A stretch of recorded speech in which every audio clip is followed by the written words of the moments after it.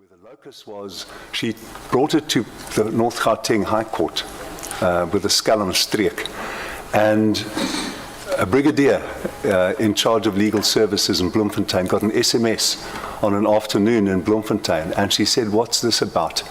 And she intervened. She urgently contacted the state attorney in Pretoria, got a notice of opposition put in, and that answering affidavit, which was lodged in August, opened up matters for JIX as well. That brigadier is present today. She's Brigadier Ramorena Tswai, and I'd like to congratulate both those members of the SAPS.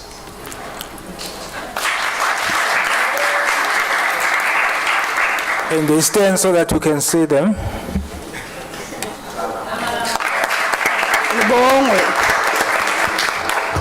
Where's the constable? Where's the constable? Why didn't they bring him? The constable. They brought the brigadier, but not the constable. Next time. How winner?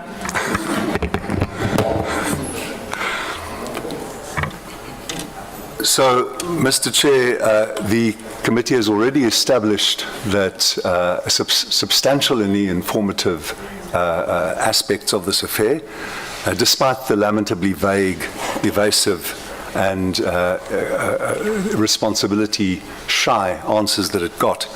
I also want to say that some of the answers, as this committee has also established, weren't fully accurate. Our lead investigator is Mr. Odoleng Takadu, who's sitting behind me. He was assisted by our on-the-ground Bloemfontein investigator, Ms. Dineo Mokumi, and they established that it wasn't just twice that Mr. Bester sought to be moved from his cell to Broadway. It was 3 times. On the 15th of August 2019, the 15th of April 2022, and the 30th of April 2022. So these details are important, and this committee, in proceeding with this work, will establish more and more the accuracy of what happened. JIX itself, Mr. Chair, has a limited role to play in cases such as this. Its statutory duty is to inspect, to report on conditions and treatment, to report on corrupt or dishonest practices, to address complaints, and then to investigate deaths, segregation, the use of force, and the use of mechanical restraints. We have no power to investigate escapes or to require them to be reported to us. We have limited resources. Our recommendations are not binding.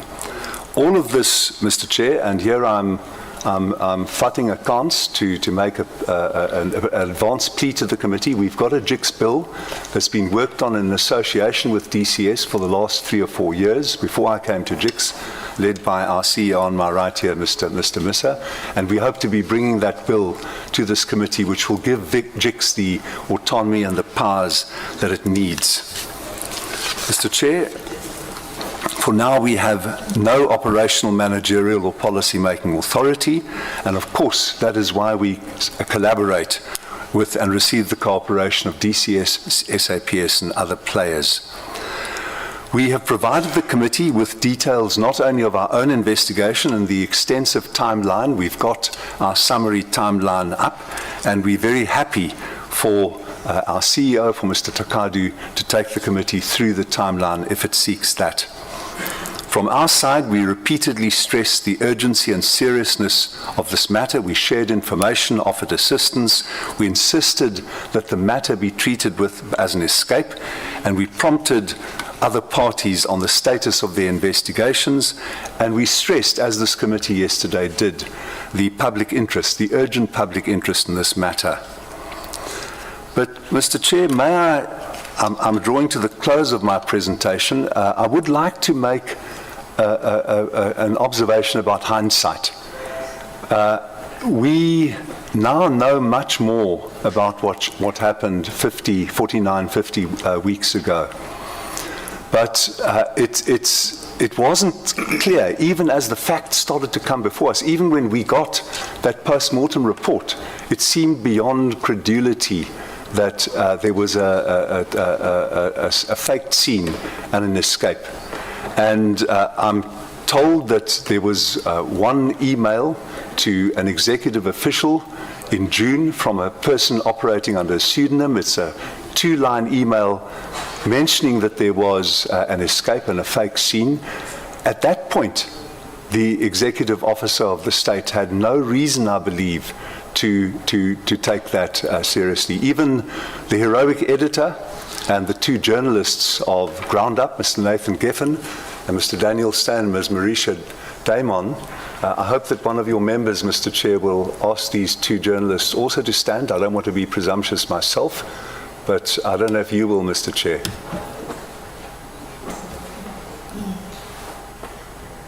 Marisha isn't here today. Okay.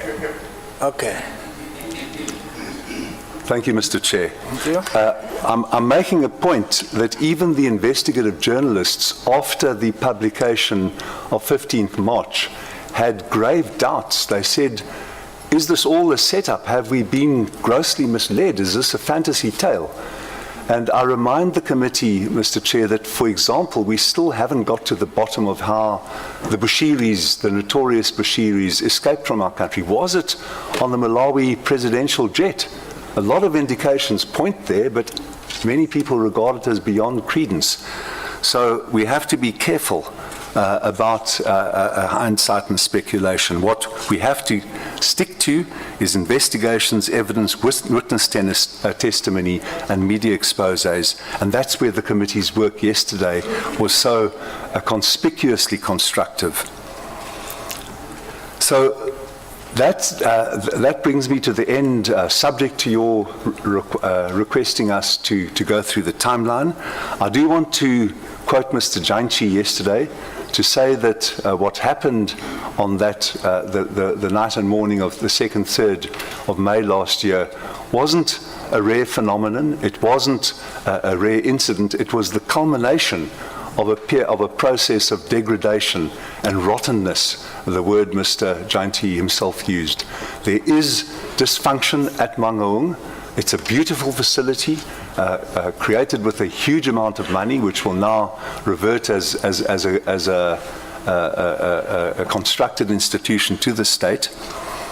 But we get witness blower reports. There's a witness blower whose relocation we secured recently with the help of the National Commissioner and the Deputy Minister to Groenpunt from Mangaung, a whistleblower who told us that the warders are carrying on a trade not just in Dagga, which occurs in almost every facility, but in hard drugs like tik inside the prison.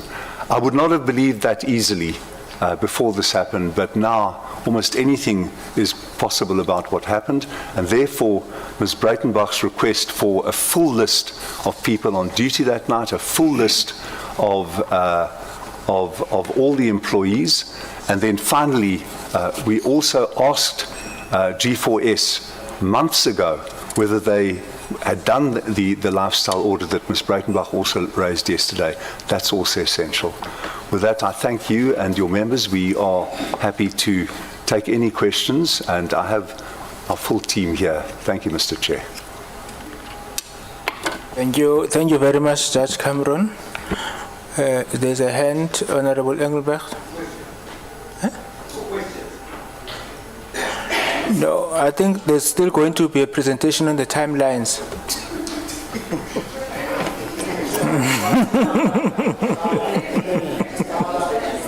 Only if required. The presentation has been before the committee for 8 days, but if the committee seeks it, we can.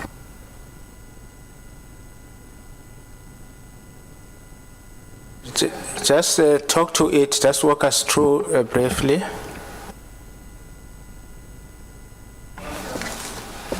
Thank you, Honourable Chair. Good morning. Good morning to all the committee members, honourable members, and all those that are present. So we've put together a timeline that gives you what our minister would call a blow-by-blow shot of what occurred from the very first day. Now, if one looks at this timeline from the 3rd of May, G4S actually reported this unnatural death to what we would call the controller. That is the first point of the death of Thabo Bester that was brought to the attention of authorities.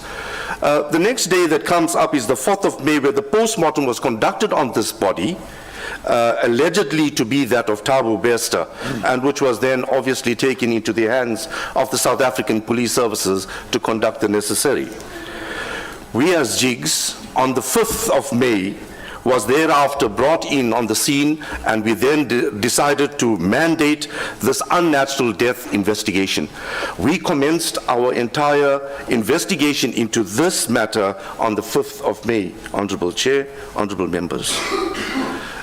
Moving on to the timeline, one looks at the 19th of May, and I'm using the chronological sequence of events. You would find it in your packs. Dr. Nandipa approached the Pretoria High Court, as Judge has already alluded, to claim this body. And obviously, we've already dealt with this in Judge's introductories. Sworn statements was taken from the investigating officer, recording the suspicious events of that events that occurred on that evening in that cell. Specifically, these statements were provided to Judge Deniso and Judge Van Rijn, who was also tasked by the JP to intervene in this matter on behalf of the Judicial Inspectorate. We move forward in our timelines, and here we take you to the 8th of August, where our investigators, Denio, actually meets with the DCS investigation team. They agree to all collaborate, to share all information on hand, and to commence what we would call a joint investigation into this, what we would call unnatural death that had occurred at this stage in this specific cell, the famous Cell 35. On the 11th of August, as we move along, you would find that this, based on the report, a preliminary report that was brought out by our investigator, we prepared an office note. An office note is an internal communication within the Judicial Inspectorate for Correctional Services, informing the inspecting judge of various matters, and in this instant, that the record shows that this body found in the cell does not appear to be that of inmate Bester. And here you can see it, it's already on the 11th of August, this information is known. On the 15th of August, we bring in another senior investigator from our national office in Pretoria to capacitate the team in Bloemfontein, that is Mr. Odeleng Takadu, who is seated directly behind me, to also capacitate the investigation team and give support. They meet also with SAPS, DCS, G4S management, and also try to interview G4S staff and officials and inmates during the course of the investigation. What was striking at this point in time, Honorable Chair, honorable members and guests present, is that the video footage was missing. The crucial evidence of what we had already deliberated on yesterday was missing at this point in time. You'd notice in our Q1 report, we've shared this, we've already touched on the Thabo Bester investigation, it's there. We didn't elaborate too much on it, but we've registered it that this matter is already being investigated by the Judicial Inspectorate. There you find Judge Deniso and also Judge Van Rijn dealing with this matter as tasked by JP Musi, and that was from the 12th of October thereon. On the 18th of October, and I'm giving you again what we would call blow-by-blow series, JIGS meets with the South African Police Services at JIGS' request. SAPS confirms that the inquest has been closed and that the case of murder has been opened. Here you have it again, 18th October. This has now been converted from what we would call an inquest matter and now converted into what we would call a murder. SAPS has reasons to believe that the dead person that might have been smuggled into the cell is a fabricated suicide, and it is actually an escape. So JIGS meets the DCS investigation team at JIGS' request. DCS does not hand over the report at this stage. They were what we would call still busy gathering the information to conclude what we would call their investigation in this matter. On the 19th of October, and you can see days moving. At Jig's request, Jigs meets with G4S Mangaung to arrange the sharing of documents. And here the sharing of documents is all documents that was on hand, interviews, inmates, officials, and obtaining statements, interviews and conducting also that interviews that took place between the 19th and the 21st of October whilst the investigation team was on site at the MCC during the course of this investigation. IJ then writes to Minister on the 26th of October, informing him of this, what we would call alleged death of Bester, and requesting the interventions of the untoward behavior of some of these officials that have brought about this unbecoming situation. Collusions of G4S employees and others, fire that was staged in that single cell, and we brought all this to the attention of our Honourable Minister on that day. I may pause. In my own personal capacity, I met the head of centre in November, early November, round about the 4th, and I've also, when I was presenting the annual report in the province, indicated to him of this situation, and I've also alluded to him that the results of the post-mortem, the DNA results, does not match to that of Thabo Bester. It was brought to the attention of the head of centre during the early November 2022. I will go on with the blows.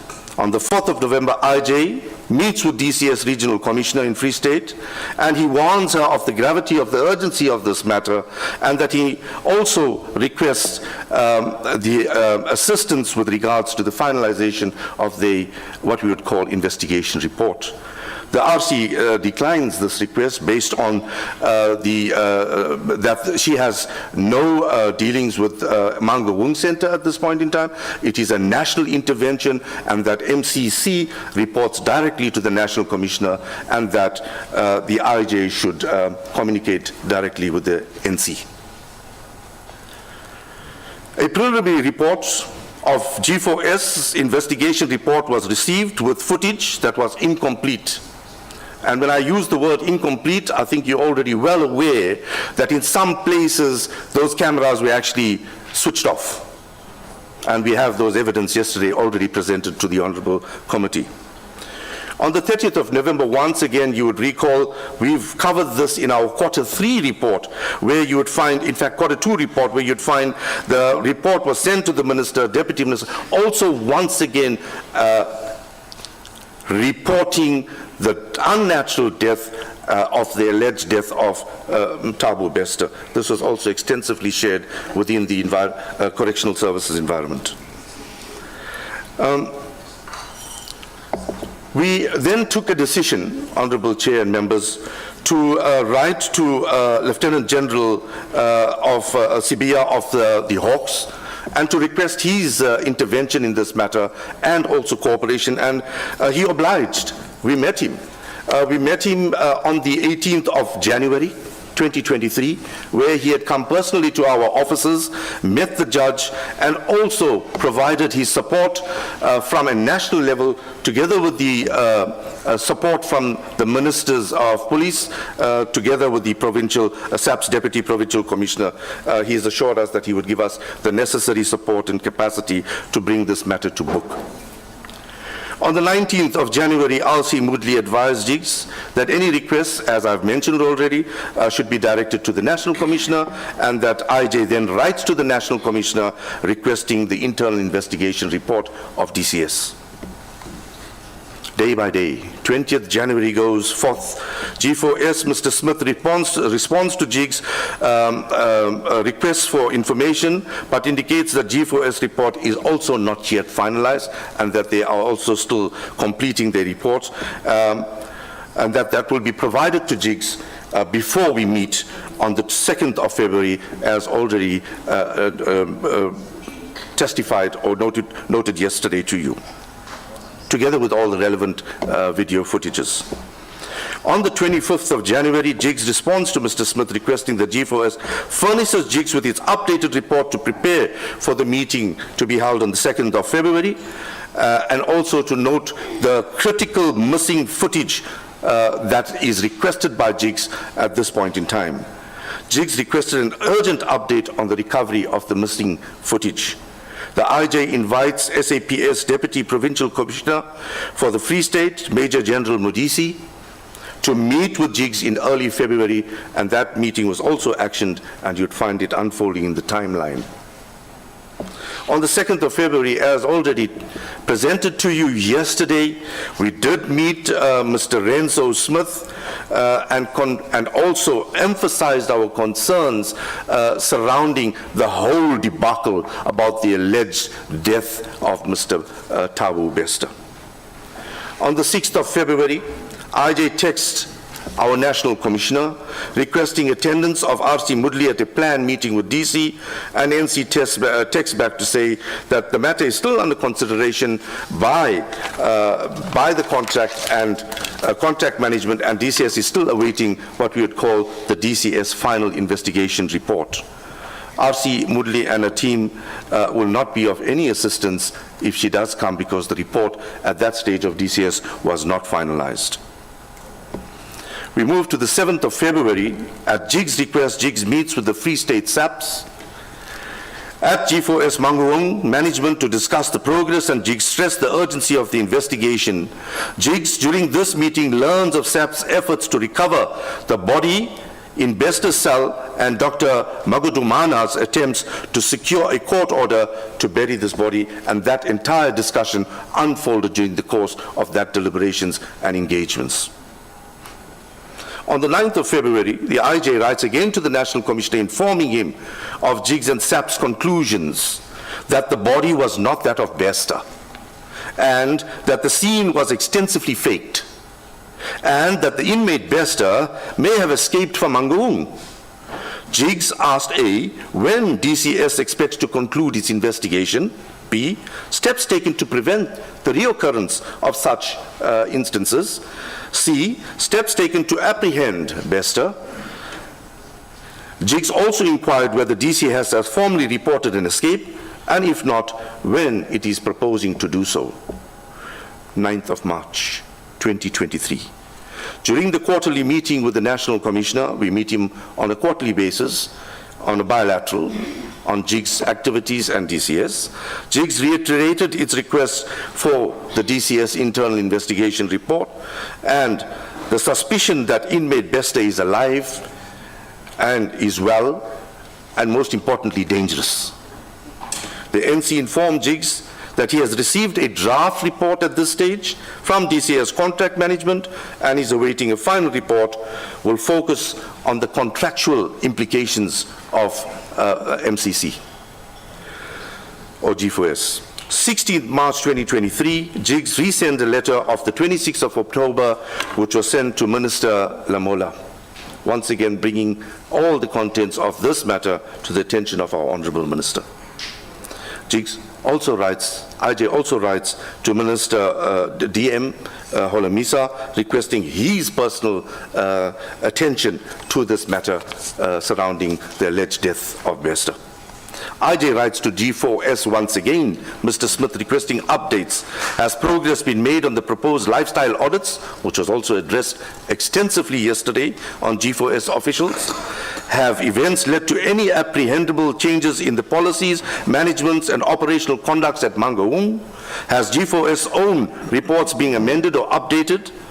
Have renewed or further investigations or disciplinary proceedings being undertaken or contemplated? 25th of March, NC Thabo undertakes to provide Jigs with the DCS internal investigation report. 27th of March, IJ follows up with NC on the DCS investigation report. 30th of March, DCS internal investigation report is handed personally to me. On the 31st of March, after receiving DCS report, Jigs finalizes its own investigation, and once completed, this August committee will be informed of the outcome of Jigs' investigation.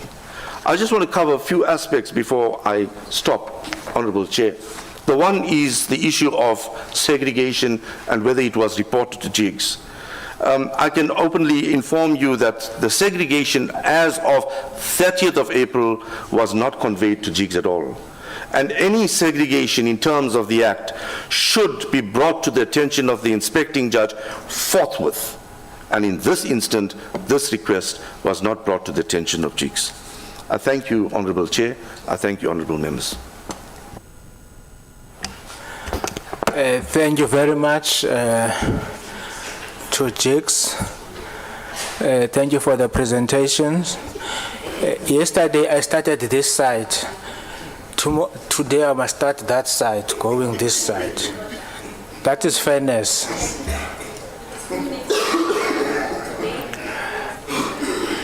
I want to report to JICS that I am being intimidated by this member.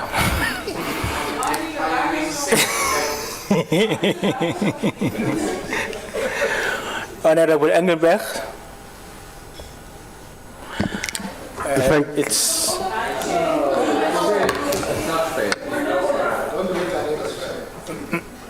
Honorable Engelbrecht, Honorable Glennis Bredenbach, Honorable Horn, Honorable Masego Jele, Honorable Janji, Honorable Ramulubeng, Honorable Yako, Honorable Ngola, Honorable Order, Chair. Chair, order. Honorable.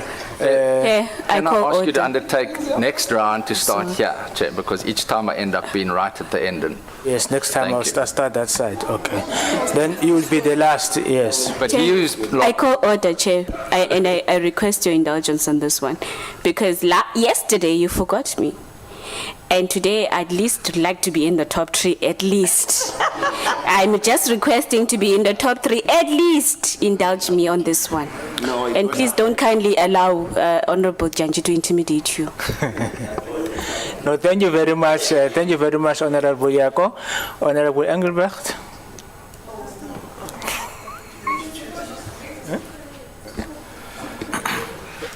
Thank you, Mr. Chair.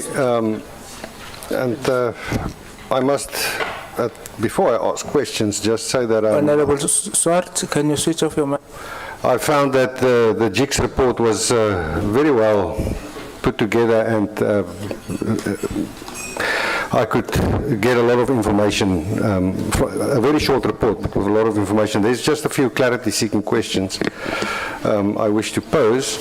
In your timeline, the inspecting judge writes to the minister on the 26th of October 2022, where he is informed of the Bester escape.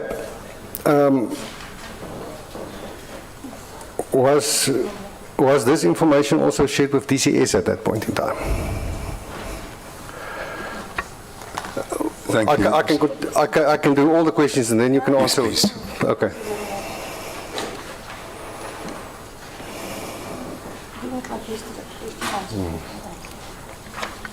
Honourable Member, are you going to proceed, or would you like an answer? No, please answer. I think it was shared at that point.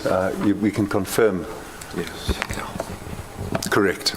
And may I just say, Honourable Member, Mr. Engelbrecht, that the Minister and I also in October did have a telephone conversation which I raised the JICS bill with him, and at that point I also gave him an oral briefing. Yeah, thank you. Then it is indicated in your report that the regional commissioner then declined to discuss the matter with you.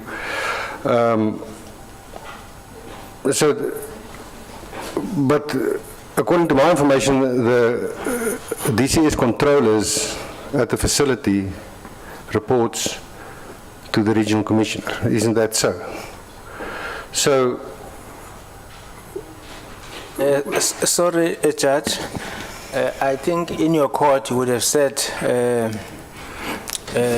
you can't just note for the purposes of record. Confirming that the regional controllers, Yes. the on-site controllers report to the regional commissioner. okay.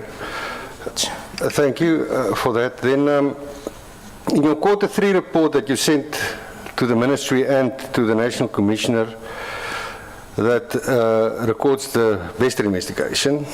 We know now that the Minister was made aware of the fact that the body removed from C35 was not Bester, thus indicating an escape and not a suicide. The Commissioner was informed about this.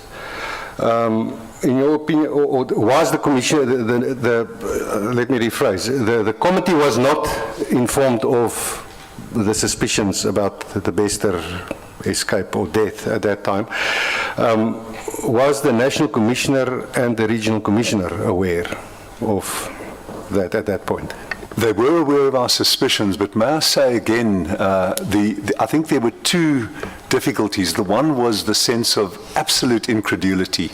The Minister also, he reminded me this morning, at the time we were struck with disbelief, despite the facts in first the post-mortem report and secondly in the DNA tests which were available to us, which indicated conclusively as we now look back.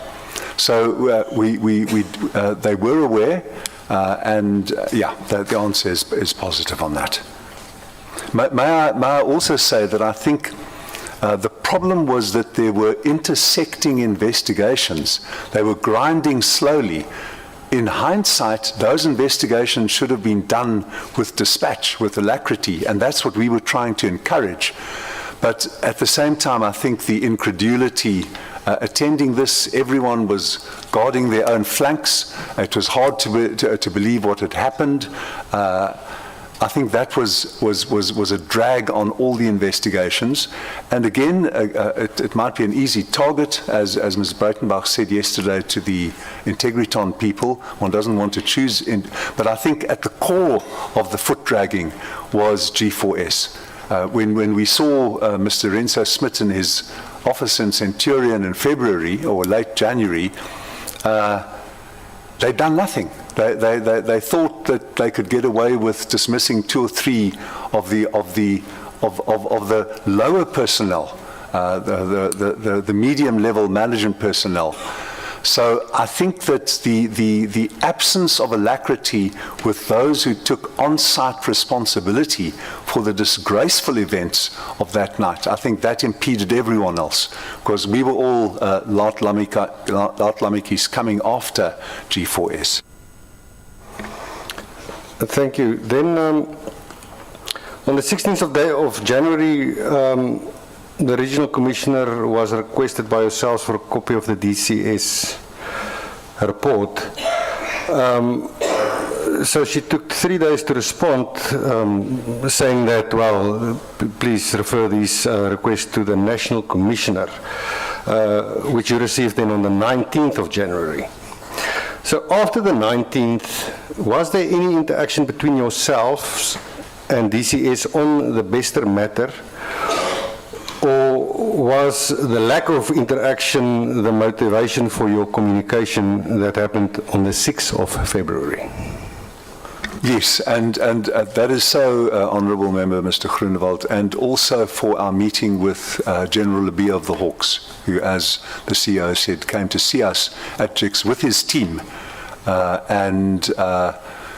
It's not as though we were in daily contact with DCS about this. We prodded them and signalled from time to time.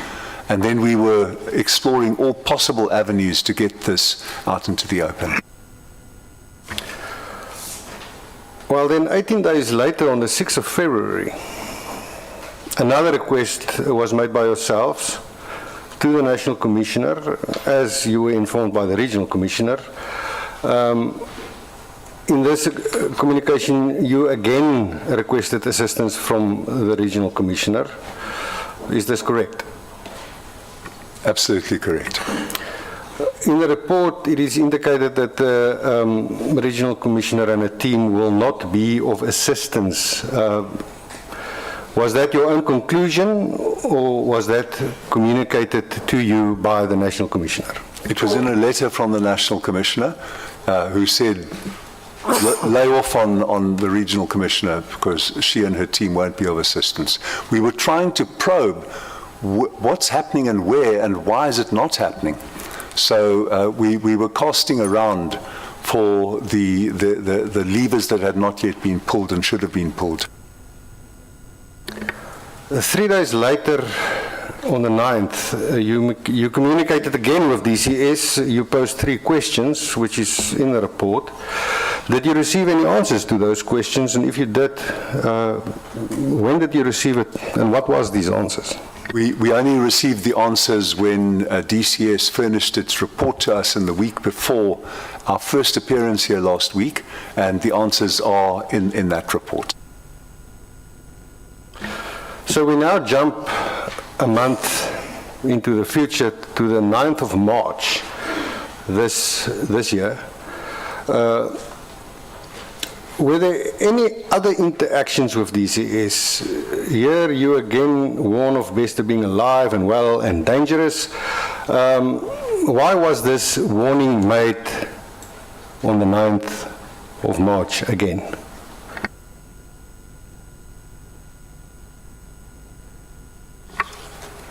So, I think this committee yesterday expressed the sense of peril and outrage, which is appropriate to this matter, and we weren't seeing evidence of it. I'm not saying that the Commissioner or either the National Commissioner of Police or the National Commissioner of Corrections or any of the executive officials in government, I'm not saying they didn't feel that urgency, but it wasn't being evidenced to us. So it was an attempt om vuur onder hulle agterwêrelde te maak, to put a fire into the responses. Thank you. Why was the 26th October letter to the Minister resent to the Minister?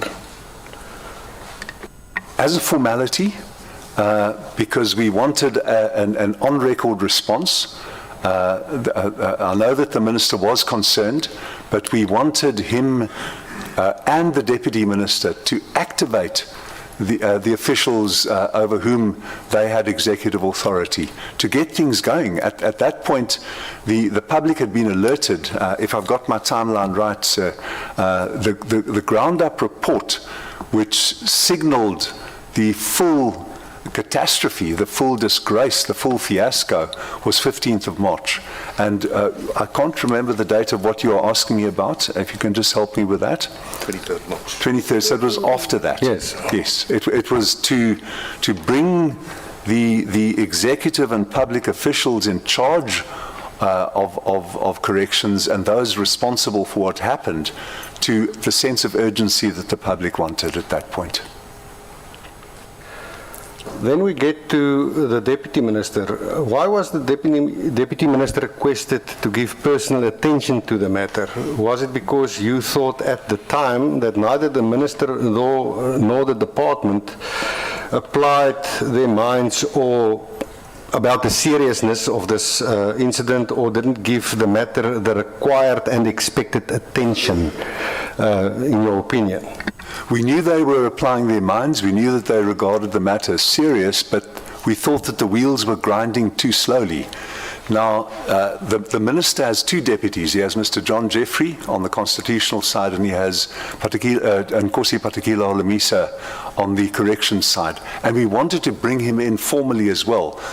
We might say that the Deputy Minister has been of assistance to us in the past with internal matters. For example, in a critical matter of healthcare, he convened a meeting which enabled a rollout of a public-private partnership, American-funded, of crucial anti-TB and anti-HIV drugs. So we knew that he could assist us in various ways, and we wanted to put a formal notification on his desk as well. And I think that he welcomed that. I don't have any reason to believe that he didn't welcome that. No, well, on the timeline it's quite evident because 2 days later you received the report after you requested the Deputy Minister to intervene. Correct. Then I just want to know, in all the meetings that you had with G4S throughout this episode, At what stage did you tell them that the body they recovered from, that was recovered from C-35 was in fact not the body of Bester? I know the original, they said that officially they were informed, but I want to know the first time that they were told in a meeting. They knew long beforehand, as your question implies, Honourable Mr. Engelbrecht, long before, but were closing their eyes to it. We have our lead, our head of investigations, Mr. Leonard de Souza, sitting just behind me. I can't accurately tell you now when we first formally informed them. Mr. Renzo Smit, who is the head of operations for G4S in not just Africa but in the Middle East, he expressed surprise when we met him very early in February or late in January. Surprise about everything we told him. And we were surprised at his surprise. It seemed to us completely inappropriate. May I just ask our head of investigations, please, sir, Mr. Chair?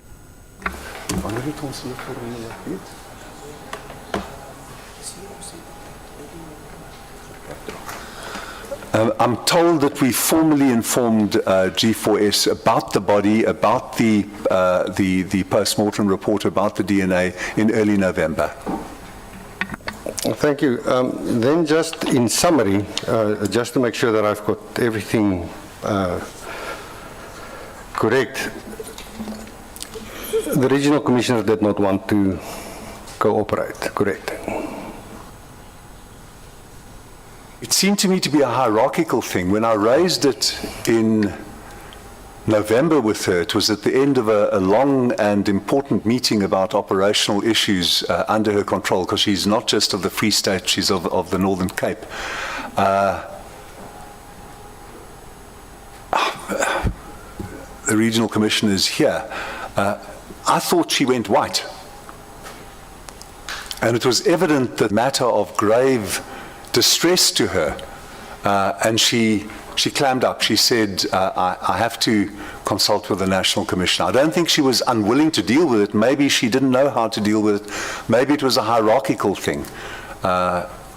So I can't give you more than that. And I thought that she seemed shocked and dismayed by the way in which I brought up the Thabo Bester matter at that early November meeting, where I said to her, this is going to be a catastrophe for the administration of justice. It's a point that's not yet been made for the whole administration of justice, sir, that if a glorious felon, criminal, can get out of one of the three most secure facilities in the country, what does it say about all of us, judges, parliamentarians, correctional officials, police, justice administration? It's a lamentable commentary on what all of us are doing, and that's what I try to convey.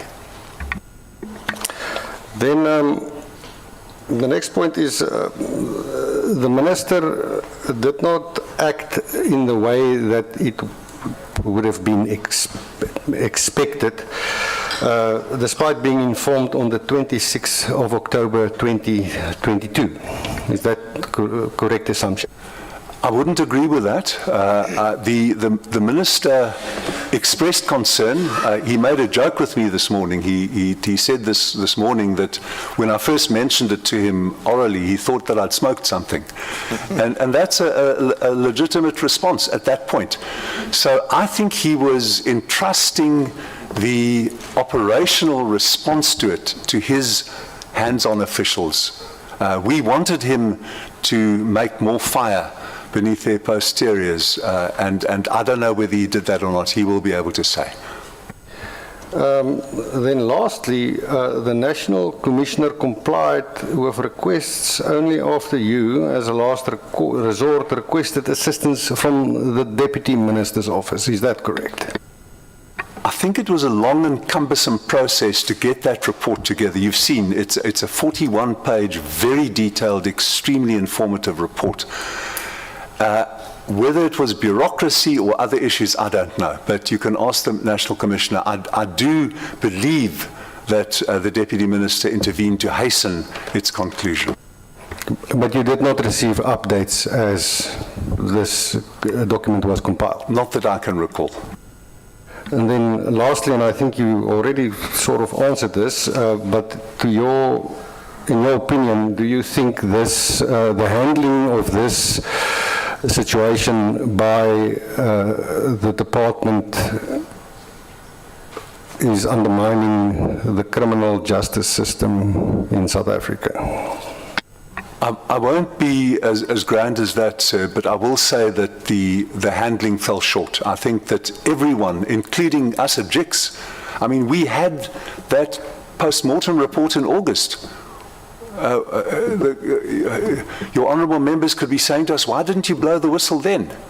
So I feel complicit in the insufficient response, and I certainly point a finger also at the executive officials and at the department, certainly also at G4S, in insufficiently, alertly, accurately and energizedly responding to this. I think all of that was lacking. Thank you, sir. Mr. Chair, I have no further questions. No, thank you very much. In the interest of transparency, I am bound to say you have saved 15 minutes, but on the other hand, I know that there are people who are experts in expropriating other people's time. But yes, you saved 15 minutes so that everybody knows. Honorable Glenys Breitenbach. Thank you, Chair. Can I get you a saucer of milk before I start? Sorry.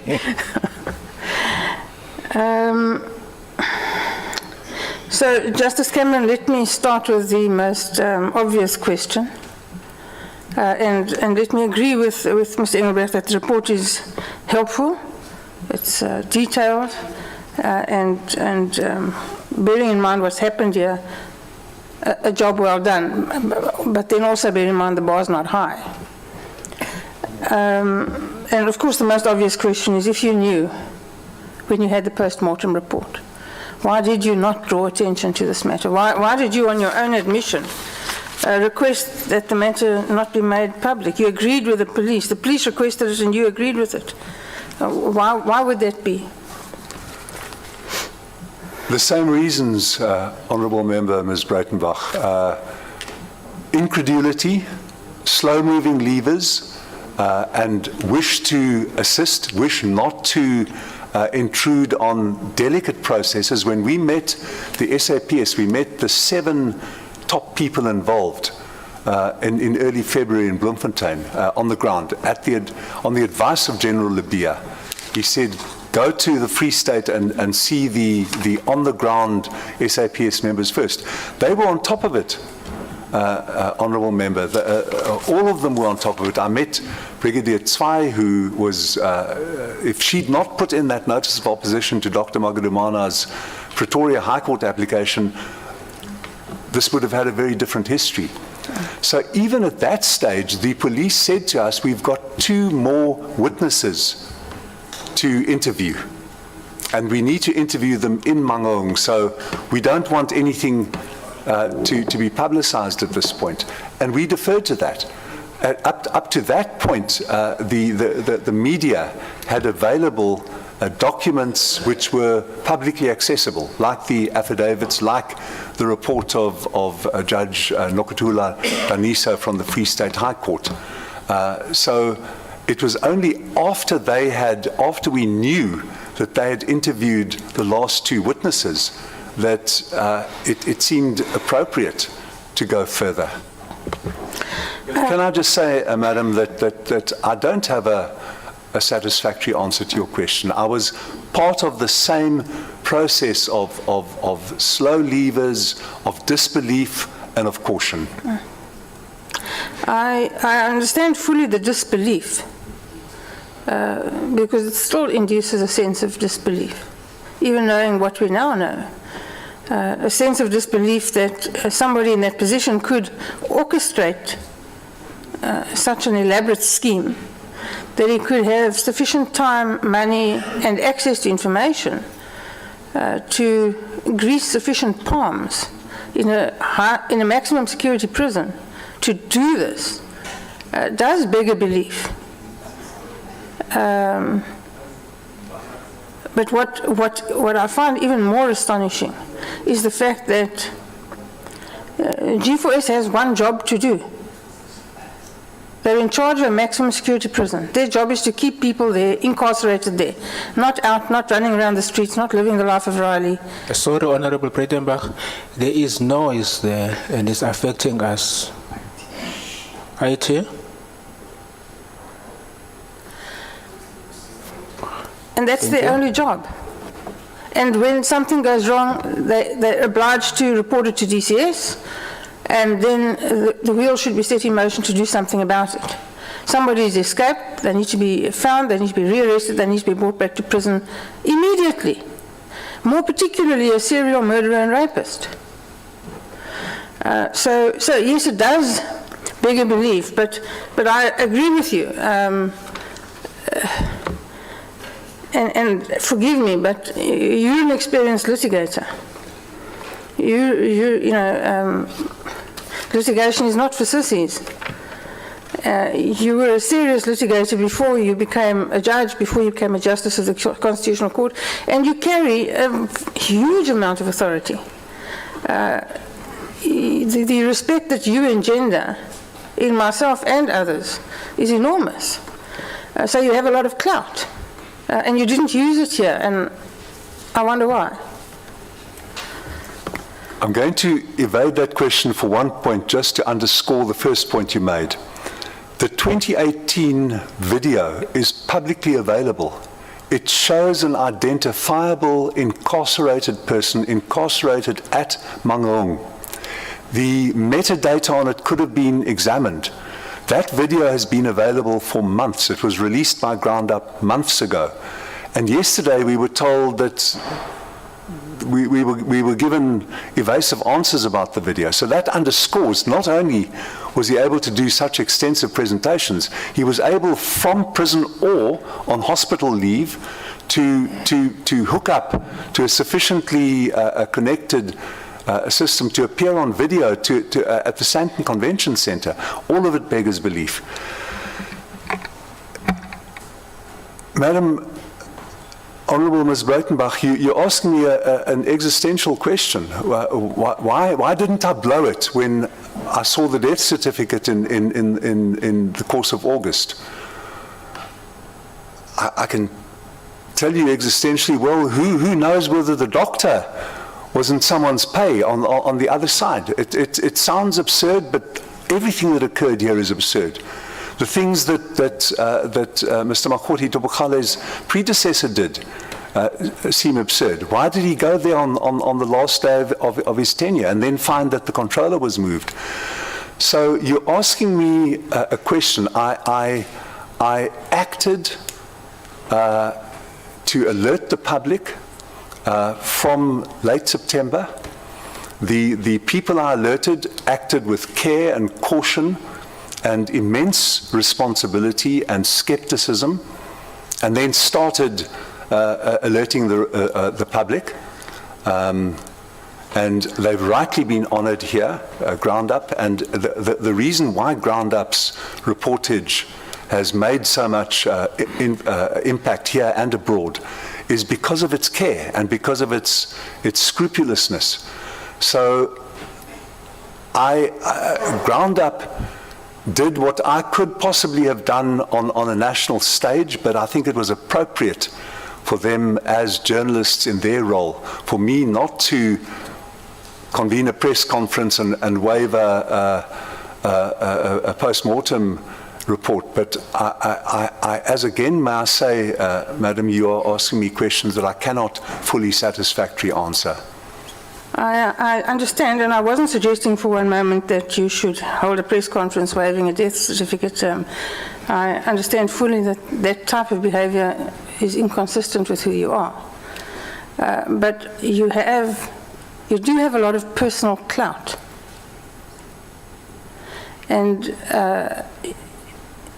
I'm wondering why you didn't use it to smack the Minister of Justice, the Minister of Police, and the Commissioner of DCS into line. Because I think you possibly have sufficient clout to have done that. Although I also concede that you possibly don't think so. I hope this doesn't sound like a smart answer, Madam, but that is the role of this committee. And I'm very glad that this committee has been performing it in such an exemplary way. Okay, fair enough. Let's move on. You've explained why you thought it should be kept confidential initially, but that was in August. And the police wanted to complete their investigation. They had 1 or 2 people to interview, but these people, as you say, were in Mangaung. They weren't going anywhere. Forgive the pun, but they were a captive audience. All they had to do was go and take the statements. So what took so long? And why did you give them that much leeway? I started informing trusted people in the media who have already been identified in the course of September. When Judge Nokuthula Daniso visited on the 12th of October, she sent me a personal message which recorded for the first time. She was there because of a whistleblower, Mr. Khani from inside Mangaung. She was there on the bidding of the judge president. She was writing to me in my official capacity as inspecting judge. I didn't ask her permission, but I did check with her. I have no reason to believe that she isn't happy with what I did, and I shared it was a 5-point report with Groundup, which then set the 2 journalists who have been here onto the matter. So, in retrospect, I concede that I don't have a good enough answer, but I've given a partial answer. Thank you. Now, you mentioned twice in the report that you submitted quarterly reports to the Portfolio Committee, sent the report to the Minister, the Deputy Minister, and the National Commissioner. But in those reports, you draw no particular attention to this matter. In fact, you're almost at pains to make it fade into the background. And so I, for one, having gone through that report, certainly it didn't jump out at me. And it was dealt with along with all the other escapes. And there was nothing in the report to suggest that there was anything sensational or untoward or requiring attention, while you well knew that there was. So the fact that the committee wasn't aware of this earlier is partially due to the fact that there was no attention drawn specifically to this matter. It's listed amongst a whole lot of escapes, a suicide in a cell. And it doesn't stand out from the other, so there are other suicides in other cells. And so, let me say that I'm a little disappointed that the committee's attention wasn't drawn to this matter earlier. Because if it had been, we could perhaps have dealt with it sooner, more quickly, and maybe, Mr. Bester wouldn't have left the country. He'd already escaped. There's nothing to do about that. But then we may have deprived Tanzania of being the heroes in this arrest, and we could have, been the heroes ourselves, the South African police. But so I'm a little disappointed that the attention of the committee wasn't drawn to this matter specifically. And I assume that, well, you can tell me why you didn't. I accept responsibility for that. The annual report and the quarterly reports are my responsibility. I sign off on them, and that was my decision. And I think that you are correct to chastise me and Trix as a whole for not doing it earlier. In retrospect, the hindsight thing, I would handle it differently. I don't know quite, I didn't mean to demean your line of questioning by saying I wasn't going to waver. I didn't mean that, but there were things, as your questioning rightly implied, that I could have done effectually and appropriately and in a dignified way. And from Judge Daniso's report of the 12th of October, I thought that we were in an appropriate and ethical way bringing the matter to the public's attention and also to this committee, but I take responsibility for the fact that we should also have much earlier drawn it to the committee's attention, officially and formally. Thank you. The fact that you did give the information to Ground Up, and the fact that they did such a stunning job with it, certainly is to your credit and theirs.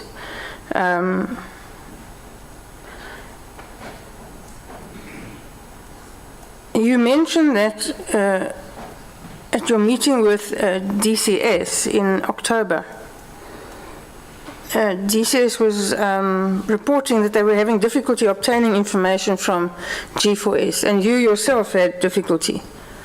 Could you just describe your view? What was G4S's approach to this matter? Why were you having this difficulty? I would think that a company running a maximum security prison under contract to DCS would find themselves in for want of a better way of describing it, a subservient position to DCS, and therefore be willing to supply whatever information. I mean, the disaster happened on their watch.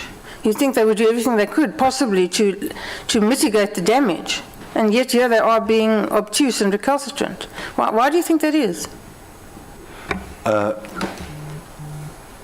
Honourable Member, I think the ideas were, the reasons were effectively canvassed yesterday, very effectively. I think it was evasion of responsibility, accountability. I think it was implications. We told Mr. Renzo Smit I think it was the 2nd of February, that this would have an impact on G4S's worldwide operations. This is a massive company with huge investments and also its local, the Mangaung is only part of it does guarding as we heard yesterday. So I think there was a defensiveness rooted in self-interest, rooted in a reluctance to take responsibility. There's no doubt, I think you are right to put us under the cudgel, and I accept that. And rightly, no doubt, the Minister, when he comes and the National Commissioner, but I do think that the original and founding sin was committed by, first of all, by the operational officials in Mangaung, who must have colluded over years with Thabo Bester and perhaps with Dr. Magurumana, who was visiting him frequently from 2017, as we heard yesterday. And then secondly, beyond the operational officials, the management officials, and thirdly, the executive officials. I think that was the original sin. And while not shrugging off any of the responsibility for not bringing it to the public's or this committee's attention earlier, I think that was the founding sin. I would certainly agree with that. When you met with Mr. Smit, and I wonder today why Mr. Smit wasn't here yesterday. If he's the Regional Cluster Director for Southern Africa, does he not think that this matter is sufficiently important to require his presence? So, Mr. Chair, at some point I'm going to ask you that we ask Mr. Smit to grace us with his presence. May have one or two questions for Mr. Smit.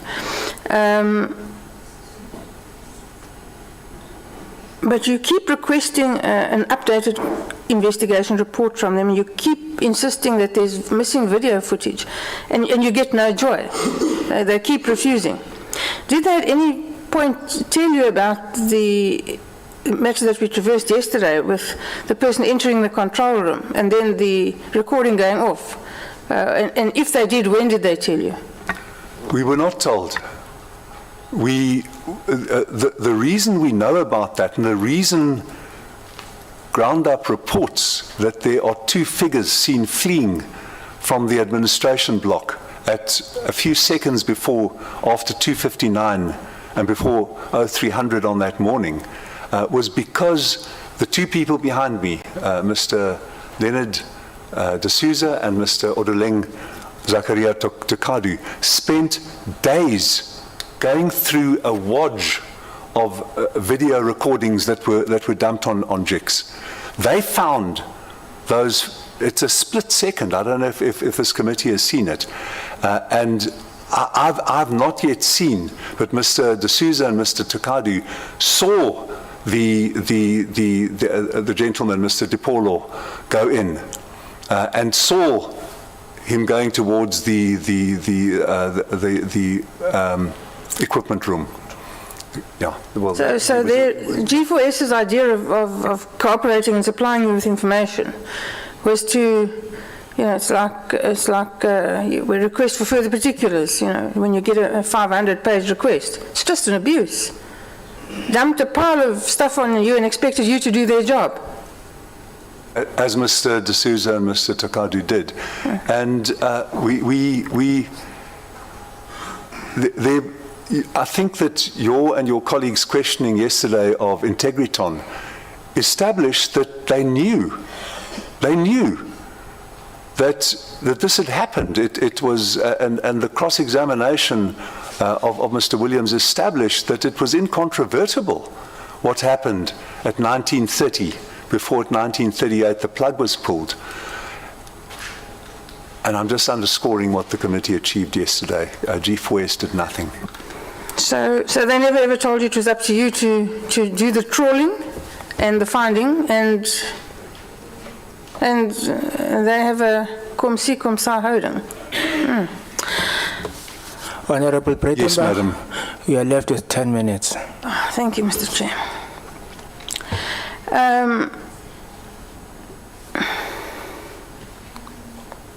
So, Mr. Smith's idea of a response to your request for assistance is to let you know that the report has not yet been completed. This is in January 2023. The report has not yet been completed, and it will be provided before the 2nd of February, and that they have already supplied the relevant video footage to you. That's his response. The relevant video footage, I presume, is the whole pile of stuff that you have to trawl through. Hours and hours and hours. Well, to your two officials, then, very well done. So on the 20th of January 2023, this is what? 7-8 months after the event. They're still busy compiling a report. Correct, 9 months. Busy compiling a report. Did you ever get the report? And what did it look like in comparison to the report we got yesterday? It was bare bones. And it persisted, if I'm correct. Mr. Missa will correct me, or the gentleman on my right will correct me. It persisted in the fiction that it was Bester who died. I might be wrong. Yeah. It persisted in that fiction. Unbelievably, Madam. Yes, well, they clung to that version until very recently. And in fact, when we visited the prison last week, their representative very vehemently confirmed to me that it was Bester who died in that cell, despite all the information that was publicly available. So it's a version that they cling to regardless, almost incomprehensibly. No, comprehensively, Madam, for the reasons you explored. Yes. So in February, you meet with Smith and you emphasize that you're concerned that Bester has escaped. And still, they cling to that version. There's a serial rapist and murderer on the loose in South Africa, has rape survivors trying to recover and live their life, and may run into him at any time.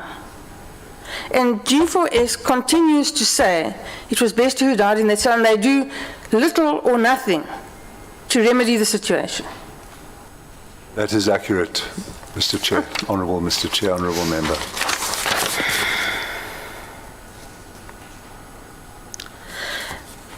But the impression that I gained from your report is that there was a lot of reluctance.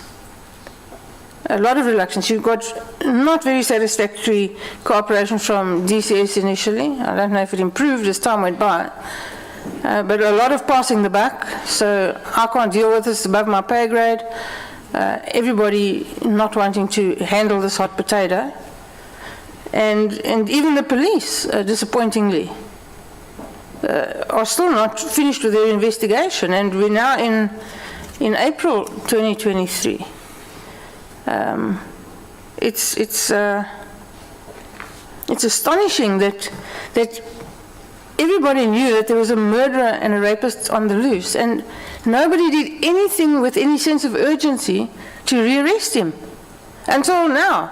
Until a week ago, this became a topic of public outrage, and then all of a sudden, everybody's in action. Again, once the chicken has flown the coop, just like the Guptas, they let them go first, now they're trying haphazardly to extradite them.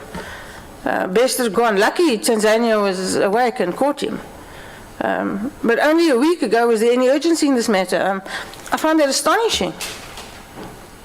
And I'd like your view on that. Well, I've accepted that I exhibited the same kind, perhaps in a less culpable or demonstrable extent, the same kind of insufficient urgency and outrage and alarm. Perhaps in October, instead of only alerting Ground Up, we could have called a media conference to express our provisional views. The trouble is that our reports are carefully produced, and I've no doubt the same is true of DCS, and we saw the care with which that 41-page report is produced. So I concede that everyone should have been smarter, more on the ball, quicker, more alarmed, more outraged, more dismayed, and more urgent. And I include myself in that. Well, that's very generous of you, Justice Cameron, but the fact of the matter is that JIX has a niche mandate. You have limitations in which you operate. It's not, you're not the South African police. You are not the Department of Correctional Services. So your mandate is somewhat limited. But you're having alerted DCS and the Minister of Justice about the fact that in all probability Bester was on the loose. That's what fills me with incredulity, that there was no action there, that there was this sort of armchair approach, given the fact that this particular person, who's clearly a danger to society, and clearly had rape survivors out there trying to live their lives and hoping not to run into him in Checkers. And nothing was done to support those people, to warn them, to protect them. That's absolutely unforgivable. And that is my problem here, that there was no urgency there until a week ago, when it became sort of unavoidable to do something, and then they did it. You say when you told the minister that of the story, he thought you had been smoking something. No, he was making. Sorry, as madam. A joke. Yeah, no, as a joke, I accept. But this morning. Yeah. Okay. No, he didn't say it. It was a serious conversation, and he. Sorry for interrupting you, ma'am. No problem. Well, you told in October. You told him. Yes, madam. And the minister failed to alert this committee as well. You don't have to answer that. It's a fact, and I'll put it to him. The Deputy Minister also failed to bring it to the attention of this committee. Despite several interactions, I found that somewhat disappointing. Do you not agree with me that DCS stands in a contractual relationship to G4S, and DCS is the senior partner in that relationship? It's the constitutionally responsible partner. Yeah. So when G4S says to us they need to be summoned because they have this confidentiality, contractual confidentiality issue that the Minister is sitting here, the Commissioner of Correctional Services is sitting here. I could release them from that immediately. There's honestly very little need for this production. May I answer on their behalf, because I've scrutinized that as well. The National Commissioner took the view, on legal advice from within his executive office, that the invitation to G4S constituted Section 111 permission. I agree with that. I sat here yesterday, and again, I make your caveat that one doesn't want to kick a dog when it's down. I'm not referring to G4S's dogs, but it's an easy target now. The explanation provided for requiring a summons from this committee was risible. It was laughable. The National Commissioner wrote them a letter saying, you are invited here. That constitutes a statutory permission under the Correctional Services Act. This whole thing of seeking to do the public a favor by being required to be subpoenaed is bogus. It is it's ridiculous. Thank you very much. Thank you very much. Can I just make one statement and I'm done? But it does reflect their approach to this entire matter. Of G4S, but yes. I do note that the Commissioner took the view that his letter inviting them to come here, as instructed by the Chairman and the Secretary of this committee, constitutes permission, and I think that conclusion was warranted. Thank you. Thank you very much. Honourable Hon. Thank you, Chair. Good morning from my side, Justice and the team. I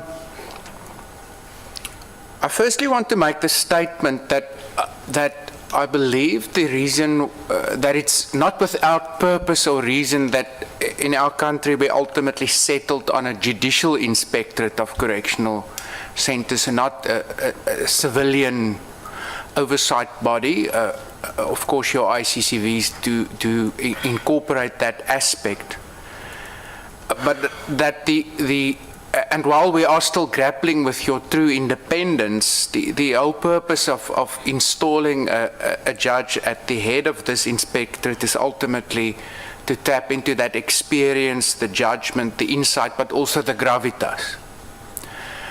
And in that sense, I would want to, without belaboring the point, maybe just pick up with you on the whole issue of the disbelief and then your experience of a slow process of investigation, and ask your views on what informed this. I think you are on record that maybe it was also informed on the one hand by disbelief. Was that the only thing you experienced when dealing with from G4S to DCS to the SAPS and the Minister? Thank you, Honourable Member. I think it was, and it was also because, as I've said, the principal operational responsibility, notwithstanding the managerial and oversight responsibility being DCS's, the principal operational responsibility was G4S's. So I'm casting around in the air now. If DCS said, well, we need G4S's accounting for this first, we're not responsible directly operationally for the escape. They escaped from a facility for which G4S is lavishly paid per prisoner, as was explored yesterday. So the disbelief was part of it, but it wasn't the major disabling factor. Okay, so if we then go to the and I want to pick up with you regarding that primary responsibility of G4S later on, but there's of course also the possibility that the lack of alacrity, as you put it, was also informed by, to an extent, a culture of hoping and maybe experiencing that some of your potential problems, if they ignored long enough, will go away. Is that true? Absolutely, sir. And then if we get to the agreement, I want to say, of which you were part of, to keep the investigation confidential, and my colleague Ms. Breitenbach has touched on the consideration of the risk that the escape, or I see some people say we shouldn't call it an escape, we should call it a walkout. The risk that it posed to the general populace, but specifically also women. In hindsight, do you think there was a justification to agree by all of the role players to keep this slow, ongoing investigation confidential? So, I think so, provided that constant prods were being delivered. We tried to do that, maybe not enough, but there's no doubt, for example, when we saw the 7 senior Free State officials of SAPS in Bloemfontein, that they felt that their investigation would be jeopardized by further disclosures. They felt that the media coverage given might jeopardize it. So again, I say, sir, and I'm only repeating that we must be humble in bringing hindsight to this. Yes, obviously that's something we will take up with them as well, but from where I'm sitting, I would think that let's say the short term, keeping it under wraps, could be informed by a situation of, we have a certain number of people, officials, who's within our sights, and we want to not lose the element of surprise.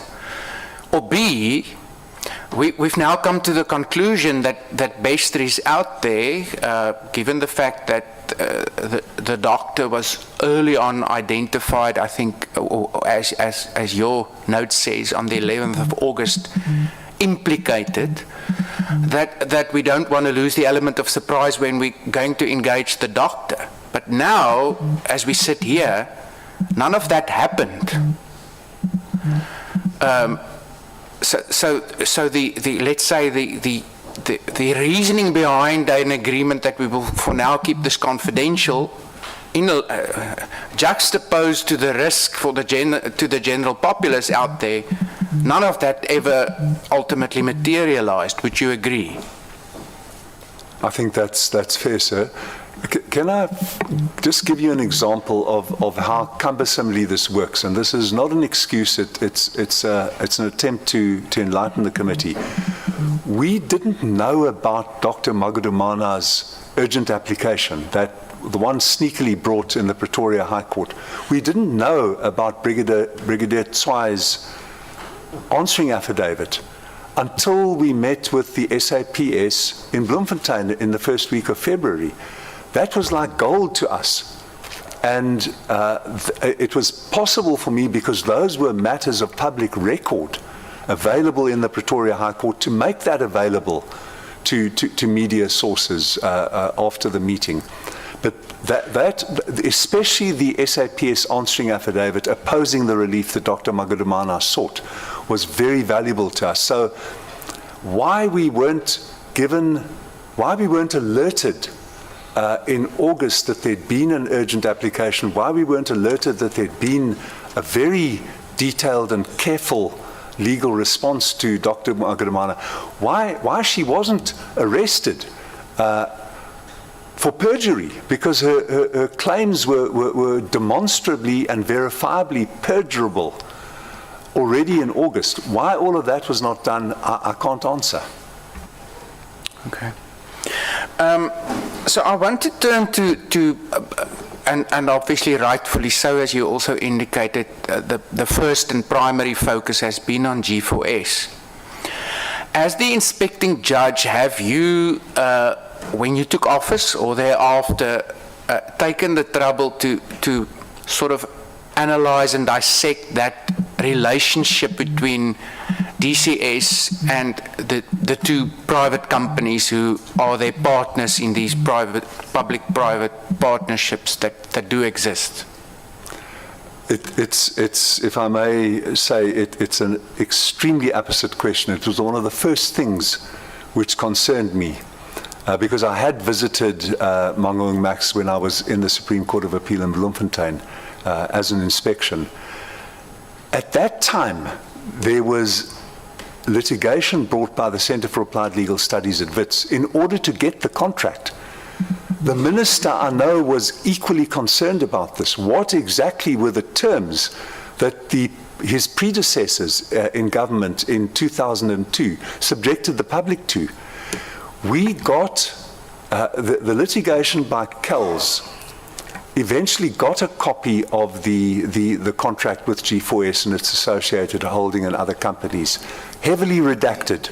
It took out all the financial information and other important items.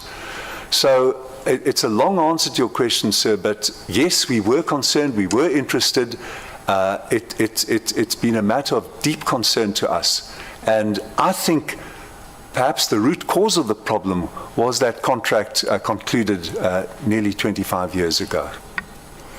Okay, and then in terms of let's park the financial aspects. I mean, there's lots of arguments out there as it is, whether that's value for money, and then seemingly people seem to forget that ultimately a very valuable piece of infrastructure will be that of the state or the department. But in terms of the contractual agreement, would you agree that it does not sketch a situation where DCS is without authority or power ultimately, and as a consequence also without responsibility? Correct, sir. And that is the power that the minister exercised in order to withdraw management power from G4S. So therefore it wouldn't be correct to ultimately say we were dependent on G4S primarily to investigate, and while we've done an investigation and we've removed controllers, because that's where our failure lie. From a perspective of the responsibility of DCS, it's not as simple as that in terms of the contract. Would you agree? It's not as simple as that. Thank you. Okay. And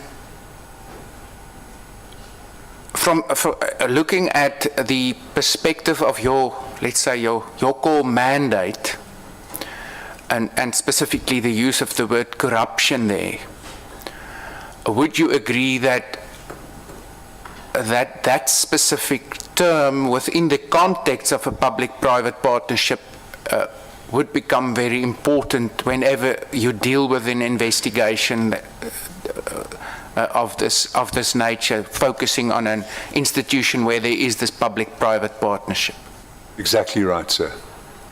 And to what extent have you, in your investigation, focused on that? Considerably. As the committee has heard, we have two on-the-ground independent correctional centre visitors at Mangaung, together with their colleagues at Grootfontein, which is adjacent. And as I indicated, there's a whistleblower who recently, and now I consider credibly, has made the most astonishing revelations. Allegations that the warders seized the cell phones in cell A and then sell them on that same occasion, make sales in cell B. Things which seem beyond credence, but which are no longer beyond credence. So we have been greatly concerned. We have been burdened by this, and we rightly embrace it as part of our responsibilities. Okay, so that would hopefully lead to further outcomes, but in terms of your investigation of this unnatural death as it I think originated, to what extent did your ICCVs and information from within the centre itself assist, if at all? It definitely did assist, and Ms. Danao Mtumi, who until we brought in Mr. Odoleng Takadu, she was highly attentive to that. She's our Bloemfontein investigator, and she was attentive to that. And her preliminary report, which put us on warning, as Ms. Breitenbach has rightly pointed out, from the course of the month of August, that indicated her conclusions on that score. There must have been massive, it was put yesterday, this is an extraordinarily intricate operation which must have involved far more than only the G4S officials on site that night. We heard yesterday how it involved months of preparation, probably false starts. With yesterday in the examination of in Technitron, weren't all those switch-offs preparatory? Weren't Bester's previous sick calls preparatory to seeing this done? So we were acutely aware that there must have been extensive corruption, both laterally and hierarchically, and this committee started yesterday getting to the bottom of that. Okay. On your timeline, and I just want to understand this properly, in respect of the 18th of October, the statement is made that SAPS requests JICS's assistance in securing the expert assistance of the Directorate for Priority Crime Investigations, or the Hawks. Could you maybe just explain what happened there? Mr. Chair, I wish that some of the questions weren't being asked. It's internal to SAPS. There was some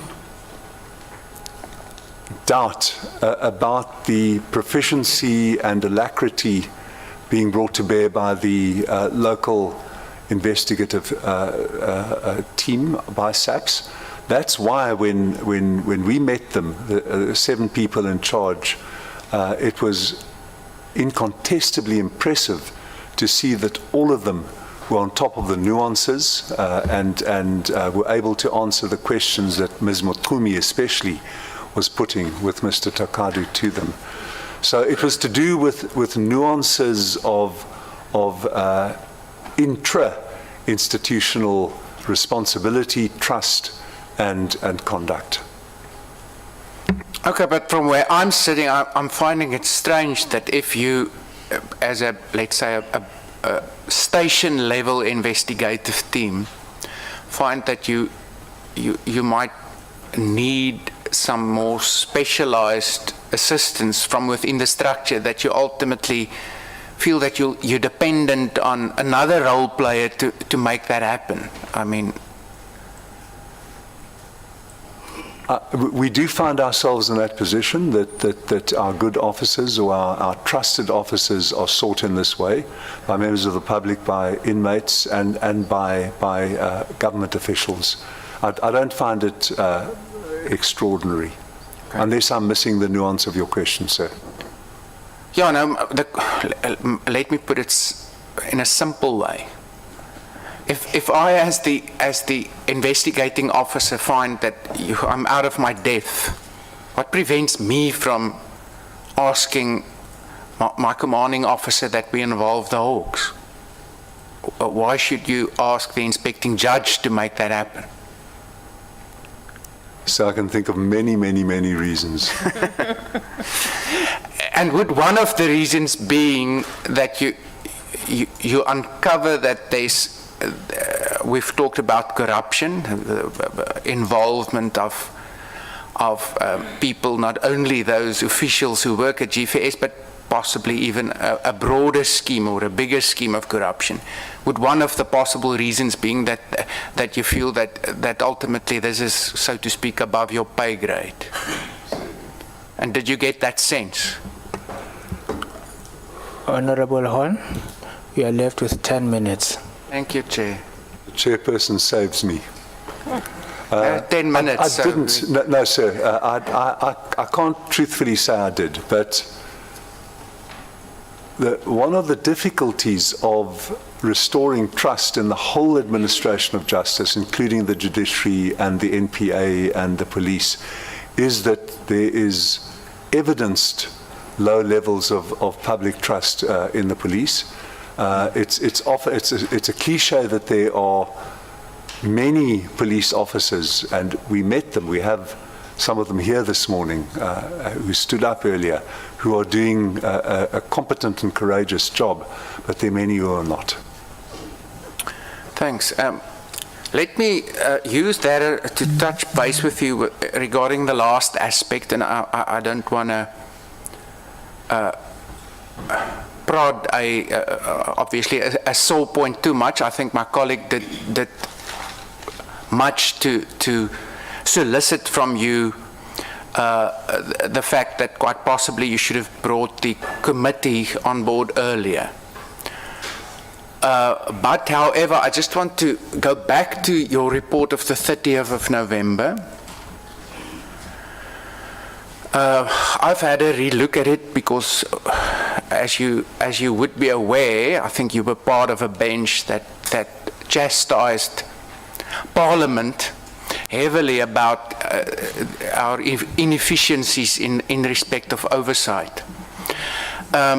Now, the way it's been reported, apart from the fact that it's slotted in there with in between 10 other investigations, it was said that the name of the reporters more than meets the eye, which is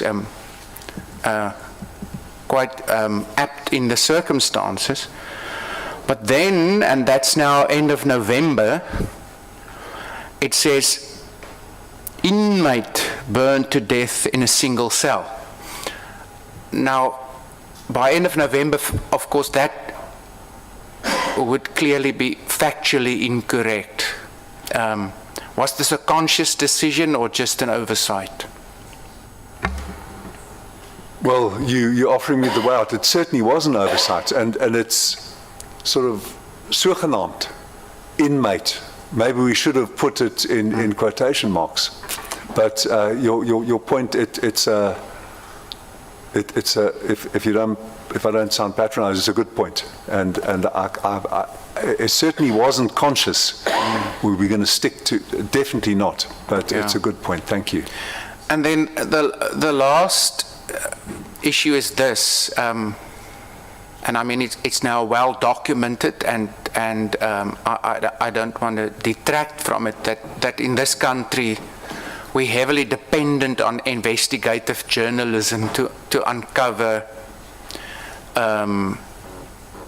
improprieties, if I must use a euphemistic term. But given the fact that you're well aware of, and you just now referred to the lack of trust in other role players within the administration of justice value chain, given the fact that there's also a fairly low level of trust in this legislature and its ability to exercise effective oversight, do you think it was fair to the legislature for you to rather involve investigative journalists than the legislature as a first point of let's say escalation within the system?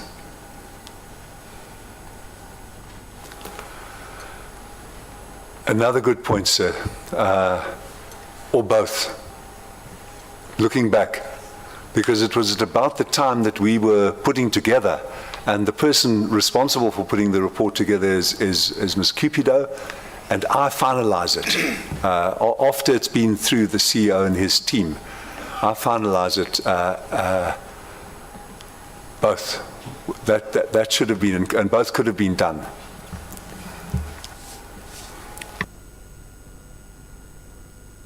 Thank you very much, Honorable Horn. Members, can we take a comfort break for 10 minutes?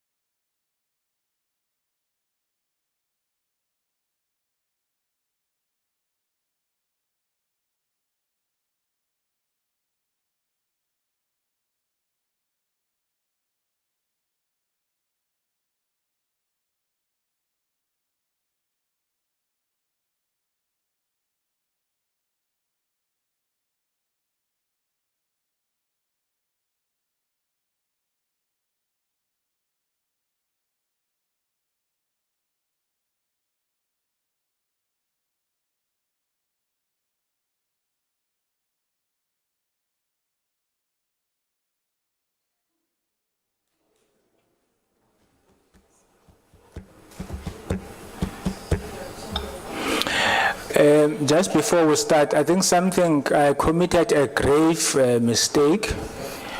I should have dealt with this issue yesterday.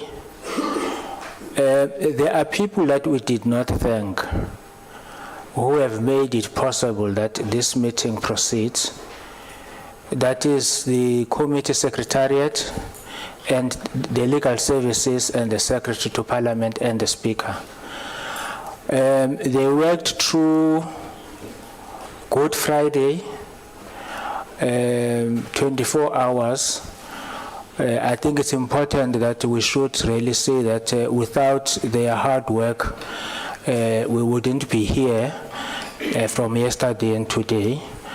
Thank you very much to the Secretariat, the content advisors, the legal advisors, the Speaker, because without her instruction to the Secretary to Parliament, those subpoenas would not have come out, and to the Secretary himself for acceding to our request at a very short notice. I think it's important on our side to express a word of gratitude to them.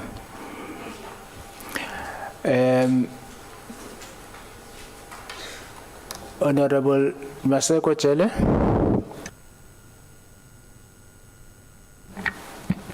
Thank you very much, Chairperson.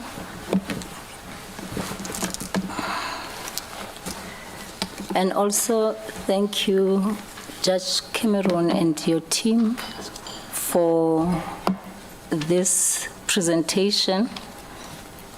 That was very simple and clear for one to follow, as you have put it. Good morning, everybody. Chair, I think I'll start with the question. I wanted to find out from the judge your chronological events of your engagements with SAPS, DCS, and G4S. I'm looking at your dates from the first one, which is the 5th of May. Is it the 5th or the 3rd? Until the, I can't see properly, I don't have spectacles, the 5th, 25th, if I'm not mistaken. This information from these dates, it was during the time when you were doing investigations on the matter. Was due to you doing investigation on this, on the matter? Madam, I apologize profoundly for the distraction. Could you just repeat the last part of your sentence? I'm saying the dates, the chronological events that you have put here from the first date of May, which is the 3rd one, until the 25th. I just wanted to find out, it is during the time when you were doing your own investigation when they give you this information? Exactly, ma'am. Okay. The way it works is we've got a mandatory unit which is based in Cape Town at the moment. It's being moved up to HQ in Johannesburg. And the death was reported to them by the controller almost immediately. That's what we clarified yesterday. And then reported some 7 or 8 days later by G4S. Then that unit alerts Mr. D'Souza that there's been a death. And Mr. D'Souza immediately was suspicious because his uncertainty and alarm was activated in May already, because there'd never been a death by fire in Mangaung. This is a facility that is rightly lauded as being top class, single cell. How do you commit suicide in a single cell by fire? By putting the mattress on top of yourself. So it was a remarkable event in and of itself. So we started then, and Ms. Mutumi, under Mr. D'Souza's direction, was investigating from that date. Thank you. In your preliminary report, you indicate that this information should be should not be made public. And when I read also somewhere here, also when you met with DCS, they also said the information must not be public. Even the SAPS with the issue of the DNA, they said the information must not be public. So my question is, could it be maybe the reason for the delay? Because I don't want, because everybody, you said it yourself that it should be public and it's confidential. So does it mean that everybody treated this thing the same way you took it?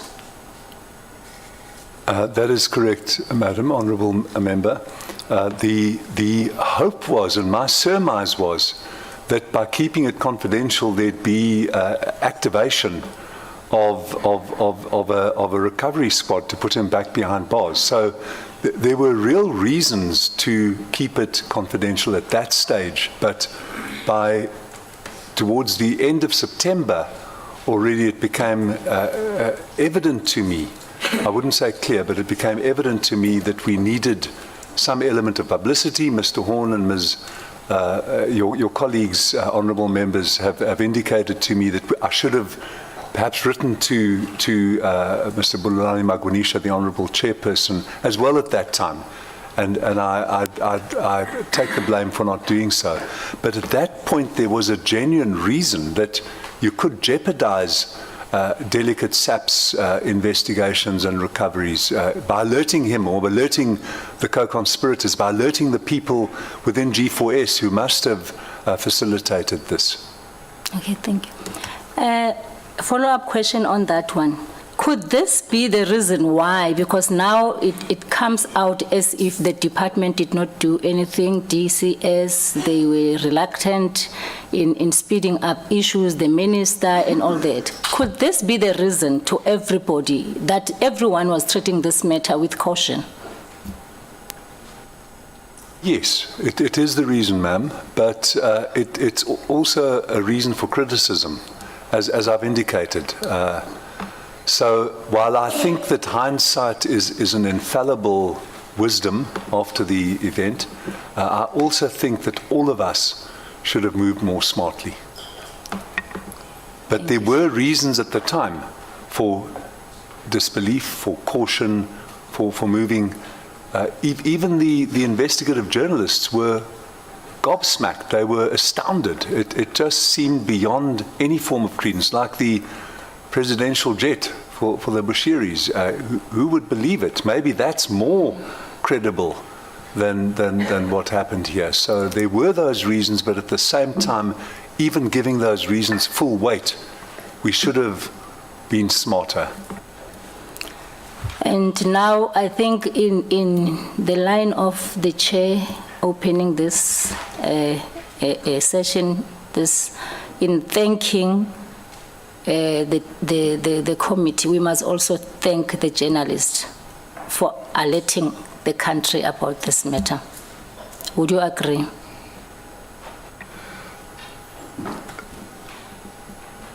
Very, very, very, very firmly and devoutly, I agree. Thank you. Okay. In your report, there is, when you were doing your investigation, there were groups of whistleblowers.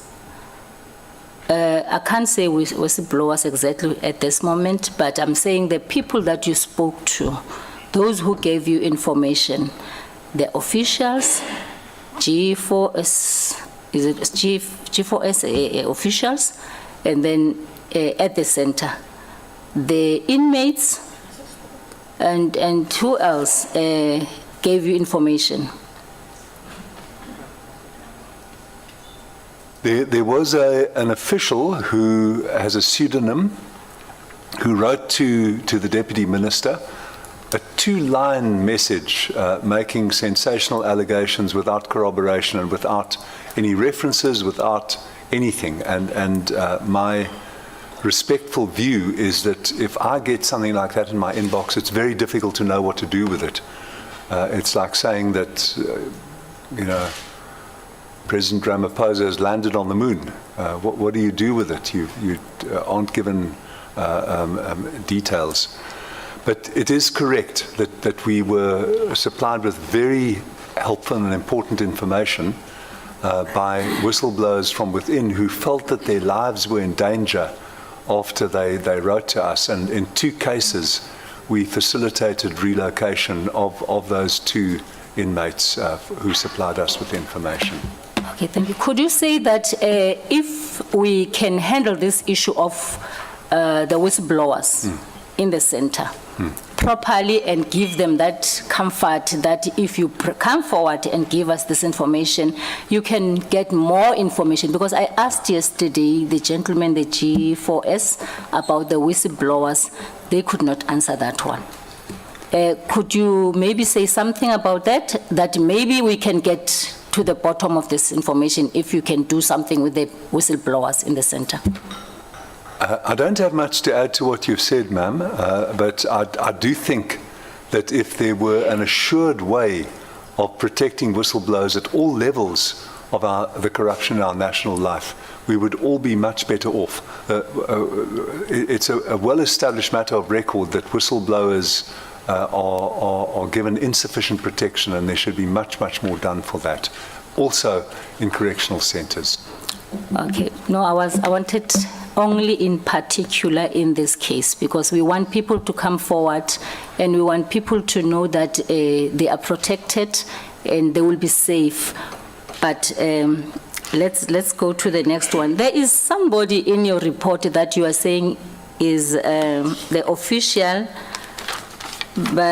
you call that person, is it the official by the name of Snowy? I've written it somewhere. Yes, who is this person? I think it's an anglicization of the first name of Mr. Sonoy Motswara. That's what I inferred, but we were only told from the whistleblower that it's Snowy. But we may find that the gentleman who's now on trial with the father of Dr. Mogadumana is colloquially known as Snowy. Oh, so now I want to know, yesterday when I opened my questions, I did mention the issue of the code of the judges. And from the report here, I did say that, yes, they gave us a very beautiful code and the good things that, how the building looks and all those things. But they don't tell us exactly what is it that they know inside. And in your report, you mentioned judges. Because the names came out yesterday about those judges, the one that Honorable Janji made a follow-up on. I want to know, because in this report, we still get these judges. Do we have information about their report on this matter? Because it seems as if there were 2 judges. Is it the same judges? Because from the names I got it was like the same judges. So it means these judges they must give more, they might give us more information on this issue. Is it possible? Thank you, ma'am. I don't think these judges will be able to. The Judge Taron visited Mangaung as part of the Constitutional Court's prison visits program.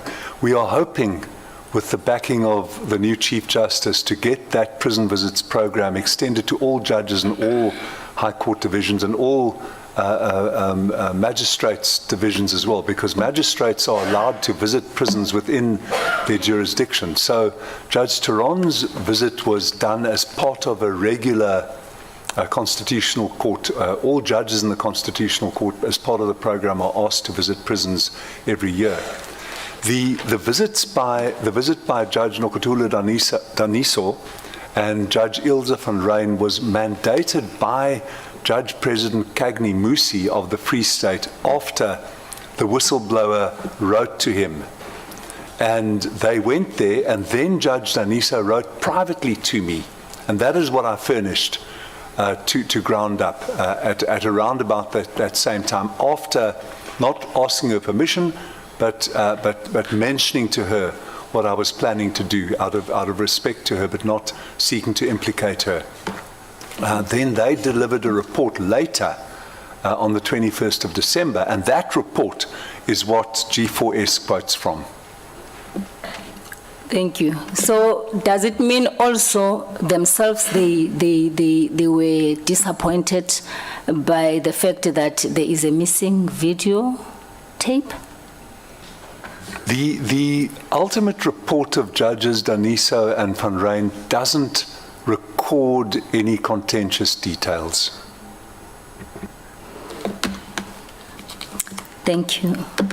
I just want to find out from you, would you agree by now that this investigation will never go, even will have difficulties even in court without that information of the tape, which is, I believe, is with the officials of G4S? I think there's going to be more and more and more proof and more exposure of all those involved. And that's why it's good work on the part of the NPA and the police to bring those two people before court, because one of them might be a source of more information as to who was involved. I don't believe that the operational officials that night, or even their overseers, were fully responsible for what happened. I think there must have been a far, far larger operation involving many people inside G4S and outside G4S. So I think that there is a lot of proof, and I think there will be more proof, and that's why this sitting of the committee, and that's why the chastisement of me by your colleagues for not bringing this committee in 6 months ago is justified, because this committee process is cleaving open the facts that occurred and will continue to do so. But we still, Judge Cameron, we still don't have the tape. Have you asked G4S when you were doing investigation there that this tape is important and we want it? Yes, ma'am. It must come. Yes, ma'am. We were very insistent on that. And because of the plug being pulled out, the crucial cameras were all off for 9 hours, 38 minutes, from 7:38 that evening until 4 the next morning. So it is ludicrous that you've got this system that works always except when you need it. So we immediately asked for the tape. I had an experience in the Constitutional Court during the Zuma presidency, something on which you and I have had an exchange here before, when my desktop was stolen under extremely suspicious circumstances from the Constitutional Court. I hope that those who stole it were hoping to find all sorts of strange things on it, because there was nothing, because of the way the court works. But that night too, the Constitutional Court has got this marvelous camera system with backup recordings, and this one isn't DVS tapes. This one is on hard drive discs. And miraculously, the only camera that wasn't working that night was the one covering my chambers. So I've had experience with this. I knew that when we got these first reports that that camera footage will be missing. And that's still the case now. The crucial camera footage is missing, but I'm confident that despite that, in answer to your question, there will be sufficient evidence to bring a large number of co-perpetrators to book. Thank you. Yes, I agree with you. There will be a lot of information coming in assisting this. But that portion, that part that is missing, is from the discussion here, it looks like it is key. I just want to find out, there is an allegation that the Mr. John, with the surname that I can't mention, maybe they will assist me as they assisted me yesterday, that before he left, he went to that room. there is no record of him going to that room before he left, immediately before he left. So we don't have even that record that says he was there. My question would be, could it be possible that maybe he was going to give instruction that don't forget that within this time frame this should happen? It's a question. It is possible, ma'am, and I'm unable to assist further than to say it might have happened. Honorable Jada, you are left with 10 minutes. Thank you, Chair. I just want to find out, would you agree that DCS trusted G4S and that trust was broken to a point that even today there is a litigation between the two parties? Could we say that the relationship it's no longer there? This marriage must just end. What is your view on that? I would say so. I would say that the breaches have been outrageous. I do agree that DCS trusted G4S, but I also think, for the reasons that have been debated with me previously, that there could have been more alacrity in supervision and in kicking the right portions of the anatomy from the DCS side. Is it not ironic for the G4S to take the DCS, in fact, to be in loggerhead this way with the DCS when DCS is expecting much from them? Even to this point, they have not even complied in terms of accountability to bring forth information that we are sitting here about. Is it not ironic to you, Judge, and the team? I might be missing your nuance, madam, but it is paradoxical that there's a clash between these two contractual partners who should be in harmony in securing criminals inside correctional facilities, that those facilities are well run, and their respective responsibilities on both sides, which weren't fully maintained. Oversight on the DCS part and simple operational efficiency and integrity and care on the part of G4S. But perhaps I'm missing your nuance. No, I think my last question, Chair, on this one, it is on the issue of the value for money, and Honorable Horn asked it, but I will put it this way. Would you agree with me that the G4S are here only for money, nothing else? Thank you, Chair. That was my last question. Thank you, ma'am. You're asking me for a view on a huge public issue, which I will give. I wouldn't have given it while I was on the bench. I'm very much in favor of public-private partnerships. We were trying for years on the Constitutional Court to get a public-private partnership, to get Constitution Hill developed. And we came almost to the point with parliamentary backing, with President Motlante's backing at the end of his tenure, his 7-month tenure. So I think properly supervised, properly negotiated, we can do a great deal together in the public sector with properly managed private enterprise ingenuity and very hard work.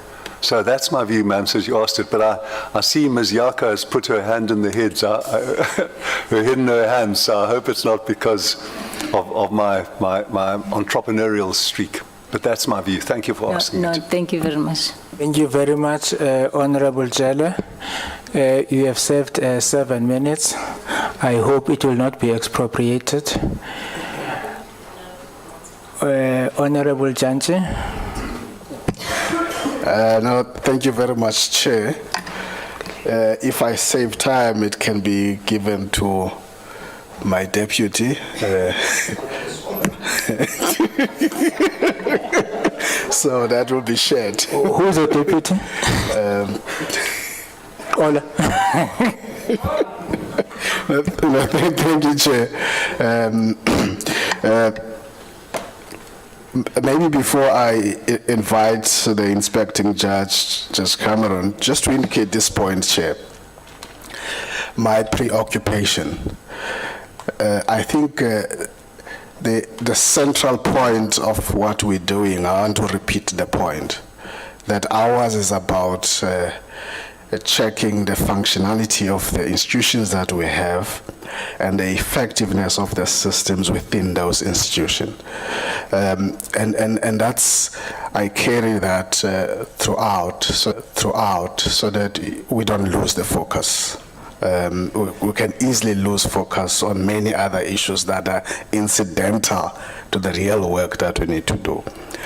And for that, I want to start with an appreciation commentary to GIGS. And maybe for those who don't know, so GIGS is an institution that has got a very modest budget.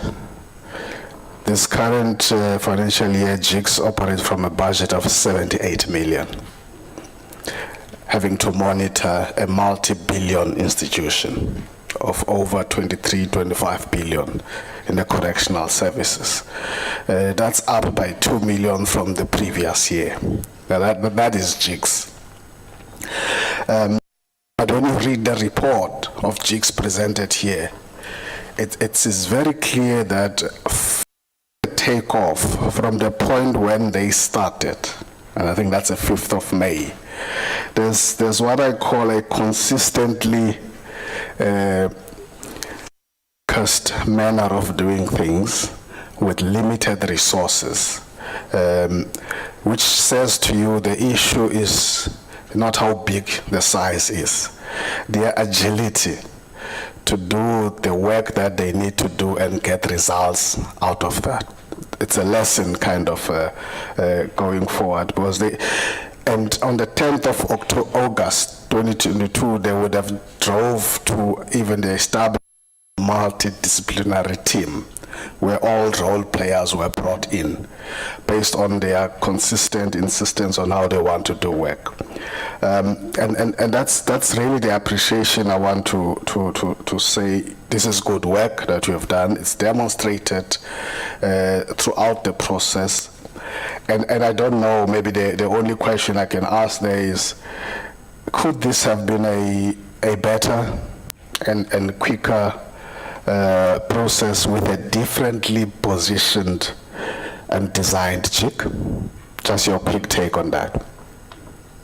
Should be an easy one. Wow. Thank you very much, Honourable Member. I think so. We are battling for GIGS's final autonomy and independence, for an extension of its powers, so that we don't want to command DCS or its contractors what to do, but we want to know why they don't follow our recommendations. That will be built into the bill that will come to this committee. But the answer, sir, is very definitely with a repurposed, enhanced, and slightly, we're asking for very little, which eventually we've persuaded Minister Godongwana and his Treasury to give us. With a very little enhancement of budget, we'll be able to do a lot more. Thank you, sir. Okay. We will be here, walk that journey together. Maybe just a few quick pickups. I'm hoping that you'll be able to deal that if you can. Just the first quick point as part of your work, and I would have asked this visitor register here. Do you know when the last time the notorious doctor visited the prison, the correctional center? It was very shortly before the escape, if I'm right. Mr. Leonard D'Souza and Mr. Takadu will quickly pass the answer to me. I can pause for that, so they can pass that answer.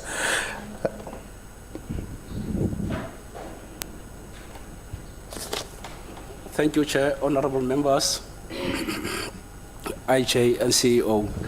According to the reports that we received from G4S, the last visit of Dr. Nandipa, it was around April 2022. 2022. Yes. You can find out the exact date. I'm interested in the exact date. I'm interested in the exact date. I will give you to, not now, to assist us with that, because I think it's part of your oversight work that you do, and I think you would have picked that up. Hence, I'm posing the questions to you. Thank you, sir. Thank you.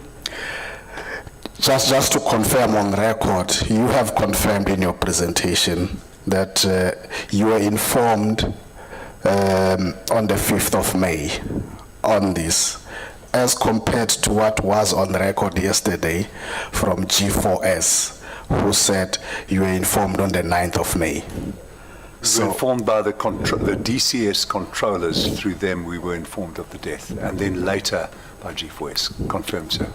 Okay, thank you. That helps. My next point that I want to go to, it's important for me because I sat here listening to you walking away with Honorable Horn and Honorable Breitenbach on this issue. And you leaving me behind because I'm just not with you on this. You're walking away, and you've even concluded that that walk away is justified. So here's the point. It is correct that in the 2 quarterly reports, you would have put on record, actually, not even on detail, to the portfolio committee about the matter of Thabo Bester, this inmate. But in both reports, so that I'm with you, to start there, that putting on record had to do with the mysterious deaths in the cell of these inmates and nothing to do with an escape. Am I right? Because in all of those 2 reports, you would not have put on record that you have found that he had escaped. You put on record that there is a process to investigate the whereabouts, the circumstances of the alleged death of Thabo Bester in both the quarterly reports. Am I correct in that understanding? Because we have to situate things here properly. I think, sir, that the one leads to the other. Once you see that the body is not his, you've got to ask, where is he now? I'm not there yet. I'm working towards that, but I don't want to assume that. So my starting point is that your reports to us, hence there would not have been a discussion. It was saying, we're busy with this investigation on these alleged circumstances around his death. That's what those 2 quarterly reports were about, not about the escape from where I'm sitting. You're quite right, sir. It was a loose use of the Thabo Bester overview to discuss the mysterious events. And as was pointed out to me, and I conceded earlier, we should have been more precise and we should have been more informative in those 2 quarterly reports. Okay. Now I want to try and walk closer to the 3 of you, yourself, inspecting judge, and my 2 other colleagues, on this issue. I am of the firm view, and given your previous role, I suspect that you will be of that view. I would prefer in an investigative process that the satisfaction I will get in that investigation process is when matters are ventilated in court and somebody is found in this way or that way, as compared to me highlighting something prematurely. So in other words, do you succumb to a pressure during your investigation to just release incomplete information? Because that's the first point, perhaps before I proceed. if you have confidence that it will culminate in an appropriately speedy judicial process, then you should shut up. But if you have doubts, and this is what we did have at JIX, we were grappling in And your report shows doubts throughout until the end. But if I may just answer, sir, just the point that I think one should have recourse to Parliament and to trusted, responsible sources in the media as a propellant, to use a loaded term here. So. Okay. Let me then indicate this to you, being part of this Justice Committee. If you were to come as the inspecting judge to our committee meeting and say, there's this, I'm not sure about this, this investigation is not complete, and you want to rush to report that to us, I would have serious problems with that kind of an approach that you do. I will be the first in that meeting. Would you agree with me on that? I would agree if the significations and indications are inconclusive. But if you, by that stage, by late September, October, already have a post-mortem report and DNA, we don't know who the lady was who claimed she was Thabo Bester's mother. Out of respect for her, I concede her claim. I'm not disputing that. We didn't know. If you have those two things, I think that you then are under a potential obligation to secure the eventual judicial outcome that you put in prospect by using prods and incentives and propellants via the public domain, including parliamentary oversight and including media of integrity. So this is where, therefore, I stand that I would rather prefer and I would accept that because this is why I want to close this gap. I am comfortable that I would get a report at a point when that report is ready. And when that is ready, it would not jeopardize both that process. You would not take a case to court where you're already losing it. Would you share that? I would, dear sir. Forgive me, Honourable Mr. Janchi. I acted solo as inspecting judge. And I know I didn't ask my colleagues at JIX permission, I didn't ask their approval. I do know, sitting here before Parliament, that what I was doing made many of them extremely uncomfortable. This was not the JIX way of doing it, and I know that they would agree with you, and I'm willing to accept criticism as well for maybe not doing it differently, coming to this committee rather than going to the media. Whatever the outstanding task is that Ground Up is fulfilled. So earlier on you'd have made what I would call a throwaway comment on this notorious doctor. This throwaway comment, and I want to know if you're making that comment from a distance or it's based on particular evidence and facts. The comment is about she should have been charged for perjury, and you don't know why that has not happened. What is that based on? No, sir. The affidavit is crammed with falsehoods. Crammed with falsehoods about her relationship to him. I can itemize at least 10 falsehoods. Now, one of the lacks, and maybe I can get my own back on Ms. Breitenbach, when she was a senior figure in the NPA, there weren't enough prosecutions for perjury. We were having in the Joburg High Court, we were having people fabricating divorce certificates, which has enormous impacts, mostly on women, gender leaning impact. And you bring a couple of those husbands and sometimes wives to a criminal court with a charge of perjury, it will have a miraculous effect. So I was only in that context saying that you could have gone after her even then. Okay. We will come to the subs, but just to conclude that point, both you and I are aware about society's allergy towards cases that are taken to court and they are kicked out, and people got out scot-free.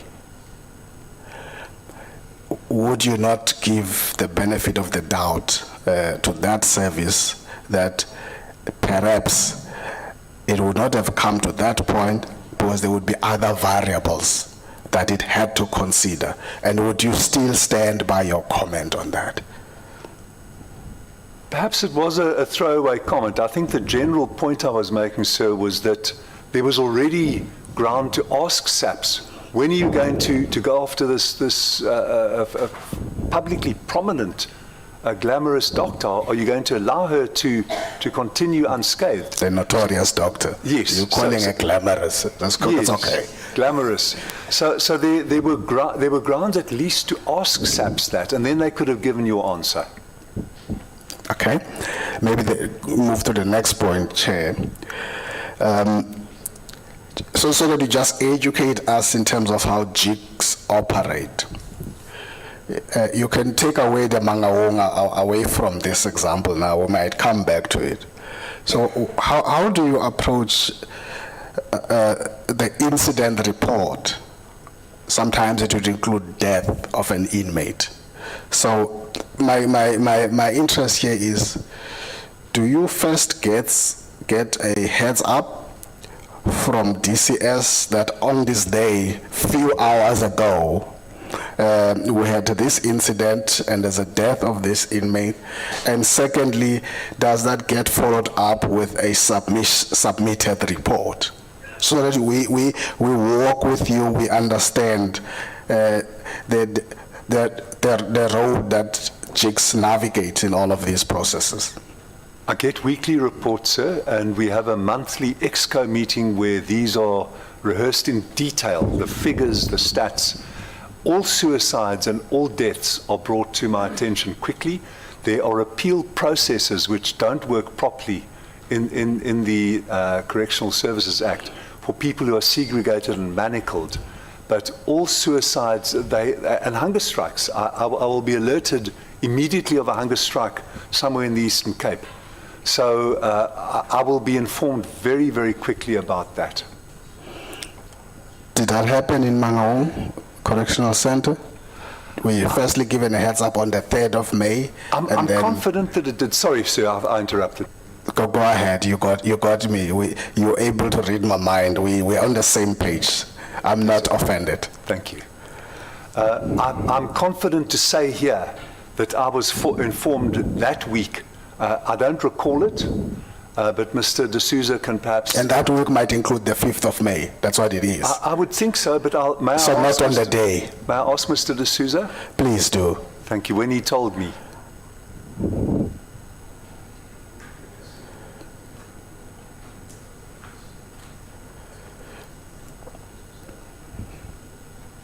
Mr. D'Souza's recollection is that he told me on the day that we received the report. Is that what you remember as well? Yeah. On the 5th of May. Okay. Thanks. I hope it's not a strik vraag. Nee, ek is klaar met die vraag. So, guards off. Please just lower your guards. Don't have to be, don't pull them up. Thank you. The next point, just to demonstrate I've moved from that point.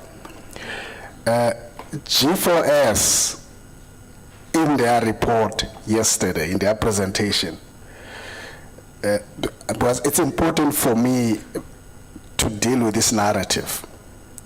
Because the narrative they presented here was that this is an excellent center.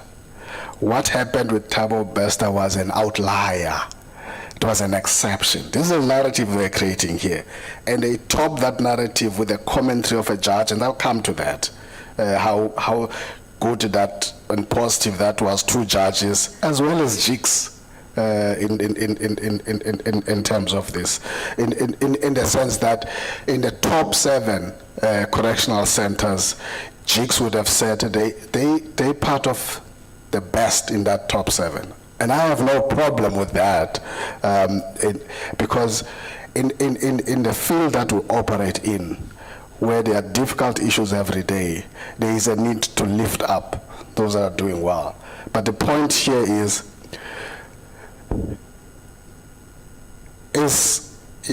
firstly, when was your last oversight visit to MCC? We were there before the 30th of April and all of that. At the end, yes, sir. At the end of June 2021. Yeah, we visited Pretoria CMAX in the same week, the last week of June 2021. So it was 10 months before this occurred. And do you want to comment on what was attributed to you, your assessment of the top 7? From you now, not from G4S. Let's hear Jigs saying this. So the terrible conditions we see, and I remember Ms. Breitenbach speaking about St. Albans. We last visited Durban Westville, medium B, and Pietermaritzburg, medium A, in the last month or so. Stanger as well, but none of the symptomatic horrors which we saw in Durban medium B, we saw a cell designed for between 19 and 31 people, which contained 81 people, and these are not remand detainees. We saw the flooding in, so I can go on and tell you the horrors that we often do see. None of these are present in Mangaung Max. From a structural point of view, it is a model prison. But what is the rot that your word yesterday, and I think it's an appropriate word, beneath that there is functionality which is rotten.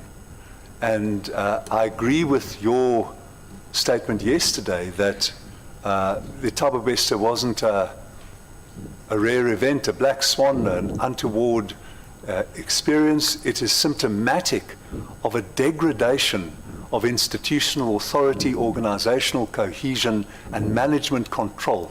That could not have occurred without a significant degradation of almost every organizational and control function that you should have in a prison. But I'm making the point that you made yesterday. Okay, thank you. In fact, I've just glanced through the report of Judge Strawn, who would have visited that because something was picked up about a constitutional court judge and a particular quote listed which must fit the narrative of everything is good and as good as and nice here. One in the section on security, she goes into detail about the decay and the problems of gangsterism in the Mangaung in the same report. And I would have made the point yesterday that don't lift up that commentary outside of what the content in the body of that report is saying. And then I hope members will be able to interact with that, because as a committee, especially us as a subcommittee, we will take particular interest in that. I'm making this point so that we're able to bury this narrative that the Bester thing was just an exception. We now know it was not an exception. It's modus operandi that is happening there in this beautiful place. Agreed, sir. Thank you. And Chair, I'm going to leave the time, the 10 minutes that you want to remind me, it's going to go to my deputy, and I'll pause there, but to indicate the point that I think when we go into deliberations, there are matters that we need to get into which have nothing to do with the team in front of us, which are more political matters that we debate as members. And I would want us not to get into those matters now. It's important that we don't do that. Thank you. Thank you very much, Honorable Janche. Honorable Ramulubeng, Honorable Jele donated her 7 minutes to you. I hope I use it well, Chair.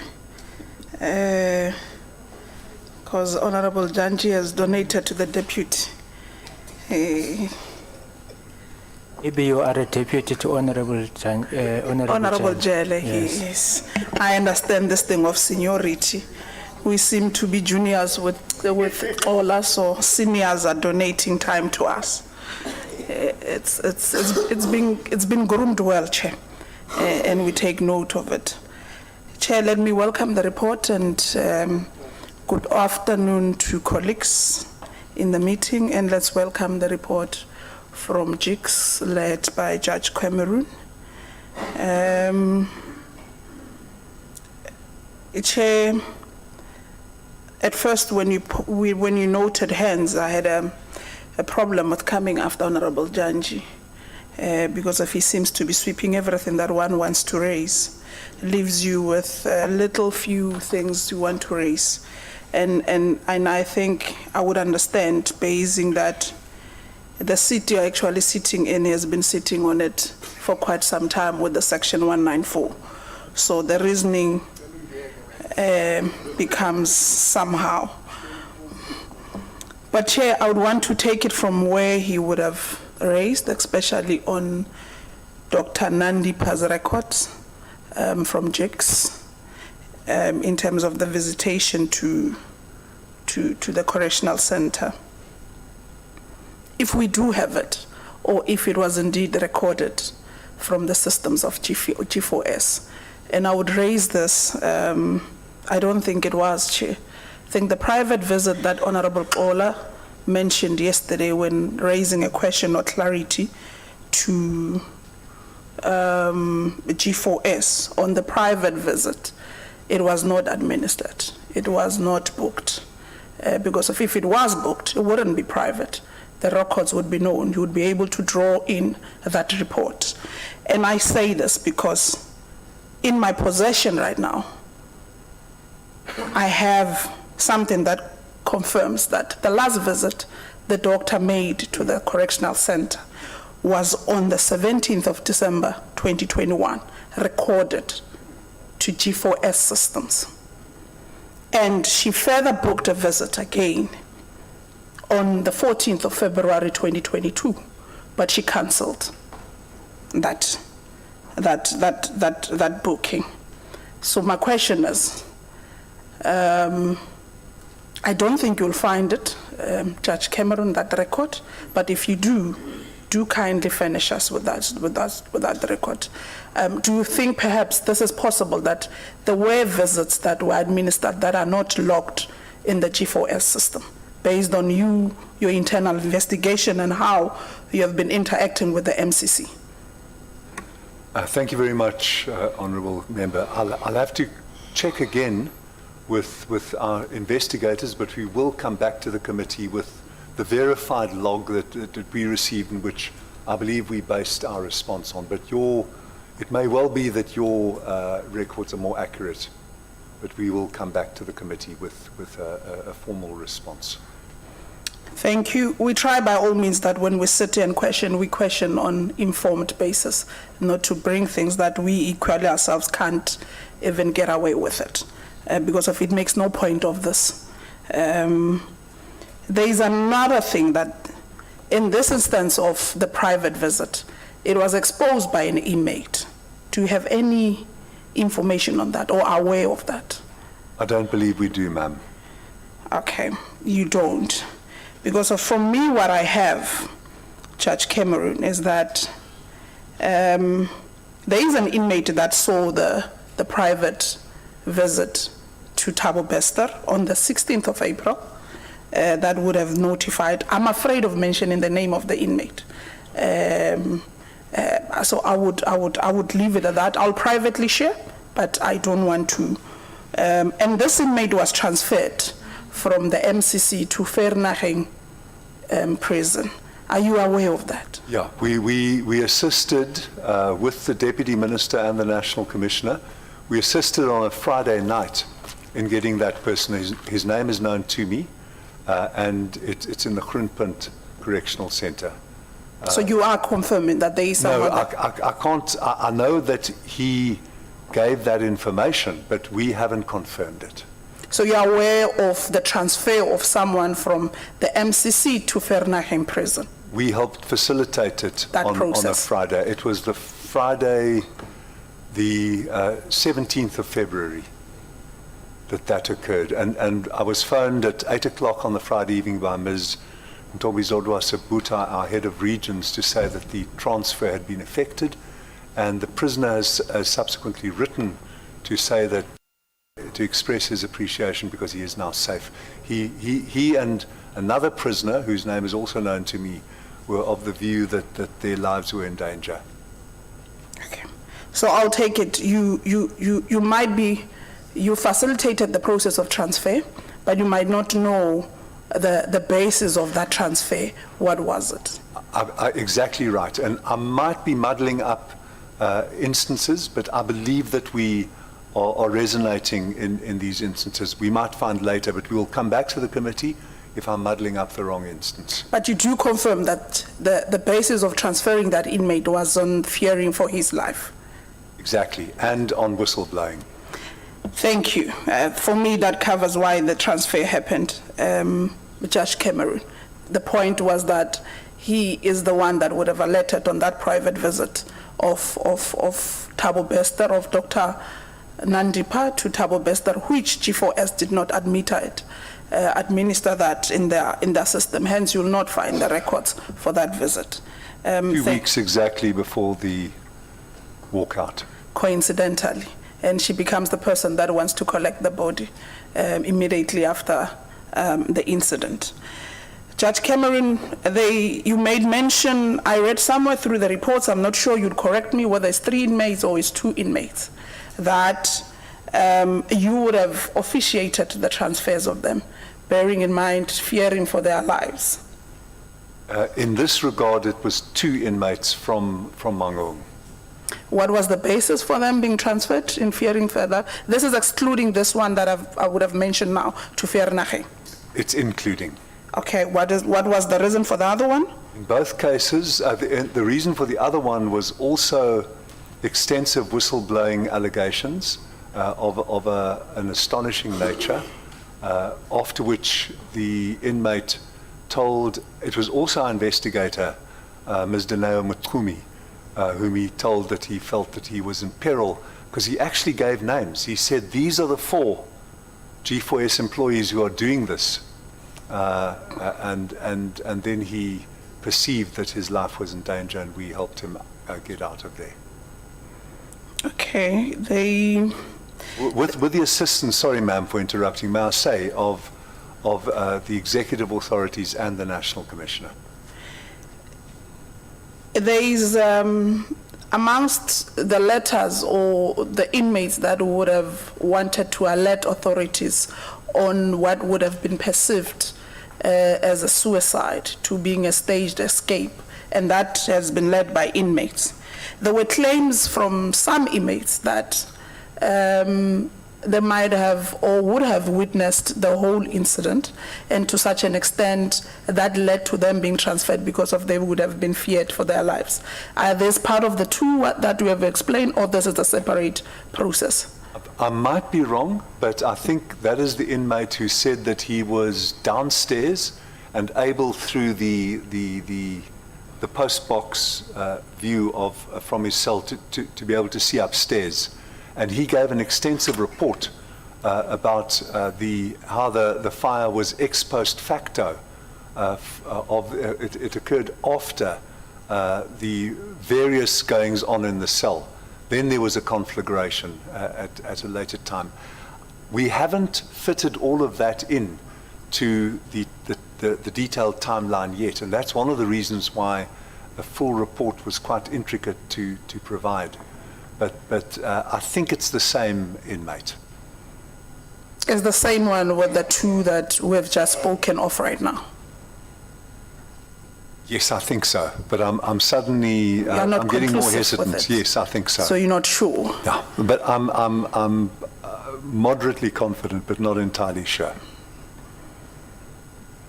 You did your own investigations. You did have, based on your report, you did interview inmates and officials of the G4S or the MCC, and this was conducted on the 19th to the 21st of October. So I'm assuming when we raise this, you would be able to give a sense and a chronology of events of that. Bearing on those interviews of inmates, what was your findings? Or what is it that you found conclusive out of it? Our finding was very clearly that there was skullduggery occurring in and around that cell, that there was skullduggery preceding it in the way that Bester was placed in that cell at late notice. There was skullduggery preceding the fire and after the fire, and the discharge, for example, of the fire extinguisher, all of that was extremely suspicious. So those were our conclusions, that there was markedly, demonstrably untoward incidents preceding, during, and after the alleged suicide of Thabo Bester. In one of the interviews with the inmates, or when you were interviewing inmates, especially those who were at that Broadway, can you confirm the claims that says inmates were forced to come in and clean the scene immediately after the fire broke, and there was hot water used in cleaning up? I think SAPS would in detail tell us if the tampering of evidence in terms of the scene would have occurred, but I want from your side, when you interviewed inmates, did some of the inmates make mention of that? Because there are claims that says they were called to clean up that scene and used hot water to, and that would have led to some of them fearing for their lives from officials of G4S. Are you able to confirm if that would have happened? With the permission of the chair, I'd like to defer to Mr. Takadu. I believe the answer is yes, but I'd ask him to answer if I may. Thank you, IJ. Honorable members, yes, there are evidence from inmates that the inmates were used to clean cell 35 with hot water before SAPS arrived. How many inmates were there? It's only one inmate statement that is confirming that. And where is the inmate right now? Is he still detained in MCC or is transferred somewhere else? Still detained at MCC. So we haven't found out that officials would have tried to brutalize him, since there are some inmates that would have indicated that they are being threatened by officials for coming forth with information with regards to that said inmate. No, ma'am. You're not sure? I'm not sure. We don't have information indicating that, and that the particular source is still in Mangaung. And that information will be included in the finalized version of the report. There is the inmate that was moved from cell 35. I have the name of the inmate. I think yesterday I even made a request from G4S to provide us with those details, because we have a sequence of when he was moved in Broadway, the reasons why he was moved to Broadway, which cell was moved into, until ultimately that led to him being in cell 35 and to move again for when Thabo Bester was put in. Are you aware of that sequence of events of that inmate? Of Thabo Bester? The inmate that was moved in cell 35 to accommodate Bester. I'm not aware of that.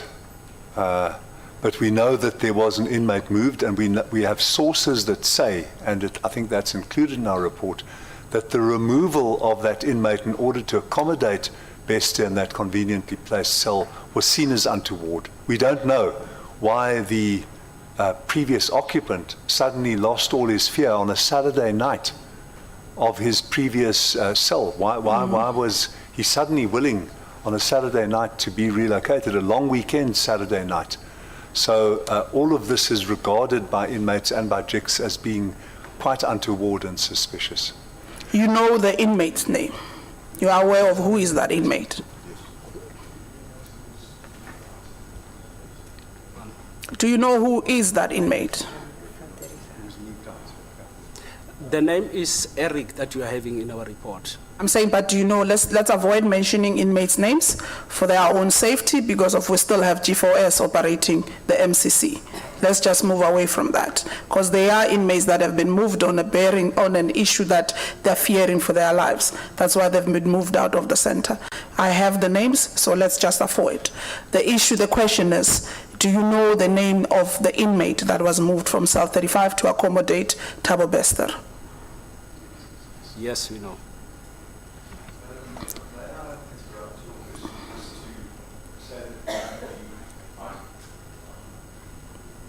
With your permission, ma'am, may I ask just to interrupt? Our records show that Dr. Magudumana, her last recorded visit was on the 17th of December 2021. She had an appointment to visit on the 14th, Valentine's Day, of February last year, 2022, and that visit was allegedly cancelled. That's what I said. That's what I've raised. I'm with apologies, just correcting what information I passed on earlier. Thank you for confirming that what the information I have is quite correct. I'm not equally misled.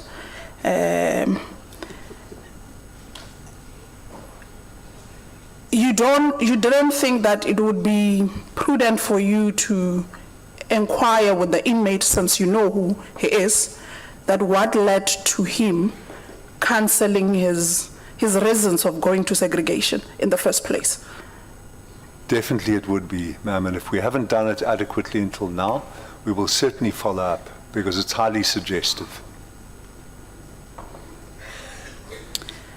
The inmate that wrote to the president subsequent to the minister, are you aware of that inmate? We've seen that in media reports. Those letters were never passed on to us. We told that JICS was CC'd, and the averment is that those letters were never passed on by G4S. We haven't seen those letters. We're aware of the media reports describing them. You have not seen the content of the letter, in actual fact? We haven't. You have no idea who that inmate is? As I sit here, no, ma'am. Did we try to get that info from the G4S staff, especially the lady that would have responded to that letter? The media reports, if I'm correct, were in the last week or 10 days, and we haven't, to the best of my knowledge, followed up in that period. When you started speaking, you made mention of how officials of G4S are playing part in smuggling of drugs, contrabands, all those things. Did you try to at least inform SAPS or DCS in what you would have found in the center? Or you assume it's happening, activities that are happening? I do assume, because that is our regular process. Yes. I assume that is done, because that is what we ordinarily will do. You have done? Yes. So I'm assuming that is what we have done, ma'am. So my answer is a lawyer's answer of some ambiguity, but yes, the answer is yes. Judge Cameron, I'm not familiar with the law side of things. I'm not sure if I'm going to take part on it anytime soon, so I'd prefer to say for you to confirm yes or no, so that I equally am able to make follow-ups or not on that matter, with due respect. So I would take it that yes, you would have informed SAPS and DCS on that process, of what you might think it's happening. It was alleged that one of the inmates or some of the inmates would have made mention that Thabo Bester was equally dealing inside the center, selling stuff.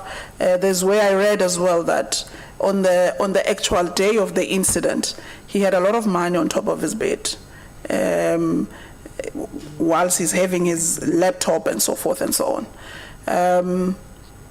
Do you perhaps think what officials were smuggling in, it has a link with Thabo Bester, or their dealings are linked, or they were dealing together in that sense?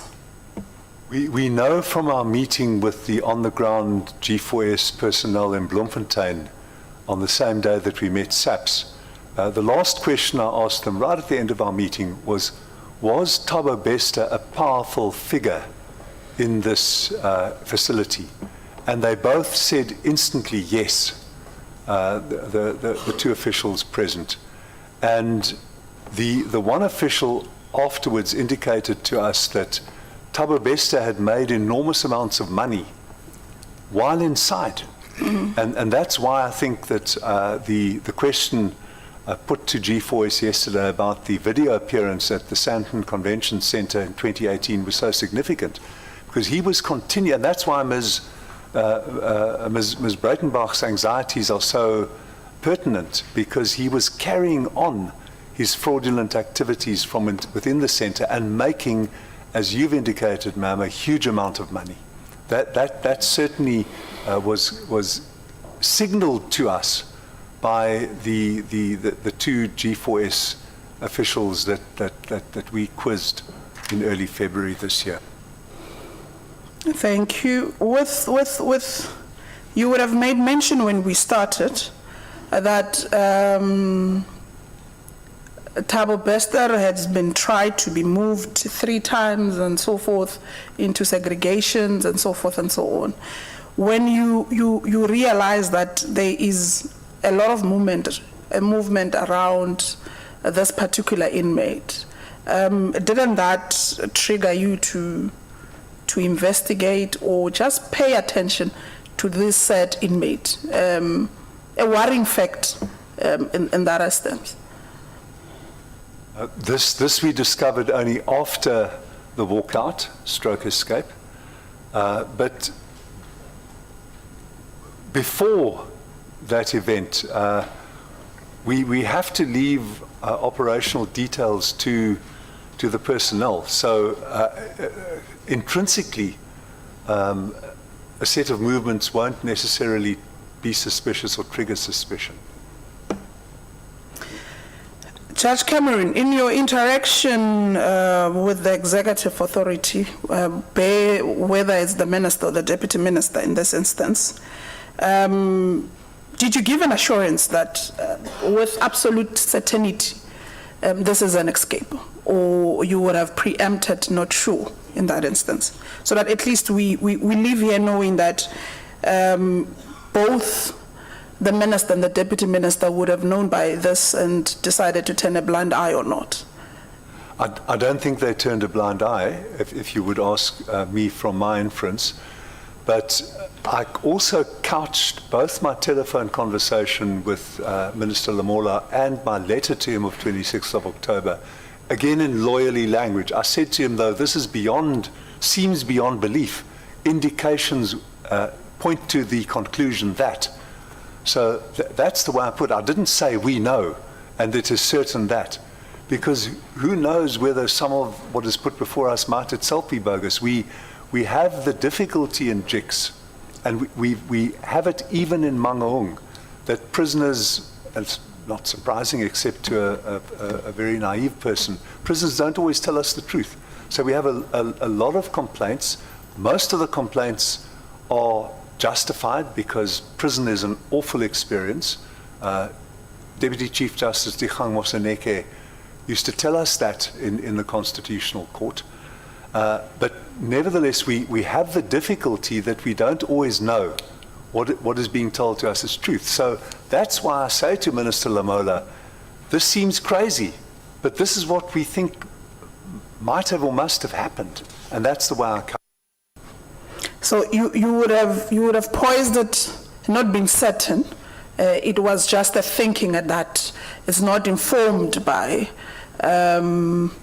the investigation that would have came before you. It's a thinking on the basis of your preliminary report would suggest that there's something fishy on this.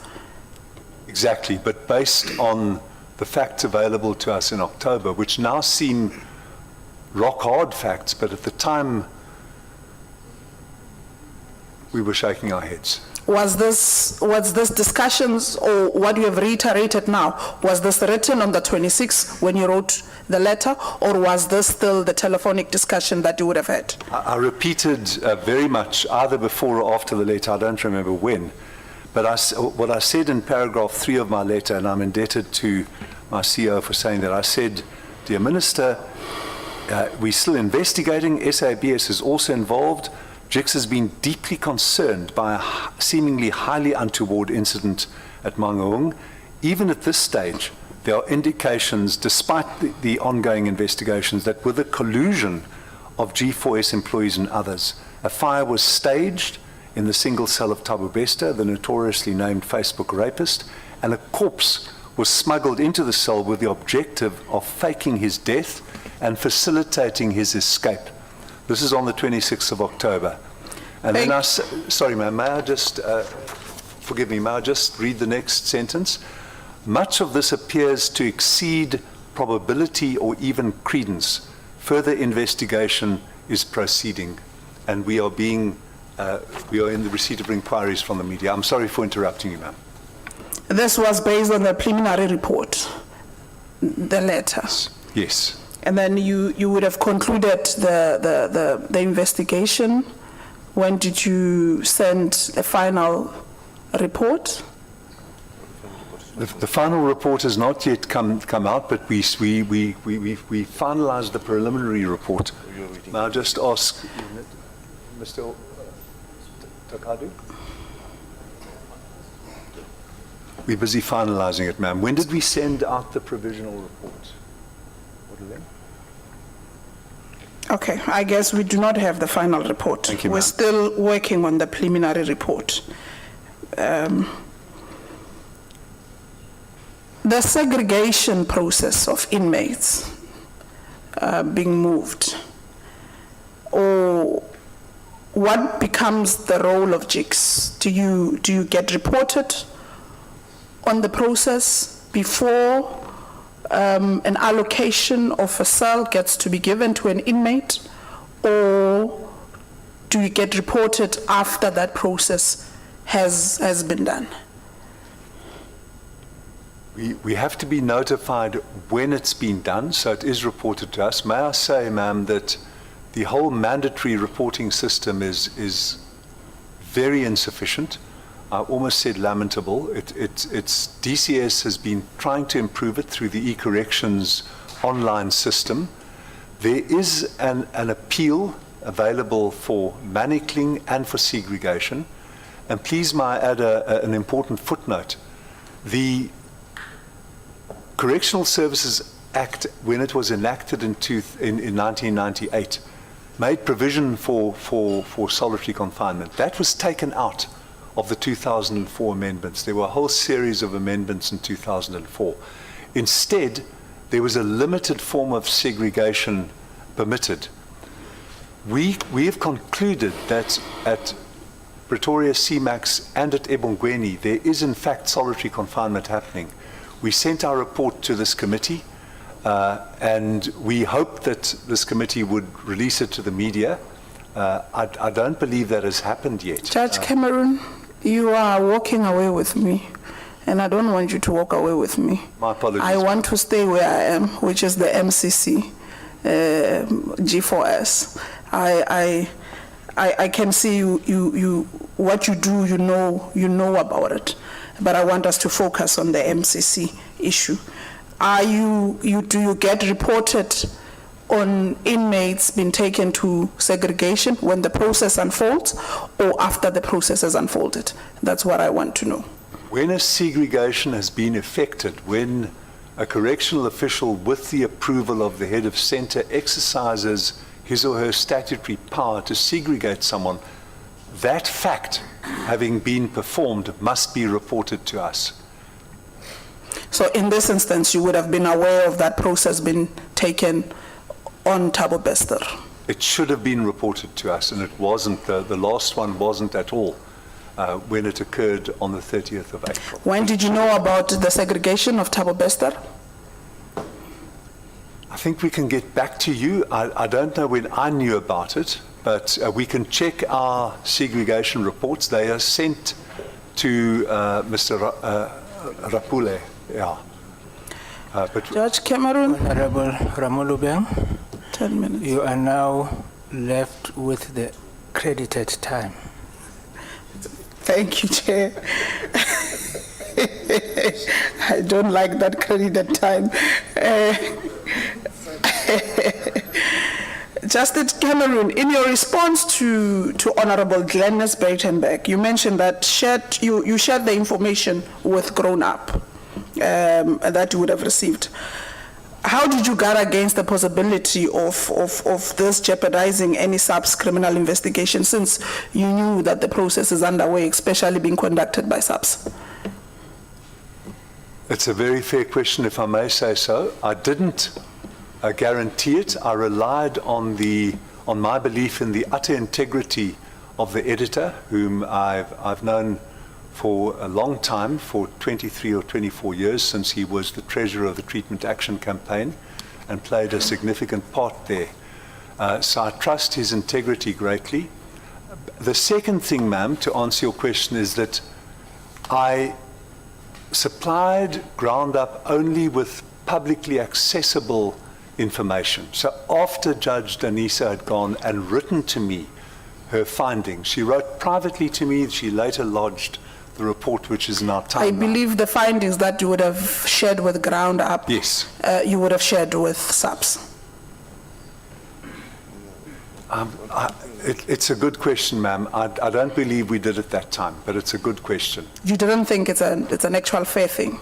No, it's a since they are the ones conducting the investigations. We may have fallen. I will check up and indicate the correct position if I'm wrong in making the concession now. But if we did, the burden of your question that we should have done so is correct, and I concede that. Judge, you equally mentioned that with hindsight we are all wiser, and that this matter was just beyond belief, that what has transpired, the escape. Would you regard an anonymous email as a credible information or source of information? An anonymous or pseudonymous email. It depends on what is said inside it. If it's a 2-line email without any backup, just saying someone landed on the moon last night, I would not regard it as credible. What is the relationship between JICS and the department?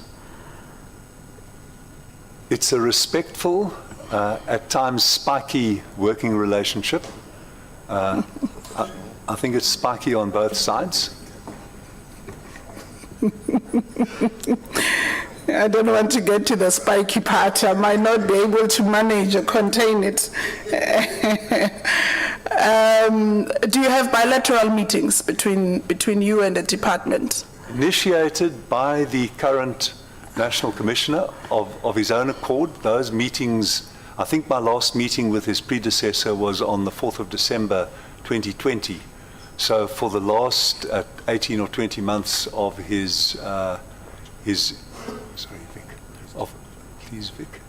of his tenure, I didn't meet with him.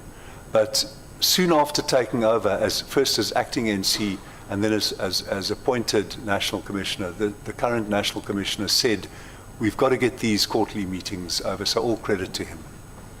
How often do you sit with this current National Commissioner? At least every quarter, but we are in frequent contact by SMS and by telephone and by letter. So it's a better relation than the predecessor one? That's very spiky, ma'am. But the answer is yes. Thank you, Judge Cameron. With all these inquiries that you have received, especially basing the internal investigations that you would have done, what would have been your expectation for the National Commissioner, given that the final report is not yet received? What was your expectation, or what would have expected of him to do, pending the final report?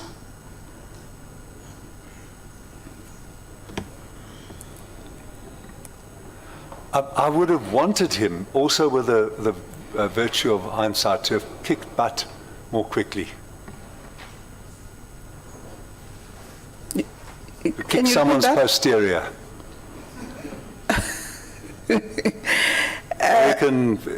They say it nicely, kick butt. Okay.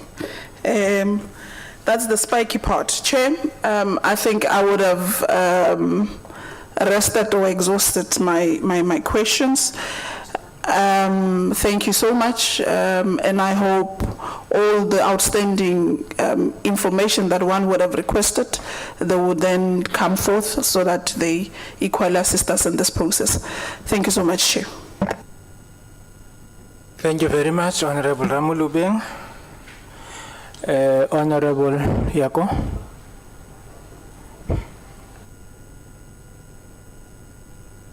Thank you very much, Chair. Let me just put this here. You have no credit. It's okay. I don't need credit. I'll be fine. I hope the mic is working right now. I have to ask. Thank you very much, Judge Cameron and Mr. Vic Massa, for your very comprehensive and very detailed presentation to us. This is exactly what we were asking of G4S, and you outlined and highlighted things that G4S, as a primary holder of the situation, should have given to us. And I thank you for that. This timeline is very thorough, it's very clear, it's action-based, it's action-orientated, and I think, judging from your body language, as when G4S was presenting and we were posing questions to them, I think they've made your jobs very hard. It's blatantly obvious that it was hard to cooperate with them, or they didn't want to cooperate with you. That's obvious. So I'm going to look at the report that you provided with us, and some of the things I may say may not be questions, but perhaps opinions, or seeking opinion, and maybe may not be directed at you, but maybe your opinion on the other entities that you had to work with regards to this case. So the events that happened between May and August, I'd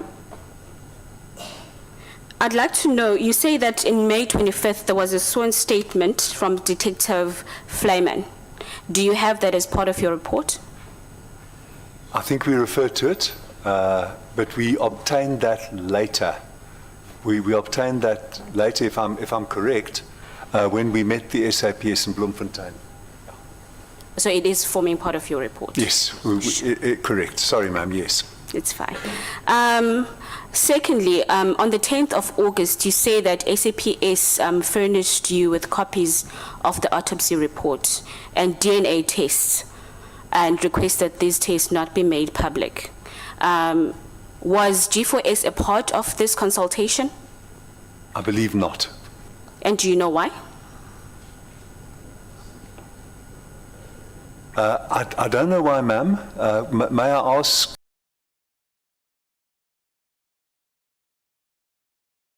He'd just been brought in. May I ask Mr. D'Souza to explain why? Mr. D'Souza, please.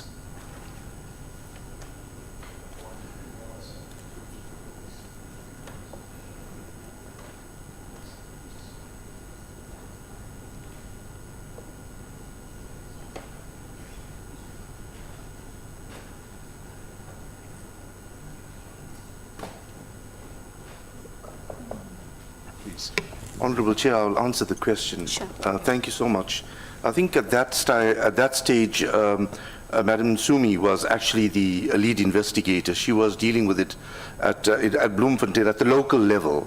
And Mr. Tikadu was only brought in at a later stage from the 15th of August, some 5 days later. So at that point in time, your question was very clear whether G4S was part of that meeting that was held, and they were not. Okay. That's fine. On the 15th of August, you say there's more meetings between JIX, SAPS, DCS, and G4S. And what is interesting to me is that G4S nowhere mentions it in their report. There's no 15th of August in your timeline. There's nothing. You talk about May and nothing about the 15th of August on your report. And it's interesting to me why that is. Did you ask why and who is responsible for the missing video footage on that day? Definitely. It was a source of, it sounds self-righteous, but disgust and outrage on our part. Why? Why do you have all of this if the only time you needed it, it isn't there? So we definitely asked after that. And just for clarity, the missing video footage, you're talking about the time when it was switched off to the time when it was switched back on. 9 hours and 30 plus minutes. Was is it Integriton part of that delegation that you met with? No, we weren't aware of Integriton until much later. So G4S never divulged that they had consulted with Integriton at the time? Sorry, ma'am? So G4S never told you that they consulted with Integriton at the time? I think we did know that no, we were told by G4S. We were definitely told by G4S that this was subcontracted. On your report, you also speak to the regional commissioner, Subhashini Mudli. And for me, I don't want to pose it to them now. I think I would just like your opinion. And I think you alluded to the fact that perhaps it was more of a hierarchical issue for her to come to the party. But do you normally find that that is the course of action when you approach an area commissioner and they don't respond in a positive light, or they are reluctant to meet you halfway? It's another spikiness, ma'am, because we have complex relations between the National Commissioner and, in this case, his regional commissioners. The KwaZulu-Natal Regional Commissioner is a conspicuous case in point. So I'm not aware of what, I think some regional commissioners are better able to cooperate hierarchically.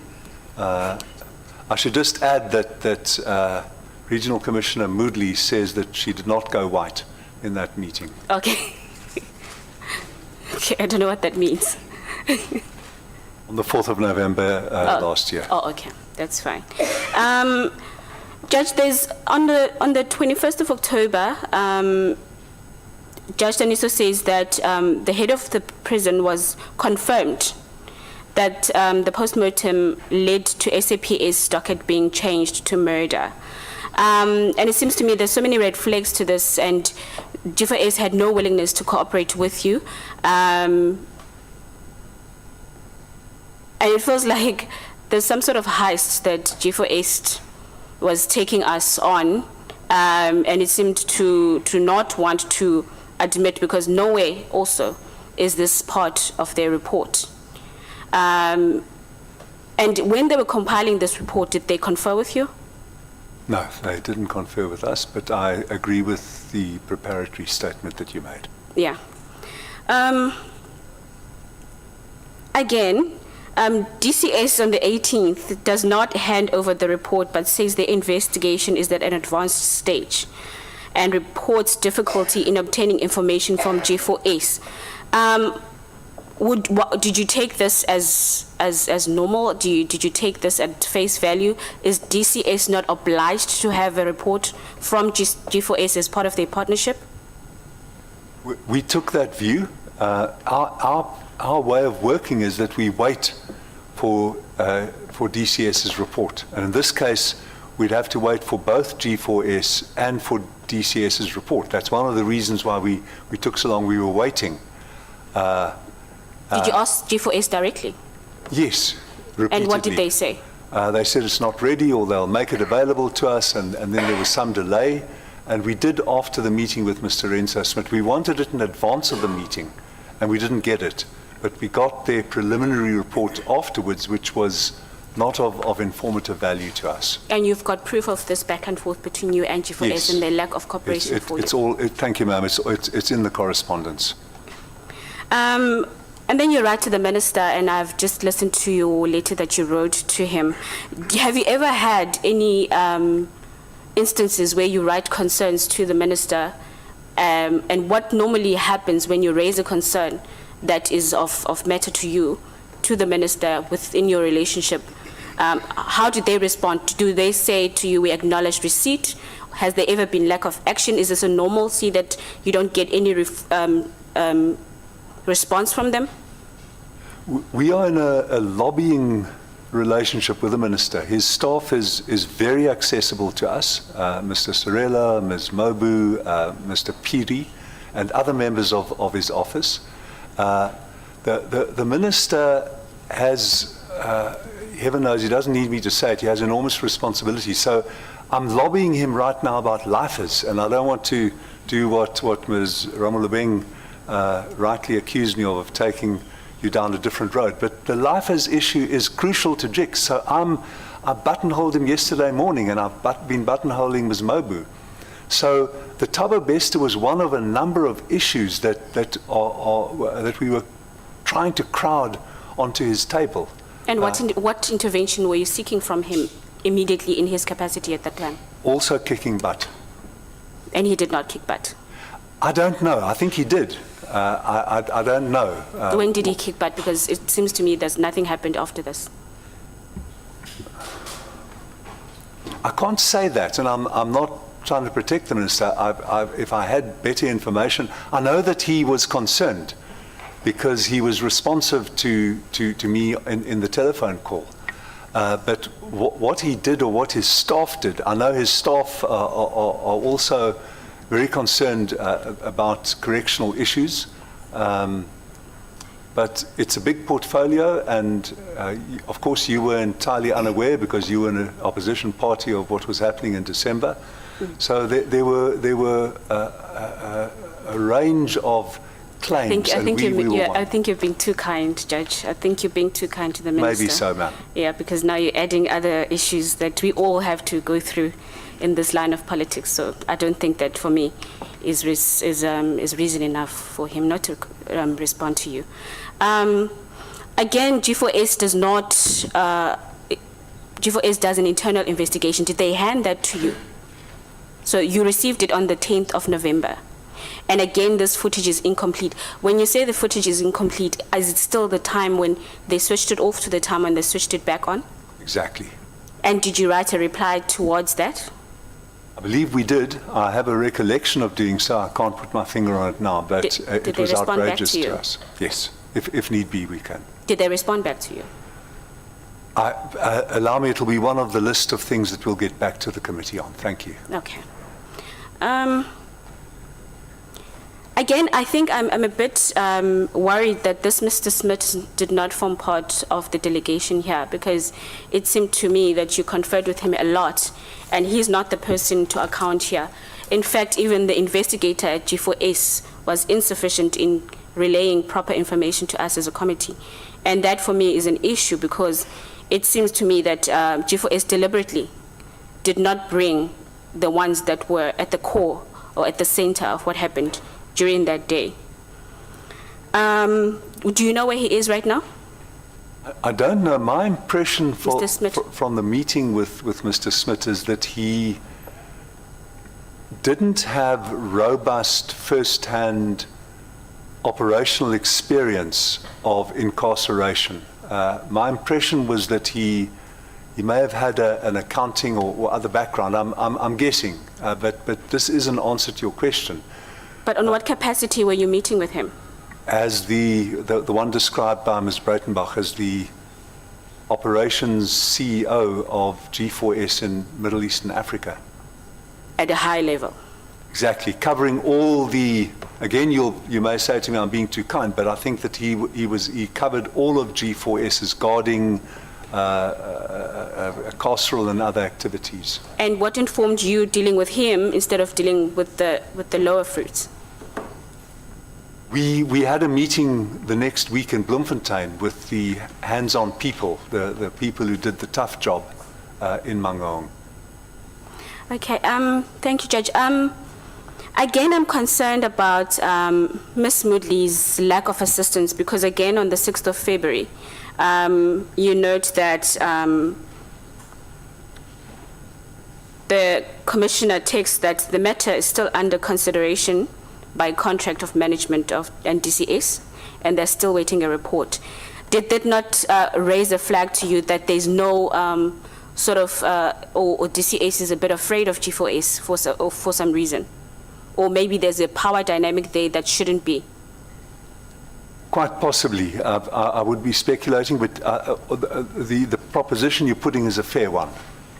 And did they not, why did they explain to you? Because they say again, RC Moodley and her team will not be of assistance. Did you ask why? I didn't ask why, because we were hoping to meet her the next day. But it seemed to indicate to me that this was being taken to national office, and that the commissioner himself, National Commissioner himself, was keeping hands on this. Yeah, I'm just going to make observations. Again, I'm very concerned with the lack of cooperation from DCS and the lack of will to meet you halfway as JICS, because again on the 9th of February, you're still begging DCS to conclude the investigation into what happened a year before. And normally, what is the process when that happens, when you have investigations of that nature? How soon are investigations concluded? They do take time. Maybe we should be examining our own processes. We have been doing that. Again, I'm taking us down Ms. Rommelbring's side road. But we've introduced a complaints matrix, and so that we get more responsive to complaints. Maybe we should do the same with investigations, so that they hurried up. I cannot give you a figure for the average time taken for investigations, but they do take time, particularly because we wait for the DCS investigation report, so that we can see what DCS has been told by its own officials, and then we can finalize ours and say, well, we disbelieve this, or we do believe this, or we don't believe the inmates, or whatever conclusions we reach.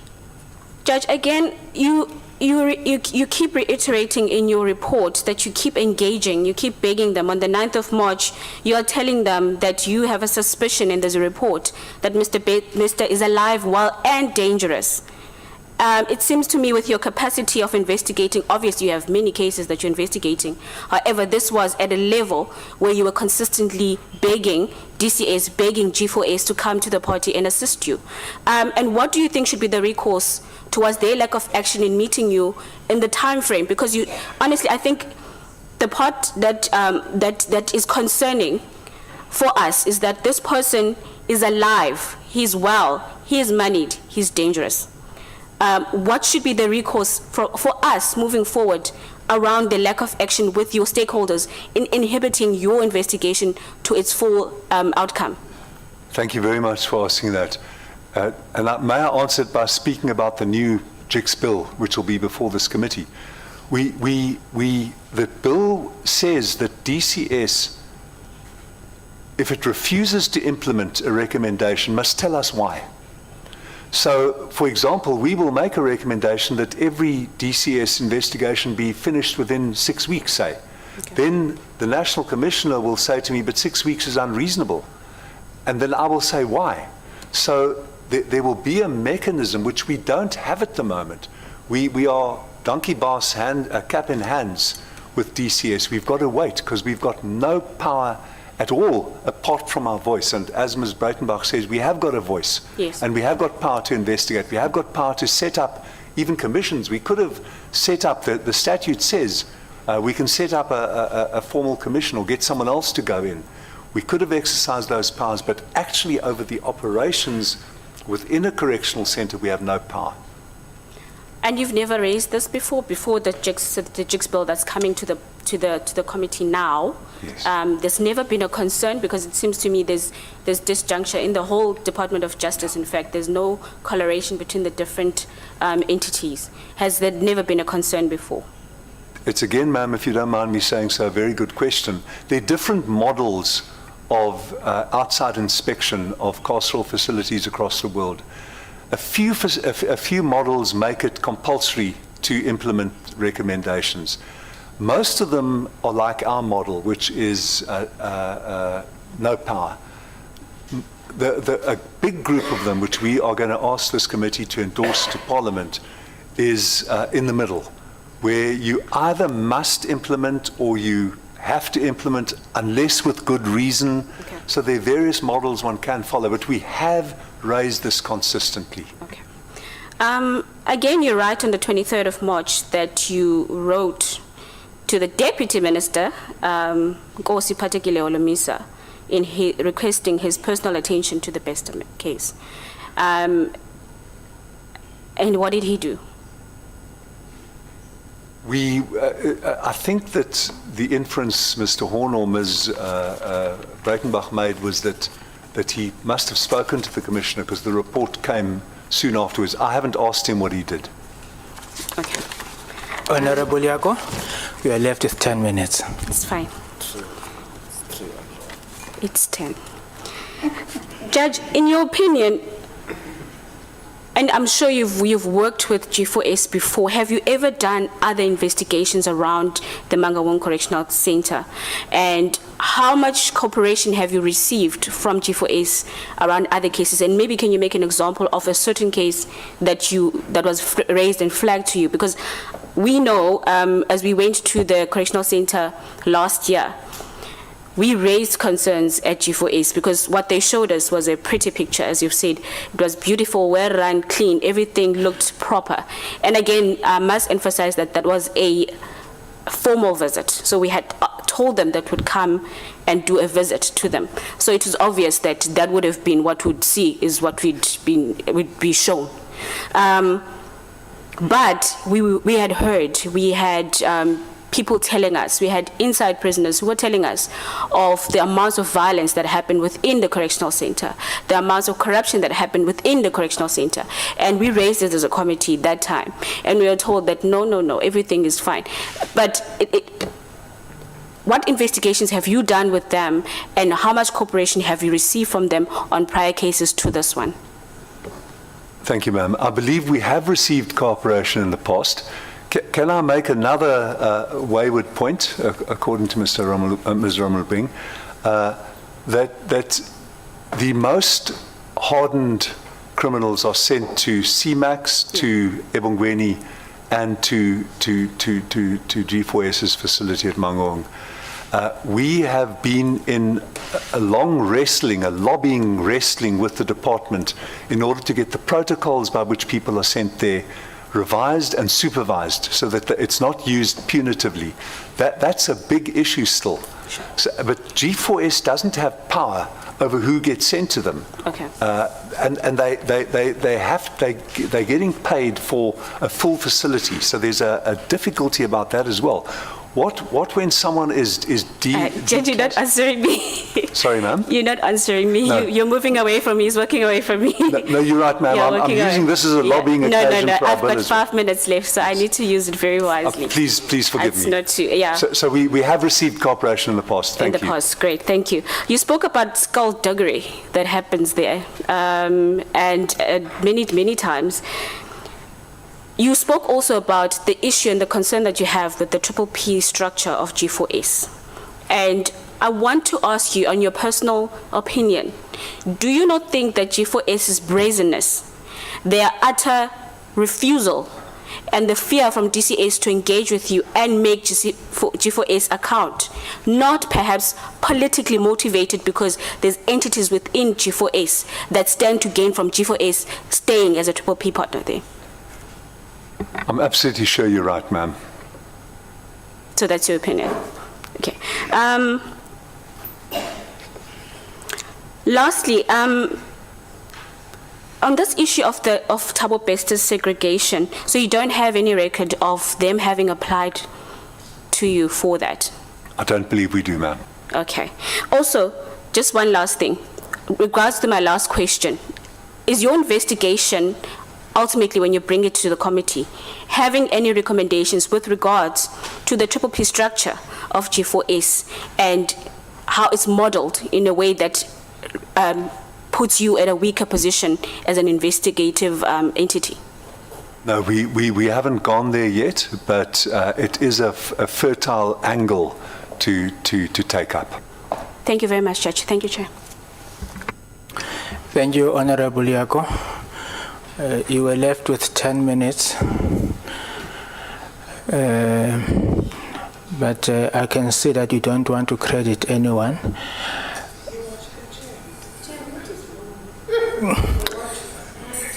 No, yes. I think before we break for lunch, Honorable Ngola will come after lunch. We have organized a dinner. We anticipate that we are going to work until very, very late.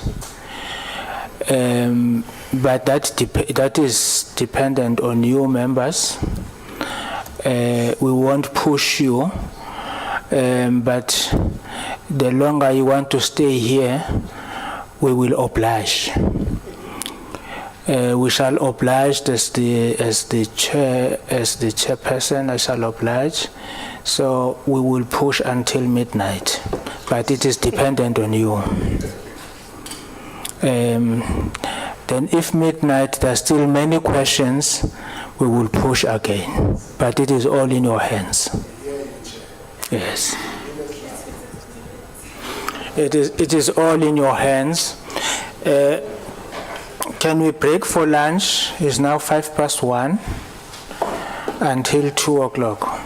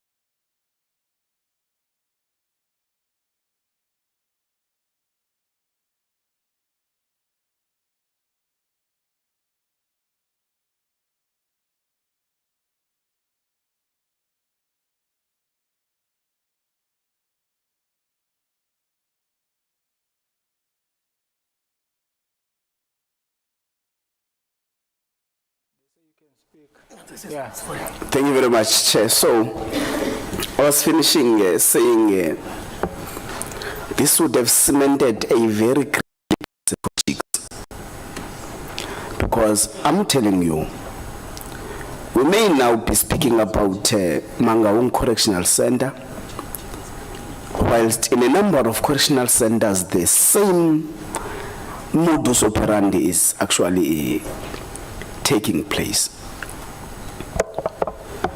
Nevertheless, let me leave it like that. In the report, the incident happens on the third day of May in the morning. Then 4th, 5th, and 19th, and the 25th of May, there is a movement Jigs is making.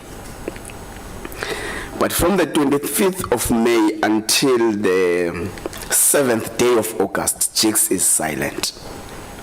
So, what has been happening from the 25th of May until the 7th of August? What were you doing as Jigs boss in terms of the report that reflects as the work that you were trying to do in assisting the situation? This is an aftermath after the incident occurred. Thank you very much, Mr. Ngola. We were taking statements. We were investigating through our ICCVs on the ground. Our Bloemfontein investigator was collating statements. She was coordinating with the police. I can't give you a detailed timeline, but if the committee requires it, I can find out from her all the other investigations. So we were active. We weren't inert. It seems like a big gap, but again, I would humbly submit that that is because of the wisdom of hindsight. Okay. I get that you don't have a final report, but there is investigations that you undertook since the day of the incident. Writes a letter to a judge saying he is of the knowledge that a man called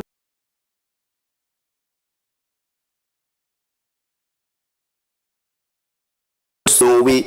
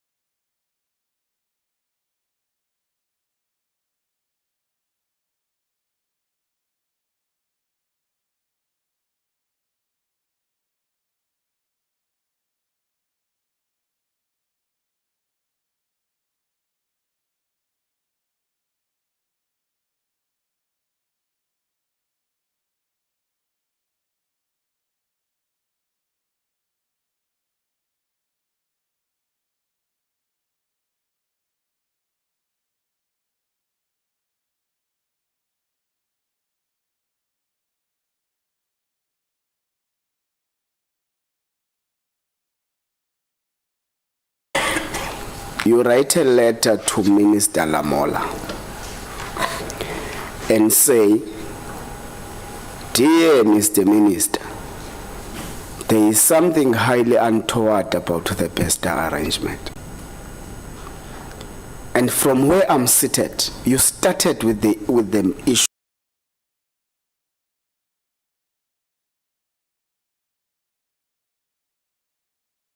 that out of the work we've done, the preliminary reports point out that there is this, boss.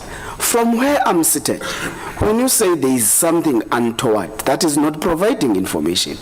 You are saying there is something we don't understand that is fishy or something. So was that the content and the substance of the letter that you returned to the minister? So when you say there was something untoward, highly untoward, what from you as the authors of the letter were you expecting as a response from the executive of the department? When you don't give detail, you don't say this is what we found on the ground with respect of this matter. So this is a particular intervention that we require from the ministry and all the relative matters. What exactly were you expecting as a feedback from the letter? What the intention of you writing the letter? What were you expecting as a feedback from? You're making a good point, sir. I didn't do any of those things, and it's a fair point. I didn't say, Minister, please, I want you to call in the National Commissioner, call in the Regional Commissioner, call in G4S, carpet them all, get to the bottom of this. I didn't do any of those things, and your criticism. Okay. Let's go to the 6th of February, 2023, where you send a message to the National Commissioner of Correctional Services. And the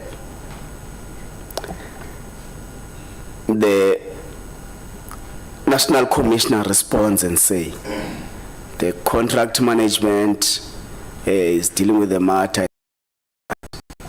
When JIX received that feedback from the National Commissioner, did you regard the feedback as a non-cooperation and a non-assistance from DCS to provide you with the necessary information for you to conduct the investigation? I'm too sober and too old, sir, to simplify the complexity of institutional conduct and responses. So I did not ever tell the National Commission or the Minister how to do their work.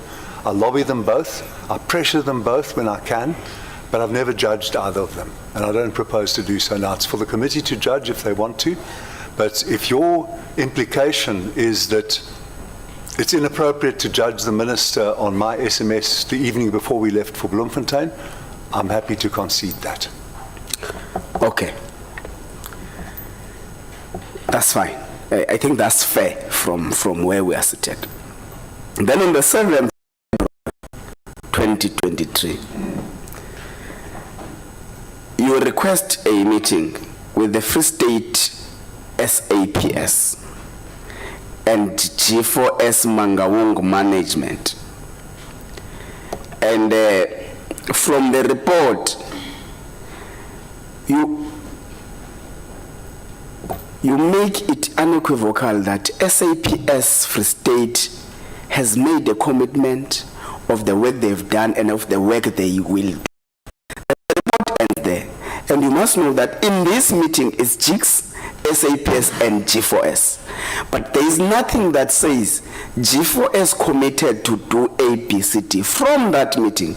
But it says SAPS committed to do this, and you were happy as JIX when they reported progress and the commitments they have made.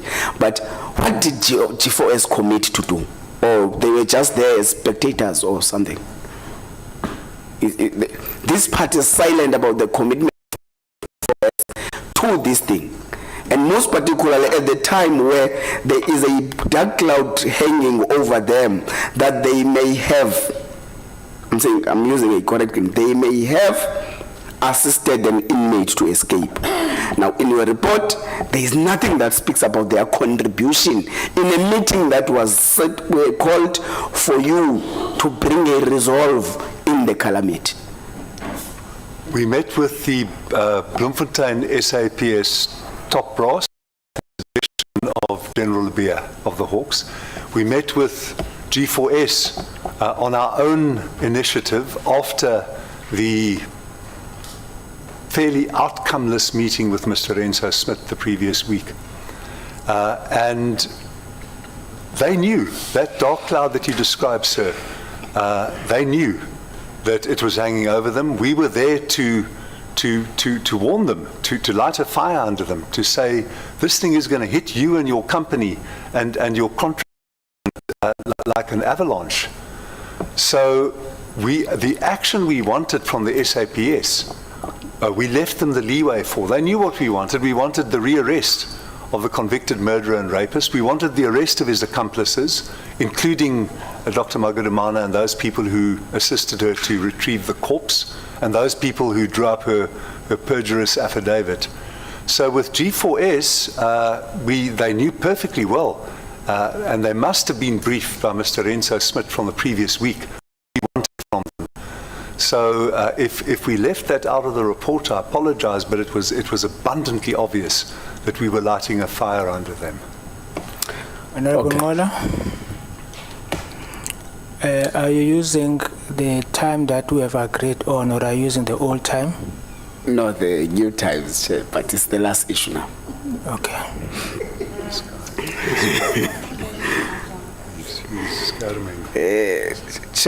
The last issue.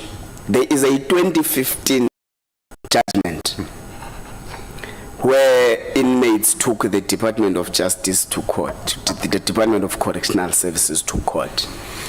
The issue was really around them wanting to use their personal laptops inside the prison cells. But it specifically spoke about for study purposes. Now, it turns out that in the Mangaung Correctional Centre, the day in the discovered there was a laptop and a cellular phone. Now, it actually is uncovered here in this inquiry that actually Bester last became a student in 2021 January. So from 2021 January to May the 3rd, no one knows about this thing. Did Jigs have any sort of information regarding or? Not at all, sir, nor would I have expected us to have that information. But may I say that question of laptop access for registered students is before the Supreme Court of Appeal now, and Jigs has joined as an amicus, which means doesn't take sides, but it provides information. And we have got an affidavit there from me or from one of my colleagues, which sets out all that information. But again, I'm taking us on a rumbling side. You may have to investigate the said to have been cancelled visit on the 14th of February.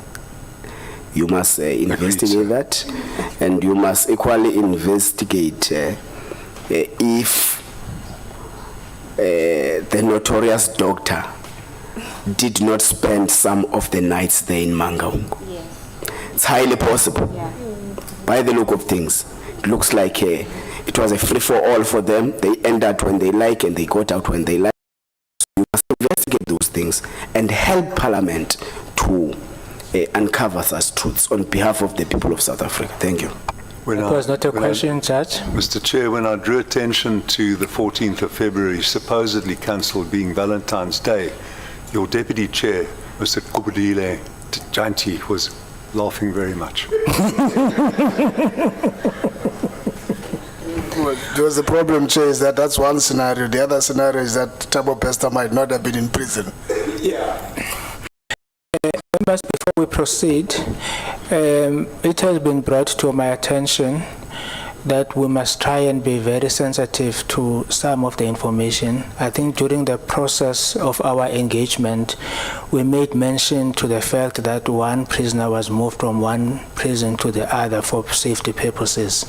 Let's try and be conscious of those things that can put one's life in jeopardy. On vote.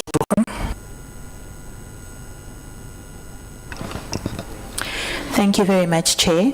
I'm not going to be long. I'm going to get straight to the point. Honourable Judge, yesterday G4S brought up the issue of the smell of petrol. And I see nowhere in the JICS report, I see no mention of petrol. And I'm asking this because there were 3 investigations. I'm not getting any sense of how the fire was started. And so now I would like to know from JICS investigators, from the witnesses or whoever you were in contact with, were you informed about the smell of petrol at any point in time? Thank you. Thank you, Madam. The smell of petrol specifically as a fuel has arisen, to my knowledge, only recently. The post-mortem report, and I believe our reports, do speak of a propellant, but we don't identify it as petrol.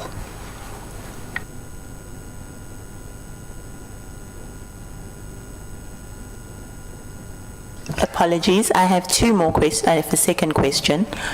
Yesterday I asked about the single rooms, the single cells, the single rooms. I thought it was 17. It was corrected yesterday as 70 single cells. In JICS's investigation, did you ask if all of the 70 cells were occupied at the time of the fire or not? And for the reason why I'm asking is that Mr. Bester was put specifically in a cell that is close to the exit. So did JICS itself know that in the 70 cells were they all occupied at that time, at the time of the fire? Thank you, ma'am. Question. My impression when I've been there twice to Broadway is that all the cells are occupied. I might be wrong on this occasion because your implication that there was a vacancy elsewhere is a potent implication. We didn't follow that up, but because of the contract terms, it's important for G4S to keep every cell occupied for their financial interest. But you're quite right, we didn't ascertain that.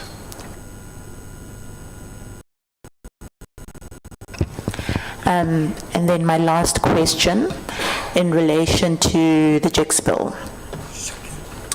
The bill that JICS wants to bring forward. I have taken note that you said that JICS has a limited role, and that is well understood. You have no power, JICS has no power to investigate escapes.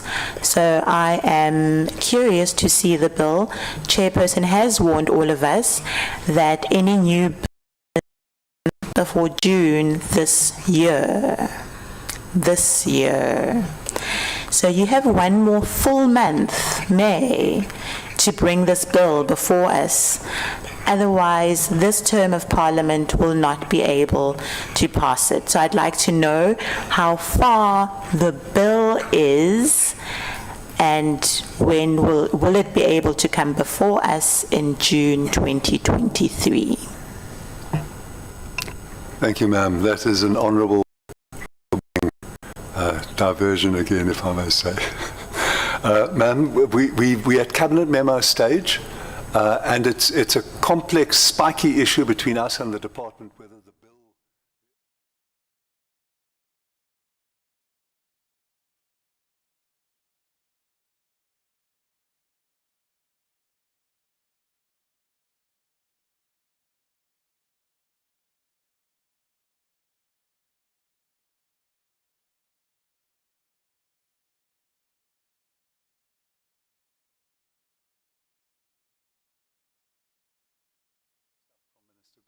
before we can do that. Thank you for asking. Thank you, Chair. I'm done. Thank you very much. I think it's good that both the judge and the minister are here. The Concord decision says Parliament must comply with the Concord deadline, not the executive. So as the committee, I think time has come that we must seriously discuss whether the timeline set forth by both JICS and the executive would make us to be in a position to meet the deadline. And if no, then we should start with the processes of having a committee bill. But I think when we come back, we will have to engage on that issue, because the deadline, I think, is November or December, which includes both the NA and the NCOP. So we really do not have time. Honorable Swart. Thank you, Chair. It's been a long day, Judge, so I will not be long. I just wanted to ask you a few things about at what stage was the public officially advised about a serial rapist and a murderer, besides all the media, the excellent media coverage that was being given. But at what stage, and my understanding was it was only sometime in March, but help me to appreciate that.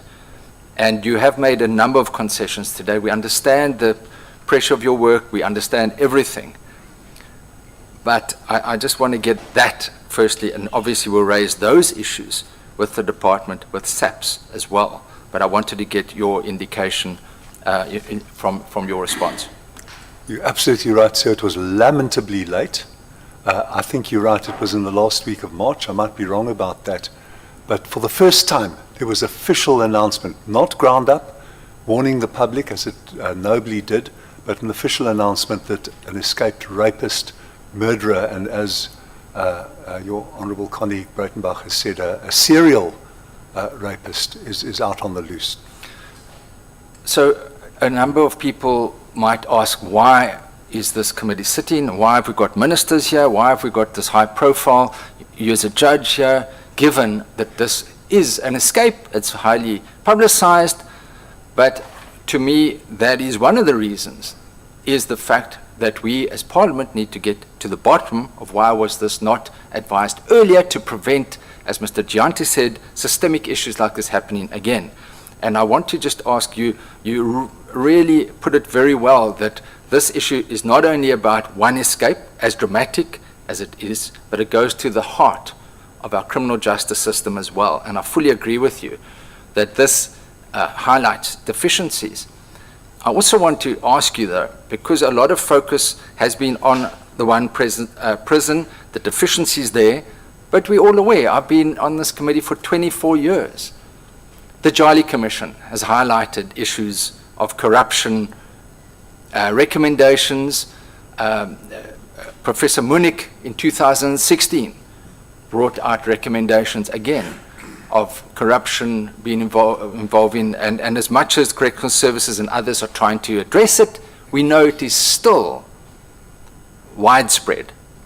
So the issue to me is this is not something new, and it could have been foreseen in as much as I highlighted the video yesterday from 2018, which again goes to the heart of this unique case and possibly other cases where people are running businesses from prison besides gangsterism. But here you have a person running a business making millions of rand, which then makes it easier to bribe officials. Would you agree with that? Definitely, sir. And the committee knows that I've also pressured the committee on statutory reform. It's a difficult time, it's a difficult issue, but over-incarceration is also, I sit here with people whose colleagues I see every day. We cannot blame the department for a problem that we judges and parliamentarians created, which is the desperate 30% overcrowding. Absolutely. So And I'm not going on a sidetrack, sir. I'm just saying Yeah. that it's a chronic problem and it's a systemic problem, and we need systemic solutions. There's no prison system in the world that is corruption-free, but you can make it corruption-less, and Yes. we must embark Yes. on that path. And I think there'll be a lot of lessons learned from this whole exercise, such as having a top-of-the-range prison, but if your systems are not working, the human element comes in, of course. What Agreed, I sir. wanted to just touch on now is the role of whistleblowers that you have highlighted, in as much as I think you mentioned, is it 3 persons that you've relocated, or just the number is 2? Now, I want to say I'm deeply concerned about the one inmate that is still there, that has given evidence, and I think you really need to look into that, because that evidence, as a lawyer myself, there's so much that the inmates there that were at that cell or surrounding cells would be able to tell you, and you've done interviews with them. For example, if on the version of the facility, it was Mr. Bester who set himself alight, you would have had screaming, you would have had something. No sound. Straightforward. All your inmates were saying, but we heard nothing.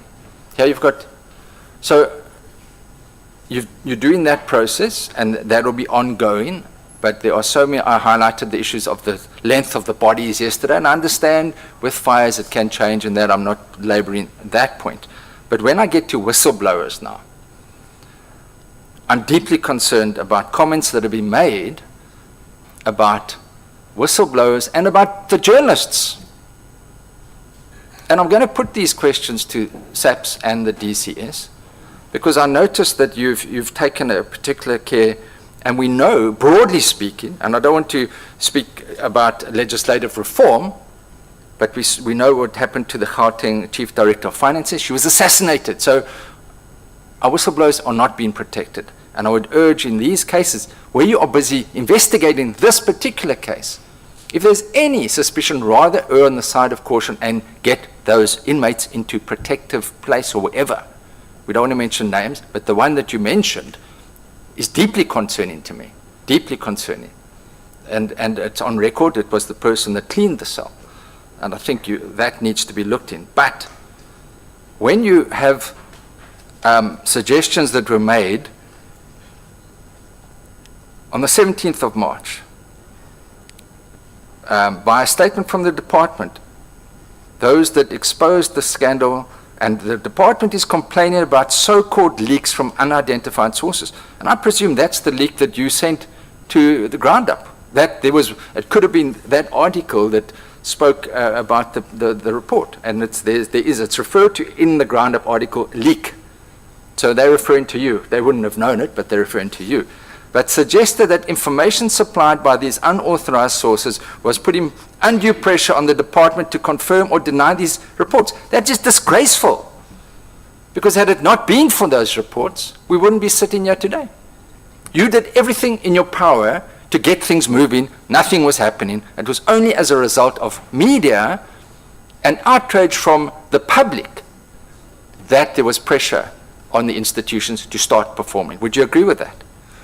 Thank you, sir. I certainly agree with your last proposition about the pressure, but may I say by that stage, Ground Up was in receipt of a huge number of flaky reports, and the Ground Up staff and editor had a huge task to differentiate between reliable stuff and lichtstories, sort of speculative, imaginative stories. So I don't know who the department was referring to there, but I don't think it was referring to the core reporting of Ground Up. There were other media, Times Live and IOL, that carried reports that to me seemed to be speculative and far-fetched. Ground Up didn't ever do that. So I didn't see myself as implicated. The cap didn't fit. SAPS also says that 26th of March, the National Commissioner says they're investigating Bester's prison escape, and we appreciate it's a sensitive investigation. We as MPs need to be sensitive to the questions we're asking them. We don't want to prejudice any criminal investigations. But here, the Commissioner complains about the leaking of sensitive and confidential information to media houses. Obviously, I would agree with him if it affects the criminal investigation, but warned that this has been looked into by the authorities.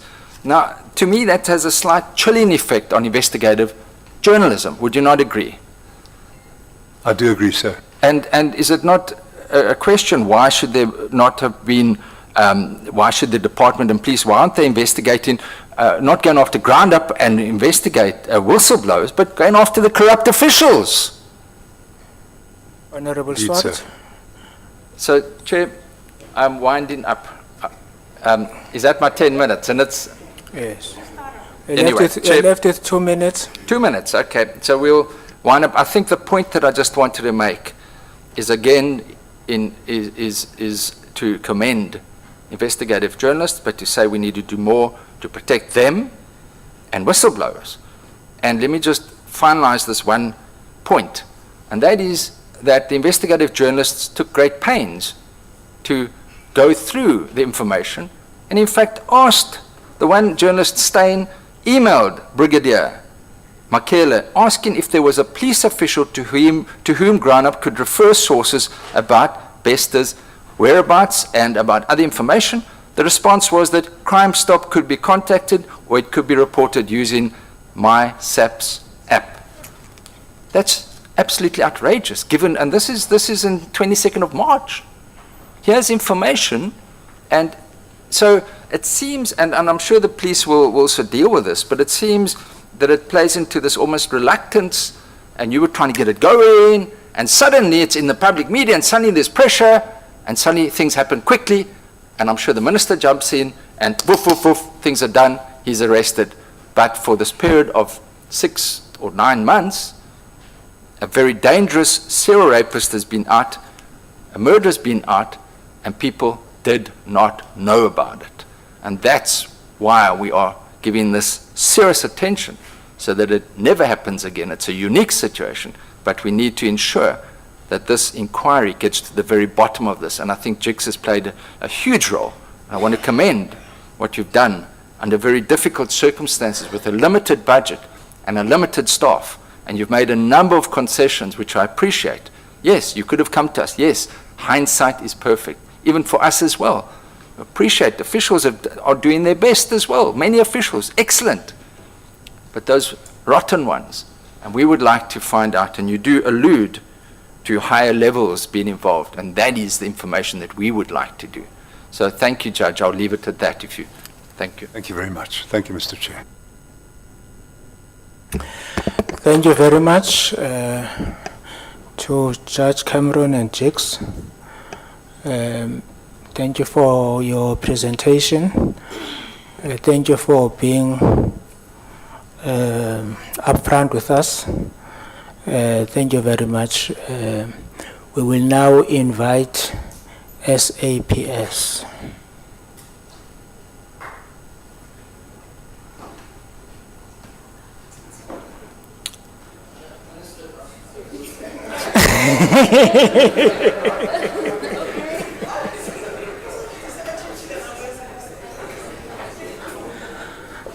I was under the impression that there was a reshuffling in the last 2 hours.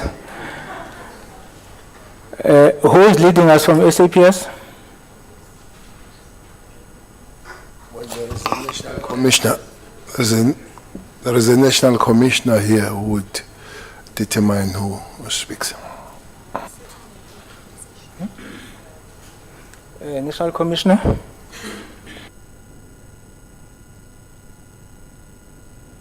Yeah, maybe you can sit here next to G4S.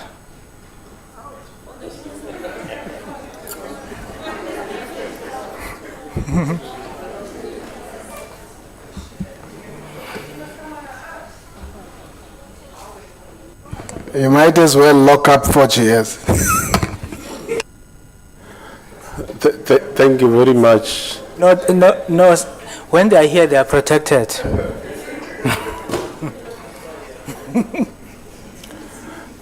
Thank you very much, Honorable Chairperson and honorable members. the ministers, Minister of Police, Minister of Justice, and DM of Justice and Correctional Services, senior officials.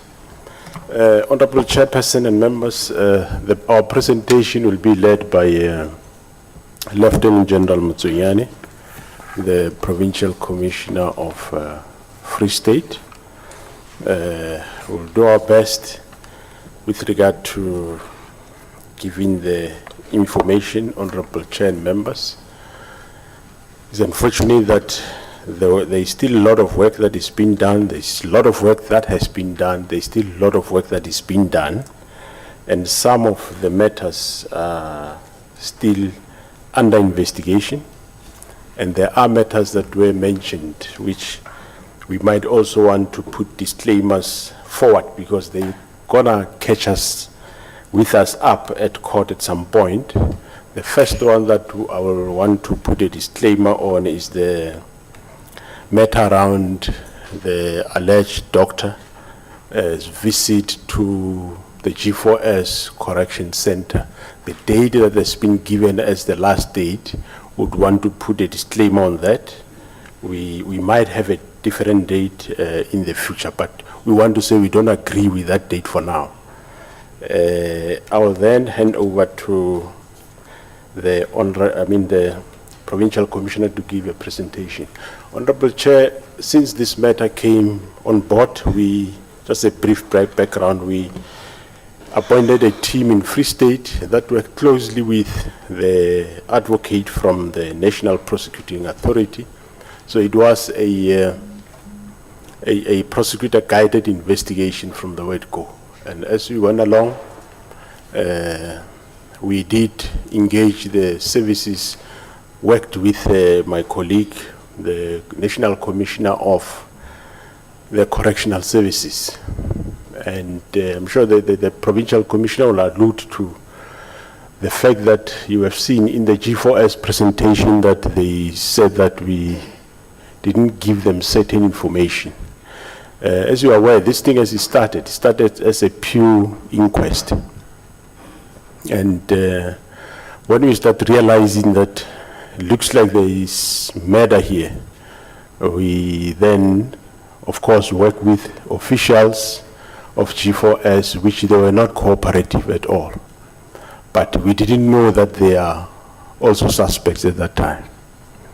And as we proceeded, we encountered the problem as to we don't know how far in G4S can we go.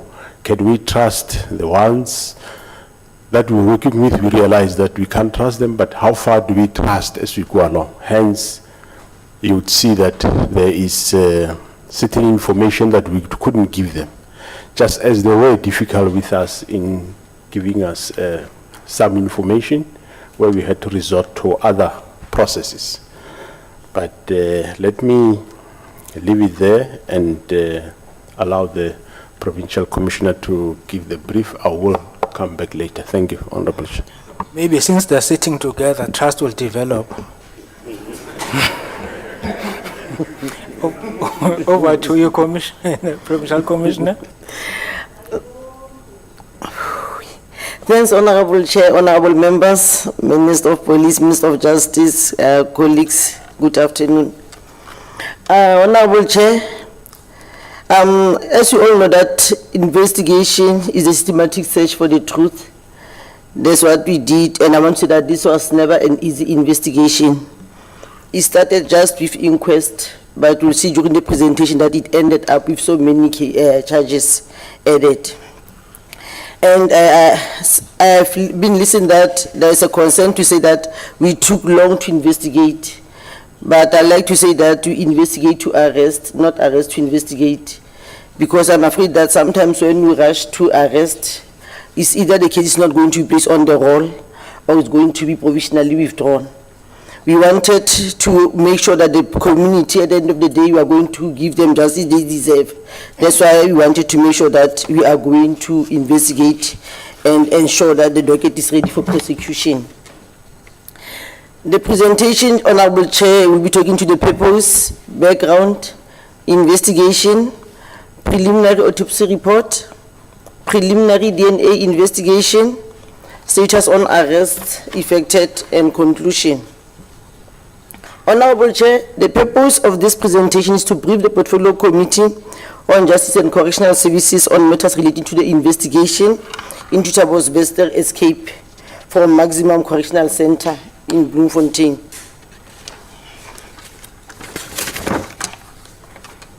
It is alleged that on the 3rd of May 2022 at 3 a.m., a fire broke out at the cell number 35 of G4S.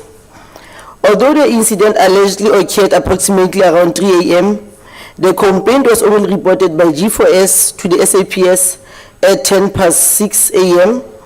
on the 3rd of May 2022, and SAPS members were subsequently dispatched to the scene. The caller had indicated that there was an inmate who had committed suicide. On arrival of SAPS members at the scene, members of G4S pointed at the child body that was in cell 35 as being that of Thabo Bester. An official from G4S informed SAPS that the alleged deceased Thabo Bester was initially accommodated in another block of cells. However, on Friday the 28th of April 2022, he had requested to be moved to another cell, citing that his life was under threat. The initial investigation resulted in the SAPS conducting an inquiry into the person who claimed to be the customary law wife of Thabo Bester. The investigation revealed that the alleged wife, who was known to be a doctor, came to claim the body of Thabo Bester. A member of SAPS noted that this is not the first body claimed by the same doctor in the Free State. This necessitated further investigation, and an additional inquiry was registered. The investigation further necessitated that SAPS stop the burial, which was intended to be a cremation, and send the body for forensic tests. The preliminary autopsy report. The report suggested that the cause of death as being a natural death caused by a blunt force trauma to the head of the victim. The report revealed that the child body that was of an adult male which has suffered a skull fracture. The autopsy also revealed that there was no smoke inhalation in the lungs.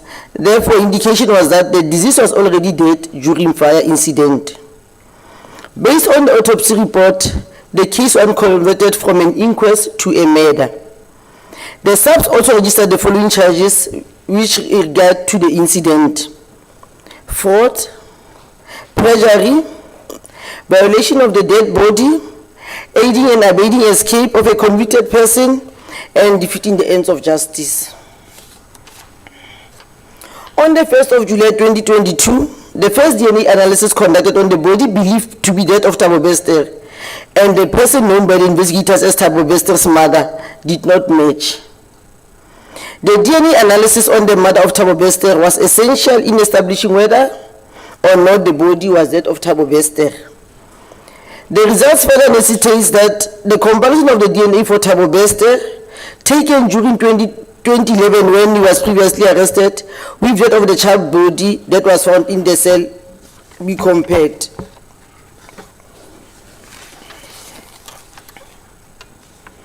Thabo Bester, the alleged female doctor, and the Mozambican national were arrested in the early hours of Saturday morning, the 8th of April 2023 in Tanzania.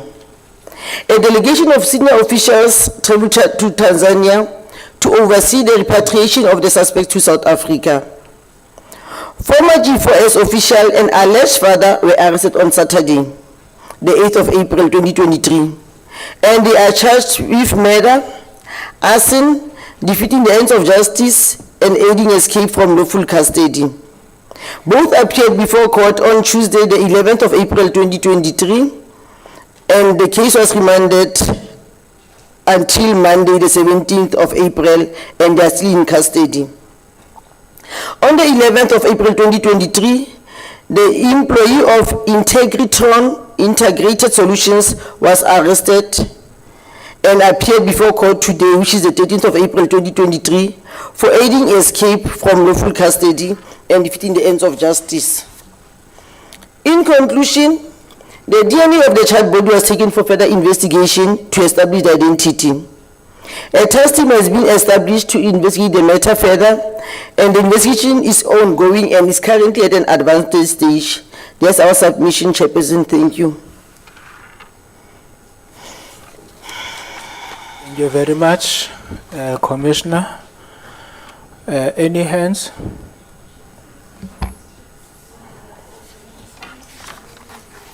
Oh. 1, 2, 3, 4, 5, 6, 7, 8.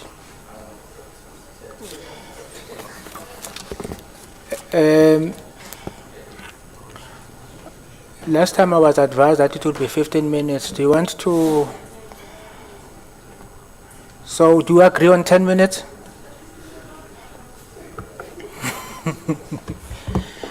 And that of course, 10 minutes, ne?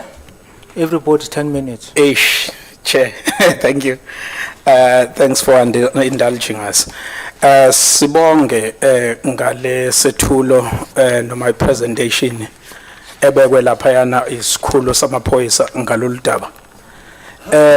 I would want to just ask a few questions. It has been brought to attention that the SAPS conducted the DNA test on the body purported to be that of Thabo Bester, and the results came back negative. Now, what I wish to find out is how is it that when the DNA was conducted and Thabo Bester's DNA was never found on the database, DNA database of the police? Because in terms of the law, every offender that is sentenced for Schedule 8 cases, that includes rape and murder, they need to take their buccal test, test, yes, and have their DNA stored in police database. But that of Thabo Bester was never stored. We wish to find out how was that done. Number 2, I want to check. Oh, yes, all right. Maybe Yeah, for so an prefer to go to pose a question totally answer. Okay, Ibe Ngiyabonga, more Chair. interactive. Thank you. Sure.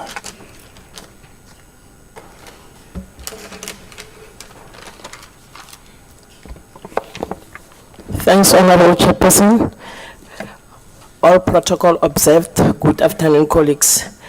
Chairperson, the DNA of... Sorry, can you introduce yourself?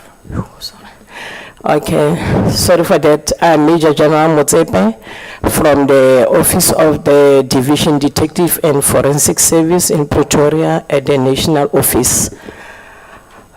The DNA of Thabo Bester is in the database of the South African Police DNA database.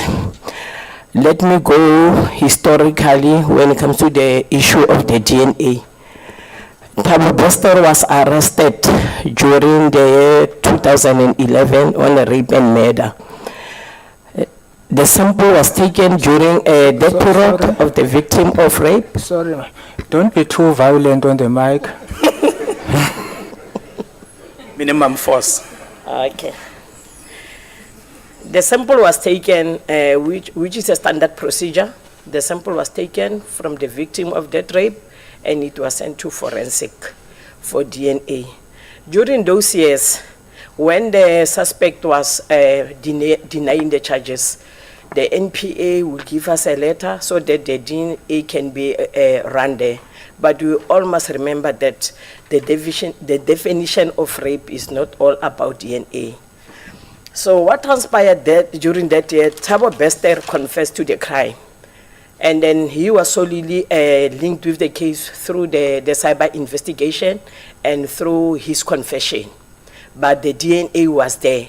And then there was no request to make the linkage of his DNA, like the blood sample, to the sample which was the the sample which was taken from the victim, which is the sexual offences kit, which when you take it, there are DNA samples there. Thank you. My second question, Chair. When this body was discovered, this victim of murder, for now let's say by Bester, was discovered, a sample was taken, again back to the mother of Bester, and were told that it was matched and it didn't match.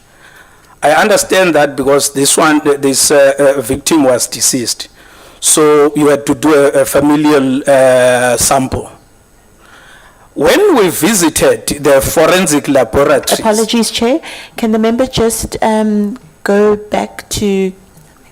If you can just go back to the question again when you're talking about the sample was taken from the mother. I am saying for the police to prove that the deceased was not Thabo Bester, they had to go to the mother, take the sample, try and match it with that of Thabo Bester.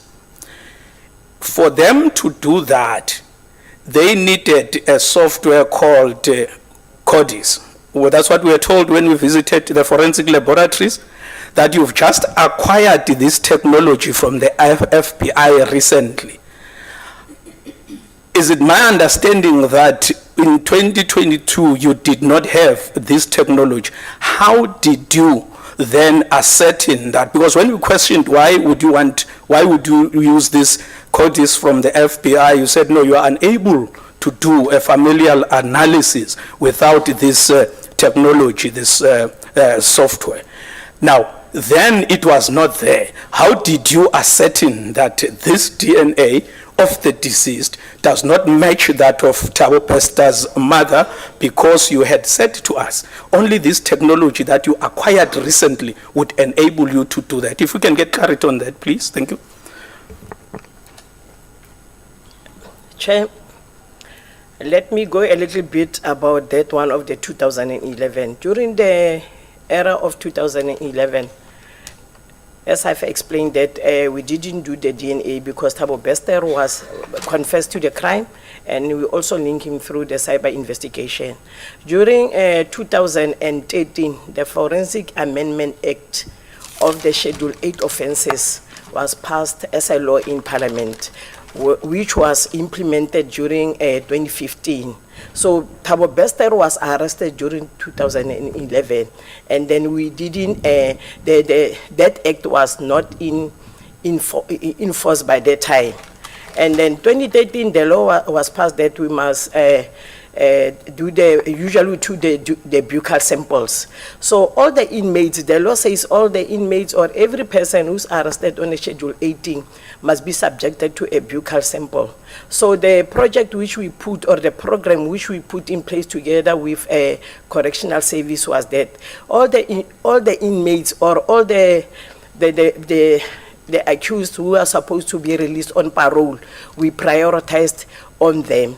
Then 3 months before the release of the parolees, then they will send us a list of all those parolees, then we'll go and buccal sample them, and we put them under the database, starting from 2015. So most of the inmates who were sentenced for life sentences, we are still on the project of rounding all the prisoners to take the buccal sample on that one. But the one of CODIS that we acquired CODIS during 2022, of which we have already started 2015, taking the buccal sample and putting them in the system to run. That one, I'm not aware of that one, Chairperson. Chairperson, my question is not answered. My question is, how did you analyze the sample of the deceased body against that of Thabo Bester's mother? Because you did not have this FBI software to do that. How did you do it? Thank you. Commissioner? Thanks, Honorable Chair and Honorable Members.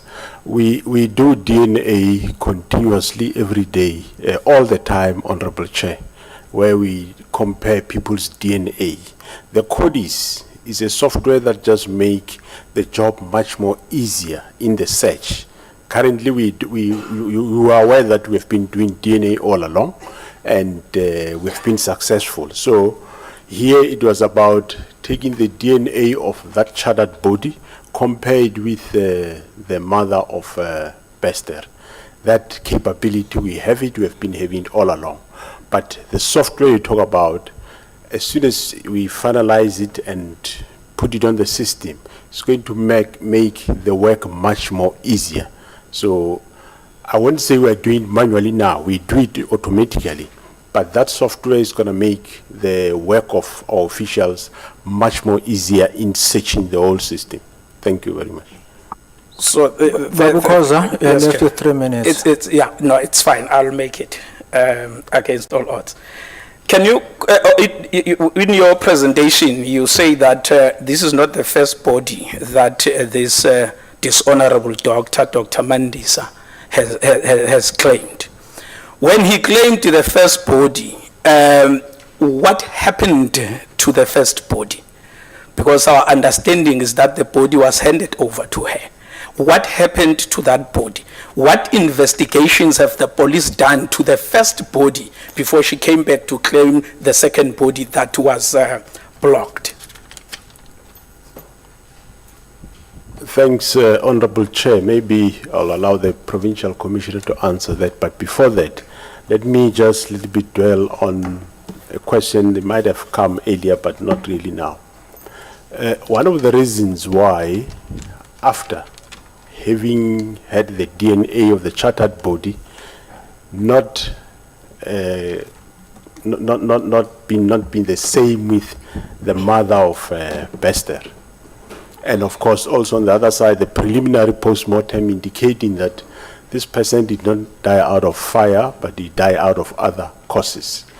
One of the reasons why we had to not conclusively say yes, it is Bester's mother and this body does not match, so it means it's not Bester. But there was also a question whether, is this really Bester's mother? There was that question. And it took long to investigate because you have to get to relatives and so on to really come to a conclusion that it is indeed a Bester's mother, because we had to go as far as getting to hospital, find, your records. So that also had to play a role. We could not conclusively just say this is Bester's mother based on the DNA. We had to go on relatives and get collaborative evidence that will confirm that. Thanks. You can proceed.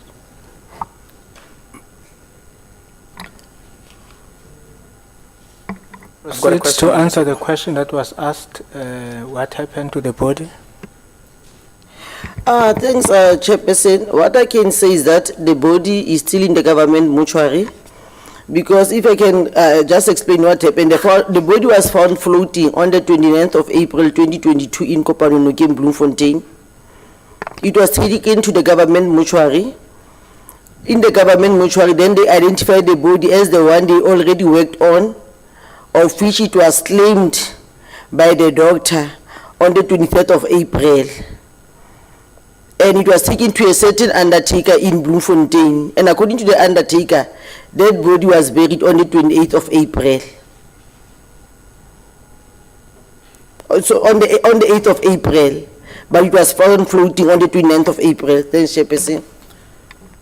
Chair, please indulge me. A body is found, is claimed by a doctor. It is taken away. Yes. I hope this is your last. This is my last. No, it's a follow-up question, Chair. I've never been answered. A body is claimed by Dr. Mandisa, Nandipa. It is found floating in a river. You go, you retrieve it, take it to some mortuary, and there is no case that is being followed. My question is, the body was handed to her, the first body. Then it is found floating in the river. It was retrieved, and then what happened to a police case? A case should have been opened, a follow-up investigation. There must be an investigating officer and all those so that the law is followed. You only block her when she claims the second body, but you can't tell us what you have done as the police in terms of the very first body. I want an answer. The committee is entitled to an answer to say, what did you do as the police with the first body? Chairperson, the inquiry was opened and investigated. The answer? I was saying that the inquiry was opened and investigated. That's why you even added an extra charge of violation of the dead body. Thank you, Chairperson. So this one is the violation of the first body, not the second body. The charge you are adding. You are talking about. Thank you, Chair. My 10 minutes is done, I think. Yeah. Next one. Thank you, Chair. Thank you, Chair. Mam Jele, ulido wa hii mgoku. Tuzawushiyela minutes for wena. Chair, I did not get, let me welcome the report from SAPS. The report that was flagged there or given to us is not the same as the one that were given, Chair. I think we must note that, because I tried to follow some segments of the reports were not here.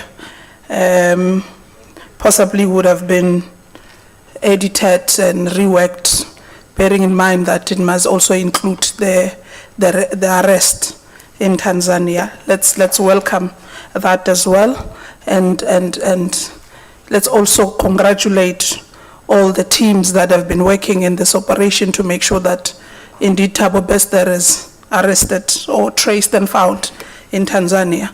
And we hope he would be taken to our maximum C correctional centers. No more triple PPEs on this matter, Commissioner, including the Minister of SAPS. Chair, and also let's take note of the person responsible in making sure that Dr. Nandipa gets to be investigated when she tried to claim whether it's a second body or a third body, so that an inquest gets to be put on this matter. Possibly wouldn't find herself here.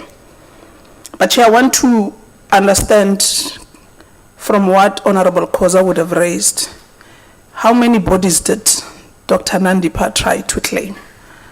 Is it 2, including the one that got burned, or is it 1 plus the one that got burned? I'm just confused there. Thanks, Honorable Chair. Dr. Nandipa claimed the first body, which she said that it's her father. Then she went and claimed the second body, which she alleged it was the brother of a friend. Then the third body is the one when she claimed it's her husband, a customary law husband. She wants to go and cremate the body.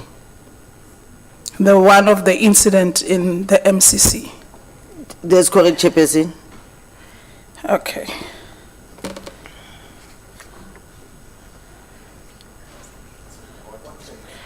Yeah, maybe just a follow-up, Honorable Chair, with regard to, I understand the Honorable Member is asking as to where is Bester. I handed him over, Honorable Chair, to the Department of Correctional Services. Where he is, I don't know, but I gave them. No, I was not asking where he is. I was just congratulating the efforts, the team that has been tracing, working together. That joint operation I was congratulating. I'm well aware where he's currently at right now, or who takes over that process, and we can't put it on SAPS. It would be unfair on that. Chair, I just want to get clarity as well. Your document makes an indication that on the 1st of July, you would have conducted the DNA, and I don't want to get to the complicities that Honorable Koza speaks to.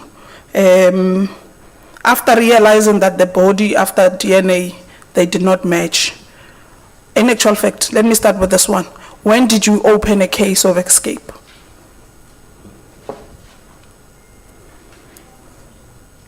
Chairperson, case of escape was opened by Correctional Services on the 16th of January 2023. It gets to be opened by DCS. DCS, Chairperson. It's not a prerogative of SAPS. No, it's DCS, Chairperson. It's DCS. Yes, thanks, Chairperson. When realizing that on the 1st of July, the bodies that have taken through a DNA are not speaking to each other, and you realize that we must zoom into this matter, what is it that has been done since then up until, not necessarily up until the tracing was done of Bester? I'm trying to link this in terms of the work that would have taken place between DCS, G4S and SAPS. I understand those process of G4S not cooperating to an extent that information was withheld and so forth. But what was actually the role of SAPS entirely in this process to make sure that whatever that was not done correctly gets to be brought to book? You're left with 5 minutes. Hayi bo, kanjalo nje.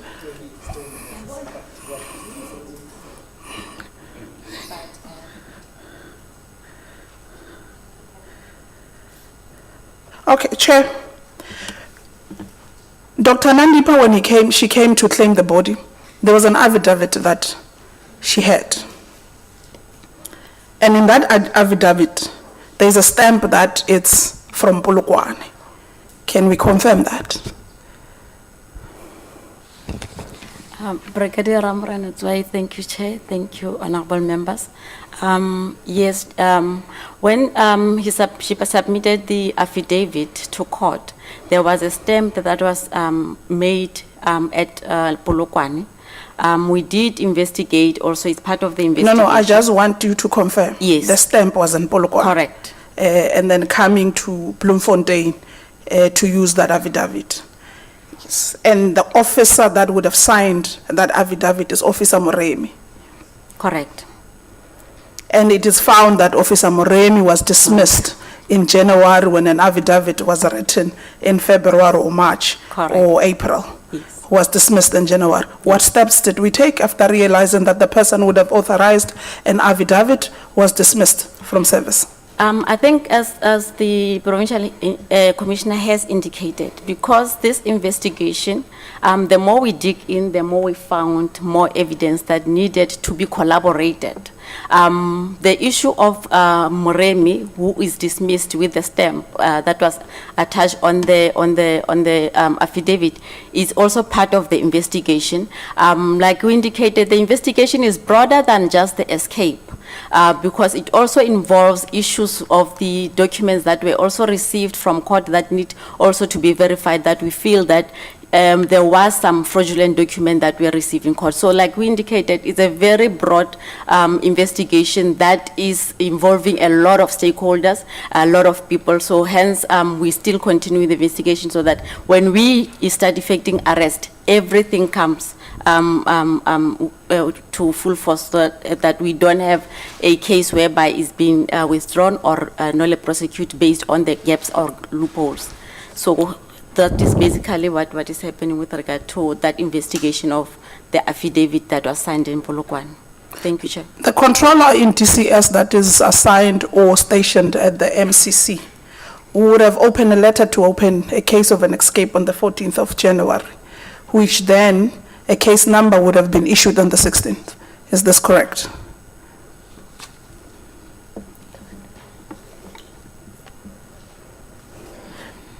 The A1 statement, Chairperson, I'm having a copy of it, was signed on the 16th of January when the colonel from who's the lead in this investigation was called to correctional services and opened the case and made sure that the same day it was registered on our systems. Can we get verification of that? That a letter from DCS controller did not do that on the 14th and an actual case was done on the 16th.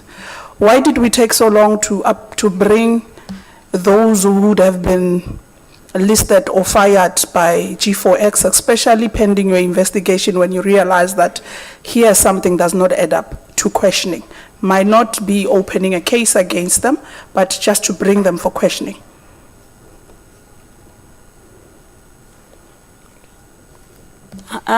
Chair, as indicated earlier, there has been a struggle in terms of cooperation from DCS. Even employees were not willing to talk with regard to this case. Hence, we needed to engage also JICS to say we are struggling. We are also struggling with regard to the data of the IT equipment. So we needed also their intervention so that we can be able to access those.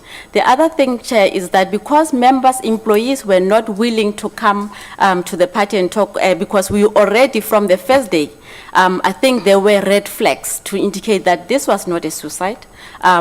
So based on that, because of the time delay, if you look at the whole thing, it was they alleged that the fire started at 3, but they called the police at 6 o'clock. There was also a lot of issues regarding the extent of the damage. Can I cut you because I'm only left with a few seconds? Okay. Upon arriving at the scene, cell 35. Sorry, Honorable Jele has instructed me to give you 5 minutes of your time. Thank you, Chair. Thank you. Then after Honorable Jele, it will be Honorable Yako. Thank you, Chair. It's good to be groomed in this house. You get such privileges without expropriating anyone's time. Upon realizing, upon the call time, a fire broke at 2:30 a.m. It would have been registered to say it's 3 a.m. It's another matter, but you get to be called at 6:10 in the morning. You get to the scene, which is the cell 35 in Broadway.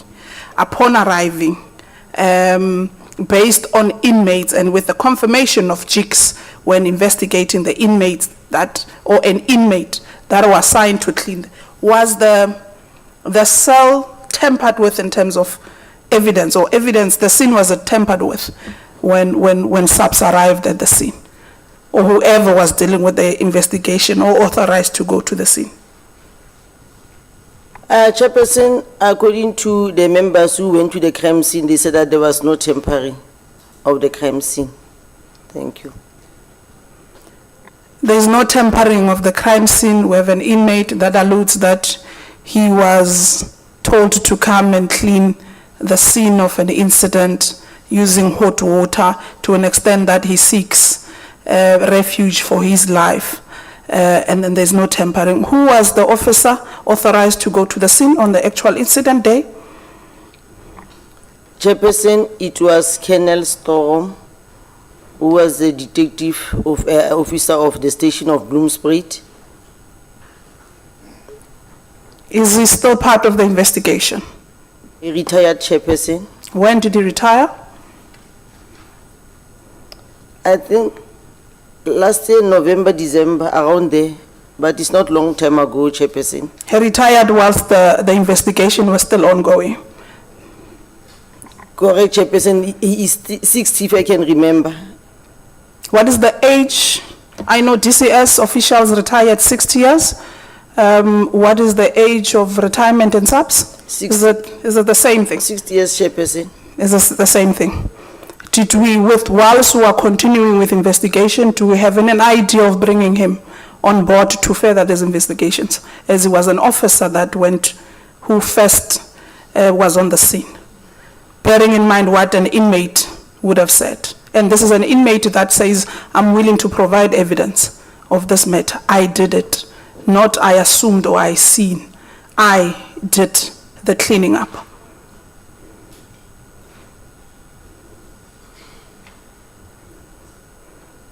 Thanks, Chair. To answer that question, Chair, the crime scene, we do have crime scene photos which was conducted by our local criminal records. You are not center. answering me. I don't want photos and crime scene. Do we have any chance of bringing the retired Yes, Chairperson. official that Yes. went to the scene to further assist us in these investigations? Yes, Chairperson. Thank you, Chair. Chair, just one correction Minister. on the retiring age of the South African police.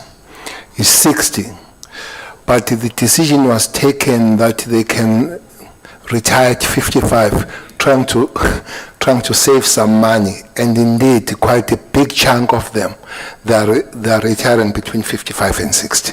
Thanks. Thank you very much, Minister. Honorable Jailer, you have 5 minutes. You decided to donate. No problem, Chair. In your fact, other- I still wanted to give her more because I wanted her to get that information. You still want to do Unless that? she's done. As long as she's No, done. I'm done, Chair. Thank you, Thank Chair. you. Thank you. Okay. Chair, my first question is that there is a what is it? Time, I don't want to say that it's a discrepancy, but I wanted to say time that the fire happens or broke up, it was 3 a.m. And then the police came 10 past 6. Is it normal?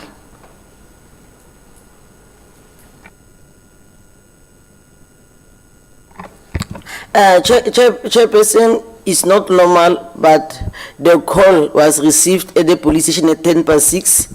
The members then attended Thank to you. the... Thank you. My time is just limited. Thank you. So it means the official was, the inmate was still cleaning by then. And then the second question, Chair, is that are we sure that we have Bester now?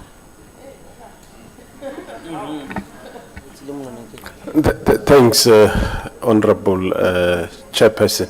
Let me assure the committee, firstly, that all inmates from Mangaung Correctional Service who are involved, we have got their affidavits as part of the investigation. Coming to, are we sure we have Bester? Yes, indeed. We do have Bester. While he was in Tanzania, we ran his fingerprints. His fingerprints taken by Tanzanian police there was sent here. We ran it and it came out positive with his criminal record, the previous criminal record. As I explained a little bit earlier about the issue of DNA's mother and himself, we have to take note that it has been discovered that this person do not have an identity document.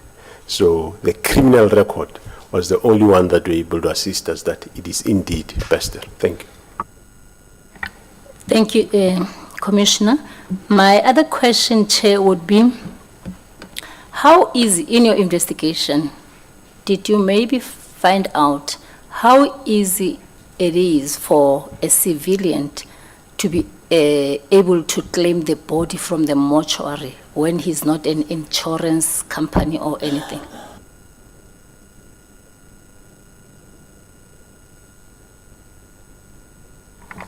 Thanks, Special, because initially after we picked up of the doctor claiming bodies, we first started checking whether was she not claiming for the sake of insurance.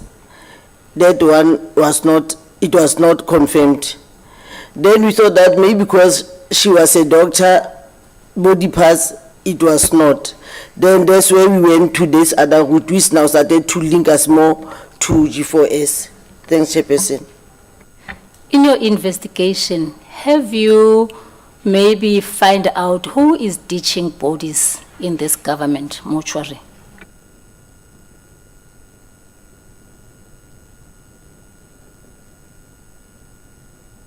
Chairperson is part of the investigation because the first body she claimed at the government mortuary, the second body was from National Hospital because the first body died as a result of culpable homicide, the second body they said it was a natural cause.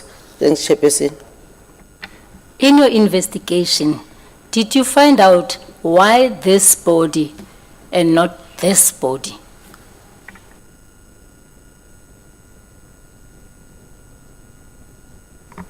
I mean, That not be part of the ongoing investigation? yes, that's what I wanted to find out, that have they noted that they still has to go and find out why this body and why not the other one?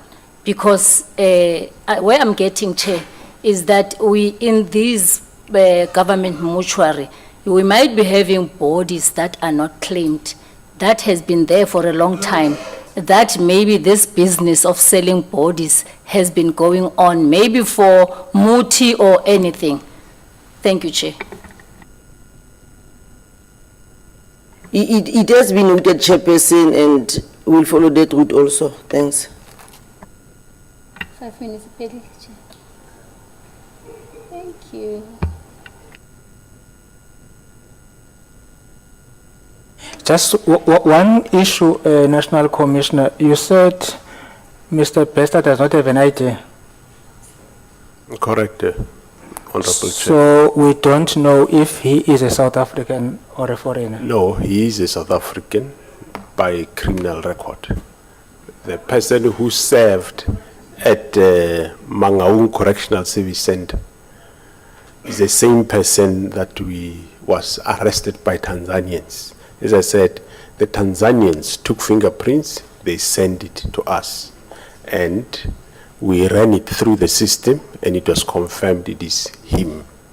And as he arrived here again, we took Bakal Swabulu going to do the second DNA, but he is South African. He is Thabo Bester, Honorable Chair, even though, as I said, on the ID part, there is a problem, because there is other 2 Thabo Besters with IDs that are out there. And this one, of course, he doesn't have ID, so you won't find him there. Thanks, Honorable Chair. So the person who was at Mangaung Correctional Centre, who has been arrested in Tanzania, what did you do to verify that he is a South African if he does not have an ID? Honorable Chair, we verified him through his criminal record of the previous crime that he committed, that he was serving at various correctional service centers in South Africa.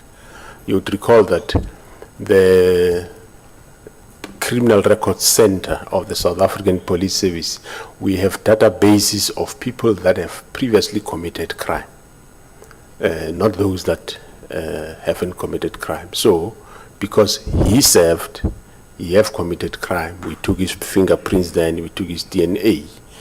Now, we were able to identify it is him, Honorable Chair.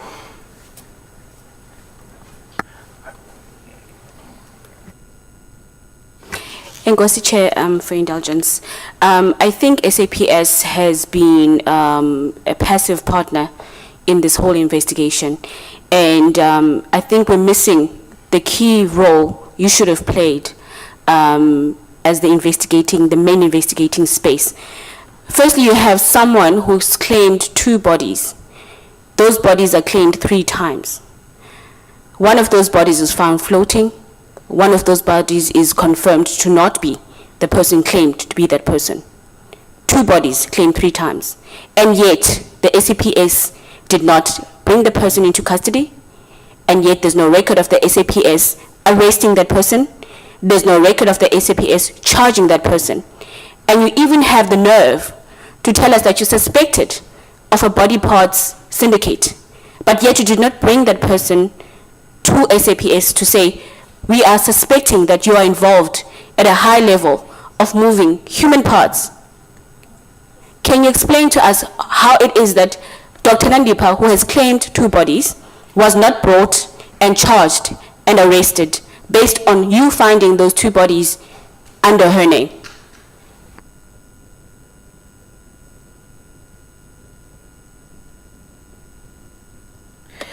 If, as I've indicated, that there was an inquiry registered and that this was a prosecutorial guided investigation, there's a prosecutor dedicated to this team dealing with these cases of what happened in G4S.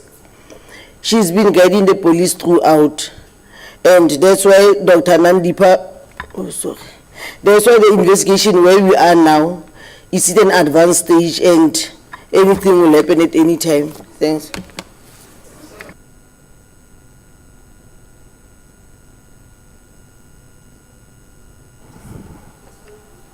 One more question.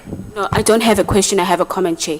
There seems to be no will from the police. It seems as if you gave this away to someone else. Your role was to investigate, make recommendations, arrest. You had information, you had forensic reports, you had answers, you had a body, you had another body, and yet you did nothing, and you're telling us about an inquiry? I don't think we can accept that, and we've not been looking at you because we're busy with G4S who's taking us for a ride, whereas we've got a state entity which is supposed to protect us, not doing what it's supposed to do. So what did you expect us to do?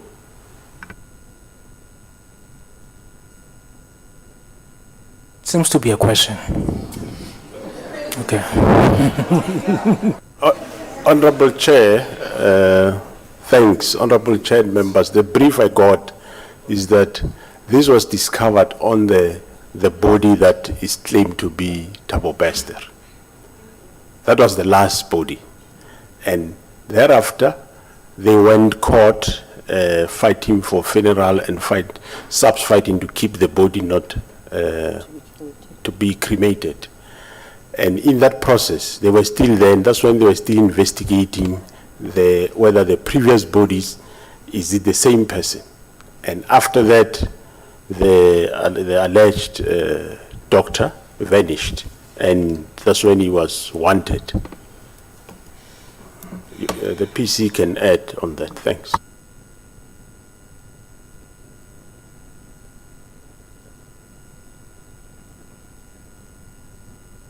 I venture to say that the SAPS came here unprepared. The SAPS came here to this committee.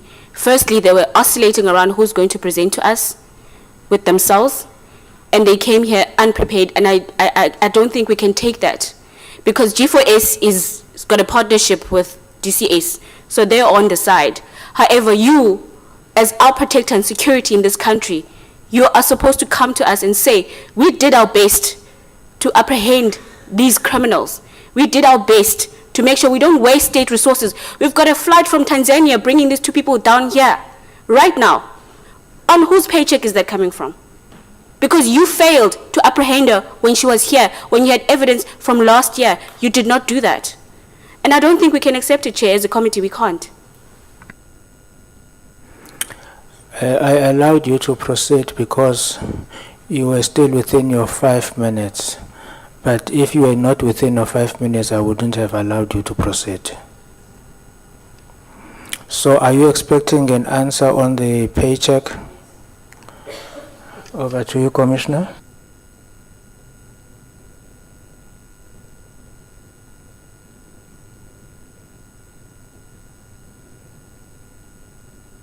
Chairperson, can the question be repeated? Please. I'll do so very slowly, Chair. We have two bodies that were found to not be the people. There's an investigation by the SAPS finding that those people are not the people that were claimed to be by one person. They're claimed 3 times. Your timeline tells us that. Yet you did not bring that person into your space to say, we have suspicion that you have done this, we have proof. You did not say that. You did not apprehend, you did not charge, you did nothing. Wasted all this time. A year later, even with DCS's incompetence and G4S's lack of cooperation, you did not do your part as SAPS. And now we have criminals that are outside of the borders of South Africa, who we must then fly into the country for us to then charge again. Go through all that process on whose monies? On South Africa's paycheck, who's going to take that person and bring them here? So I'm asking, how did you allow that to get to a stage where it did not happen in the timelines that it was supposed to happen in? Chairperson, it was not an easy investigation. Each and every time we investigate, then something out comes more. As I said, that there was a prosecutor who was guiding us. We were presenting the cases before her, and then she will give us advice, she will ask questions, we'll go back. And as I'm stating now, the charges now have been added, and the relevant people will be charged. Thanks, Chairperson. Thank you. I think this side, I forgot the sequence. Can you raise your hands? Honorable Niveau Trochen, Honorable Swart, Honorable Engelbrecht. Okay, 1, 2, 3, okay. And then Honorable Chanch will be the last.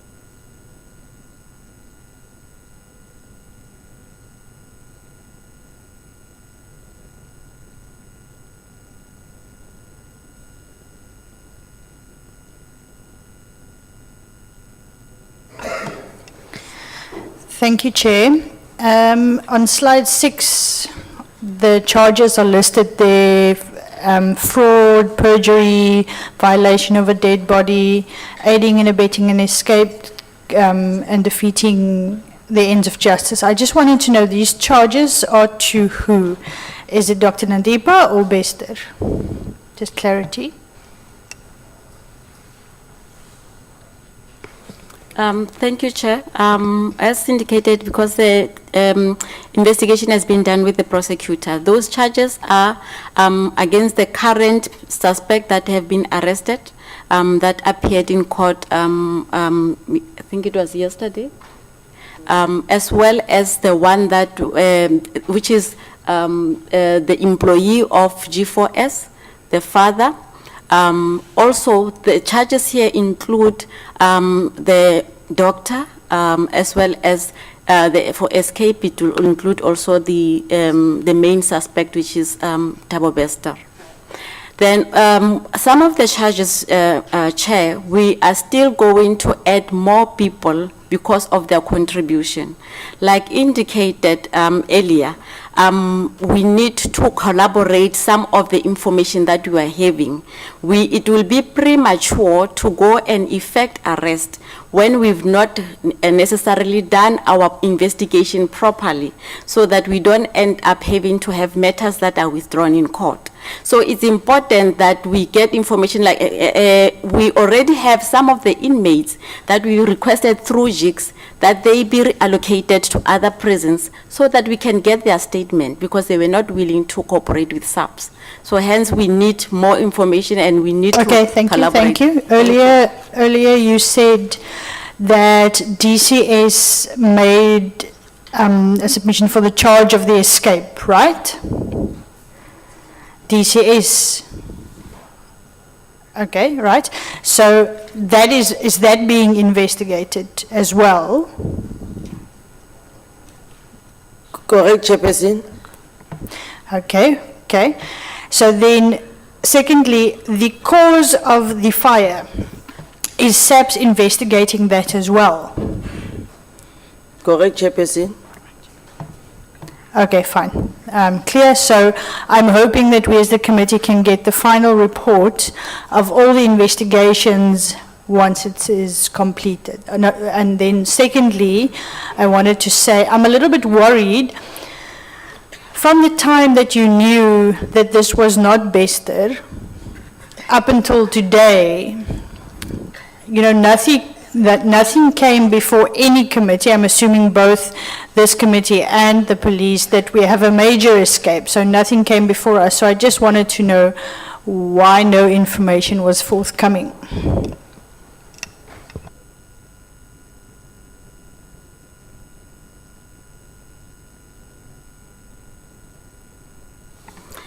Thank you, Chair. Like I indicated, because of the fact that there was that preliminary or red flag that we've established, also there was that post-mortem report that shows that the cause of death might not have been through burn. Also, the fact that now there was this court application whereby our suspect is also claiming the body.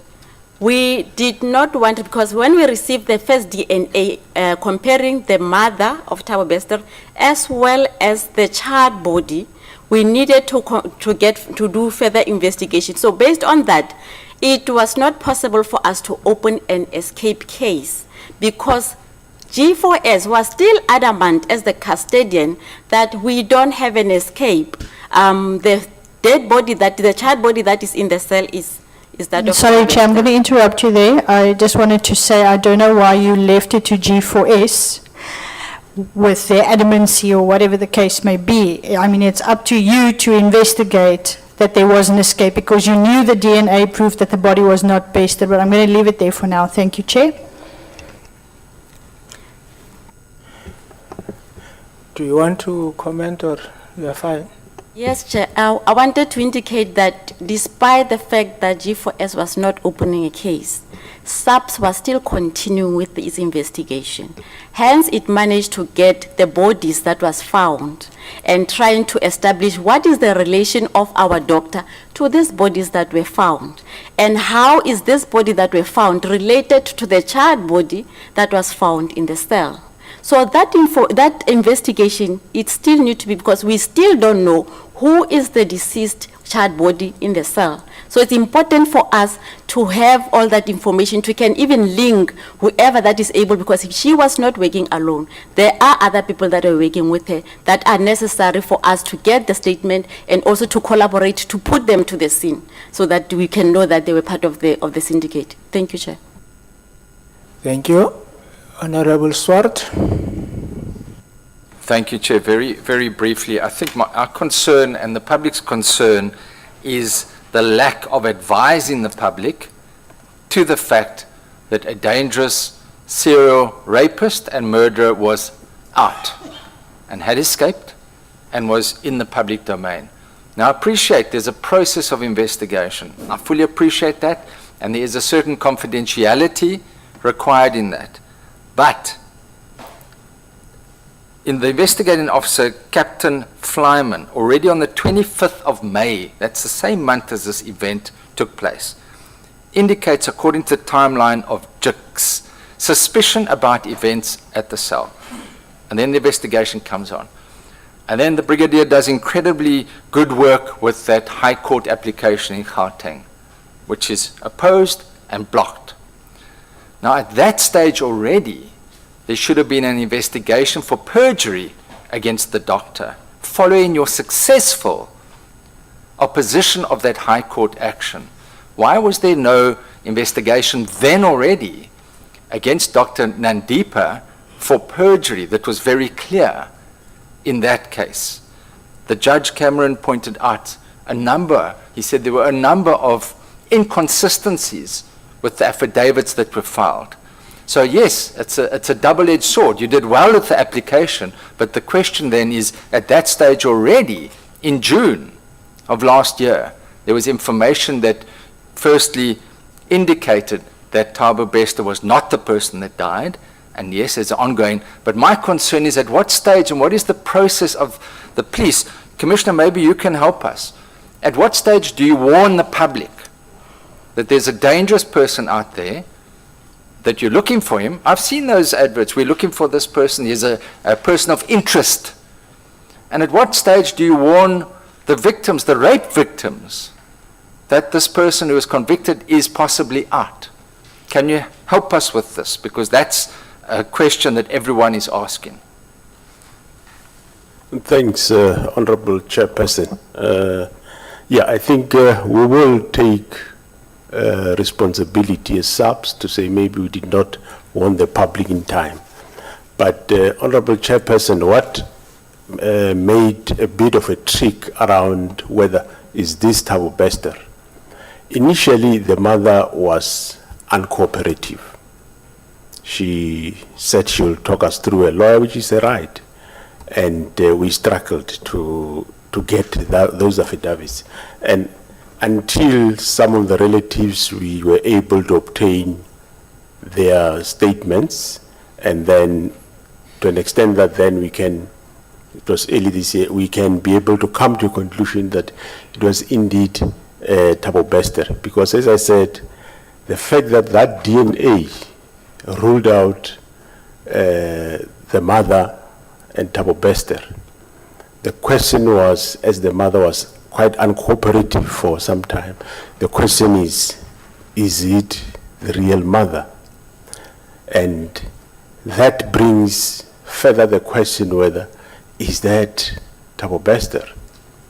So we had that problem. We had to get collaborative evidence from relatives around that confirm, yes, this is the son to this one, this is the son to this one. So that investigation did take a little bit of time, yes, but yes, maybe we acknowledge we might have not done it early enough to warn the public until my colleague, the commissioner, went out to the public. Thanks. General, just generally, what is the policy in warning victims of crime, or is there a policy when a person has escaped and you know here was a person, a witness or someone that is at risk? Is there a policy in place? There is a policy around identification parades, Honorable Chair, and in the process of investigation, we, yes, in some cases we do, but in some cases there is an intricacy that if you take out a photo of somebody, throw it out there as wanted, it will depend on analysis by the IO. It always, at some point, it have this problem that you can't go and do identification parade once you arrest the person, because when you go for ID parade, the defense would say, but this person was all over, so you can't say this one knows this one because he saw him everywhere. Yes. So in this case, yes, there are those intricacies. But I'm speaking specifically about on your police dockets, you would have the victims, the sexual offences victims, the rape victims. Those are the ones that I'm asking about a policy. Here you've got a convicted criminal of rape, Facebook rapist. Now you know your dockets, there are rape victims here. What is your policy in advising those rape victims that this person might be out? Is there a policy to warn those people? Yeah, we are not maybe one, but we have a policy around the victims of crime. I'm aware of the victims of crime, but in a particular case where the people might be a danger, and maybe that's something we need to look into, because obviously here you had suspicions of a person had escaped, and you've got surviving victims of crime, and of course women in general would be concerned, but I'm talking about specifically, and that's something we can look at in future. Time's limited. Can I just ask you, on the 18th of October, the JICS reports that you met with SAPS and JICS, and you indicated SAPS have reason to believe that a dead person might have been smuggled into the cell, and the cell set on fire to fabricate a suicide. SAPS requests JICS assistance to bring in the Hawks. Now, why would you do that? The directorate, did you want to escalate the level of the offence being investigated? Honorable Chairperson, I'll ask the Provincial Commissioner to comment on that. The Hawks are part of SAPS, and I don't have to ask anybody external to assist myself talking to the Hawks or the Provincial Commissioner, but maybe she can comment better on that. Thanks. Thanks, Chair. Sorry, before Minister. Chairperson, on two things. The question of informing the community is correct, but there is a catch-22 situation here on Bester per se. That you are investigating, you might be warning him and his accomplices when you begin to warn that he must run. So, as I'm saying, it's a catch-22 when you need to be sympathetic with the victims and all that, but at the same time, remember, for some time, there was this contradiction even within the agencies to say, GC4 said, that person was in there when it has been established that is not him. So I will live with the problem of when is it, but the policy to be developed, and there are two kinds of escapees. There are escapees that escape from the custody of the South African Police Service. And there are those that escape from the correctional service. And then they will move, correctional service will be responsible for hunting those supported by the South African police. But those that escape from the South African police will be by the South African police, which means they've got a broader leeway on them. But indeed, it will be good to find the police. When do you get the community to know without jeopardizing your own investigations to find that? Thank you, Minister. Just my particular emphasis was on the victims of crime there, the surviving victims, but I appreciate your response. There's something to develop. Can I just quickly, I know my time is limited, the two issues I raised earlier with JICS, that is that the investigative journalists on their version emailed the brigadier asking if there was a police official to whom they could refer sources about Bester's whereabouts. This is in March this year. And the response was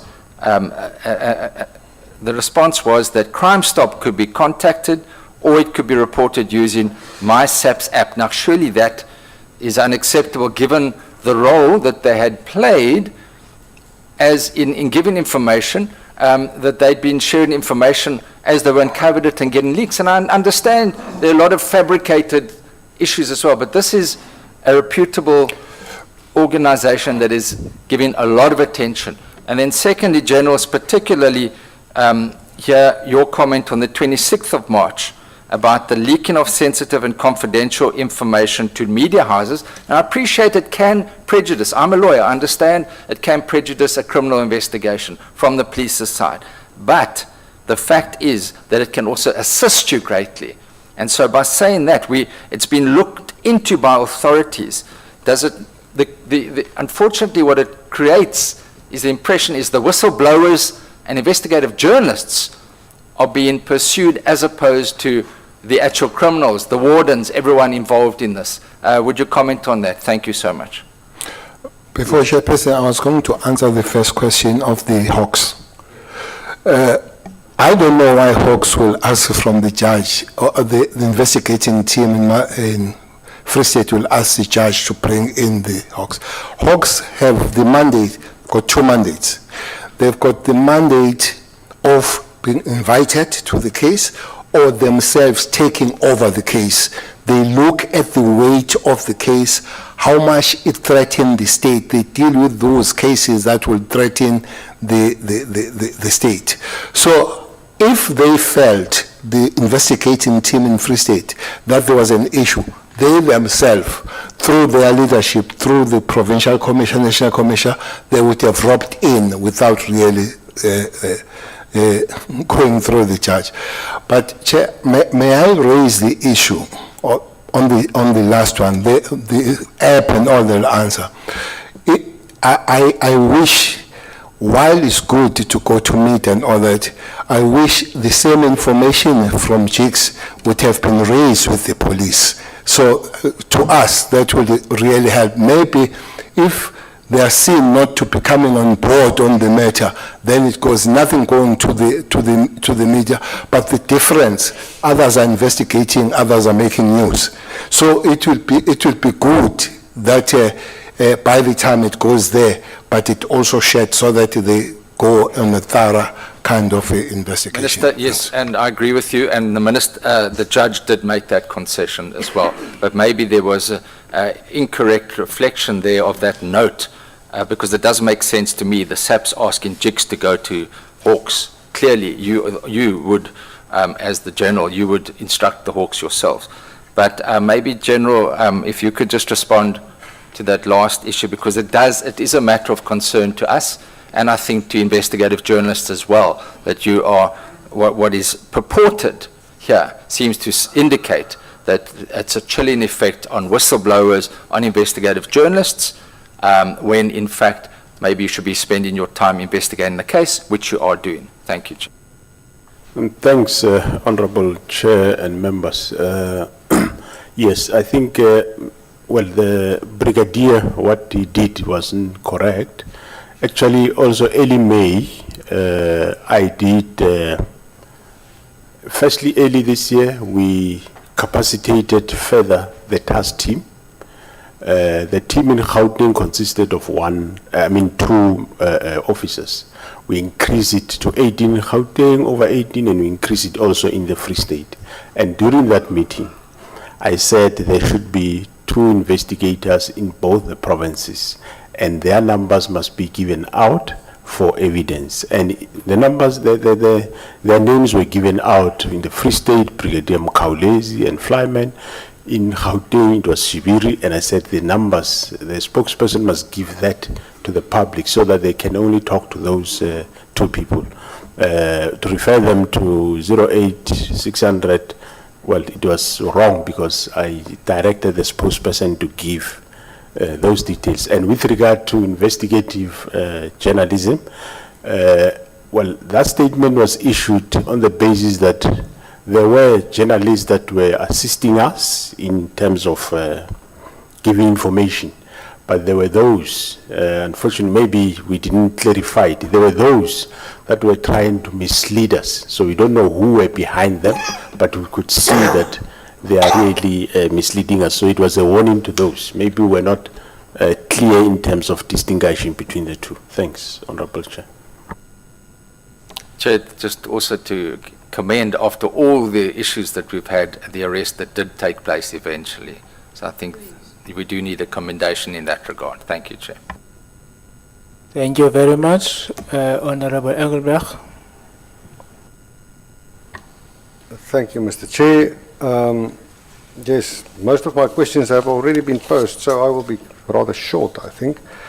Thabo Bester being rearrested is obviously a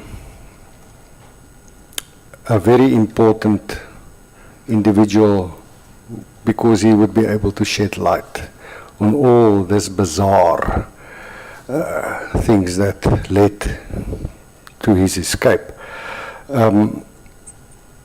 However, it's very clear that there's a lot of interests and a lot of money involved here. So I am very concerned about whether Mr. Bester will be alive long enough to be questioned by the police. So I would want to know, when will the South African Police Service conduct an interview with Mr. Bester, where he is incarcerated at the present moment?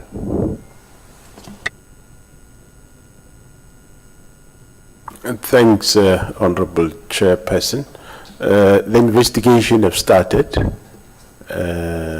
What format, where, but the investigation have started with the investigating officers of both the provinces.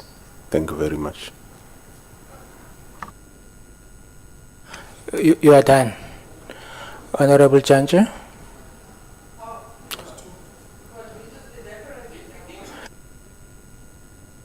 Oh, I thought you said you don't want to ask questions. Okay, Honorable Breitenbach. Are you going to ask question after Honorable Horn? Okay. Honorable Horn. Please, Honorable Horn, just do us a favor. Expropriate all her time. Now, I want to expropriate Jantjie's time. Thank you, Chair. The one thing that's not quite clear to me, and maybe given what Justice Cameron also said this morning about the lack of trust in all role players and stakeholders in the criminal justice value chain, we can slowly start building trust again if the answer is yes. Can we at least get a confirmation that Dr. Nandipa was questioned by SAPS before Ground-Up ultimately middle of March published the report that brought all of the wheels of the justice system into action, seemingly.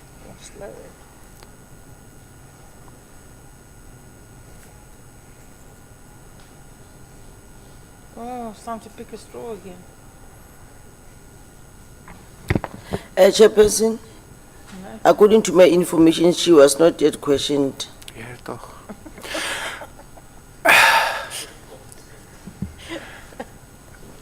Yeah, maybe I must just leave it there.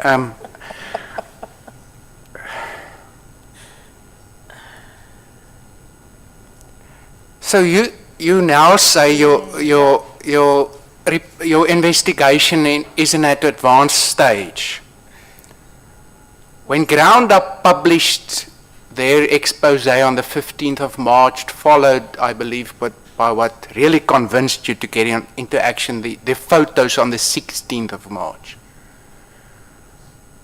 Where were you with that investigation then?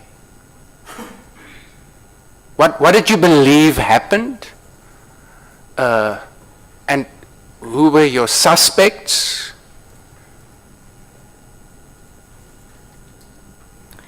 Chairperson, she was still one of the suspects, but by then she was already on the run.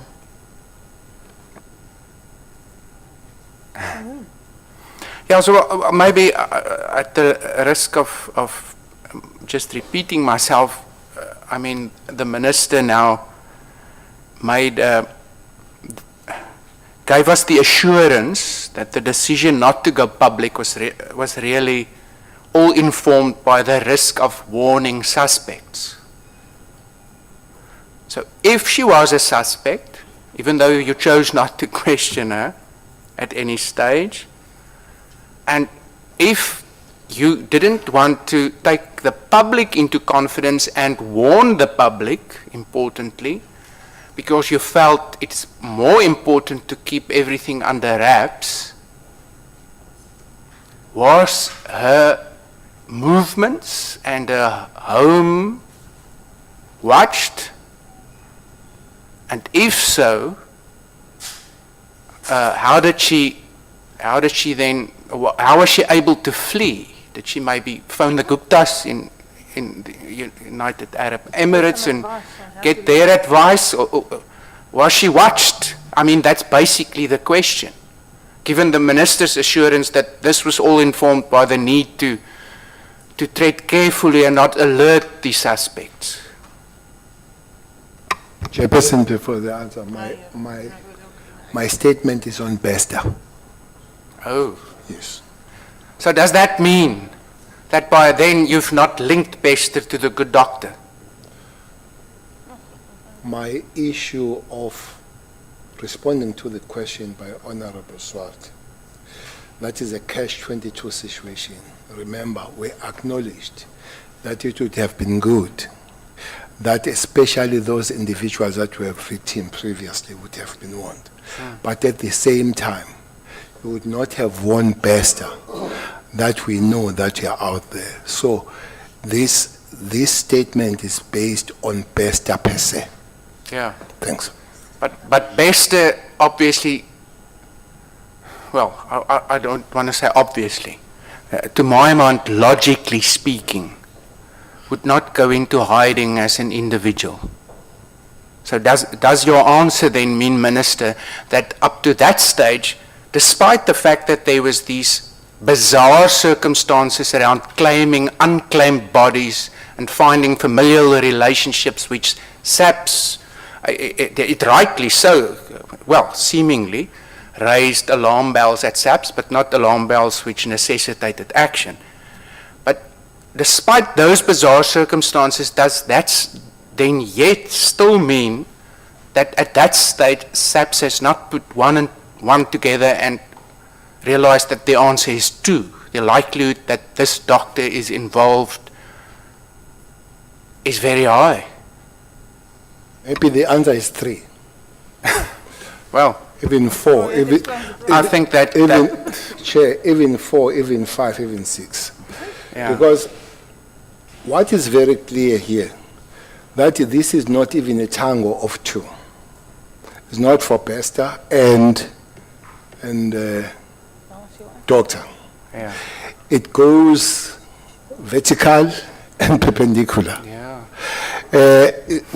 We just believe that maybe that's one point that has not been made, to say while we have to really respect this board and all this, but investigation is less than making news, or is more than making news.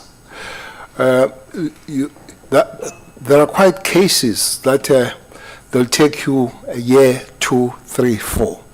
For instance, I think the Honorable Judge and Mr. Swart, they raised the issue of perjury for Dr. Nandipa with the body. An investigator will realize that this is less. I need more here. And the investigator will be led by the investigation, as the judge, Honorable Judge, that he would have expected that there he will be arrested. You might go for the immediate one and you lose the bigger picture. And with Nandipa, it was very clear that there's a bigger picture. I heard Honorable too raising the matter. I would say that there will be time where even at the ministry level you get impatient, very impatient, with this thing that seems to be obvious, and you'll be told that cool off. You are jeopardizing our case. We are going for this case at this level. We are dealing with sardines. We are going for sharks here.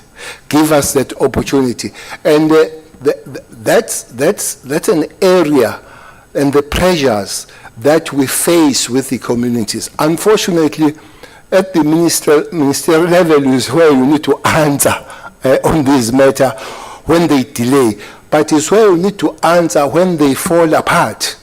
For instance, I'm answering on the question of Honorable Gati's daughter, because the case seems to have been falling apart. But also you answer if you delay. So there is that situation, catch-22 situation that happens here. You'll be wondering that the questions you answer here are the questions that sometimes, and most of them, you answer when you are briefed by the team. And the team will remind you that you are not the investigator. The investigator is informed by the investigation, who to follow, when to act. So there is that situation. Thanks, Chair. Yeah, thanks, Chair. I'll conclude by just saying that that's all well and fine to remind us that there's bigger picture, and sometimes there's a method to the madness, so to speak, and a broader strategy. But even if that is then the case in respect of the good doctor, the question then, which is written largely across this room, is why was the doctor's movements then not at least monitored, even if it is to be accepted that SAPS had a reasonable reason not to bring her in for questioning at any stage. So that doesn't explain that failure. It also doesn't explain, and the minister says sometimes in the police 1-on-1 is 3 or 4 or 5, and he talks about horizontal and vertical movements. I think that's what we as ordinary citizens would call joining the dots. And it would seem SAPS either didn't want to join the dots or didn't have the ability to do so. Thanks, Chair. Guess the minister would say he has already answered. Honorable Breitenbach. Thank you, Chair. I'd like to make it clear at the outset that my comments that may follow do not include the Brigadier sitting over there. She's expressly excluded, as is the young man who assisted her in doing his job. So, 2 of them, this doesn't apply to you. You say that you were struggling. I'm sorry, I can't see your rank from here. No. Provincial Commissioner. You, yes. I don't know your name and I can't see your rank. Lieutenant General Mutsunyani, Chairperson. Thank you. You say that you struggled to get cooperation from DCS. Is that correct? I think G4S. G4S, GCS, whomsoever. Who did you struggle with? G4S chairperson. You're a lieutenant general, did you say? Yes, chairperson. That's quite a rank. Tell me, how does a lieutenant general in the South African police force struggle to get anything from anyone in this country? Please explain that. Chairperson, with the challenges we have, that's why we did get Section 205, because there are processes to follow. We did get Section 205 against G4S on the documentation we want. And further on that, then we started communicating through GIGS and GCS itself. Thanks, Chairperson. You needed to get a Section 205 subpoena in order to get information from G4S. Is that what you're telling us? We needed those documents for investigation, Chairperson, then we sectioned them so that we can get those documentation. Yo, I wish you told me that yesterday. Who is the prosecutor who's leading this prosecutor-led investigation? Advocate Amanda Bester, Chairperson. From where? From Bloemfontein Court. Good. Can somebody tell me, perhaps it's an answer that DCS will give, so I won't ask you. Can somebody tell me why it was necessary to charter a private jet in order to bring Bester and this woman back to South Africa? The police have a jet. The state has another jet. Why was it necessary to charter a private jet?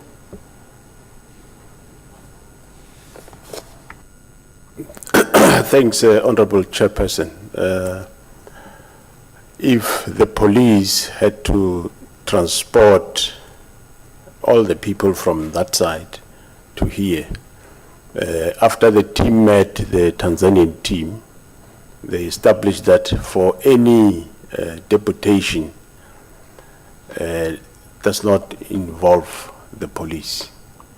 When you deport anybody from a country, you deport the person, probably people that are responsible for immigration are the ones that come on board, but you don't deport through police. Police can assist in the process. I'm sorry, that doesn't answer my question.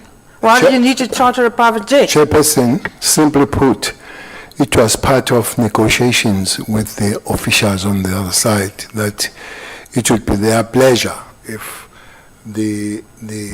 it's done the way that it was done. So we had to respect those negotiations with So the Tanzanians wanted to fly to South Africa in a private jet. Is that what you're saying? It's a yes or no answer. No, I'm not going to answer that way. No, not at all. Then don't answer. You can tell others to answer yes or no. No, don't I'm answer. Absolutely not in court here. It's fine. We sent a team to negotiate. The team left on the 9th. So it would be initially the extradition or if not extradition, is a deportation. So we were advised which is a better one, which is an easier one. So we had to negotiate with that. So that was raised by the team as we were in contact with the team to say they would be more comfortable if something private rather than the police comes. So we had to respect that. Thanks.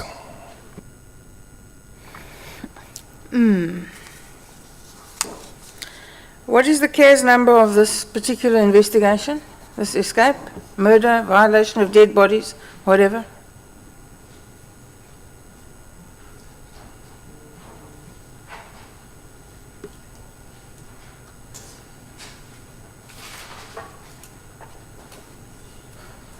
How?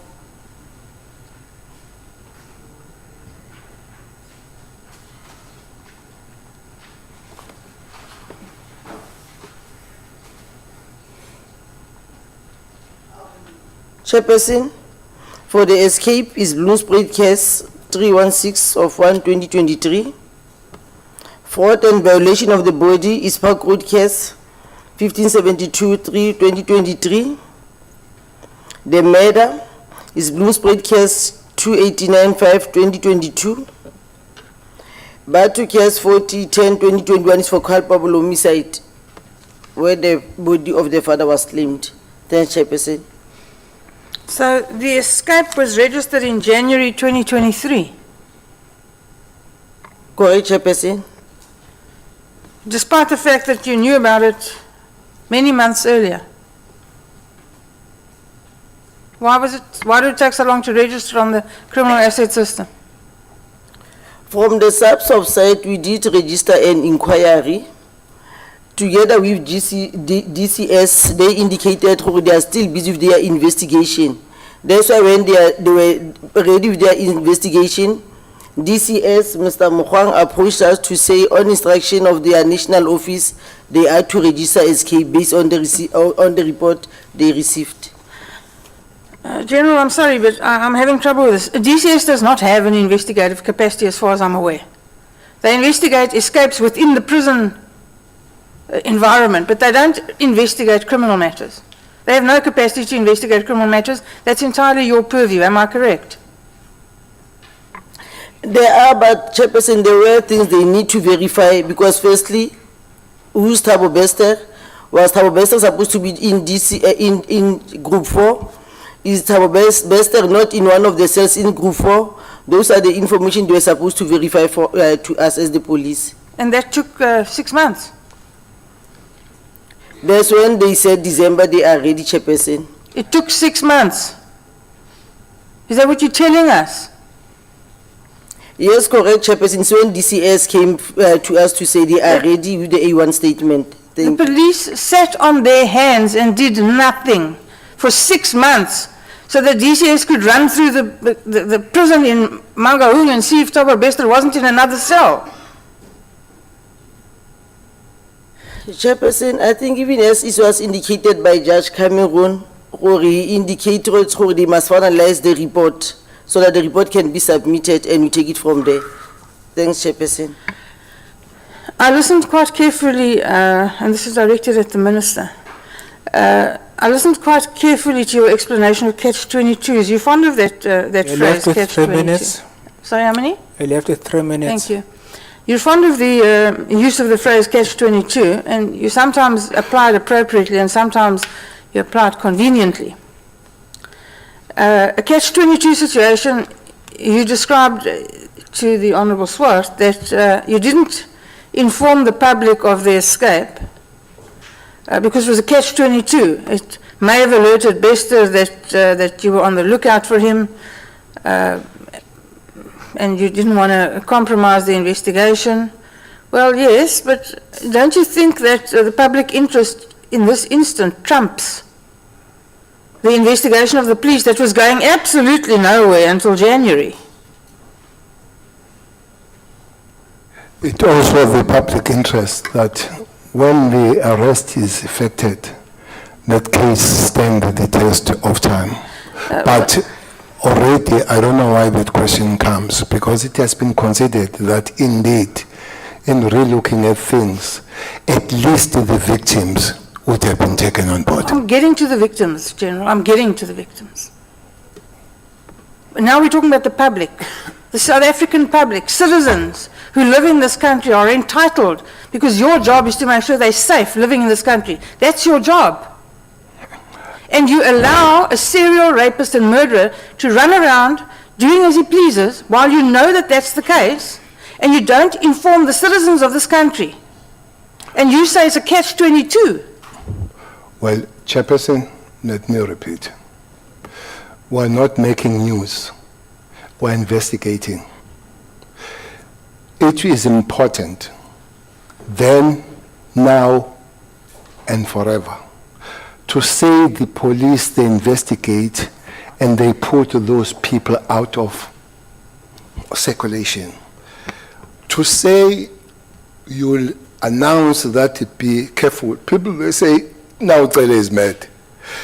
You go and get that person, and we have been on that track. That's why today, at 2 o'clock, it was expected that the other one appears in court, the other one is at Mampura and all that.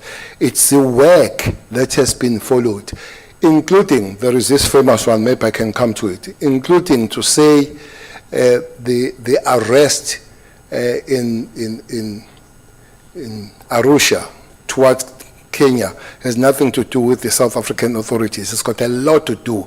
Maybe those are things that will be kept there until the case comes and all that. The major work of the police is very defined. Is very defined on 205. Investigate, prevent, and indeed, I fully agree with you. At this one, it would have been on the limited way of talking with the families, the victims. Indeed, that point is taken on board. But broadly, it would be good to say, this has happened, and we've arrested those people of South Africa, as it has happened. Minister, I would like to say two things to you, because I probably only have a minute left. You don't. I don't. Yankee, give me a minute. You give me a minute. I will give you that minute so that you assist the committee going forward. Just say two things to you. One, please don't lecture me on what the police do and don't do. I know what they do, I know what they don't do. I did it for years. You can teach me nothing about police investigations, with respect. Secondly, and I'm glad you take the point, and I'm glad that you concede it, it's an absolute disgrace that the victims of this man were not warned, were not prepared, were not protected. It's an absolute disgrace, and you should hang your head in shame, all of you. It's no way to treat people. But the most important thing is, answer me this. If while you were so busy protecting the secrecy of your investigation and deciding not to warn the South African public, who incidentally expect all of us here to protect them, and we've all failed, all of us. If Bester had murdered another woman, had raped another woman, what would you have said then? Well, I'm not a speculator. That has not happened. Yes, it did not happen. And secondly, I know you are a prosecutor, a vintage one for that matter. But don't tell me about investigating and the police. You only deal with that after they've investigated. Yes, prosecution, indeed, but investigation, absolutely no, not for you. Thank you very much. Honorable Chanje. Thank you. So you have 9 minutes. You donated a minute to... No, don't worry. No, I'm an accountant. I'm an accountant here. I must make sure that I balance the books. Now, in the interest of the process, I might even leave those 9 minutes so that we proceed to the next session. But just a few issues to raise, Chair, very, very briefly. I think firstly it's important to add to Honorable Swart in the same way I would have done with Jigs, to thank the delegation of SARS led by the Minister on the thankless job you're doing. I normally say this to DCS, that their job is a thankless job, that they must never expect us to say thank you, or sometimes even appreciate. For the work that they have done up to this point, because yesterday in the morning we were told, and I want to just repeat this on record, we were told that Bester is dead. In the afternoon we were told he has arisen. Same day. Now, I don't know who you have rearrested. But you... Maybe your math is wrong. We are still waiting for the 40 days. Okay.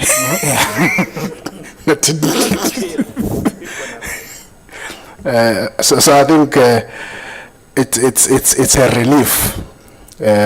Whatever the imperfections that are into that process, as we are going to be forced to deal with the root causes of all of this, and I maintain the point, that's where ours must be. There's a relief that we can do so in an environment where this inmate who's been there for being a rapist and a murderer is back. And I'm told now that's Jose Mampuru. So he's got a new space. But the second point I wanted to make, just for SAPS to confirm, has the notorious doctor appeared in court today? Chairperson, she appeared and she's been remanded in prison. Thank you. On what charges? Violation of the body, fraud, perjury, aiding and abetting escape, defeating the ends of justice. Those are the charges proffered to Dr. Nandipa Magoduman. Yes, Chairperson, but maybe we can still add some more. Okay. I thank you, Chairperson. That's all I wanted to raise.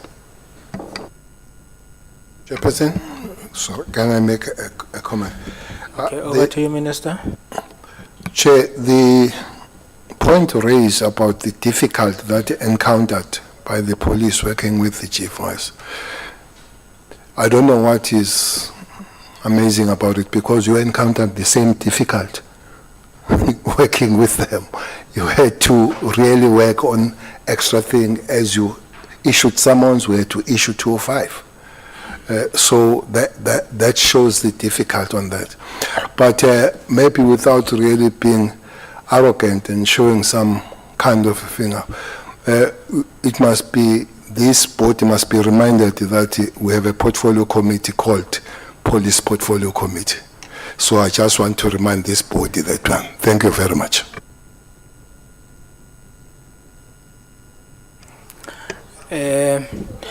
No, Minister, there is nothing stopping the portfolio committee on police to invite you, but no portfolio committee has got exclusive jurisdiction.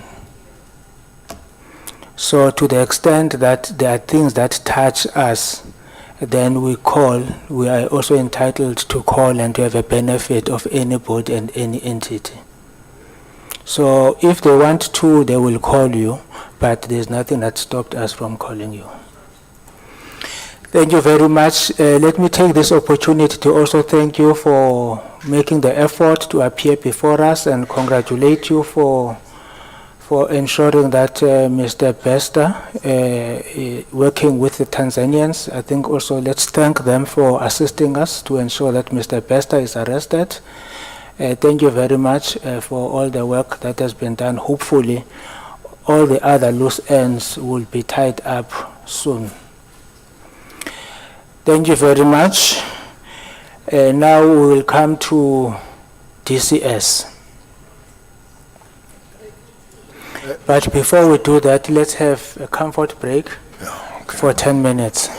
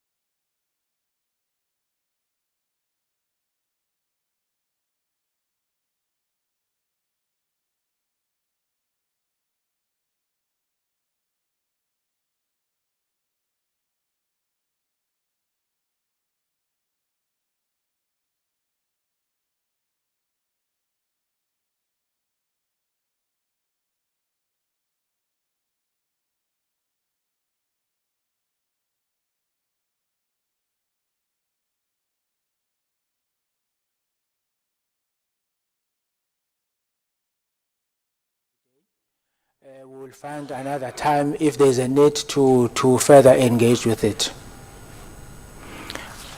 Honorable Horn. Yeah, my apologies, Chair, and you did ask us last night to confirm whether the list was completed, but I think also based on the interactions today, the one thing that's not included here is details on whether Broadway was used to full capacity on the night of the event.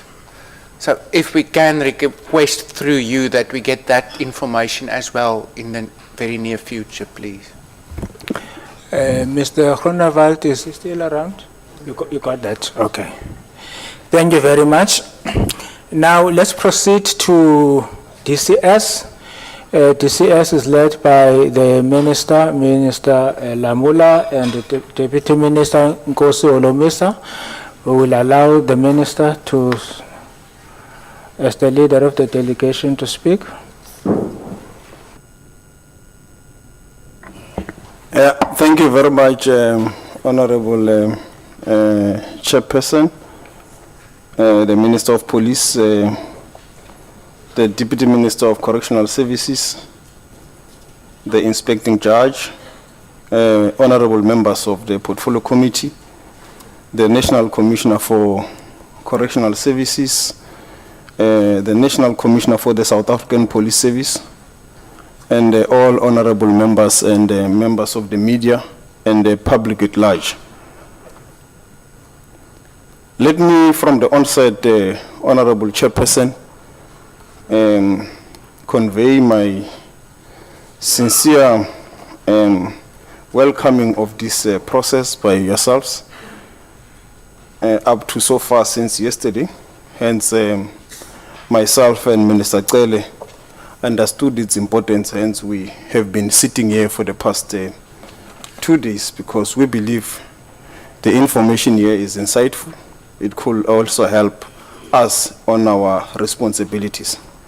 I also want to convey my gratitude to the SAPS, Crime Intelligence, and all the officials of the Correctional Service track and tracing team who helped to bring the fugitives back to South Africa, all the countries in the SADC region, in particular Tanzania, that led to the arrest of the 2 fugitives that have been now brought back to our country.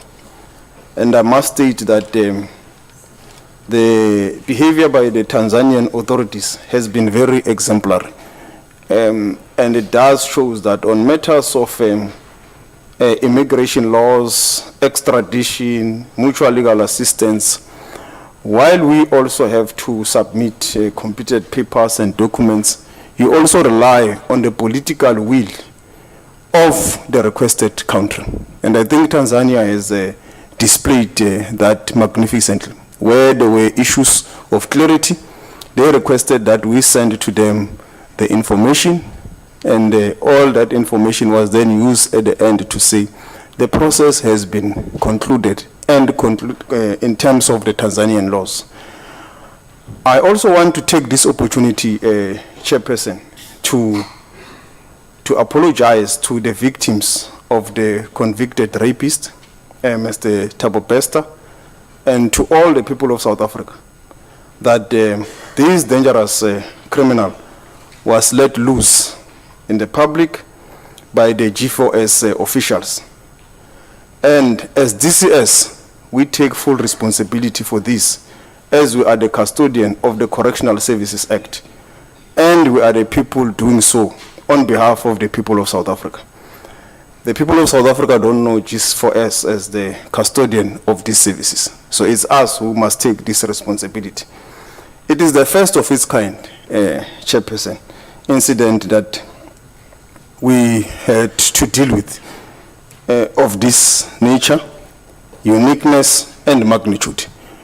But with your indulgence, Chairperson, before I go to the matter itself and before I request the National Commissioner to come in to give the detailed presentation, I just want to give a brief background of the setup of the private-public partnership, relationship between public partnership and the Department of Correctional Services so that the society understand this matter.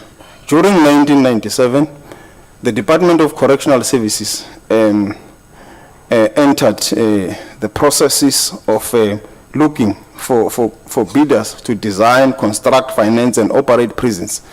And this was led by the Department of Public Works in collaboration with the Department of Finance. This was aimed at acquiring additional accommodation, bed spaces due to the overcrowding in our facilities, and to learn best practices which will in turn be rolled over to other DCS facilities in ensuring that inmates are treated in human environment while they are being rehabilitated. At the time, two models were considered: the Asset Procurement Operational Partnership Systems, called APOPs, and the Procurement and Operational Partnership Systems, which was called POPs. I will no longer speak about POPs because POPs, there was an award to a company called Gijima, but it was not proceeded with. Only the APOPs was proceeded with. And in APOPs is where we find the Mangaung Correctional Facility and where we also find Kutama Sintimula, which is the second private prison in South Africa. In terms of the written agreement concluded between the Department of Correctional Services and the Bloemfontein contracts now that we're dealing with, on the 24th of March 2000, the concession agreement, Bloemfontein Correctional Contracts Pty Ltd BCC operates the Mangaung Correctional Centre as a public-private partnership correctional center under Section 103 and 112 of the Correctional Services Act. The expenditure payment made to date since 2001 to 2021 or 2022 financial year is 7.7 billion rands. The projection until the end of the contract is about 2,052,841,427 rands. So that is what will take us up until the end of the contracts. I heard honorable members were asking how much, what will this cost, and so forth. We are paying a number of 5 million rands a month for this facility. With regard to the Kutama Sintimula one, the amount that has been spent since inception, it is an amount of 8.9 billion rands of that contract. And the department is paying an amount of about 44 million rands per month. Honorable members were raising an issue whether there was value for money or not, and what is the situation. And an assessment was done in 2002 by the National Treasury. That assessment found that DCS got value for money in terms of infrastructure. And I think that is a point Honorable Horn was referring to. Indeed, there's excellent infrastructure. It cannot be debated. However, the department is experiencing significant affordability constraints in meeting its contractual obligations in relation to the two PPP prisons. But we have a contract, we must honor it. And that is what is happening. What is the prison population in our country? The approved accommodation is 108,804,000. And the inmate population at the last date of checking, 28th of March, was 157,135 sentenced. And that is the whole prison population. Sentence is 100,587. These are sentenced inmate. 56,431. These are remand detainees. 117. These are the state patients, the patients of the president. 0 involuntary mental health care users, as reported on the 28th of March 2023, which translate to an overcrowding level at that date of 44.42%. The total number of inmates detained in private prisons is 5,952, and that being Kutama Sintimula, 3,024 inmates, and 2,928, that is Mangaung. It translates to about 3.7 The presentation by the National Commissioner will cover the following. As you will have seen, Honorable Chair, that while we are going to take the nation into confidence, and some of the matters will beg your indulgence to exercise restraint on some of the information that we'll believe might jeopardize ongoing police investigations and the court processes. But we will endeavor to provide all the information that we believe the committee must be able to use. The topics that are going to be covered is, firstly, which I've already covered some, an overview of the private-public partnership, the cost incurred, the bed capacity, the number of security incidents at the facility in Mangaung, the number of disputes with operating company to date, and the dispute resolution process. A profile of the offender in question, Mr. Thabo Bester, the sequence of events as outlined in the DCS investigation, the findings of the DCS investigation, the recommendation of the DCS investigative report, the steps taken after receiving the final recommendations, an outline of the legal remedies available to the Department of Correctional Services in relation to the concession contract, the internal consequence management process implemented to date. We also table what should be an action plan as we move forward, what we believe could help us to remedy this situation. I also want to deal with this matter of the information received from the inspecting judge. In late October 2022, the Inspectorate Judge for Correctional Services, Justice Edwin Cameron, informed me indeed through a telephone call that he has come across information which may indicate that the offender Thabo Bester's death may be mysteriously or as previously notified might not be suicide.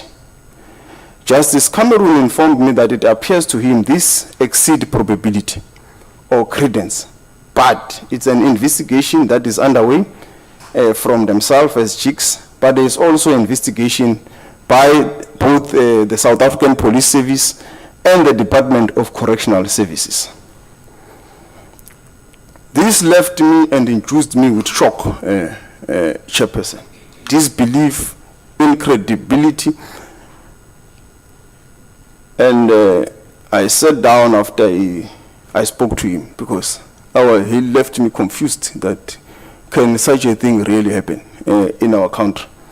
But after I have recollected myself, I immediately called the National Commissioner for Correctional Services to inform him about my telephonic discussion with the inspecting judge, what he informed me, and that this is very important and urgent, that the National Commissioner must prioritize this matter of this suspected escape, because if indeed is true, this is going to be one of the most biggest undermination of the criminal justice system. In response, the National Commissioner informed me that indeed he is aware that there is an ongoing investigation in the department and that he could not inform me at that stage because the investigations was at a very preliminary stage. At the department, he was awaiting some concrete information to take it further with myself. And I will from time to time inquire with the National Commissioner on the progress on this investigation, to which he responded that he is awaiting the final report and all the processes. And again, I said to him, this is very important and urgent. But I also asked him, but if indeed this guy is true that it's not him and so forth, he said, no, there is complications. So I asked, what are these complications? He said, no. The first one is that G4S is insisting that the person who died on that day is Thabo Bester. So I said, okay, that's one, I get it. But the judge, if the judge is raising this thing, I suspect that there's something. And then he said, no, the second complication is that there is an ongoing police investigation by SAPS, which they have informed him that we must not do anything that might jeopardize the investigation. So I said, but what are those things they're dealing with? Because, I mean, if we're dealing with a straightforward escape, I don't see what is the complication. They can just go arrest this person that is suspected to be this guy and test this person. Then he says, no, the problem is that they have informed him that this is broader than just an escape. There's multiple bodies, there's a suspicion of a scheme, there's a huge network that is being investigated that might be alerted with any process that might jeopardize the investigation.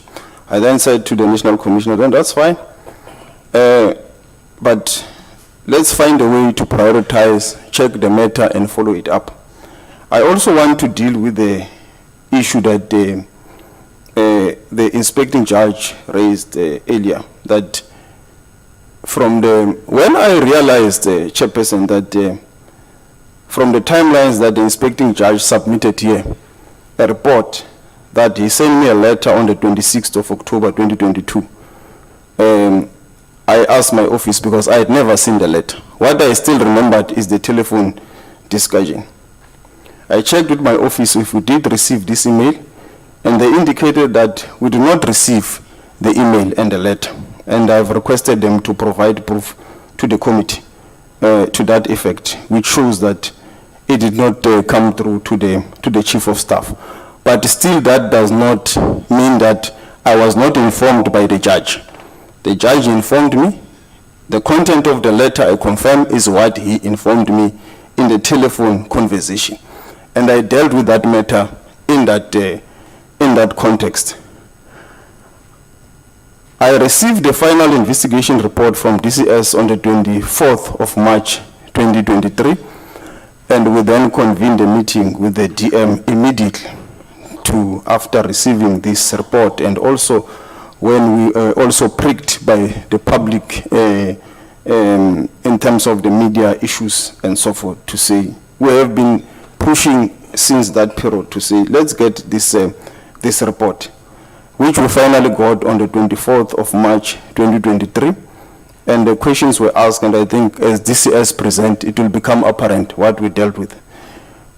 As Chick said, we will get the final report from Chicks. I also want the chairperson to say that there could be other details of the identity of the gentleman and so forth, and passports. We will endeavor to explain from our side. We know him as Thabo Bester.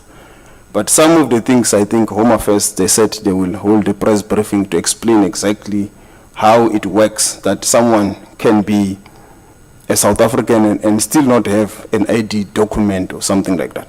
So I will request, Chairperson, with your indulgence, that they will allow the National Commissioner to go into the details of the presentation. Thank you. No, thank you very much, Minister. National Commissioner. Thank you, Honorable Chairperson and honorable members of the committee, the inspecting judge, CEO of JICS, colleagues that are in the meeting, and everybody else. Good afternoon. Honorable Chairperson, I'm going to request that we go straight into the presentation of the department. The inspecting judge did indicate that our investigation report is 40 pages. I would like to indicate to the committee that this investigation report is supported by annexures in the form of evidence that supports every statement we make in the report. The whole report with the annexures actually is more than 336 pages. I'm mentioning that because we had to support each and every statement we make with either affidavits or information that we could gather as we continued with the investigation. And the annexures as evidence are available immediately to the committee. I'm going to request, Honorable Chairperson, that we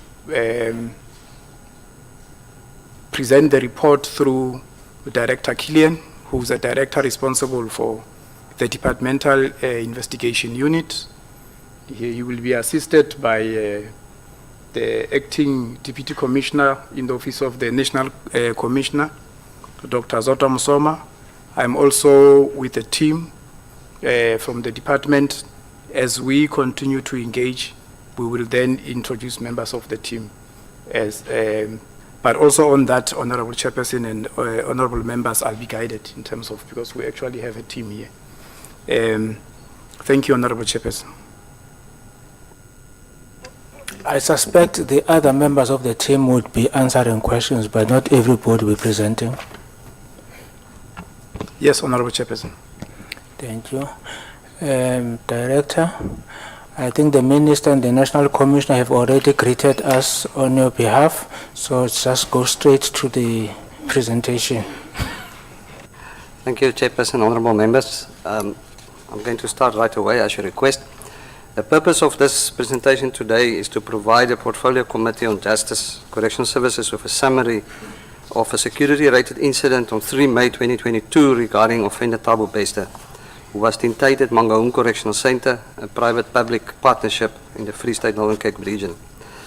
I'm not going to go to the overview of some of the pages in the presentation. I'll ask Dr. Musoma just to go to slide 6, because the Minister already alluded to that in his opening. That will be a repetition. Slide 6, background to Mangaung Correctional Centre.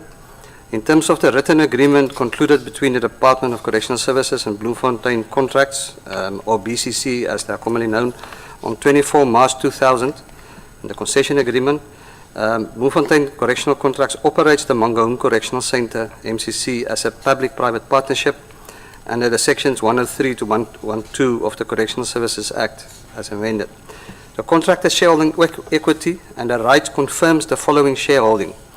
G4S Care and Justice Limited is 20%, Old Mutual 20%, Fikile Mangaung is 20%, Equizi, I hope I pronounced that correct, Community Trust is 20%, and 10 Alliance Mangaung is 20%. In terms of Section 107 of the Correctional Services Act, the contractor appoints a director with the prior approval of the National Commissioner as the head of the centre.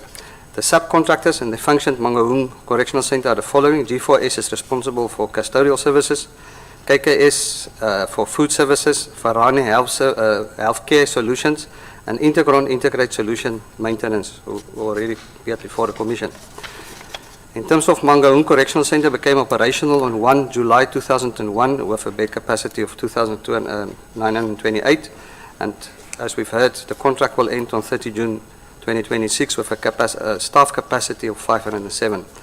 I need to mention that there is currently litigation pending, civil litigation, to recover an amount of 110 million for invoking Section 112 during 2013, and that matter is pending before court as we speak. I'm going to skip 9, let's go to 10. Mangaung and Katuma Sutamile became operational 1 July and 16 February 2002 with bed capacities, as we already said, of 3,024 and 2,298 respectively. Contracts will end on 30 June 2026 and 15 February. The National Commission appointed 2 operational takeover teams in November 2021, led by the Regional Commissioners of Free State Northern Cape and LNM, and these regional commissioners is responsible for those 2 specific regions where these centres are situated. The teams will be under the management of the DCS Management Committee, consisting of all Chief Deputy Commissioners. The task team development workstream for each of the disciplines in the takeover process. It is envisaged that DCS will work with the current contractors for the last 12 months of the contract period to ensure a smooth takeover when the contract ends. We'll go to 13. If we look at the inmate offence categories of the inmates that's currently in Mangaung, aggressive, murder, assault and robbery, total of 3,200. Sexual, which is rape, attempted rape and indecent assault is 1,900. Theft, 86. Drugs is 18, and economic, 592.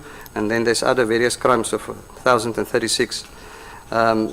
Just to mention that some of the inmates have committed more than Sorry, one crime. Director. I'm not sure because we received this document some time back, last week already. We have gone through the document. I think you can jump some of these slides and go to the most pertinent issues. Okay. Thank you, Chairperson. I'll go to the findings on the incidents then. Thank you.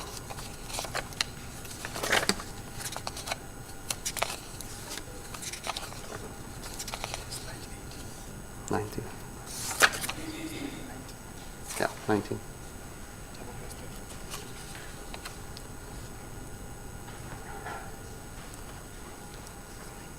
Yeah. I'll start with the incident where Thabo Bester is then involved. An inmate by the name of Thabo Bester was reported by G4S to the DCS controller to have committed suicide by means of setting his cell alight on 3rd of May 2022. As per the standing operating procedures, an investigation was initiated, and although the investigation started, challenges were experienced in terms of accessing relevant information, and persons of interest, G4S officials, were removed from the facility due to dismissals and suspensions. And we'll elaborate a little bit more on that in further slides. In addition to the DCS, other institutions such as SAPS and JICS were also conducting their own investigations. Thabo Bester was charged and found guilty of rape 2 counts, robbery of aggravating circumstances 4 counts, indecent assault and murder.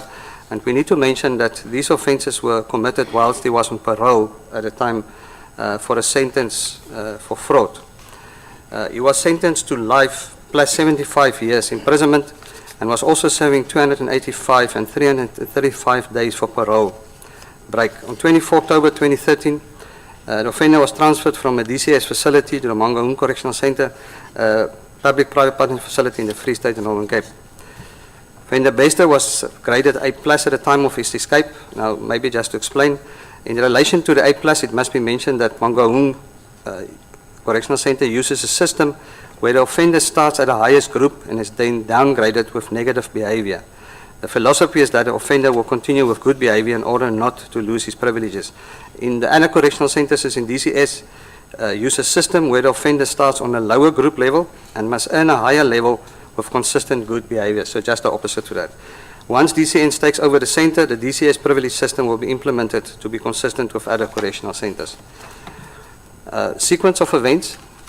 Maybe before I start with the first bullet there, there was a point raised that on the 30th of April, the application for segregation, that it was not sent to the inspecting judge.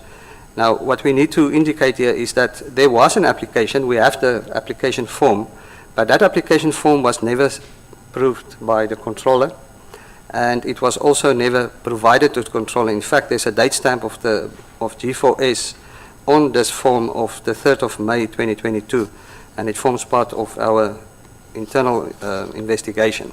So maybe just to correct that, so it would then not have been reported to the inspecting judge because it was never approved by the controller. On the 3rd of May 2022, the subcontractor G4S reported to the DCS controller that an inmate by the name of Thabo Bester committed suicide by setting his cell alight. The SAPS attended to the alleged suicide scene, opened an inquest at Bloemspruit, CAS 26 of 5 2022, and the burnt body was taken by subs. On the 4th of May 2022, the post-mortem was conducted, and the findings were that a person who was found in the cell died from blunt force to the head, did not have smoke inhalation in his lungs, and showed early signs of decomposition, and we've heard that from subs as well. The SAPS informed G4S that they changed the inquest to a homicide, and G4S informed the DCS controller on 6 June of this.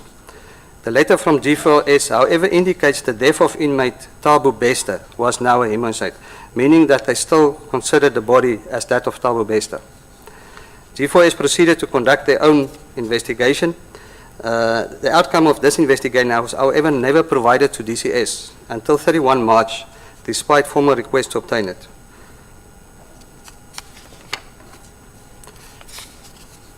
As per the contract and standing operating procedures, it is expected that if the controller becomes aware of any purported breach of contract by the contractor, the controller shall procure the diligent investigation of such purported breach. The controller therefore appointed 2 officials, Mr. MP Satlai, head of Grootvlei Medium B, my apologies, head of Grootvlei Medium B Correctional Centre, and Mr. MP Mosweshwe, they are actually here, sitting here behind Commissioner, senior professional nurse from Mangaung Correctional Centre, to assist him and his deputy to investigate the incident. On 28 October, maybe I must just pause here, on the document that was provided to the members, chairperson, it says 18 October, and it's also shown on the slide, but it's actually the 28th of October, that's a typing error. 28th October, the controllers had a meeting with SAPS and JICS, and a copy of the post-mortem and DNA results were received from the SAPS, actually from JICS. The investigators signed the draft investigation report on 18 November 2022, and the controller signed the draft investigation report on 22 November 22. The draft report was submitted by hand on 25 November to the Director Contract Management for finalization and submission to the National Commissioner. The National Commissioner received a copy of this draft investigation report on the same day, that is 25 November, from the region, and requested the acting DC Executive Management in his office to make a follow with the region if a criminal case was opened, as SAPS referred to. On 12 January, the controller opened a case, and I hear SAPS says it's the 14th, so there's a little bit of a dispute about the date there. The controller opened a case of escape with SAPS Bloomsbury, and case number 316 of January 2023 was received on 16 January. The region then indicated that the SAPS refused to open a case in prior engagements with them, and I think they referred to that. The National Commissioner made inquiries with Director Contract Management in the National Head Office, who is responsible for the 2 private prisons, on several occasions between November 2022 and March 23, to which he replied that she's still engaging with the additional information that was received. In the week of 13 March 2023, the National Commissioner directed that a final investigation report to be delivered by his office by the 22nd of March 2023. That report was delivered as directed, signed by the Director Contract Management on 22 March 2023. So if we go to the investigation process and the findings of that investigation, it's quite elaborate. The sequence of events outlined in the report substantiates that there were a number of breaches of the contract leading up to the escape of Thabo Bester. The contractor allowed a private vehicle to enter the centre via the Sally Port without a gate pass, and the driver was the security supervisor, and these actions constitute a breach of security. The contractor segregated offender Thabo Bester for own safety to Broadway unit without approval of the CSC in terms of the contract. The contractor misled the Department of Correctional Services by reporting an unnatural death of offender Thabo Bester instead of an aided escape. Number 4, the contractor failed to ensure supervision in Broadway unit where the incident occurred. The contractor failed to perform general supervision, specifically at cell 35 after the report of smoke from Broadway unit. The contractor failed to provide CSC, the controller, with video recordings of the Broadway unit, which indicates a failure to house block security, as all activities were not monitored. The contractor submitted false records with regard to defects on the security system, and yet there was a malfunction of the system in Broadway unit, Admin Building, and Sally Port. The contractor failed to ensure effective patrolling around the centre between 1900 and 7:30, that's 1900 in the evening, and 7:30 the following morning on the 2nd of May. The contractor contravened the contract by bringing unauthorized article, that is the petrol, the accelerant, including then a corpse, into the facility. The contractor breached the contract by assisting offender Thabo Bester to escape from Mangaung Correctional Centre through all these breaches. The contractor intelligence system failed to gather, analyze, and disseminate information, hence no alert of an escape which was planned by G4S officials. Contractor failed to monitor perimeter security, which led to an aided escape. Failed to monitor the prison on 24 hours basis, which led to aided escape. Contractor failed to monitor CCTV and alarm security system, which failed to alert the incident of escape. The security intelligence system of the contractor is not effective in gathering intelligence security information by not picking up the major incident of planned escape through all systems in place, which resulted to aided escape without their knowledge. The contractor failed to keep the offender in custody as it allowed the escape to happen, and operational procedures were not followed and thus compromised security of the prison. The contractor failed to secure safe custody and rehabilitation of offenders, and that's your view that a contact by the contractor has damaged the relationship between the two parties. If I refer to the post-mortem and DNA results, and maybe just to say that this was also elaborated on by the SAPS already. So maybe I'm going to go to the next one. The recommendations on the investigation report. The investigation report mentioned that penalties must be issued to the contractor for the breaches as listed under the findings, and this issuing of penalties will be handled as provided for in the concession contract, which is quite an elaborate process. Steps taken after receiving the final report. After considering the investigation report, the National Commissioner called for a meeting with various people in the office, which will take place in the office of Regional Commissioner. The purpose of this meeting was to receive a brief on the investigation report commissioned by the Controller. This meeting took place 23rd March 2023 in the office of the Regional Commissioner, Bloemfontein, Free State, Northern Cape. There are a few inquiries and follow-ups made by JICS to DCS and the Ministry regarding the investigation of offender Thabo Bester.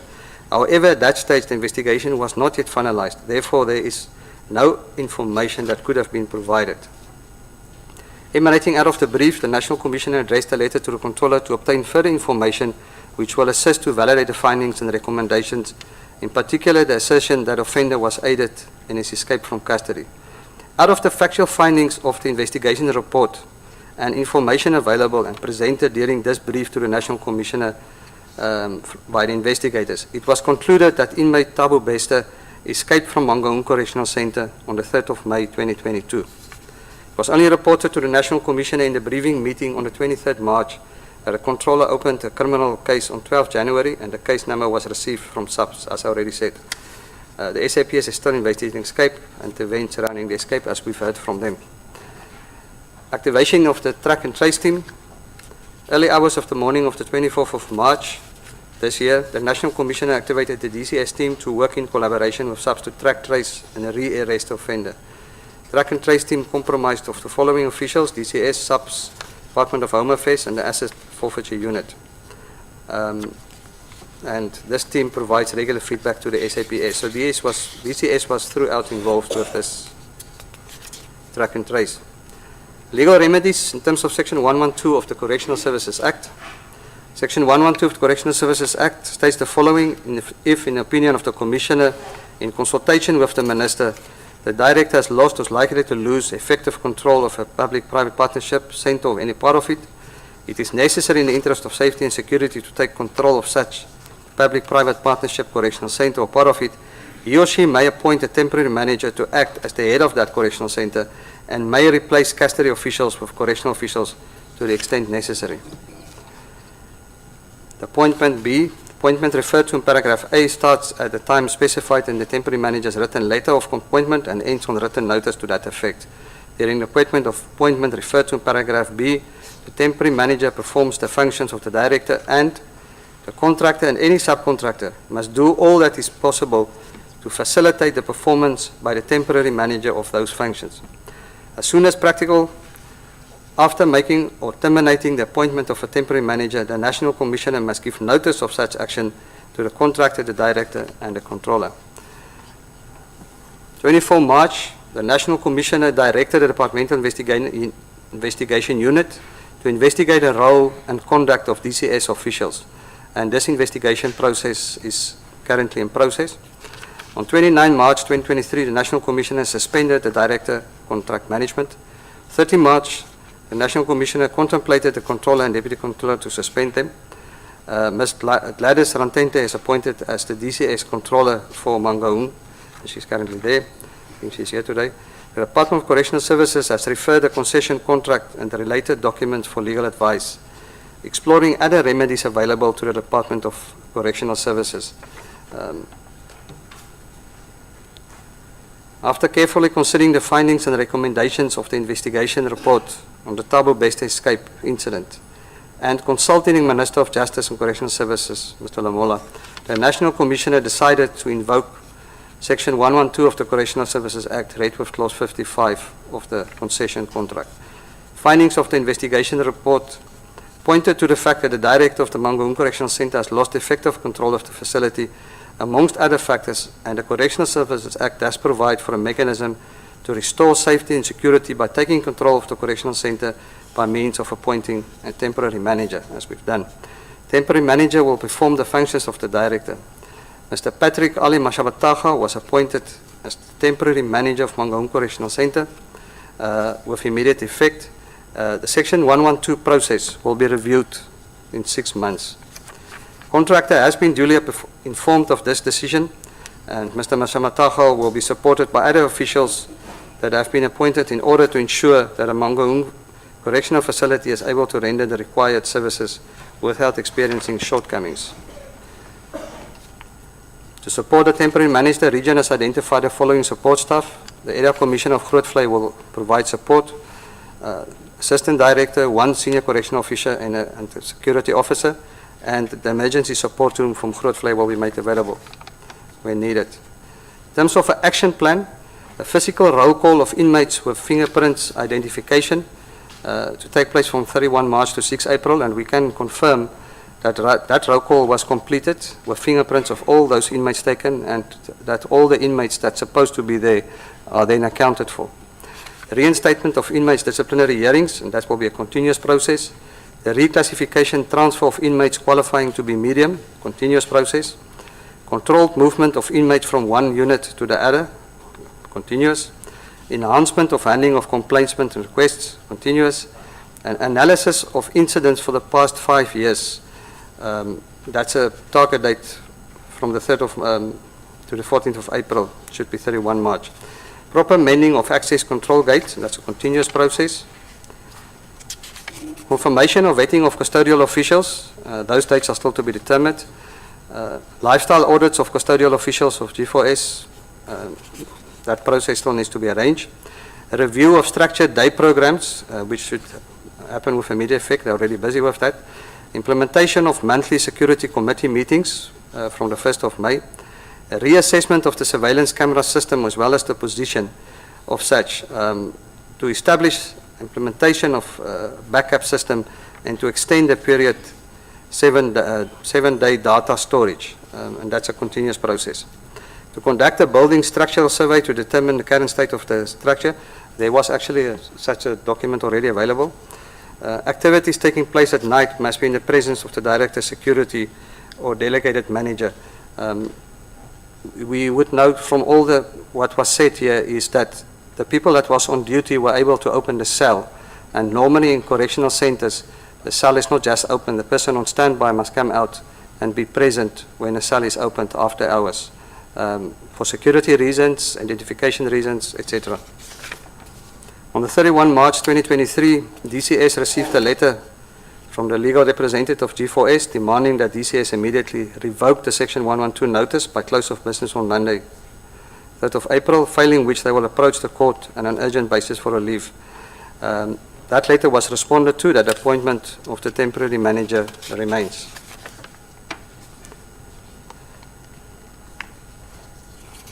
In terms of what was in the media environment, communication, media entities made inquiries on the 3rd of May 2022 about Thabo Bester before the department issued an alert on the incident.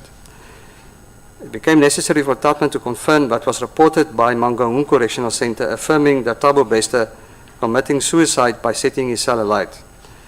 The issue remained in the media environment then for a few days and disappeared. It was in November 22 when there was explosive media reports from ground up on Thabo Bester casting doubts about a suicide report and asking if this was not an escape. What was to follow was sustained media coverage from ground up on the same matter, and it started giving details on what may have happened on the 3rd of May 2022. Media engagement, media statements and response to inquiries have been the preferred methods in managing this issue. The presentation is submitted to the committee. Thank you, Chairperson.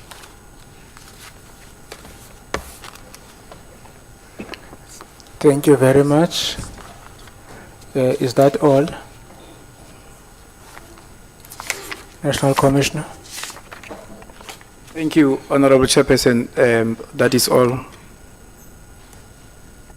Very much. Note the hands, Honorable.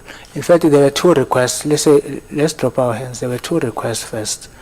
It was Honorable Jelle and Honorable Breitenbach. We'll start with Honorable Jelle and then Honorable Breitenbach. Then the third one, let's start. Honorable Ramulubing.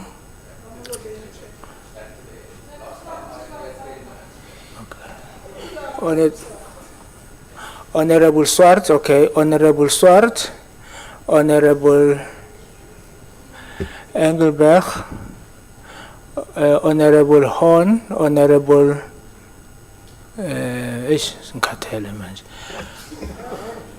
Velma, nu vote teruggaan. Honorable Yako, Honorable Ramulubeng, Honorable Koza, and then Honorable Janje in that order.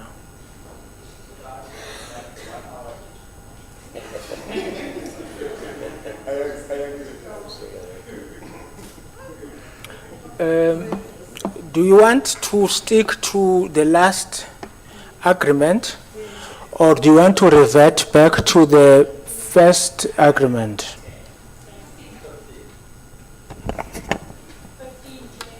15, Chair. 15. So when I stick to time, Liang Bangis, yeah, I just say I am your servant. I stick to time as given by you. So Liang Bangis. No, not in terms of the rules. Donation do happen. So the rules of the National Assembly still do apply. But every report is going to be limited to 15 minutes. Honorable Swart. Thank you very much, Chair.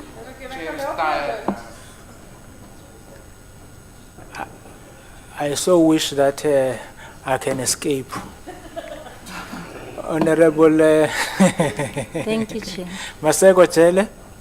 Thank you very much, Chair, and thank you to the Minister, the Mr. DM, and the National Commissioner and the team.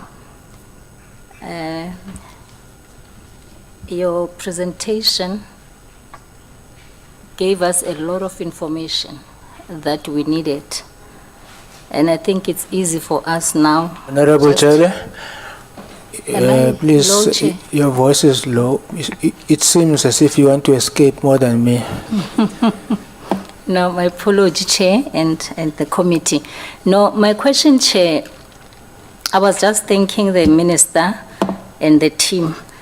My question, Chair, first, we note, Chair, that the department has already taken a decision on this matter, and we appreciate that. And also, Chair, we note the findings by the department indeed are very serious, very serious. Considering the amount that we pay monthly, Chair, that is one thing that we raised earlier, that do we get value for money? And sorry, the Minister has confirmed that, Chair, that indeed on the matters, those were raised by the committee. In terms of the infrastructure, we are happy. But in terms of the runnings of the centers, some of us, Chair, we are definitely, in fact, if not all of us, we are not happy, totally not happy, and we appreciate the action that has been taken by the National Commission and the Minister on this matter, as I said earlier. But the first question that I would like to answer, to pose to the National Commissioner is that Mr. Matabata, what is this? Mashabataha, is he already now, as we are speaking, on site? That is the first question, Chair.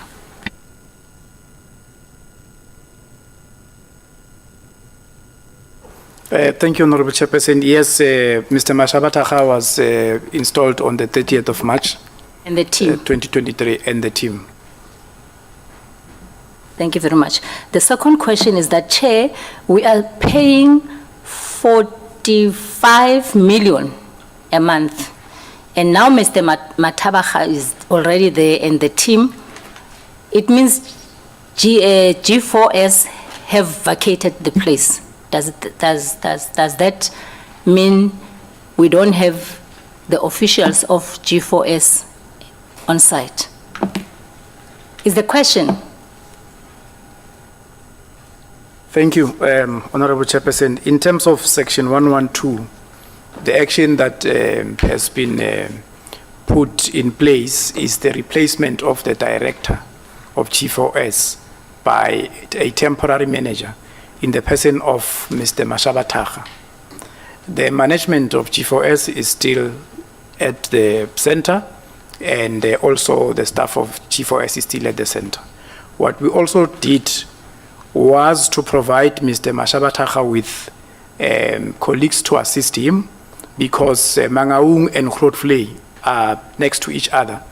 We put together a team of the officials that are from the region to assist him. So what does that mean, National Commissioner, is that we are going to continue paying them 45 million rands a month? Thank you, Honorable Chairperson. In terms of the concession agreement, any costs that we're going to incur as the department, we will claim back from G4S on this intervention. Okay. Another question on that matter, Chair. Is there anything in the contract that makes us not to cancel this thing altogether at this moment, even if you are still working on with the two structures on site? Chairperson, Minister, I was thinking about it because my understanding is that the department has sought legal opinion in this issue. No, Chairperson, I'm not on that. Yeah, but let me first deal with this one. It has sought legal opinion on this issue. Maybe let us not put them on the spot. Because they've said specifically on that particular issue. Thank you, Chair. But it seems as if the Minister would want to say something. Can we give him Yeah, no, it was on the first question. The issue of the claiming back of the money from G4S. To just state to the committee that you will remember that when we presented, we said that there's a dispute of 2013. So the dispute also emanates from us taking over. It was about 100 and something million. The Commissioner can confirm the amount. Thank you. Thank you, Minister.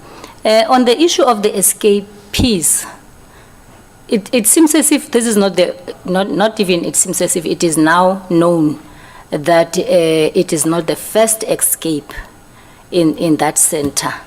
We have others previously, even though we are given low numbers, but there's a lot that is happening that has been reported by the journalist dating back to 2013.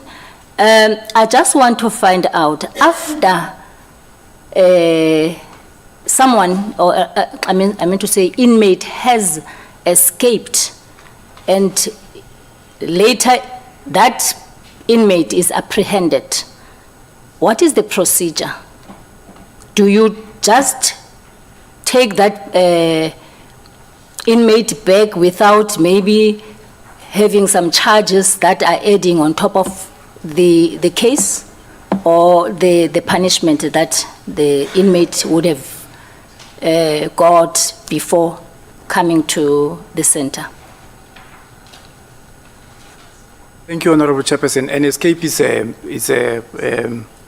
an act of criminality, so that's why we open a case with SAPS. That's number one. Number two, also in terms of our internal disciplinary codes that we implement with regards to the behavior of offenders, we'll then apply that. Number 3, what we do immediately after we've realized that there's an escape, we institute an investigation. The investigation will point out to problems that we've had in terms of security. Sometimes it points out to the role that has been played by officials. It will point out to any defects in the system. So, implement improvements where we need to implement consequence management. We do that. National Commissioner, there is an allegation that there were other escapes recently before this one of Bester. And the allegation is that the procedure was not followed. Do you know anything about that? That procedure of that inmate that you normally do was not followed. There was an escape in December. The department knows about that. I know about that. The escape was reported by G4S to the department through the controller. There was an investigation that was conducted by G4S. The controller also conducted an investigation. We have received an executive preliminary report. We have asked questions about that investigation. Part of the tasks of the team led by Mr. Mashabataka is to look at that investigation. We have received also anonymous letters. We've also received complaints from inmates about how that escape was treated and the role of some of the officials from G4S. And part of the investigation that Mr. Killian from the Departmental Investigation Unit is working on is the same escape. Now we've got the issue of Bester. How long is that going to take, the investigation for the one that you've just spoken about? How long is it going to take for it to be resolved? Because I don't know what investigations needed to be done, because this person escaped and then came back, and that person we just have to add the charges. Maybe it's because I don't know the procedure, hence I said that. And what happened to the manager, responsible operation manager, because there is somebody who's responsible for that. Did we get the report that tells us exactly what happened by the manager? Some of them are those names that I mentioned yesterday. Was it yesterday? There's Olga, somebody by the name of Olga, if I'm not mistaken, and the other one is for security, which is Ida. But the other one, you'll remember. They will remind us if they still remember those names. But I know there's this lady who is an operational manager. That is, I think, is supposed to be giving us that report. Do you have the report of that operational manager in terms of this case? Thank you, Honorable Chairperson. We have a report, as I've indicated, of the work that was done on G4S on this matter. And I've indicated that since Mr. Mashabataka started working from the 30th of March, we gave an instruction that he must start the investigation from scratch because we've got questions about that. But over and above that, the Director Investigation Unit in the department is investigating the role of the controller, the deputy controller, and any other staff of the department that was involved before we took over on the 30th of March. Now, in terms of how long will that investigation take, I would not necessarily give the exact time, but what I would say is that we are the ones now, as DCS, that are managing the institution from the point of view and the authority of the temporary manager. Now, that will give us access to all the information we need faster and better than before when we're dealing with the issue of Thabo Bester. Was the matter reported to JIX? Yes, the matter was reported to JIX in terms of the procedures. Thank you. Can we go to page 5 minutes. Yes, page 6, I'm done, Chair. On page 6, Chair, the inmate population in Mangaung, Chair, there's something strange down there. It says unidentified inmate, and there are about 100. What do you mean by that? And also, is Bester one of them?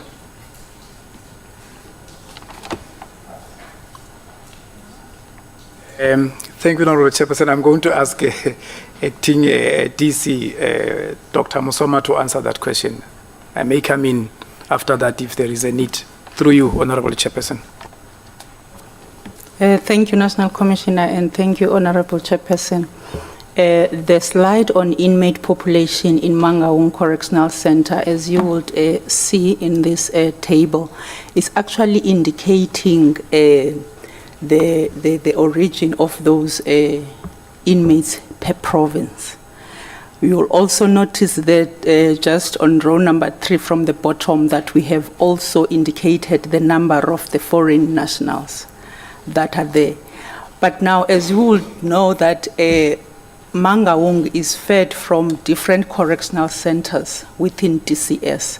So in the process of then transferring the offenders and also providing the files, the 100 was not yet analyzed in terms of where they are coming from in terms of the province.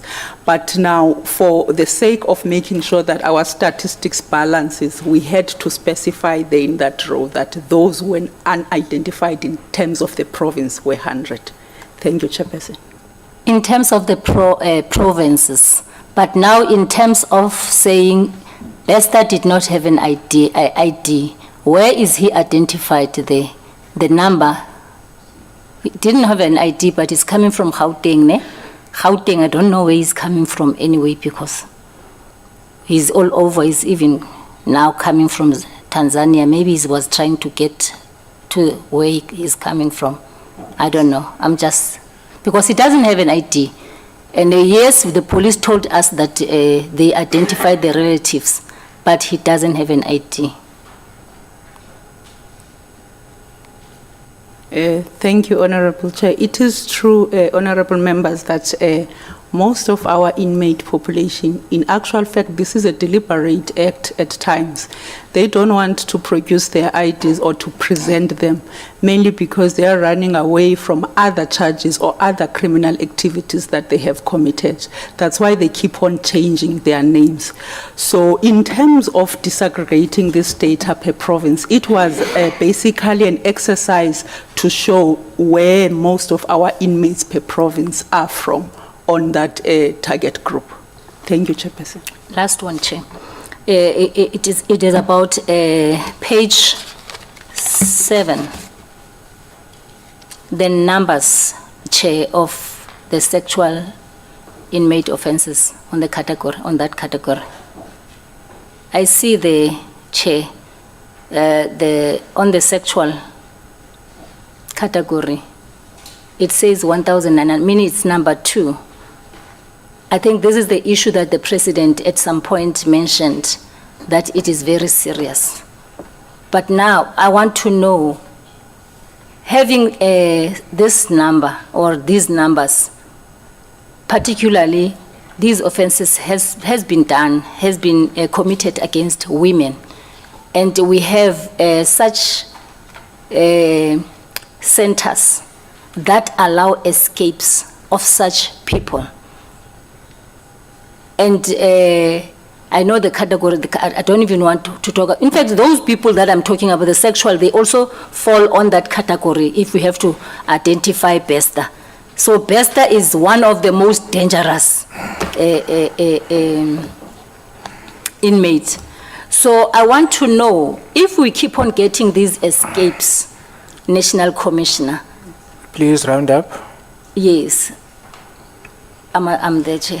If we keep on getting these escapes, are we continually saying these perpetrators must go back and do these things to women? Are you really not worried and come with mechanisms in terms of tightening your security in order to make us protected as women.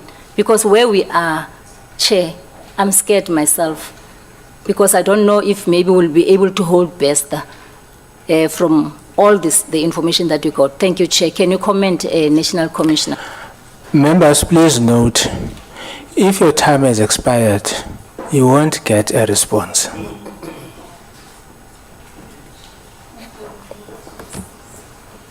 Because I warn you 5 minutes before, I warn you to round up. So if your time expires, you won't get a response. Honorable Breitenbach. Thank you, Honourable Chair. I'm going to start with the Minister of Justice because I see that he's becoming uncomfortable sitting there for the whole day and I'm scared he falls asleep. So I'm going to make an effort to wake him up a little. So, Minister, you're the Minister of Justice and Correctional Services. It's a big job, very big portfolio. It doesn't matter that you have 2 deputies, each one helping on a different thing. You're responsible overarchingly for justice and correctional services in this country.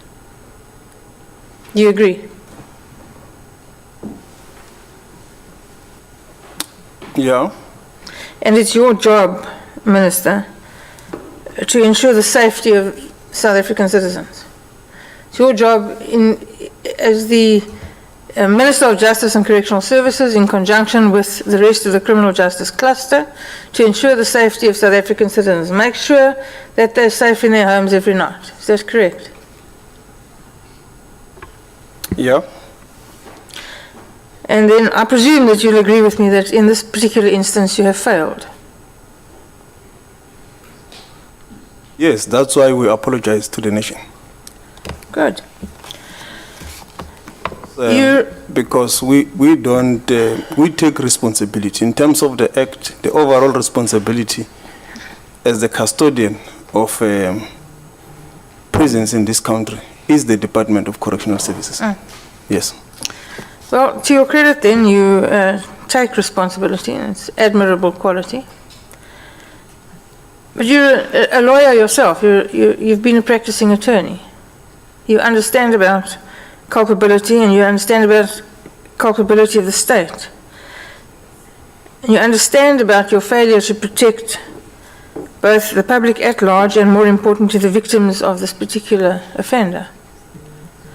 And when you knew, let's say at the best for you, when you knew in October of 2022 that Bester had escaped, or that it was very likely that he'd escaped, what steps did you take, to ensure that the victims of Bester were informed, adequately supported, adequately protected?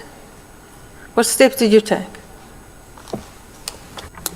Yeah, Honorable Breitenbach, as I've said, after the telephone call with the inspecting judge, I immediately called the National Commissioner to... Yeah, because I was shocked to the core, and I did mention it to the judge that this is something else. But yeah, I will definitely engage the National Commissioner, which I did, to prioritize this matter and to deal with the issues of the investigations as urgently as possible. And that's where he told me that already there is an investigation that is ongoing, which I asked why I was not aware of this thing. He says, no, it's because they did not have enough information to bring. They were still at the preliminary stages of the investigation, the investigators. So, Minister, forgive me, but that's just not good enough. You phone up the Commissioner, he tells you that there is an investigation. They haven't bothered to inform you because they don't have enough information. The information that they have is that there was a dead body in a cell in Bloemfontein that doesn't belong to Thabo Bester. And Thabo Bester is no longer in that prison. He's a serial rapist, he's a murderer, he's convicted. He has victims out there. My question to you was, What steps did you take, to inform his victims, to protect his victims, to support his victims? Yeah, Honorable Bredenbach, it's not correct. In terms of the timelines, at the time when I spoke to the National Commissioner, he told me that the investigation is still at the preliminary stage. And the preliminary stage, when I asked, what do you mean? What is it that you have? I mean, he said, no, we still need to get the various reports that relates to confirming whether indeed this guy has escaped. Because one, G4S is still insisting that the body that died there is the one of, or that they found, is the one of, yeah, the person who died there is this Mr. Thabo Bester. So at at the time, that is what was happening. And secondly, as you will be aware, Honorable Bredenbach, it then becomes the responsibility of the corrections unit in the departments to inform the victims and deal with them, because, I mean, it's all over the country. And I did engage the National Commissioner. I think the National Commissioner can take it from there, because my responsibility deals with oversight and also to check whether what should be done is indeed done. I differ from you, Minister. I think your responsibility entails everything. It's a big job. You've accepted that responsibility, and you can't pass the buck, which is what you're trying to do. It is not in terms of the Correctional Services Act. I'm not talking about I'm not talking about the act. The responsibility, and Sorry, you will Minister. always. Sorry, Minister. I think let's give each other space. We can't talk past each other. My apology. I'm not talking about the act, Minister, and you know it. I'm talking about your responsibility as a lawyer, as a human being, as the Minister of Justice. Don't tell me that that is circumscribed by the act. That's a poor show, it's an indictment on you. And I honestly thought you were better than that. You have a deputy sitting next to you. Did you phone him up and say, this thing has happened? Do you know about it? What are you doing about it? And will you please sort out the victims, some sort of initiative to protect them, to support them? Did you do that? Honorable Bredenbach, you are the proponents of saying we need to give professionals the independence to do their job. While we follow up, while we look at them, while they give us reports, but you cannot also be the one who also becomes the National Commissioner, the accounting authority and the accounting officer. With regards to the Deputy Minister, as I've said, that when I got this thing, the first call I made was to the National Commissioner, for example. And at that time, I did not even inform my staff, for example, that I had this discussion with the inspecting judge, and this is his view, that there could be this thing. Because I thought that this is very sensitive, I must limit it as far as possible. And the National Commissioner, when he has got preliminary information and reports, he will be able to inform the Deputy Minister. So, Minister, I would ask you to keep your answers a little shorter than that, because you're taking up my 15 minutes. All I can say to you is that, in my view, you fell short of the mark.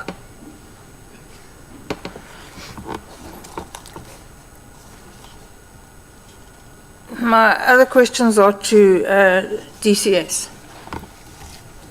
I can just say to you, Minister, that being shocked seems to sort of run in the cabinet circles. The President's always shocked that we don't have electricity. You're shocked.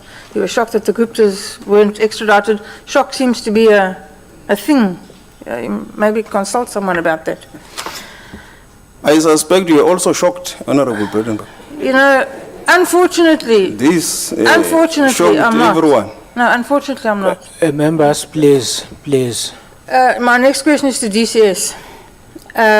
When you were informed of this occurrence at Mangaung, at what time did the first DCS person arrive at that scene?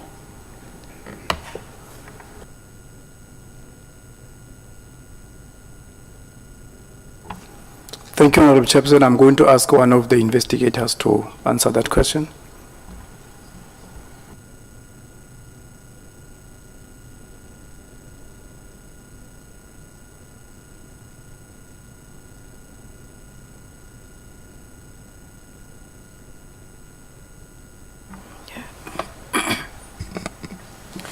Thank you, Honorable Chairperson.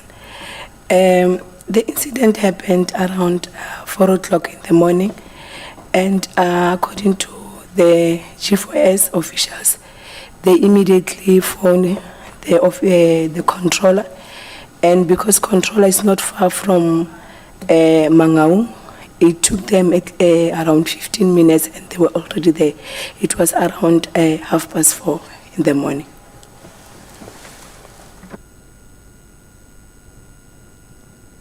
First DCS person arrived there at 4:30 in the morning. Who was that person?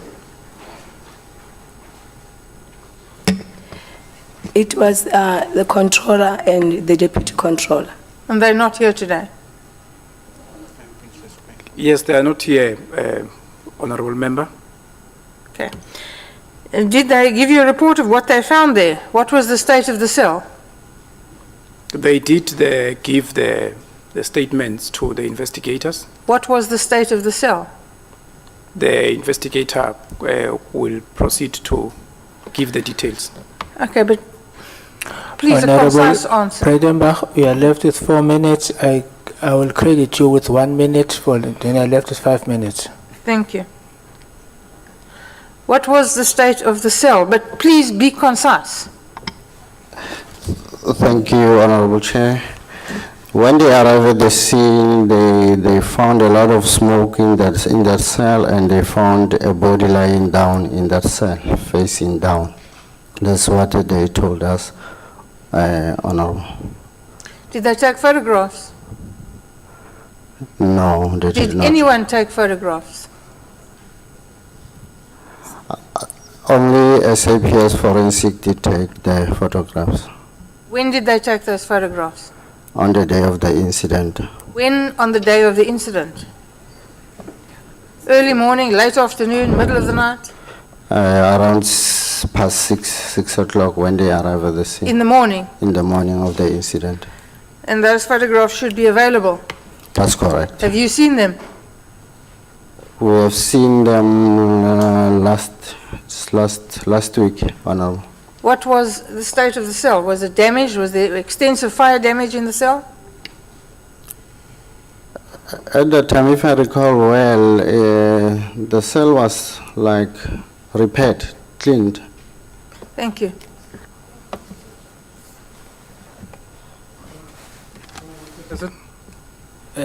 Commissioner? I just wanted to assist. I think the investigator is answering a question about the state of the cell that he was exposed to last week. He's not answering the question on what was the state of the cell when the body was still there in the morning of the in the morning of the incident, which is the 3rd of May 2022. And he's indicating that he only got access to the photos last week, and that is as a result of the takeover we did. This is the information that we could not get access to when they were doing the investigation. Thank you, Honorable Chairperson. Thank you very much, National Commissioner. Honorable Swart. Thank you, Chair, and thank you, Minister and Commissioner. Minister, Groundup sent you a very urgent response on the request for response on the 17th of March. And obviously you don't receive all the emails, but on the 17th of March, questions relating to the whole incident following the exposés, and your spokesperson, Crispin P. responded that he did not see an urgency in responding, given that they gave a 3-hour deadline, which is very short. But the editor then, Mr. Geffen, responded to him explaining the matter was urgent, and P. responded that the report was not yet complete and he could not comment. Are you aware of that email? Was it brought to your attention? That's the 17th of March this year. No, I'm not, but what I'm aware of is that there was, the spokesperson did inform me that there is a media query on the matter, and that they want our response immediately at that time. So that's what I'm aware of. But in terms of the content of the email, I understand. Minister, but was your media department monitoring all the media around this issue that had been building up, starting with November, which was the explosive report from ground up, to building up towards this. And obviously, it required a response from your office or not?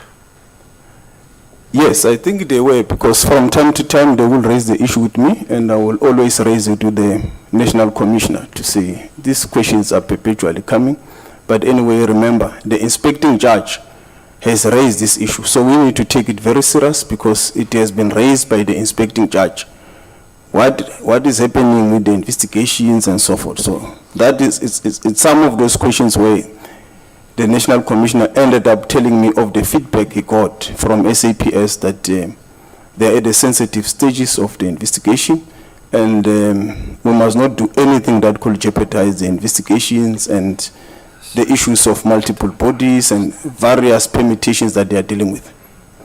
Thank you, Minister. So let's, Commissioner, let's then, the responses to media, there's a brief mention about that, but it omits more than it says. And I'd like to take you to the ENCA interview with your spokesperson, Mr. Nkumala, did I get it right? But he said, we stand by our statement, and I don't understand whether there was a statement, but we stand by a statement of 3 May. Now that might be incorrect. 3 May, could it be another date? I'm not sure, but we stand by a statement of 3 May 2022. As you are seated now, that is now on the 18th of March, Correctional Services doesn't have the outcome of the police report. Now I understand you might not have that then, but he says he doesn't have the autopsy report. Now that's a blatant lie, because by that stage, according to the JICS, on the 10th of August, JICS says SAPS gave the report to it and the DCS. On the 28th of October, on your own report, now that you've just presented to us, the copy of the post-mortem and the DNA response was received from the police. On the 16th of January, a case is opened of an escape, and a week before this, JICS advises DCS that the inmate Bester is alive, well, and dangerous. Can you explain why your spokesperson would lie on national TV to say that the department does not have the autopsy report on the 18th of March 2023?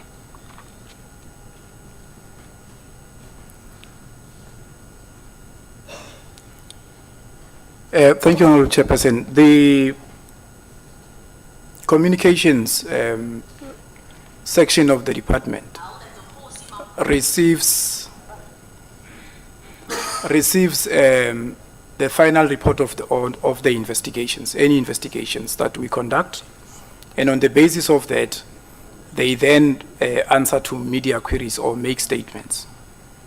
The report that the spokesperson was referring to is an executive report that we received officially as reported through G4S of unnatural death. At that stage, when he was answering that media query, he did not have in his possession a final concluded report of the investigation from the department. Okay, Commissioner, I'll give you that latitude that it's a final report, but the point that we've been trying to make, and this is where we as public representatives feel the outrage about the lack of communication with the public. And I've raised this issue ad nauseum about the policies of warning the victims. Here we have a person, the evidence is suggesting, as way back even from the previous June, way back even from May last year, when a police investigator says there's suspicions around this whole incident. And I think that is our concern, and that is our outrage, and that's the public's concern, that at no stage were the public advised. And I appreciate on the one hand, as Minister Chele advised, that you don't want to warn him, but I think in this case, the public interest outweighs the interest of trying to trace that person then, to warn the public that here is a dangerous person, a convicted murderer, a convicted rapist, who is out, firstly at least, to warn the victims. Now, Minister, this is not addressed to you, but if I heard you correctly, you said there is a policy or something, and please, I don't want to quote you incorrectly, but Commissioner, how do you warn the rape victims? Do you warn rape victims in a situation like this where there is an escape? You do warn them when there's a parole coming up, I understand that, but in a situation like this, is there a policy and was it done? Thank you, Honourable Chairperson. In terms of the procedure, when there is an escape, which means that when we have conclusive evidence and information that we have an escape, we do warn members of the public. In this instance, there was a case of unnatural death that was reported, or we received a report on unnatural death. At that stage, we had not received a final report that would make us conclude that we have an escape. After receiving that report, it didn't take us more than 3 days to issue out a statement to warn the public. And we were the first government institution to do that, because at that stage, we had received a final report, we had interacted with the investigators, we had checked the evidence in the report, and conclusively, at that point, we went out to the public to say we have an escape. And I must also indicate that actually at that point, it was still risky for the department and the National Commissioner to do that, because G4S still maintained that the body that burned on that morning was the body of Thabo Bester. Sorry, National Commissioner, what date was that you issued that warning? Roundabout. I don't have to have a... We received the report on the 22nd of March, okay, 2023. So I understand that. So Yes. that is following the massive media coverage of Ground Up, following your report to the police on the 16th of January of an escape. You reported to the police. So from January, at best, and in October already you've got these reports, but from January your officers report an escape, and you wait until March to issue a warning. Now I find that unacceptable, given the issues around this whole case. But I'll leave it at that. What I do want to ask you is the glaring omission is that on the 24th of March, only on the 24th of March, DCS activates the DCT team to track him down. Why only on the 24th of March? When you have all this evidence, when on the 16th of January, you already had, and go back to the 28th of October when there was huge suspicion and the reports that you then got already. Why do you wait until the 24th of March to activate the track and trace team to try to arrest him? And we see it was literally 2 weeks later and he was arrested. Toof, like that. He was arrested. And thankfully, as Honorable Breitenbach said earlier, thankfully he did not commit another offense in this time. Thankfully. But it's to no benefit of the department because you had the information. Commissioner, on the 16th of January, an escape is reported. Why didn't you, on that date, have the activation team to track and trace him on that date? And why did you wait till the 24th of March? Thank you, Honorable Chairperson. We have presented to the committee through the report that we have submitted that yes, the case was opened on the 16th of January. In the same presentation, we are indicating that the National Commissioner became aware that the case was opened in the meeting that was convened on the 23rd of March, when the final investigation report was discussed with the investigators, the regional management committee, and colleagues from management in the department. The media statement was issued out, as one has indicated, on the 25th. The tracking team was appointed in the morning of the 24th of March. We finished the meeting after 12 o'clock, immediately after finishing the meeting, confirming the facts. I then issued out an instruction to put together the tracking and tracing team, which started its work at that Commissioner, time. thank you very much. But may I suggest, with the greatest respect, that it's not necessary to wait till a final report before you have the track and trace team. I'm sure that can't be your policy. Surely when you have an escape, you should activate the track and trace team immediately, and that you don't have to wait for a final report, even if there is some doubts. Is that not surely your policy? Chairperson. 5 minutes left. Chairperson. Minister, I think the Minister wants to comment, or someone. Yeah, no, I just wanted to come on this point because I also asked the National Commissioner the same question when these suspicions were becoming loud around November or so. But why don't you just go and arrest and test this alleged person who is outside? And he said to me, look, there are a number of issues involved. One is that we don't know whether it's him or not. The first thing the police are going to ask me is whether do we have a warrant of arrest and so forth. So the first thing that needs to happen is that an escape must be declared first. Then the track and tracing team can come into the space. So it's not like a normal, straightforward escape where it is known this prisoner just leaves. Then you declare immediately the track and tracing team. So there were still some complexities, and the National Commissioner can answer for himself. So I'm just bringing this to bear that those were some of the engagements we had, even ourselves behind the scene. But why don't we just go and fetch this one? I appreciate that, thanks, and I've only got 2 minutes, but I do want to just make the point that we've got to see this against the background of a lot of media coverage at this stage already. And on the 16th of January, Minister, even the 16th of January, a case of escape is reported. On that day, the track and trace team should have been activated, because there you report a case, you've got enough evidence and you report a case. But I'll leave it at that. Commissioner, just the last issue. I raised this and I just want an explanation from someone. On the 17th of March, someone in the department issued a statement about so-called leaks from unidentified sources and suggested that information supplied by these unauthorized sources were putting undue pressure on the department to confirm or deny these reports.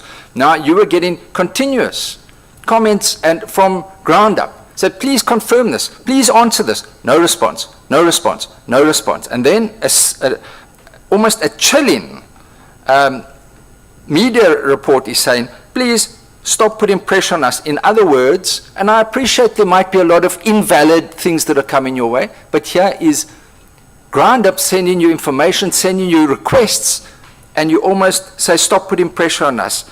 Is this not a form of a contempt almost for whistleblowers, or are you not taking them seriously? And should you not consider going forward, taking greater note of what these investigative journalists are saying and the information? I put the same information to SAPS and they said, yes, we can make use of that. That would be my last question. Thank you, Chair.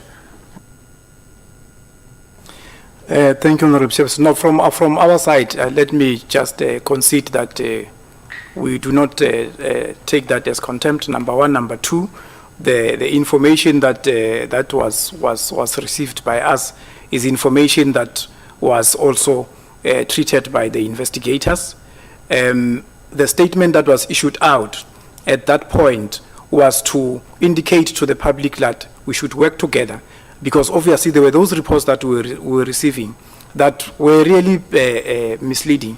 I can give one example, for instance, with the offenders, Honorable Chairperson, who would report instances of having information about by that time, the escape. Some of them actually, to this date, they are still indicating that they were able to see someone walking up and down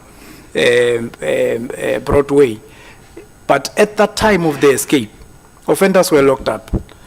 The structure of the cell door is that there's a space where you can be able to peep through, with bars, but there's a flip that seals the cell. And that flip that seals the cell can only be lifted up from outside, not from inside.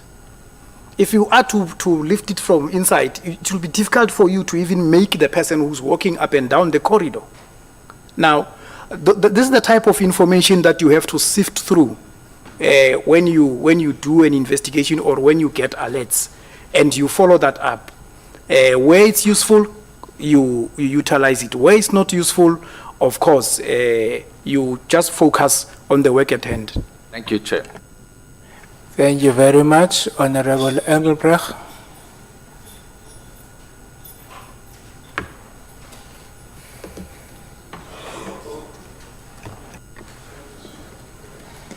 Thank you, Mr. Chair. National Commissioner, I just want to clear something up that came to the fore during this morning's question and answer session with the inspecting judge relating to the regional commissioner. The DCS controllers that is stationed at the G4S Mangaung facility, do they report to the regional commissioner or not?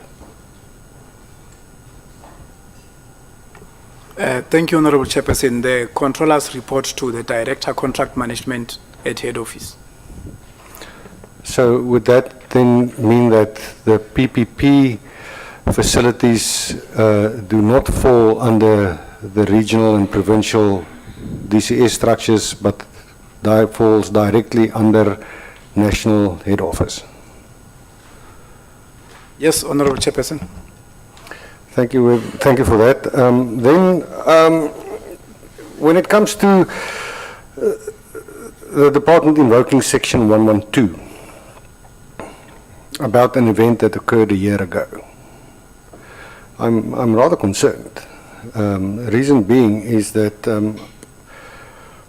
I hope that you are sure that the state of affairs at that facility prior to you invoking Section 112 was of such a nature that the invoking of this section would be upheld by a court of law. Because after our conversations with G4S, I am utterly convinced that they will take the department to court and they will question the invoking of Section 112. And I'm not sure if historic events can be used as a reason to invoke 112 now, not knowing if those events were still prevalent just prior to the department invoking Section 112.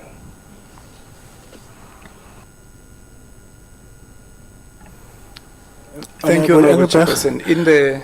Are they not part of what they've sought legal opinion on? Yeah, no, I don't think you have to answer. I'm just stating a concern, and I hope that these things are in order. Then, I think the concern would be noted. Then to end off, and I'm not going to take 15 minutes, Mr. Chair. We've heard from everyone involved now, and so we can come to a conclusion in our own minds. And mine is the following. The inspecting judge shared public information with Ground Up. Ground Up published the story. Because of the publication, the public's interest became focused on this issue after a while. And I'm convinced that because of the public outcry, we are sitting here today. So I think it can be derived that had the inspecting judge not shared the information with Ground Up, we would have been none the wiser, and Bester would in all probability still be roaming around freely. From my perspective, the inspecting judge shared this information with the journalist because after numerous attempts by him to get the minister and DCS to act has failed, and this is evident in the timeline where we see when things were done. The inspecting judge during his questions and answer session was understandably very kind in respect of the minister. I mean, he has to work with the minister. However, despite his kindness, he felt compelled to share the information with the journalists with the hope of eliciting a public outcry to get the minister and the department to do their job. And I think us sitting here right now is a testament to the inspecting judge being 100% correct in his assumptions. So, having said that, and you can comment on it or you don't have to if you don't want to, but I want to know from Minister Lamola, seeing all of these failures, and if we talk about the concept of accountability, Mr. Lamola, will you resign as a minister because of this debacle? Thank you. That's all I have.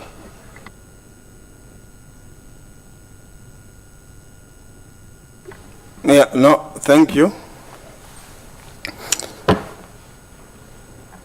Yeah, maybe firstly, on the 112 intervention, I hope that the Honorable Ongobrak is not suggesting that with all that is in front of us, everything is under control at the Mangaung Correctional Facility. Secondly, on your question whether I will resign or not, no, I'm not gonna resign because I did what I was supposed to do. And you will have heard even the judge that as he informed me, he was not also informing me with certainty that Mr. Bester has escaped. He said there's a suspicion that is being investigated by the SAPS, by DCS, including the inspecting judge, which I immediately called the National Commissioner to say, National Commissioner, I was on a call with the inspecting judge. These are the issues he's saying. This thing does sound unbelievable, but if it comes from a judge, you need to act on it, which is what I was supposed to do, and I've done it. Unfortunately, I cannot instruct the National Commissioner to go and arrest a person. Neither can I instruct the SAPS to go and arrest a person. Because, as you may be aware, Mr. Engelbrecht, is the jurisdiction of the investigating officer to decide when and how to effect an arrest. But I did inform the National Commissioner of my discussion with the judge, which I told him that the judge did say this thing sounds unbelievable, but he is a judge. He believes that this suspicion needs to be followed up. So let's follow it up. And from time to time, I will definitely call the National Commission, even when we receive the questions, sometimes from the media and so forth, to say, how far is the investigations? And that is when I answered, when Honorable Swart was asking that at some stage, he told me that this thing has become broader than just them investigating an escape. There's multiple bodies. In fact, the police believe this could be something bigger than what they see. So we should not do anything that could jeopardize the investigation. Hence, I confined my discussion between myself and the National Commissioner on this issue because of the nature and the sensitivity that was becoming apparent to me. But I understood the agency and the need to put pressure on him. And I do think that when you look at the timelines from when the National Commissioner was doing follow-ups and so forth, it is also after many times I prompted him. Thank you. Thank you very much, Honorable. Just one thing. The Minister referred to Section 112. I just want to make it clear. I am not saying that the things at Mangaung G4S is by any means wonderful right now. I raised a concern after studying the contract between DCS and I'm not a lawyer, but I have an opinion that according to what I read there, and I might be wrong and I hope I'm wrong, that there might be a financial risk for the department, which is something that we do not want. I just want to make that clear. No, thank you very much. I think the department will act legally and rationally.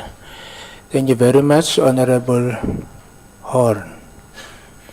Thank you, Chair. Maybe I must start off while the Minister is on the floor to touch base with the Minister on the statement he made around his responsibility in respect of DCS being primarily oversight in nature. It's of course different to our oversight, Minister. I hope you would agree. And if we for a moment accept that answer, also in light of the fact that you said we have failed and we take responsibility, what then, in hindsight, should you have done differently?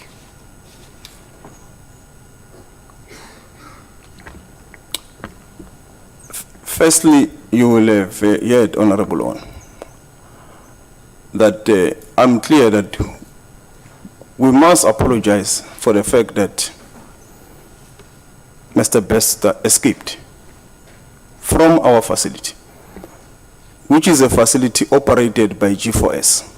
And I said, while it is operated by G4S on behalf of the South African government, the ultimate responsibility lies with the South African government. It lies with the Department of Correctional Service. The South African public does not know G4S. They know us. So it's us who must apologize to the South African public for this escape. And that is the responsibility I'm taking. Okay, let's stay with your oversight responsibilities. We only, it's now well known, we only have 2 public-private partnerships in respect of correctional facilities in this country. So as the Minister, what have you done to ensure that the oversight, the monitoring, the evaluation in terms of the agreement in respect of Mangaung Correctional Centre is properly done? Is to request reports during the management, the ministerial management meetings, and also to request them to tell us what is the process that DCS has started in anticipation of the takeover of the facility in 2026. And as we speak now, there is a team from DCS working on the process of the takeover. Despite this process that we're dealing with in terms of the legal opinion that was seeking in relation to the current situation, whether we should terminate or not, and whether we'll have the capacity to take over or not at this stage. So, since my arrival, I've been very clear that we are not going to extend this 25-year contract. So the department must start to prepare the processes of takeover, and there's been many activities of monitoring. I know that the Deputy Minister has also visited these centers, including the Kuntamas in Timule and so forth, in that process of monitoring and also enhancing the process of the takeover. Okay, so have you considered the risks involved in public-private partnerships in general, long-term public-private partnerships, the risk involved, which is accepted globally, that towards the end of a longer-term contract, evaluation and oversight is neglected? And linked to that, your announcement, which I'm not saying you were not entitled to make, but your announcement already that come 2026 we're taking over there. What have you done to mitigate those risks? Yeah, as I've said, Honorable Horn, there are teams as we speak now from DCS dealing with all those issues, the risk, the cost, the number of employees there, how many will we need, how many are retiring, how many are taking over, what could be the risk, what type of profile and all that. So they are dealing with everything related to that process, including the risks. And what have they found? One is that what you have seen there as a presentation, for example, the private-public partnerships, they use a different system in terms of the grading of the offenders. They start with the A+, which is a higher kind of privilege, and then they work them down. It's a philosophy that they are running. While DCS is opposite. You start from 0, where you have got nothing, until you gain your points of good behavior and so forth, which we have agreed that that should be harmonized. It must be in line with the DCS process. And also the discrepancies with regard to the salaries, that it looks like they are paid more a bit, which the department might not really afford, particularly the officials. And it looks like there's about 30% or so in Mangaung that is soon going to retirement. So there's a number of things that they did find, which I think will be helpful as we move forward. Okay. So talking about those officials, one of the things that of course is now on the table is that come 2026 they have an uncertain future. Now your agreement with Group 4 Security say they may not make use of any custody officials who are not certified, and you can even, some instances, revisit the certification. A lot has been said about the lack of G4S to do lifestyle audits, and according to your own report, their own intelligence operations were weak. Have your team considered recertifying the Group 4 security officials there as part of a risk management in the run-up to 2026? I think the NC can answer that one. Or the controller and so forth. Thank you, Minister. Thank you, Honorable Chairperson. The HR processes with regards to take over includes lifestyle audits. We have already indicated that with Mangaung, with the takeover, at the moment, that's one of the things that we're going to do. And then we have already identified that there's a different grading system in terms of salaries, as the Minister has indicated, and we've also identified that there's a need for reskilling or retraining, especially of correctional officials, because the training that the Mangaung correctional officials go through in terms of intensity and time is less than the training that we take our own correctional officials through. So those are the details that the task teams have been tasked to work on. There's an action plan that we did present to the portfolio committee, and we are ready upon being invited to the portfolio committee to give more progress with regards to the details that we have uncovered. Thank you, Honorable Chairperson. Thank you. Chair, my next question is around the periodic reviews which the contract makes provision for. Am I correct to understand that at first it was agreed that those would happen quarterly, but of late that has not happened quarterly?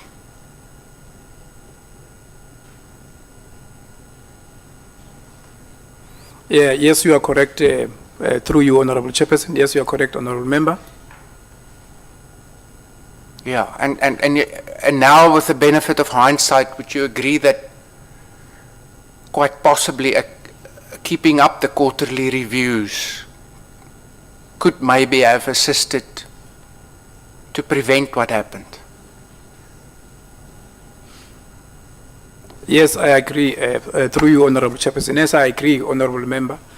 Let me indicate that the quarterly reviews are done by the supervisory committee, but through the reporting system of the department, we also get the region to include the information from G4S in the quarterly reports that we consider as management of the department on the performance of the correctional system. Hence, when we also meet on a weekly basis to look at the performance of correctional facilities through the National Operations Committee, we also include the information and reports from Mangaung Correctional Facility. Actually, the latest report that was done on the infrastructure and the operations of the fire system at Mangaung was done in the last 6 months, which is what we also provided to the contractor. Okay. I just want National Commissioner to touch base with you regarding your response to the question by the Honourable Engelbrecht, because I have it that the job description of the controllers entail a first line of reporting to the Deputy Regional Commissioner in question before the, I want to say, parallel and separate reporting line to the National Director Contract Management. You answered that the only reporting line is to the Contract Management Director. Are you quite sure about your information? Thank you, Honorable Chairperson. Yes, I am sure. I've just indicated, Honorable Chairperson, that with regards to operational information that we aggregate for the correctional system, the region collects that information and submits to management. But when it comes to the performance, the work of the controllers, when it comes to the tasking of the controllers, reporting in terms of their performance contracts and accountability, they are directly accountable to the Director Contract Management. That's why even in terms of the investigation that they instituted after appointing the investigators, that investigation report went from the controllers to the Director Contract Management. There is no line between that intercepted that investigation. It is just a line that provides information. It's not a line that provides management and control. Thank you. Then in respect of the complaints or violation notices, we see in the report that you report for the most recent period. Would you be able to furnish us with a longer period, maybe 5 years, so that we can see the trend of violation notices, the numbers, the type of violation notices? I can't insist on it now or the detail of it now, but would you be able to do that, please? 4 minutes. Thank you, Chair. We will be able to do that through you, Honourable Chairperson. Thank you. Chair, then, with your permission, I want to move back to the Minister. Minister, as part of your oversight functions, in respect of the previous National Commissioner, what was your oversight of his exit activities at the time? So the decisions he took during let's say the last few weeks or months of his tenure, after having, of course, being informed that his contract would not be extended. It was the same as I arrived. So what would that be? The normal oversight, reports, what is happening, the quarterly reports that are necessary, the management committee meetings, and everything that is supposed to be done. So wouldn't you agree that in respect of a Director General, which in essence the National Commissioner is, whenever there is a contract to come to an end, there will have to be transitional arrangements in place, and that your obligation will be to have a very careful oversight so that there's no last-minute decisions that ultimately come back to haunt the department. That's just as a matter of principle in general. Let's forget about the personalities involved. I hope, Honorable Hon, you are not suggesting micromanagement, because I know you may not want that. I will definitely, from time to time, get reports, and if there is something, I will also call him to provide certain reports. There were a number of exchanges for this report and that report. And obviously, I also monitored him and so forth, but also when he thinks that there is something he may want to report, he will report and all that.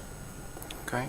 And then my final question, and I don't know whether I must look towards you, because obviously it's not fair to ask the new National Commissioner, but are you aware, or were you made aware, that the visit to the Mangaung Centre on the very last day of Mr. Fraser's service was necessitated by complaints from Group 4 Security that the then controllers were overreaching and issuing too many violation notices, and that they really should be moved in order to restore a harmonious relationship? No, I'm not aware of that. And will you be able to find out? Yeah, you can get the report. Thank you. Thank Chair. you. Thank you very much. Members, I've realized that aircon is not working properly and there's no water. And when the minister said that when the body was dead, I realized that it's time to get a body break. So let's have it. How many minutes? Oh, I'm told that dinner is outside. Can we come back at? Huh?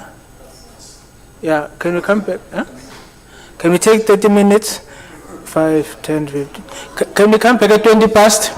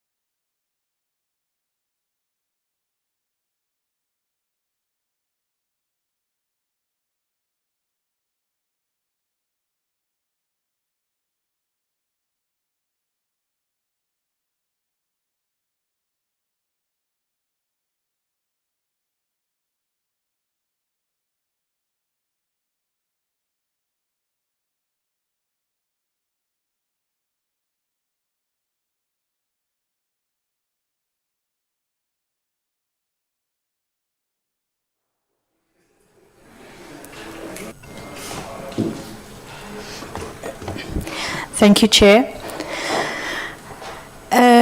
For DCS, I wanted to go to slide 6 because I wanted to understand the public-private partnership structure and how it works.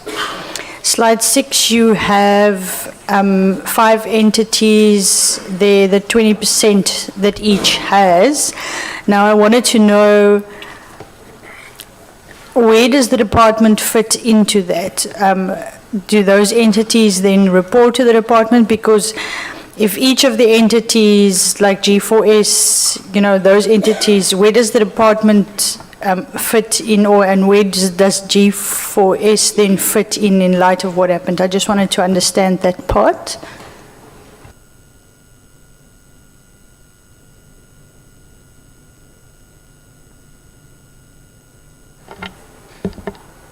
Sorry, Honorable Nuvutruchen, I was distracted a bit.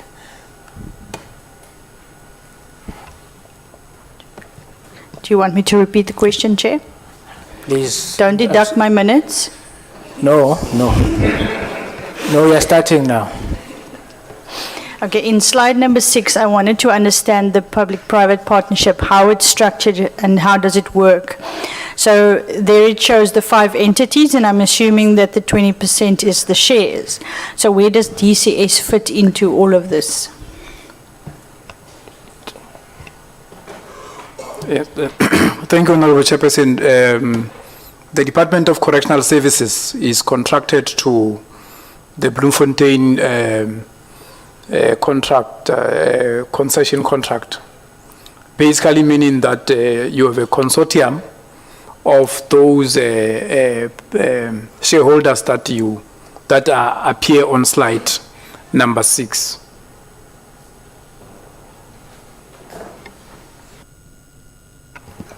So in the light of what happened with the fire, it's only G4S who takes responsibility. The rest don't take any responsibility for the fire at all? It is actually the consortium. G4S has a role as a contracted operator. That's why when we gave G4S the notice of takeover, we actually referred to the consortium. Even when we answered to the letter of legal contest, we indicated that we can only deal with the consortium. Okay, fine, thank you. And then go to slide 16.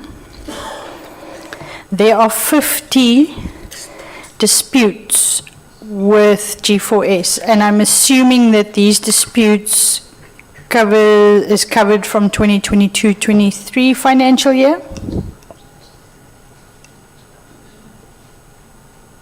I'm going to request that the acting Deputy Commissioner in the Office of the National Commissioner talk to that slide on the disputes through you, Honorable Chairperson.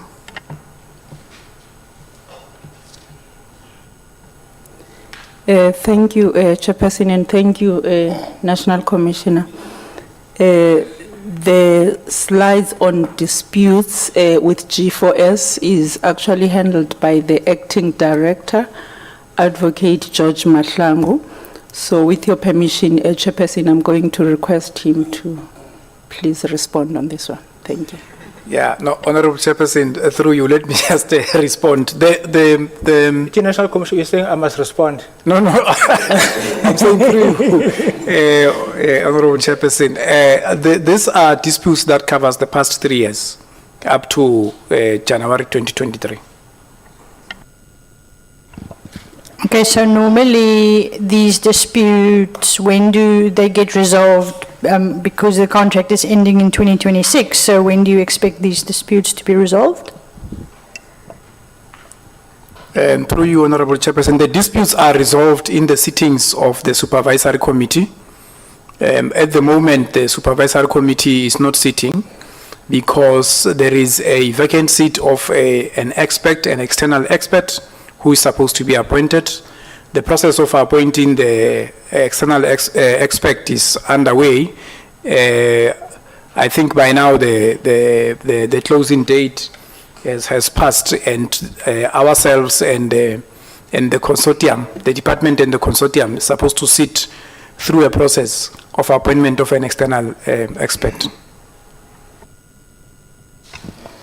Okay, thank you. I would just like to add in support of what Honourable Horn recently asked. I would also like to see how many disputes you've had over the past 5 years, and then when these disputes have been resolved. I'd like Honourable Horn asked and requested that information, I would also like that. And then the temporary management. Again, the structure, I would like to know how it works. The temporary management is now in charge of MCC. Now, yesterday, G4S explained the structure of the 3 directors. Now, where do they fit in with the temporary management, or do these 3 then follow? I understand you said that G4S is still there, but these are director positions. So where do they fit in with the temporary management and the temporary director?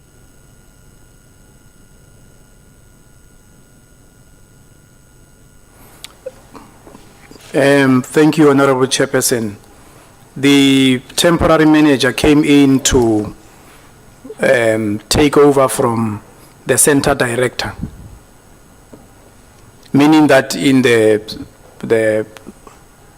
space that is the box that is in the middle in that structure, where it is indicated that the center director of MCC is Mr. Joseph Munyanti.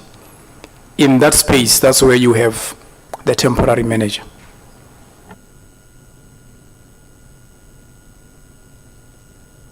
Okay, so the other 2 are still there and work together as a team? They are still there and work together as a team, but with regards to the management and the functioning of the center, the temporary manager will then take the final decision.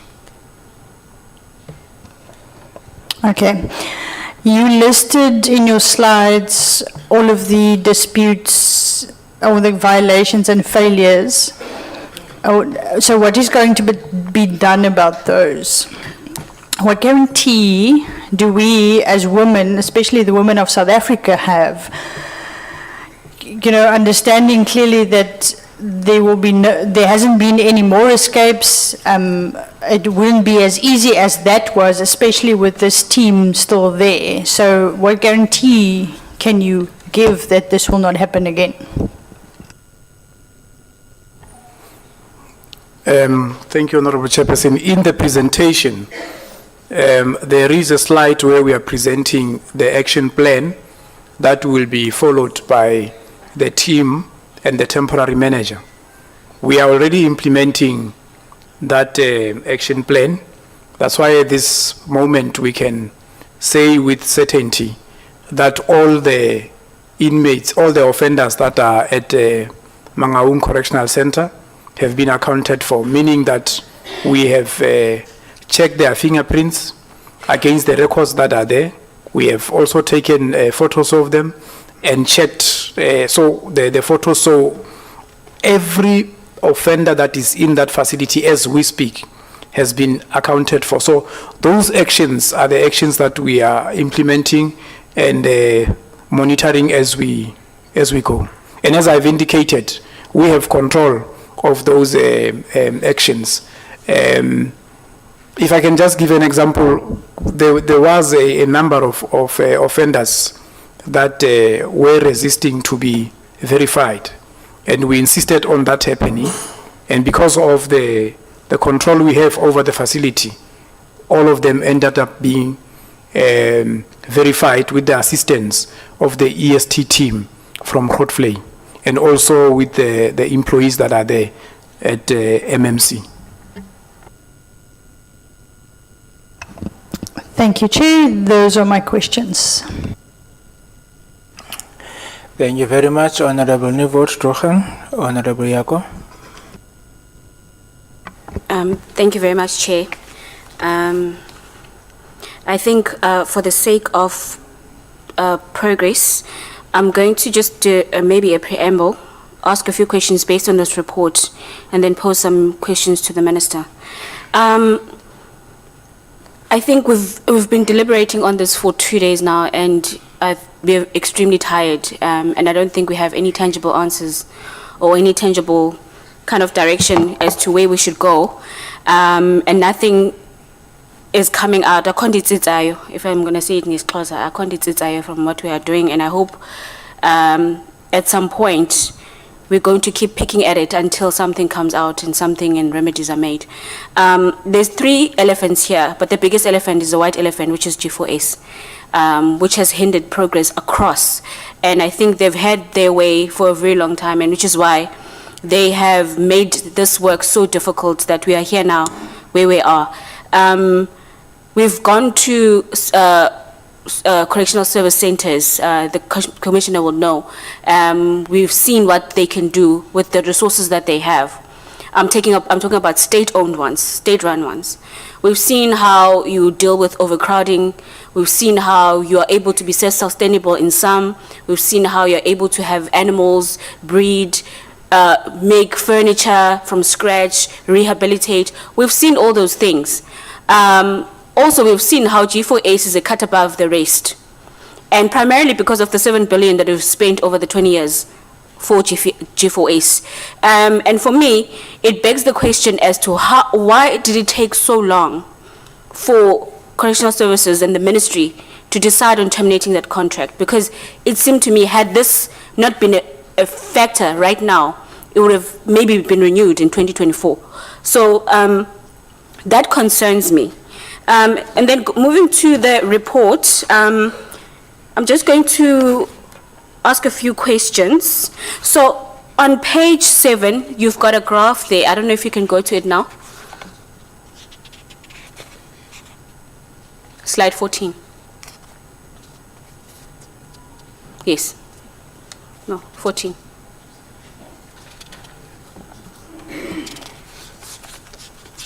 Yeah.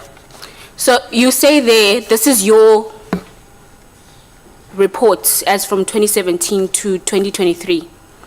And you had an incident in 2022 when someone died of unnatural causes, and that is not recorded there, there's a 0.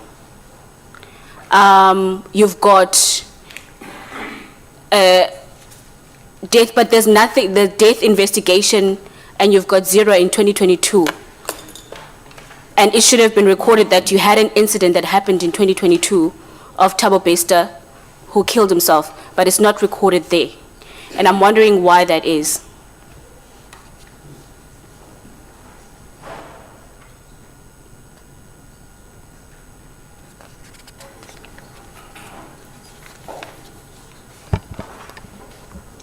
Thank you, Honorable Chairperson.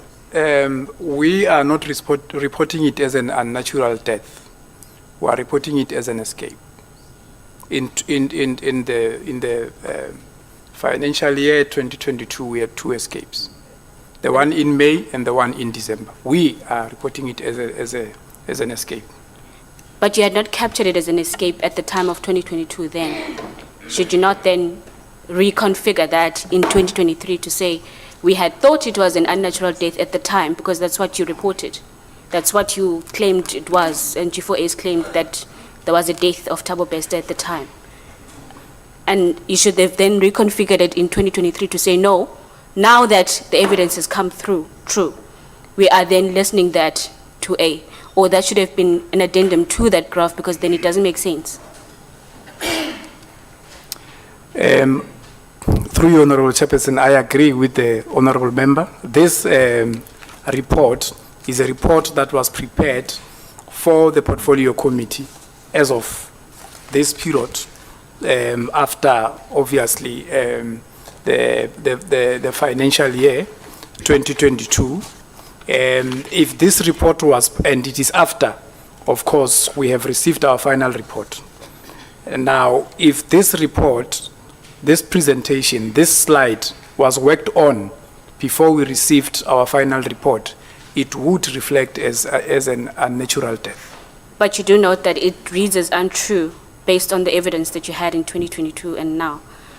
without a side note saying that what should have happened is this. What was recorded in 2022 is this. That's what I want to flag. Secondly, National Commission, on page 8, you talk about an integrated security system that's able to detect cell phones in the facilities. And how do you think that Thabo Bester was found with a cell phone in his cell? If that integrated security system that you've put here, which I think, had I been you, I would have taken out, because that's not what it did. It did not detect that cell phone that came into his cell at the time. Thank you, Honorable Chairperson. Well, our report shows that the officials that were managing the control rooms did not do their work, including the fact that even cameras were tampered with. So the system is there. It has this functionalities, but we still rely on honest officials that are committed to do their work, Now, when we find out that they have not done their work, we implement consequence management. But the systems are there. They are trained, and there is on-site support at all times. If something goes wrong with the system, it shows, and the technicians on-site are supposed to attend to it. But technicians can only attend to it if it is reported. And also, if it is reported and technicians don't attend to that error, also those technicians obviously will be found wanting through investigation processes. And that's what our investigation report is indicating. Thank you, Honorable Chairperson. Thank you, Chair. On page 11, there's a sequence of events that you've outlined here, and maybe the Minister will come in and, with you, Commissioner, and make me understand why you would have a meeting. So it says SEPS informed G4S that they changed the inquest to a homicide, and G4S informed DCA's controller on the 6th of June. And it seems to me, and then the outcome of this investigation was not provided to DCAS until the 31st of March. And you then add a bit of a part there, which I think is a way of apologizing for your inaction, which says that the letter from G4S, however, indicates the death of Inmate Thabo Bester was now a homicide, meaning that they still consider the body as that of Thabo Bester. So you allowed the narrative of a Thabo Bester who was then murdered, but the name Thabo Bester still remains there, even though you knew that that person who died there, or the person who was brought there dead, was not the person. Why would you allow G4S to only give you that investigation a year later? Thank you, Honorable Chairperson. We did indicate upfront in the presentation and in the report the difficulties that we faced with getting information from G4S, the evasiveness, and outright refusal. We have the evidence in the investigation report. And as DCS, you don't have control over G4S whatsoever. They're just allowed to say to you, we're not going to give you what you want. We have taken steps. That's why we continued with our investigation. And the recommendations are pointing to the fact that we need to issue out notices in line with the contract to deal with this type of transgressions or non-compliance. But also, as we are sitting here this evening, we have taken control of the facility, and it is for that reason. But if we go back to 6 June, at that time, the department had not received, let me put it this way, the investigators had not received the autopsy and DNA reports. Okay. On page 13, you say findings of the investigation. The sequence of events outlined in the report substantiates that there were a number of breaches on the contract leading up to the escape of Thabo Bester. And to the Minister, what is going to happen with regards to these breaches to this contract? Yeah, thank you, Chairperson. One thing that maybe I must correct, Honorable Yako, when you started, you said maybe we are saying we will not renew the contract because of this incident. We have said it many years ago. Even in this committee, we have also said it that our intention is that when the contract expire in 2026, we do not have an intention to extend it or to renew it. We said it in this committee. We have also said it in public. And with regard to the question you're asking now, is that it is part of the issue of the legal opinion. What then should be done with all these breaches? Because as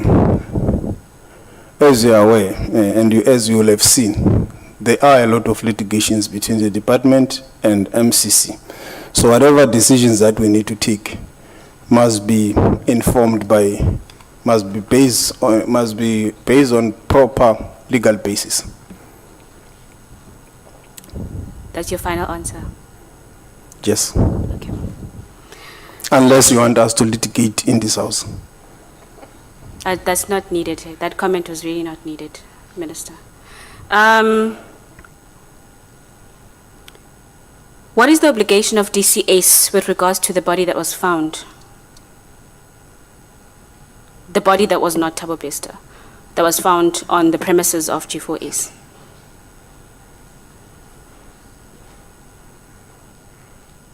The obligation of DCS would be to report the incident to the police, which was duly done.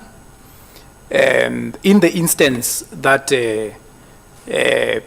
let me go back to the first report that we received, that this was an unnatural death. One of the things that we tested through our investigators is to check if G4S did inform the next of kin. And the response that we received from G4S was that they could not find the next of kin because we wanted to get to the point where the body gets to be, given to Dr. Maguduma. So our investigators actually called the next of kin that is indicated in the profile of Thabo Bester, who is the uncle. And just with one phone call, we're able to connect with the uncle. So if we have an offender that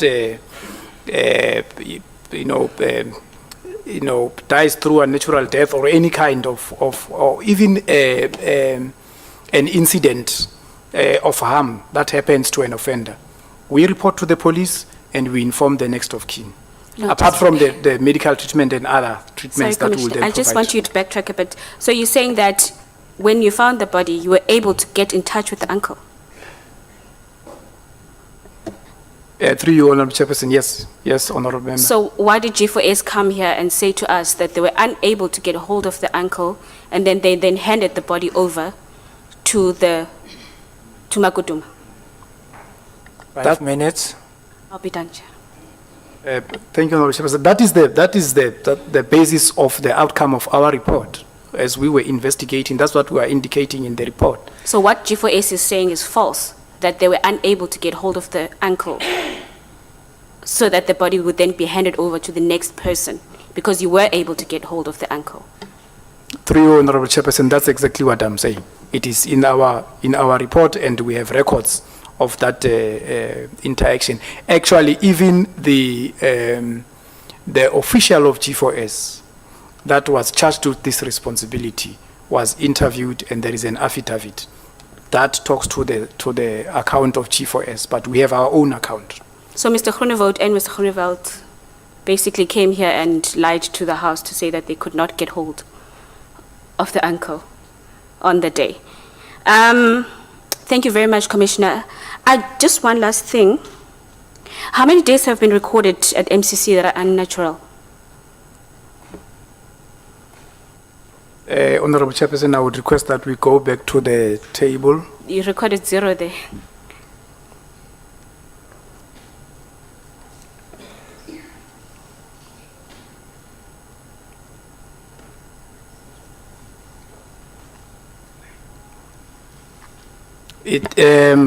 We have listed this according to financial years. Okay. And we are referring to which financial year, Honourable Member? Apologies. It's fine, Commissioner. I'm covered. I'm covered. I did answer this question You did, before. yeah, you did. Yes, No, you so did. that's why I'm saying Yeah, which year are we you referring did. to? No, I'm Yes. covered. Just one second last thing, Chair. looking at the gravity of the matter that we have at hand right now, looking at the fact that you apprehended Thabo Bester and he's now in Hosimaburo, how secure are you that you are going to keep him safe so that whoever orchestrated any of this is unable to get hold of him? Because if they can take a body and put it and plant it in a cell at maximum prison, they're able to do anything to him right now. How are you making sure that he is safe right now in order to account fully until this process is over and we can find out who was involved and how deep this goes? You know, Chairperson, the standard that we apply to offenders of high risk like Thabo Bester is the same. Obviously, we also look at the type of crimes that that offender would be serving for or sentenced for. I think, can you guarantee his safety or not? He is safe in terms of the security plan that we have put in place. Okay. Just lastly, Minister, are you happy with your performance with regards to this?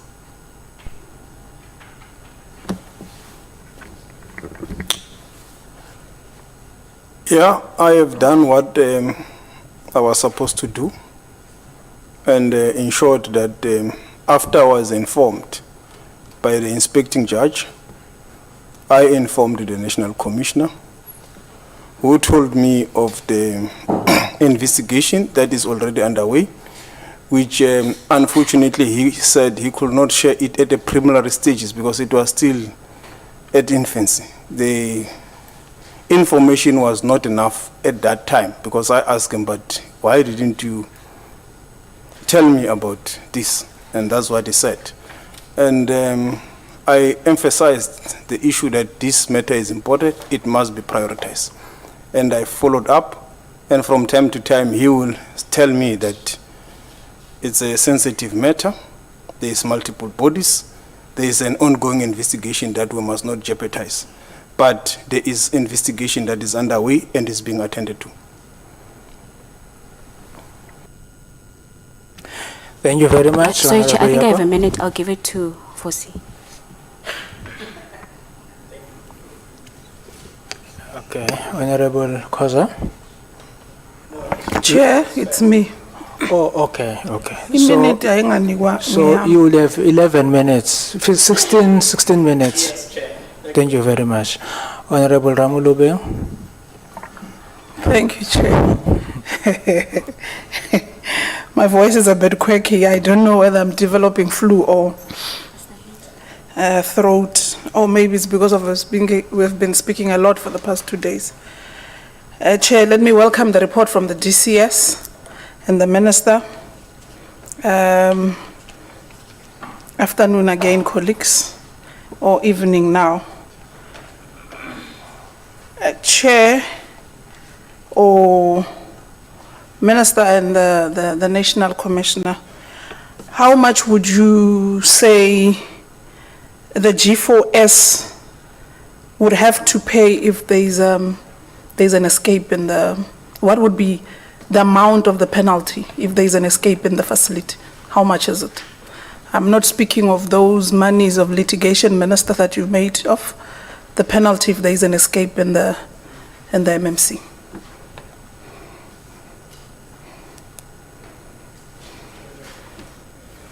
Thank you, Honorable Chairperson. I'm going to ask the Acting Director, Contract Management, to respond to the issue, the question. Thank you, Commissioner. Thank you, Chairperson. Normally, in cases of escape, the observation fine is just under 1 million. So that is what should be expected for G4S to pay. What is under 1 million? Even 1 rand is under 1 million. I was about to say that. Precisely 900,000. Can we get accuracy of that report, please? And also have a report of how many escape actually would have transpired in the MCC. Bearing in mind also our oversight visit that we did last year in April, the mention of the escapes that they would have transpired, including the Thabo Bester one, including the one in December of the person who escaped in the hospital. Can we, through you, Chair, get that detailed report? Commissioner, you made an indication that you got to be aware of the escape in January. Is that correct?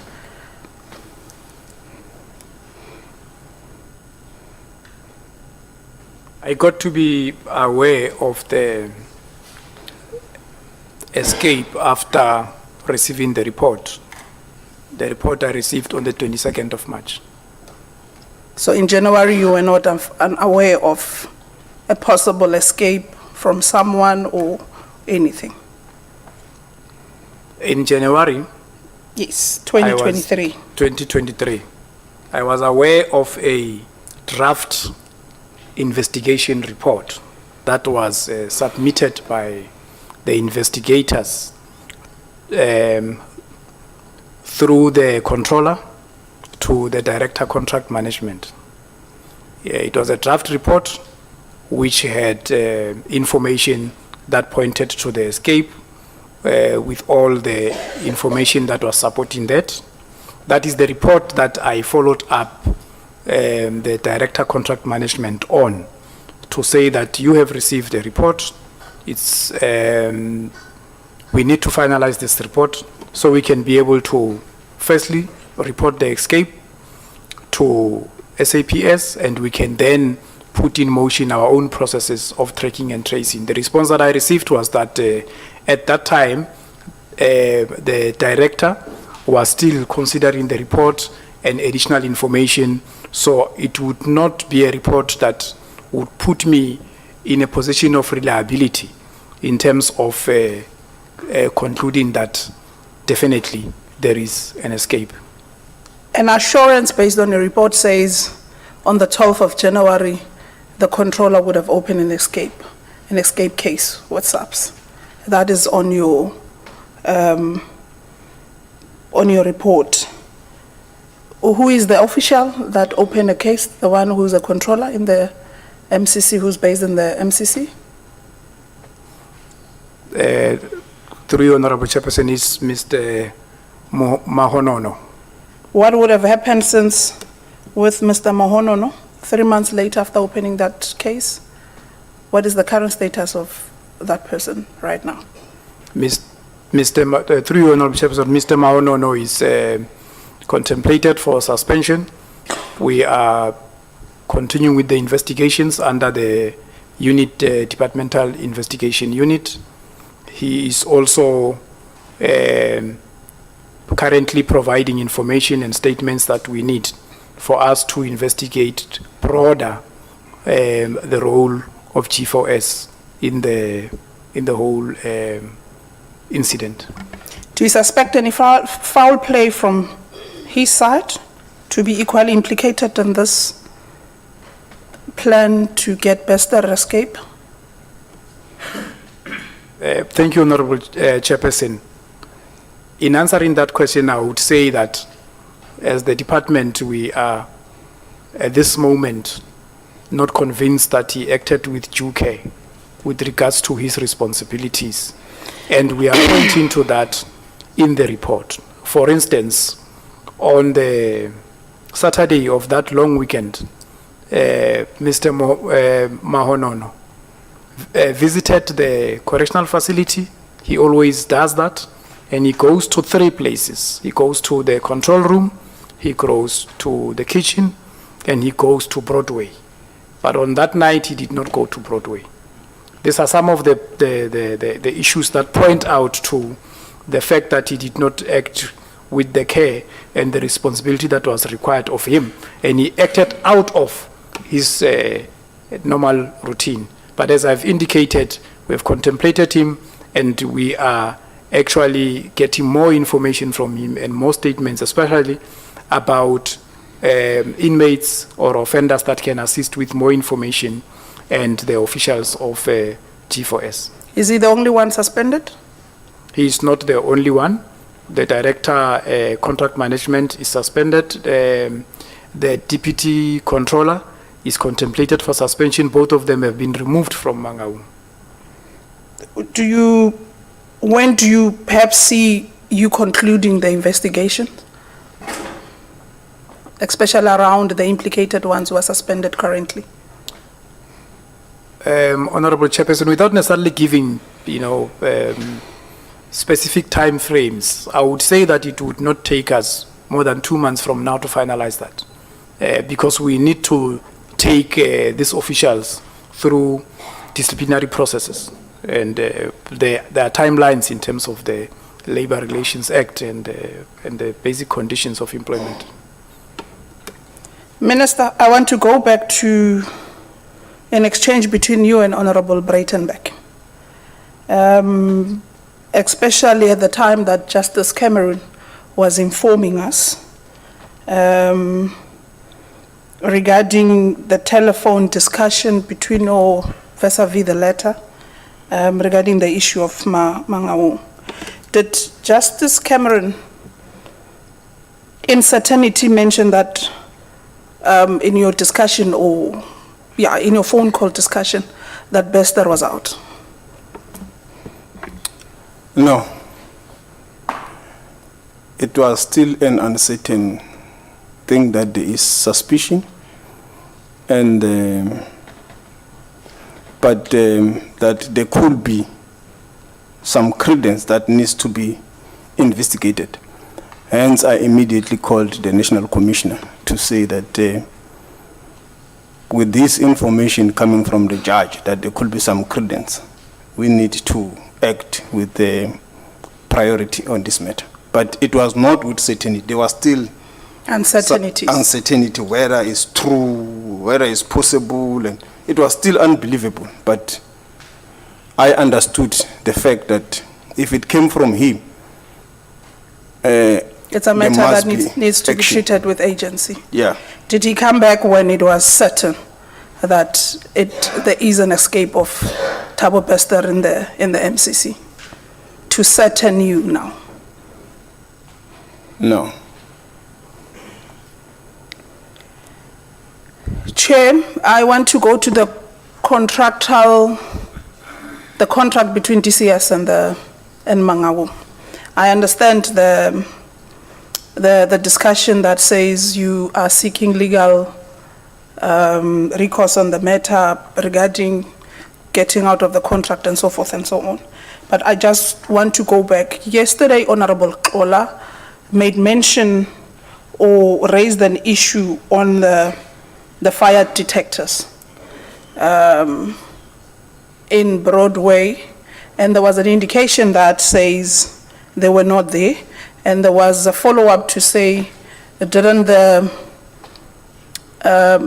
management of the center see it fit that, Chair, I'm being Jigs is, and I hope my time is not going to be taken by Jigs, Chair.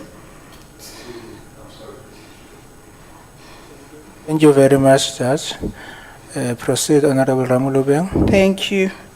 Chair, I made an indication that Honorable Kola yesterday raised an issue of fire detectors, and there was an indication that they're not there in Broadway, and there was a follow-up that says, didn't they see it fit that fire detectors should be put in place? They raised issues of the contract between them and DCS, so which does not allow them or permit them to do that. Clause 8 and Clause 9 of the main contract allows for a contractor to propose changes to the contract. In this instance, it means G4S would be able to, install those fire detectors. Is this true? Can really Clause 8 and Clause 9 speak to that? If indeed, are we able to have G4S installing them? So that we understand whether they wanted to install them or they just chose not to do it. Thank you, Honorable Chairperson. It is true that there is a provision in the concession contract for that, Section 8 and 9. And upon application, DCS would consider that, and it is an improvement that is necessary to enhance the security of the institution, and will allow that to happen. Did G4S be made aware of that provision? Thank you, Honorable Chairperson. I would want to believe that they know about that provision. I think the main issue is that they should have applied. But I must indicate that there was a review done of the infrastructure and its limitations, and the issue of fire detectors was raised in that report, and that report was submitted to G4S. It was the investigation or the review was done by the facilities unit from the Department of Correctional Services with the assistance of Department of Public Works and Infrastructure. You are left with 2 minutes plus 1 minute of disturbance, so 3 minutes.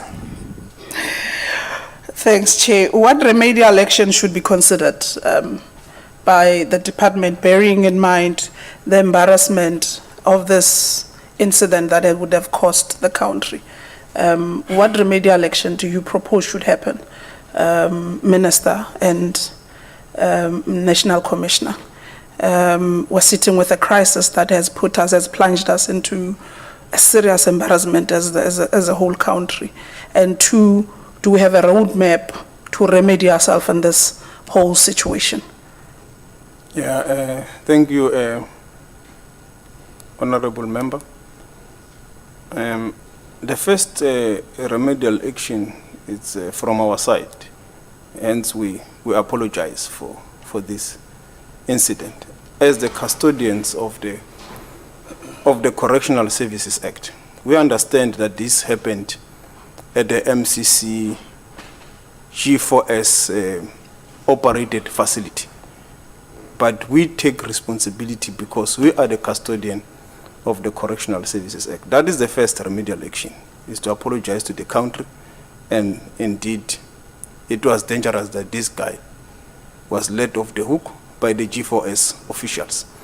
The second one is the one that we prefer not to go too much into it because of the legal implications, where we are still seeking a legal opinion on the issue of the termination of the contract or not and all that, and also assessing our own capability, whether we have the capacity to take over. Because as you will have seen from the presentation, the facility has got about 500 and something employees. 507 officials. 507 officials. So taking over can't be an overnight thing.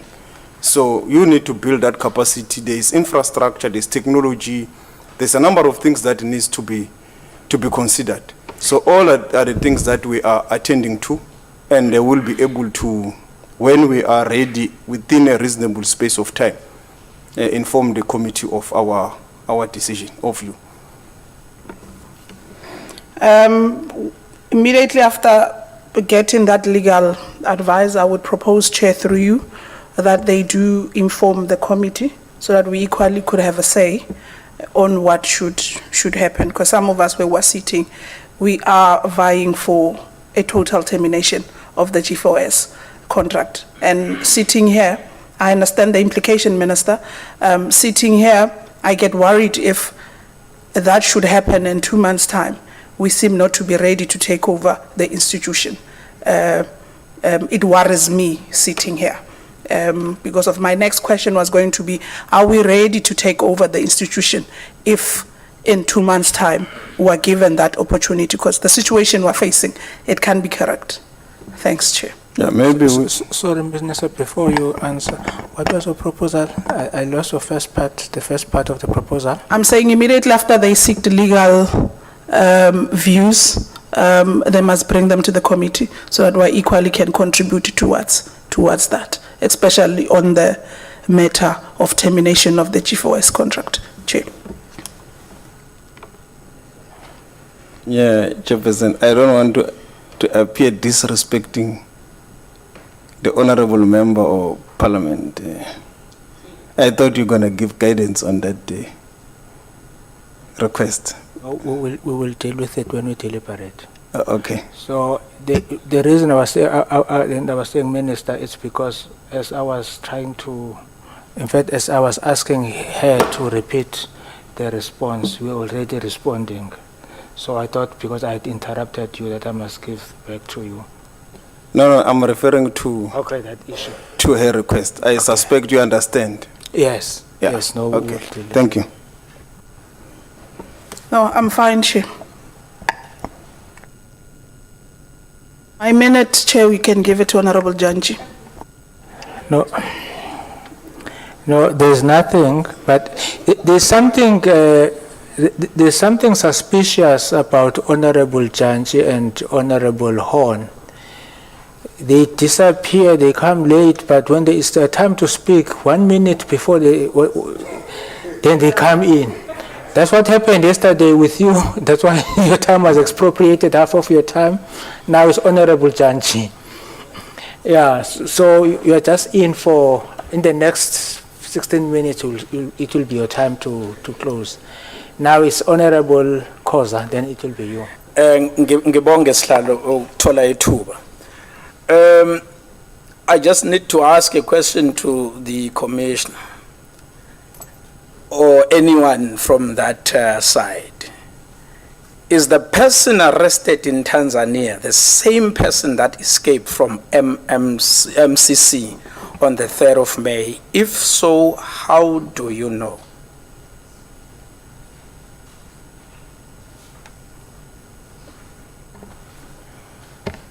Through you, Honorable Chairperson, it is the same person. In the earlier session, SAPS did indicate that fingerprints of this person were taken. They were matched with the records that are there in the database of SAPS and our own database as DCS. And that matched, and it is on the basis on which even the authorities from Tanzania allowed the process of deportation to take place. But also beyond the fingerprints, there is also facial recognition of our own officials from correctional services who were charged with the responsibility of watching over Thabo Bester before he was transferred to Mangaung. They were part of the delegation that went to Tanzania to do the identification. But I would, I would emphasize the fingerprint confirmation. Okay, thank you. Who is this person? That's why I said a person. I did not speak about Thabo Bester, because from our earlier action with SAPS, they were not sure if they've got Thabo Bester. They're saying there's two other Thabo Besters with IDs there, but this particular one does not have a South African ID, which makes it very difficult for him to be identified. My next question would be, how do you know that this person is indeed Thabo Bester? It could be Vusi Khoza, it could be Thabo Mkwena, or anyone else for that matter. Have you checked once, or is this a given name that you were given when you was arrested, arrived at your facility, gave you a name Thabo Bester? Did you do a different confirmation, either by death of certificate from church, birth certificate, some letter from school, or even an ID document? What other form of confirmation have you done to say this person is indeed Thabo Bester, or you just took the name that they gave you, that he gave you when he arrived at your facility?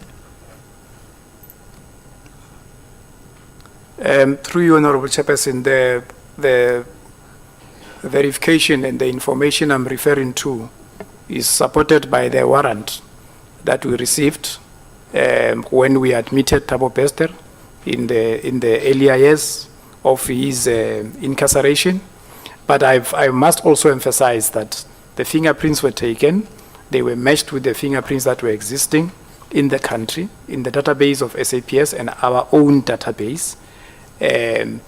Based on that, it was confirmed that the person who was in Tanzania at that time is the person who was once in the correctional system of South Africa. Can I interrupt, Chairperson, through you? I am saying the person, that's why we say the person. Leave that Tanzania story, we've passed that. My question is, have you verified that this person is Thabo Bester before now and now? Or you took a name that came with the warrant and you went to the system and it said Thabo Bester? I'm saying, have you independently verified? If I were to be arrested, I'll have my fingerprints taken, or my ID would be demanded to say, show us your ID, or it's you, so we've got you, and this is your name. I'm asking a simple question. How did you do a different verification to say this person is a Thabo Bester or it's an imposter, a Vusikoza, using the name of Thabo Bester? Simple question like that, Commissioner, should be very simple, right?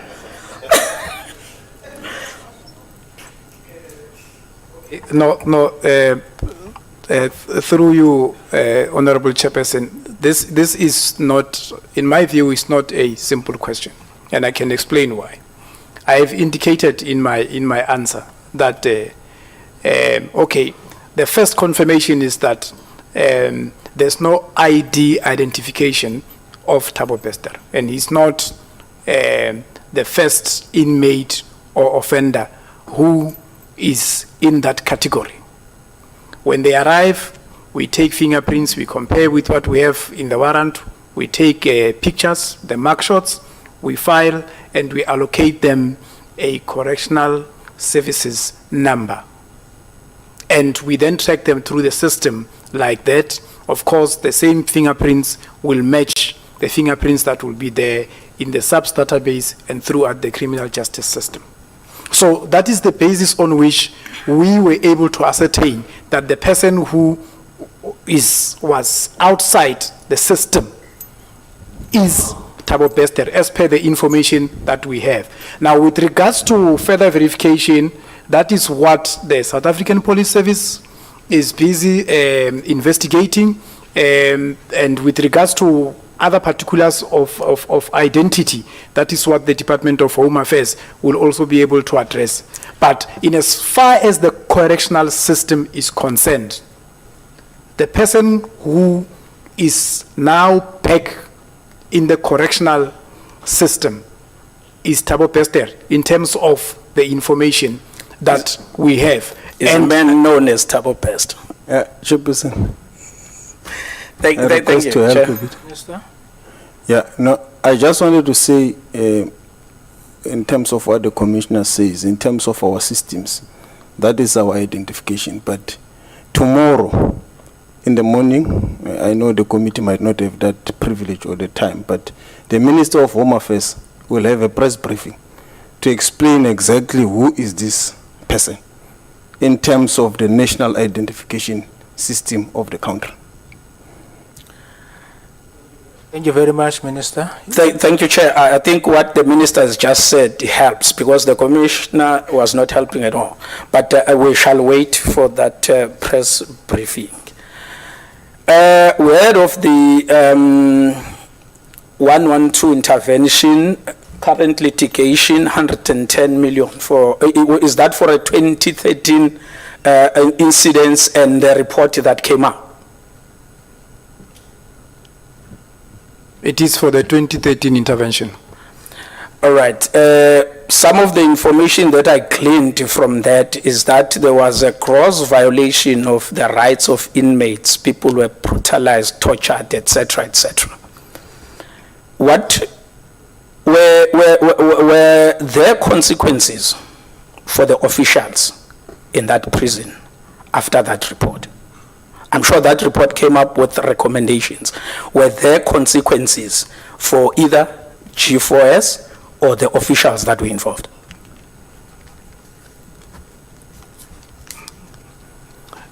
There were consequences in line with the concession agreement, and we can provide that information as the department.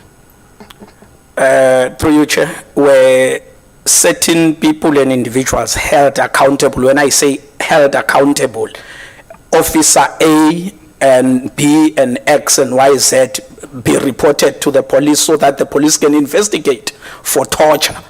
Did G4S do something about their own officials who were involved in such brutal and inhuman violation of inmates' rights?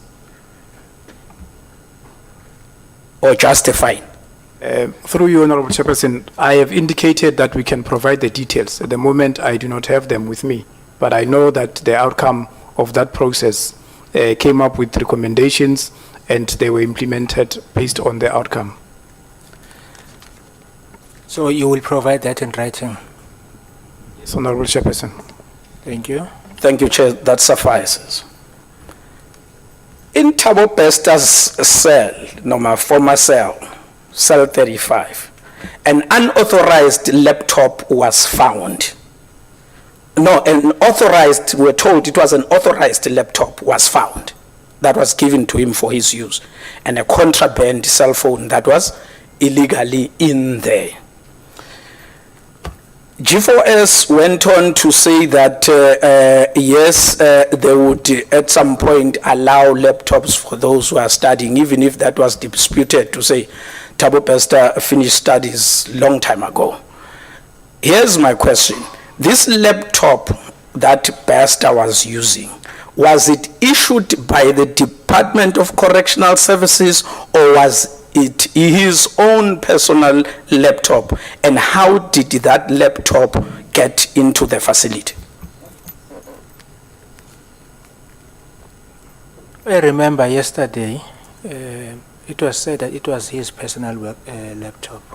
Okay, Chair, I was not sure because I was told at some point that inmates are provided with laptops by the department. So I just wanted to check that at what level, but I understand there was a court case ruling there.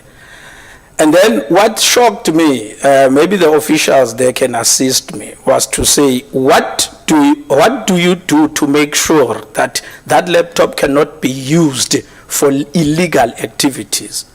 G4S says, no, we just check if it does not have an external modem. I mean, those are things of 2004 when Thabo Bester went to jail or before he was arrested. My understanding, well, the officials there will comment. My understanding is that if you have a laptop that is equipped with a Wi-Fi capacity, all Thabo Bester needed was a cell phone, which was found in there with data. He creates a personal hotspots and he does his trading and his criminal activities from there. Any comment? I agree with the observation, Honorable Chairperson, and that's why we were able to deal with the matter in our investigation report, and that's why the investigation report is recommending that we issue penalties, and that's why at the moment we have taken a temporary management, or we appointed a temporary manager so that we can be able to enhance the security in MMC. Can you then agree that... okay, Minister wants to come in. Honorable Minister. Yeah, no, thank you, Chairperson. Just to add to the response of the National Commissioner is that you will remember that the inspecting judge said that there's a matter in the Supreme Court of Appeal, because what provide for the inmates to have this kind of facility was that there's a policy of the department that allows them, and the act that says they must study and so forth. But that policy does not say they must have laptops in their cells. It does not allow that. But there's a high court judgment that then said they must have access to the laptop in their cells if they are studying. So that is what we are now appealing, because we don't agree, and we agree with the Honorable Khoza that if someone has a laptop in his or her cell and have with the development of technology and have a cell phone, with the high level of smuggling, anything is possible. So that's why there's that appeal in the Supreme Court of Appeal on that judgment. Thank you. Thank you very much. Thank you, Minister, for agreeing with me that Bester was allowed to carry on his criminal activities right under the nose of G4S. He was either deliberately enabled or they were sleeping on the job. That is obvious. The next question I would want to ask, Bester, when he committed these heinous crimes against women, he was on parole for fraud. He's a fraudster, this one. When he comes in here, the first thing that you should say, close all the possibilities of fraudulent activities. He gets a cell phone in his cell. He gives a name that cannot be verified. He carries on trading. I would have expected that an extra care, particularly in the issues of technology, would have been taken to ensure that Bester does not carry on with his activities. However, my question is this. I was just commenting. My question is, when he was paroled, can you confirm that his parole was genuine or it was bought? Because for one to be able to pull such a huge scam right under everybody's nose is either he's extremely connected or he is moneyed. So can we go back to his parole for the initial fraud? Surely his fraud had to do with money. So this boy has always been moneyed from the look of things. Can you confirm that his parole was genuine, or you're not sure whether it was bought or genuine? Any comment? I can confirm, Honorable Chairperson, through you, that his parole was genuine. Based on? Based on parole processes that are independent of influence from the department, based on the sentence plan that would have been implemented, and of course, as I've indicated, based on the system itself, the parole system. Can we rule out influence of money? You are saying it's independent without influence, but can we rule out influence of money in the parole system? Can you stand here firm and say, I am ruling out the possibility of the influence of money in the parole system? Commissioner. Through you, Honorable Chairperson, if there are instances like those, they are reported and we deal with them. But I would not sit here and speculate whether there's influence of money or not. What I'm definitely saying is that our parole processes are above board. If there is an allegation of corruption or any type of influence that is driven by financial gain, that can be brought before us. We'll look into that and we'll attend to it. 2 minutes left. Chair, I want to move quickly to the track and trace team. Who made up the track and trace team? Were there private security companies involved? Through you, Honorable Chairperson, there were no private security companies involved. The track and tracing team was made up of officials of government, mainly from correctional services. Okay, no, that's fine. We'll check on that. The partners in the consortium each have got 20%. You said that there are attachments to this report. Is there an attachment to this report that you said will be made available that breaks down each and every party to the consortium in terms of who are the registered directors, etc., giving specific details? Is that in your report or not there? That breakdown is not in the report. It's the breakdown that we will provide to the committee through you, Honorable Chairperson. Okay, no, thank you very much. I would love to do that. In closing, this I'm directing to the Minister. Mr. Minister, our prisons have a population of 157,135 and overcrowding of 44.42%. It means they contain more than double the amount, almost more than double the amount that they're supposed to contain. Is that in line with best international practices? Maybe I can throw in this one so that you can get a chance to respond because the chair will cut me. Is that in line with the international standards and best practices? Maybe let me stop there for now. Thank you, so that you can be able to respond. Thank you, Chair.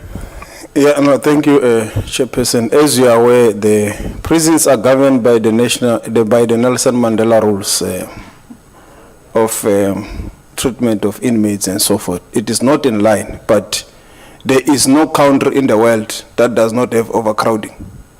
It's just a degree of overcrowding. Maybe there could be one or two, but it's a general norm across the globe. Overcrowding is a challenge for all states, and with us, it has been proven over time that we may not be able to develop infrastructure at the same pace as the courts are convicting people. Hence, this private-public partnership arrangement was conceptualized at the time to help with the situation of overcrowding and to build bed space capacity within a very short period of time. And we can say that was achieved because almost 5,000 bed and space within a short period of time was done. We have the benefit of the infrastructure. The issue is whether in terms of the operating contracts, the costs, which were struggling to sustain. And it is for that reason that we do not want to continue with this model. And we announced earlier because we felt that it's not sustainable on our side. Thank you, Chairperson. Thank you, Minister. On a light note, are you saying that there is overcrowding at Vatican City? No, I don't want to be accused of blasphemy, Chairperson. So one question that arises out of what Honorable Khoza has said. With all the lapses that happened, especially with the issues of computer and internet, don't you think that those are some of the things that might also contribute or might have contributed in us getting grey-listed?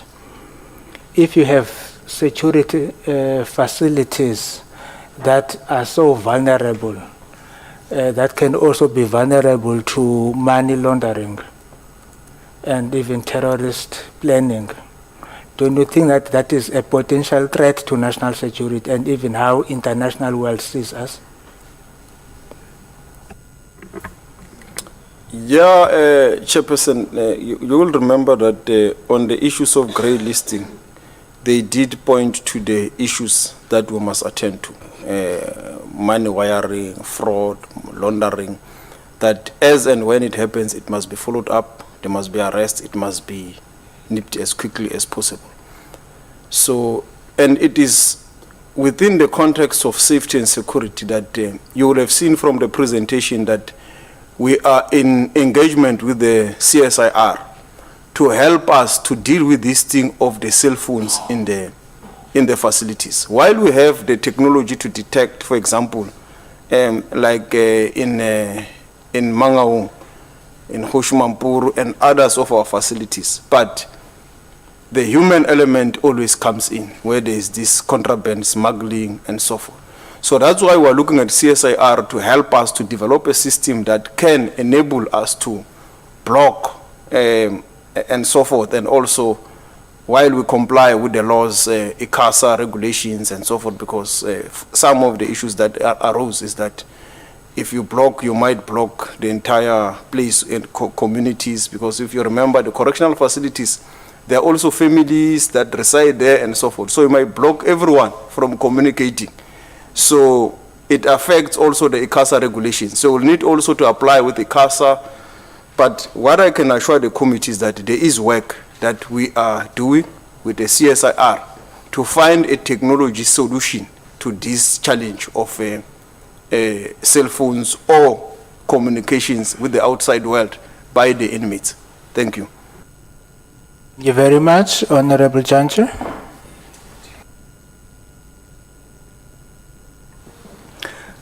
Thank you, Chair.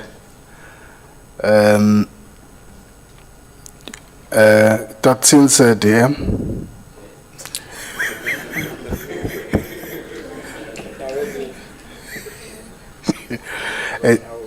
it's late in the evening, Chair, and I'm in a position that I don't like because I have two risks I'm starting with that I would have missed the question posed and the interaction to allow my role of pick it up at the end. And the second risk is that I might be repeating things.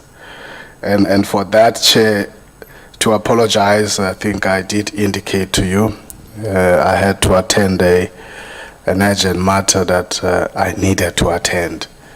And I would like, I'll therefore, as a way of not keeping everybody, perhaps to limit the issues. Maybe National Commissioner, if we can walk back before you took over as a National Commissioner in this space, whether it's a BCC or MCC. My understanding is that there would have been an investigation that was done which involves your human rights people, Commissioner Chris Nissan and the department, and out of that there would have been a report that would have been compiled. As part of the handover and what you inherited, are you aware of that report?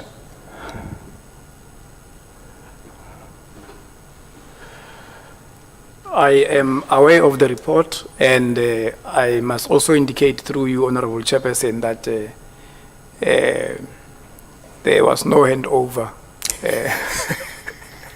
It is the reports that you would be aware of as you continue to do your work, and you try and see how you then accommodate the recommendations and what has been done from what comes out of those reports, and you include that in improving the environment as you move on. No, thank you. Fair. I accept that, it's not all in that space. In this room, we're talking about tensions of handover, so it seems to be inherent in this. But I do know, just to go back to the handover, even a few days ago, I was reading, I have it at home, I was reading this handover report by the previous National Commissioner. It's in a document, so I don't know who it was given to, but I was browsing this handover report. But I'm not going to go there, since you indicated that there was no proper handover. But the issue I'm going back to start with is that report that you are aware would have had recommendations of things that needed to be done. And having taken over, are you able to talk to us about the implementation of those recommendations?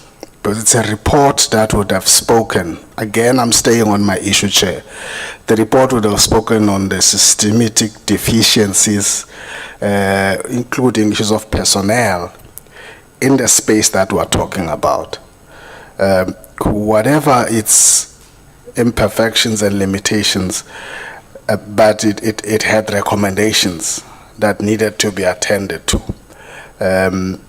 Some would have included in relation to this contract, in this concession, the director was part of the supervisory committee and so on, and a lot of others.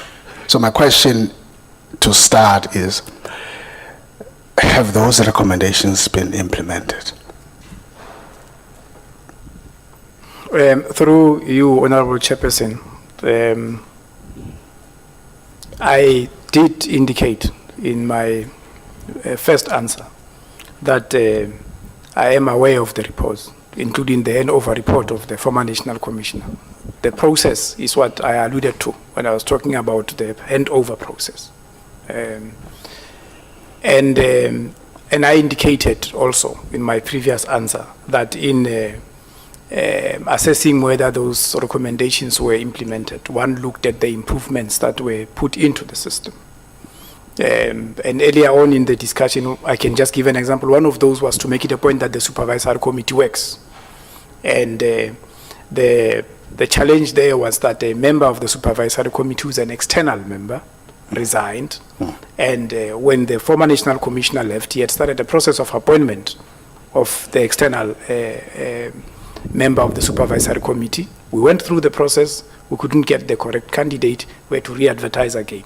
So there are those specifics where one would say that we were able to implement the recommendations. Earlier on, I spoke to the fact that through that handover report, there was a recommendation that in as much as you have got a contractual control and management process that is in the hands of the director contract management, we need to make it a point that at an operational level, there is a way for the reports on operations to come through to the management of correctional services. Hence, we then opened a line through the region that when they give us statistics and reports on operational matters, they must also include Mangaung. Even on our performance with regards to the annual report, we include Mangaung as part of the region, Free State, Northern Cape. And I did indicate also that on a weekly basis when we review the incidents, Mangaung is also included, MCC is also included. So it is out of those recommendations from the handover report by the former National Commissioner, but also a specific investigation report that was produced through the work that was done at Mangaung. There was a time that the department spent more than a month at Mangaung through different interventions led by the former National Commissioner. And that even led to the appointment of a Chief Deputy Commissioner responsible for incarceration and corrections as the overall overseer of the two triple P contracts. And that is where also the initial idea of looking at a takeover came through. Thank you for that response, NC. Maybe just before we leave there, can you then, in your own way, summarize and say, these were the recommendations, I'm looking for a scorecard here, that these were recommendations that you inherited and compared to what we have today and what we're dealing with in relation to this particular issue. Are you in a position to say there's one or two areas where we would have done better in relation to those recommendations? Or are you of the view that you have gone beyond that and you have actually become even better innovative? So that we leave that point. I want to be satisfied in that. Through you, Honorable Chairperson, one of the areas of weakness, and it's an area that we have to attend to, is the annual reviews. Because as the supervisory committee meets to deal with the penalties that would have been imposed, every year there has to be an annual review of the contract, and that is what has not been done, and that is what we need to do. Chair, as I leave that point, just a small commentary. Thank you, National Commissioner. This point is important because even across departments, every year you've got action list and recommendations of the Auditor General. And there gets to be no attention to these issues, and we go back to the next process and deal with the same problems. So it is important that when you deal with this issue, looking back and walking back is important so that we're able to close those gaps. But I'm satisfied with the response. The next point, perhaps to invite the minister here. What has been demonstrated in the last 2 days, and I just want your comment, Minister. What has been demonstrated in the last 2 days is a silo approach between the different role players in this security setup. It's not even a silo. It's littered with tensions and everything else, at the expense of work being done. Demonstrated in feet dragging, blame game. We have listened to the reports here. Those themes run through. And so the issue for me to get the minister perhaps commenting on this, because in this space, all of these role players needed to be coordinated by a particular center. Are you happy that we are going to be closing these 2 days, having received these reports, and we are seeing these gaps of almost lack of cooperation on this administration of justice in these corrections and some of the essential issues that we have seen? Yeah, it is for that reason, Honorable Judge, that you will have heard me saying, for example, tomorrow Home Affairs will be giving a briefing on the issue of the national identification. It's because when we realize that there is no proper coordination, we then coordinated that. And since that coordination started in late March, there has been a lot of improvement between the various security cluster departments. And I think the experience we are gaining from this, we will obviously have to enhance it in the cluster coordination overall. Thanks, Minister. Maybe to go back to the NC, there are a lot of loopholes in the system that has been demonstrated here by various reports. In particular, because the core mandate of this department is rehabilitation. That's the core, because that's why it's correctional centers and not prisons. But the biggest budget item of this is incarceration. If you have a budget of 25 billion, about 15 billion, it was 15.1 billion this year. That just goes on to one program, incarceration, less than what it was in the previous year. And yet what we have been dealing with here in the last 2 days, it's about problems in that program, which makes me to argue that the problem is not money. The biggest source of money is thrown into this program, but we remain with problems. How to fix that?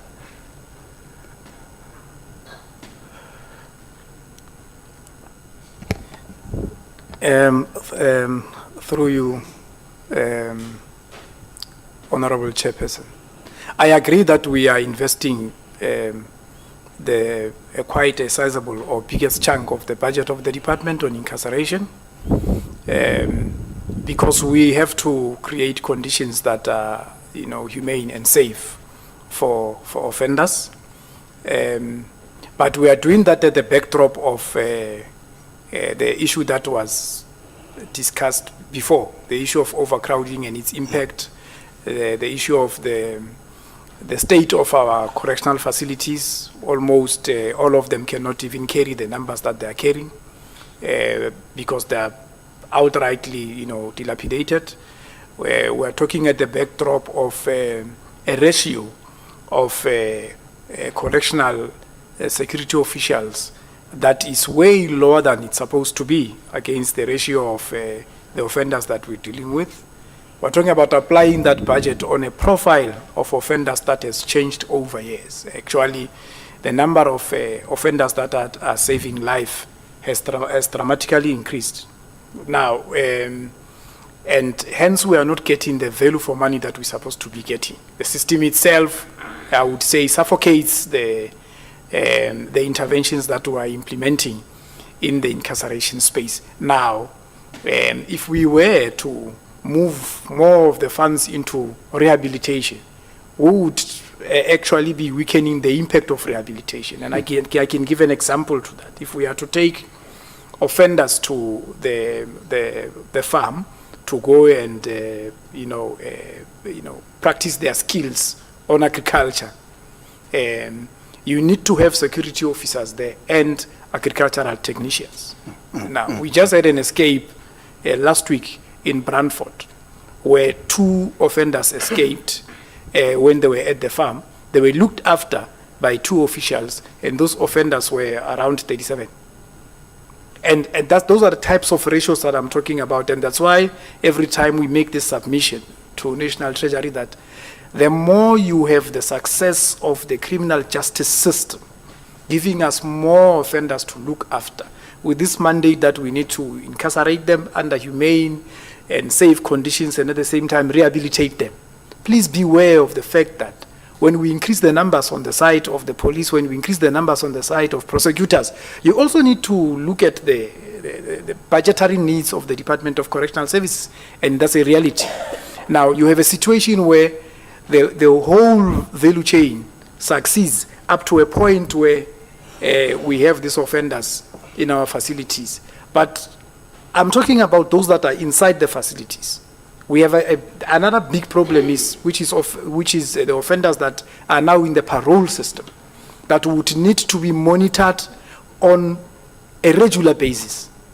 And when you look at the numbers that are monitoring these offenders, and again we go back to the profile, and these matters are not reported too widely in any case in the media. We have our officials getting shot at by parolees because those offenders that would have been paroled, having served their sentences, end up, with a community that presents them with challenges, and they ended up going back to the crime rings and all. So it's a really involved and deep-seated problem that we will not be able to deal with as the correctional system. We need that alignment. I like what I'm hearing, but I'm going to stop it. I like what I'm hearing, and hopefully you are going to, Chair, we are going to interact, because as I end, the chairperson is a champion, and we are in the same space often of this issue of saying to Treasurer and everybody else, they must stop these budget cuts in the security cluster. Because before you grow it, you've got to stop first the budget cuts. So you're speaking to the converted. But I've not heard that, what you're saying today, in terms of how we deal with that. But the question that comes when you put that on the table, and I'll demonstrate with what comes out of your report, is an argument that says, You have 1 minute? Yes, you can't deal and manage even what you have. Here you have presented to us 18 breaches of a contract, 18. 18 breaches, you've listed all of them. Besides you seeking legal opinion, I have not heard you don't seem shocked by the 18 breaches. I mean, in any standard, anywhere, in a contractual relationship, that you have these 18 breaches, it's supposed to mean that there's a non-existence of this relationship. What is your take about this? You've listed them to us unless you wanted us to just know. What does this mean in relation to, as we live here today, these 18 breaches still exist tonight at MCC in the manner that you have listed them? What are you saying to this committee? And that's where I'm landing, Chair. Thank you, National Commissioner. Yeah, thank you, Honorable Chairperson. The current state of affairs at MMC, Mangaung Correctional Centre, is that the director who was responsible for managing that center has been removed and we've installed a temporary manager. Now, we installed a temporary manager after less than 10 days of receiving this report of these breaches. We received the report on the 22nd and we installed the temporary manager on the 30th of March.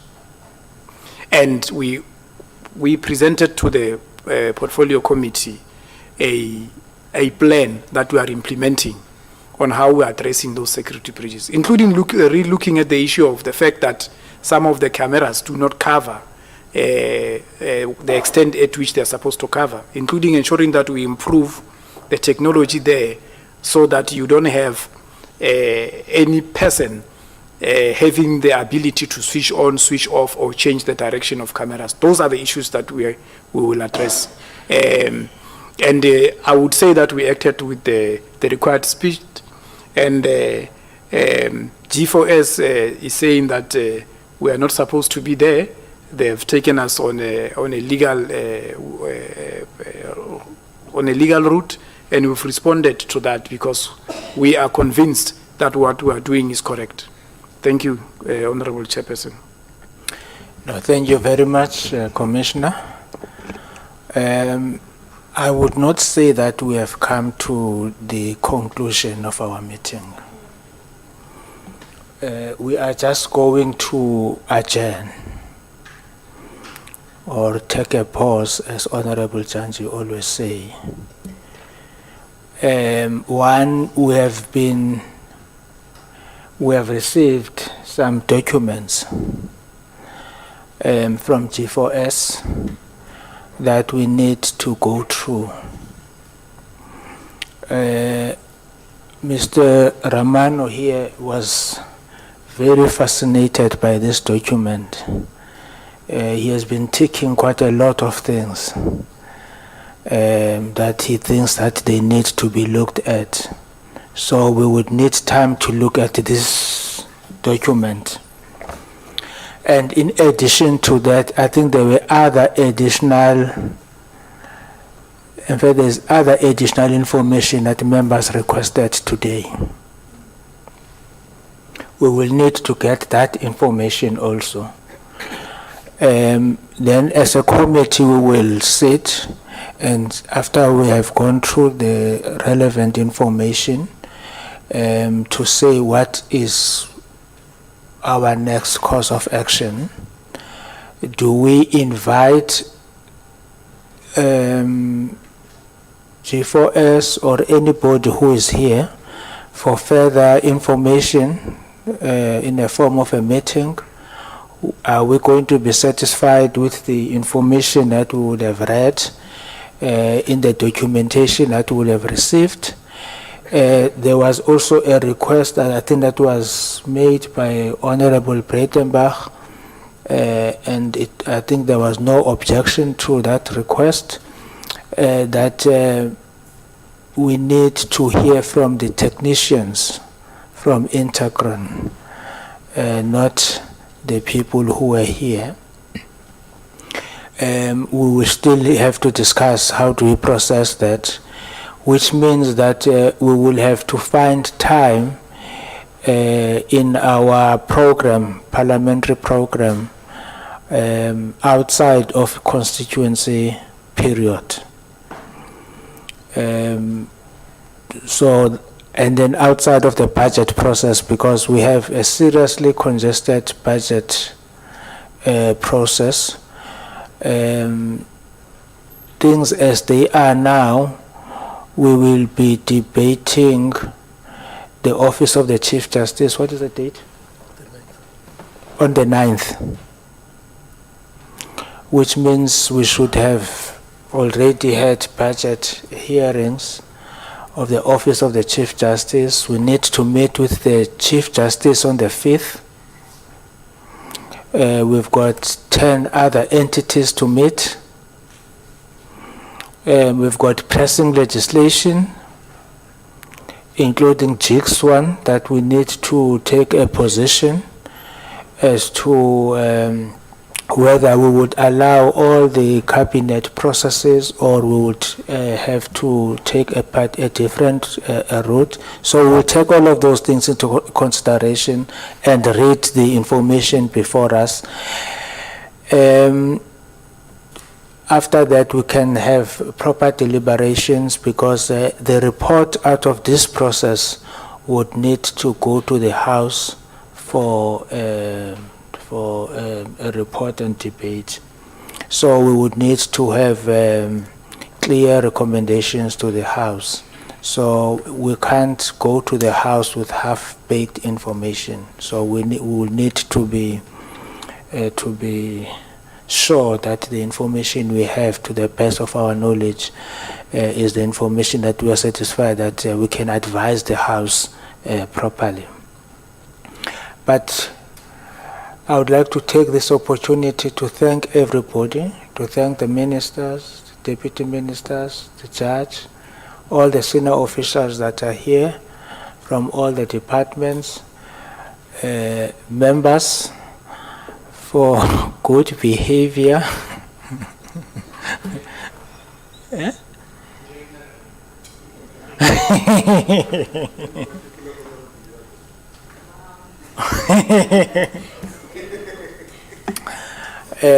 Generally, yes, there were those exceptions. Would improve on those exceptions. But thank you very much. This is a process that was necessary. It's a process, in fact, what happened goes to the heart of the challenges that faces our country. As Parliament, we had to pass 3 GBV bills within a short space of time, because women of our country are being killed, they are being, there's a lot of violence, emotionally and otherwise, but more importantly, there is physical violence on women of our country. So the country is under threat. So when this thing happened, all of us felt threatened. Not only women of our country, but they are part of us. When they get raped, it's part of who we are. These are our mothers, these are our sisters, these are our wives, these are our girlfriends. So they are part of who we are. So for spending all this time trying to go to the root of the problem was not a time wasted. But also I would like to thank you for the spirit with which you have participated in this meeting. Sometimes it was a little bit hot, but there was also a lot of humor. The minister was very humorous.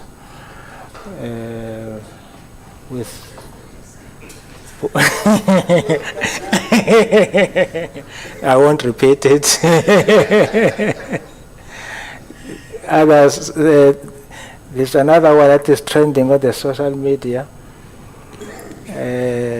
What is it? Not the other one. The criminal record. Okay, South African by criminal record. Yeah, the other ones that I'm a South African by a criminal record.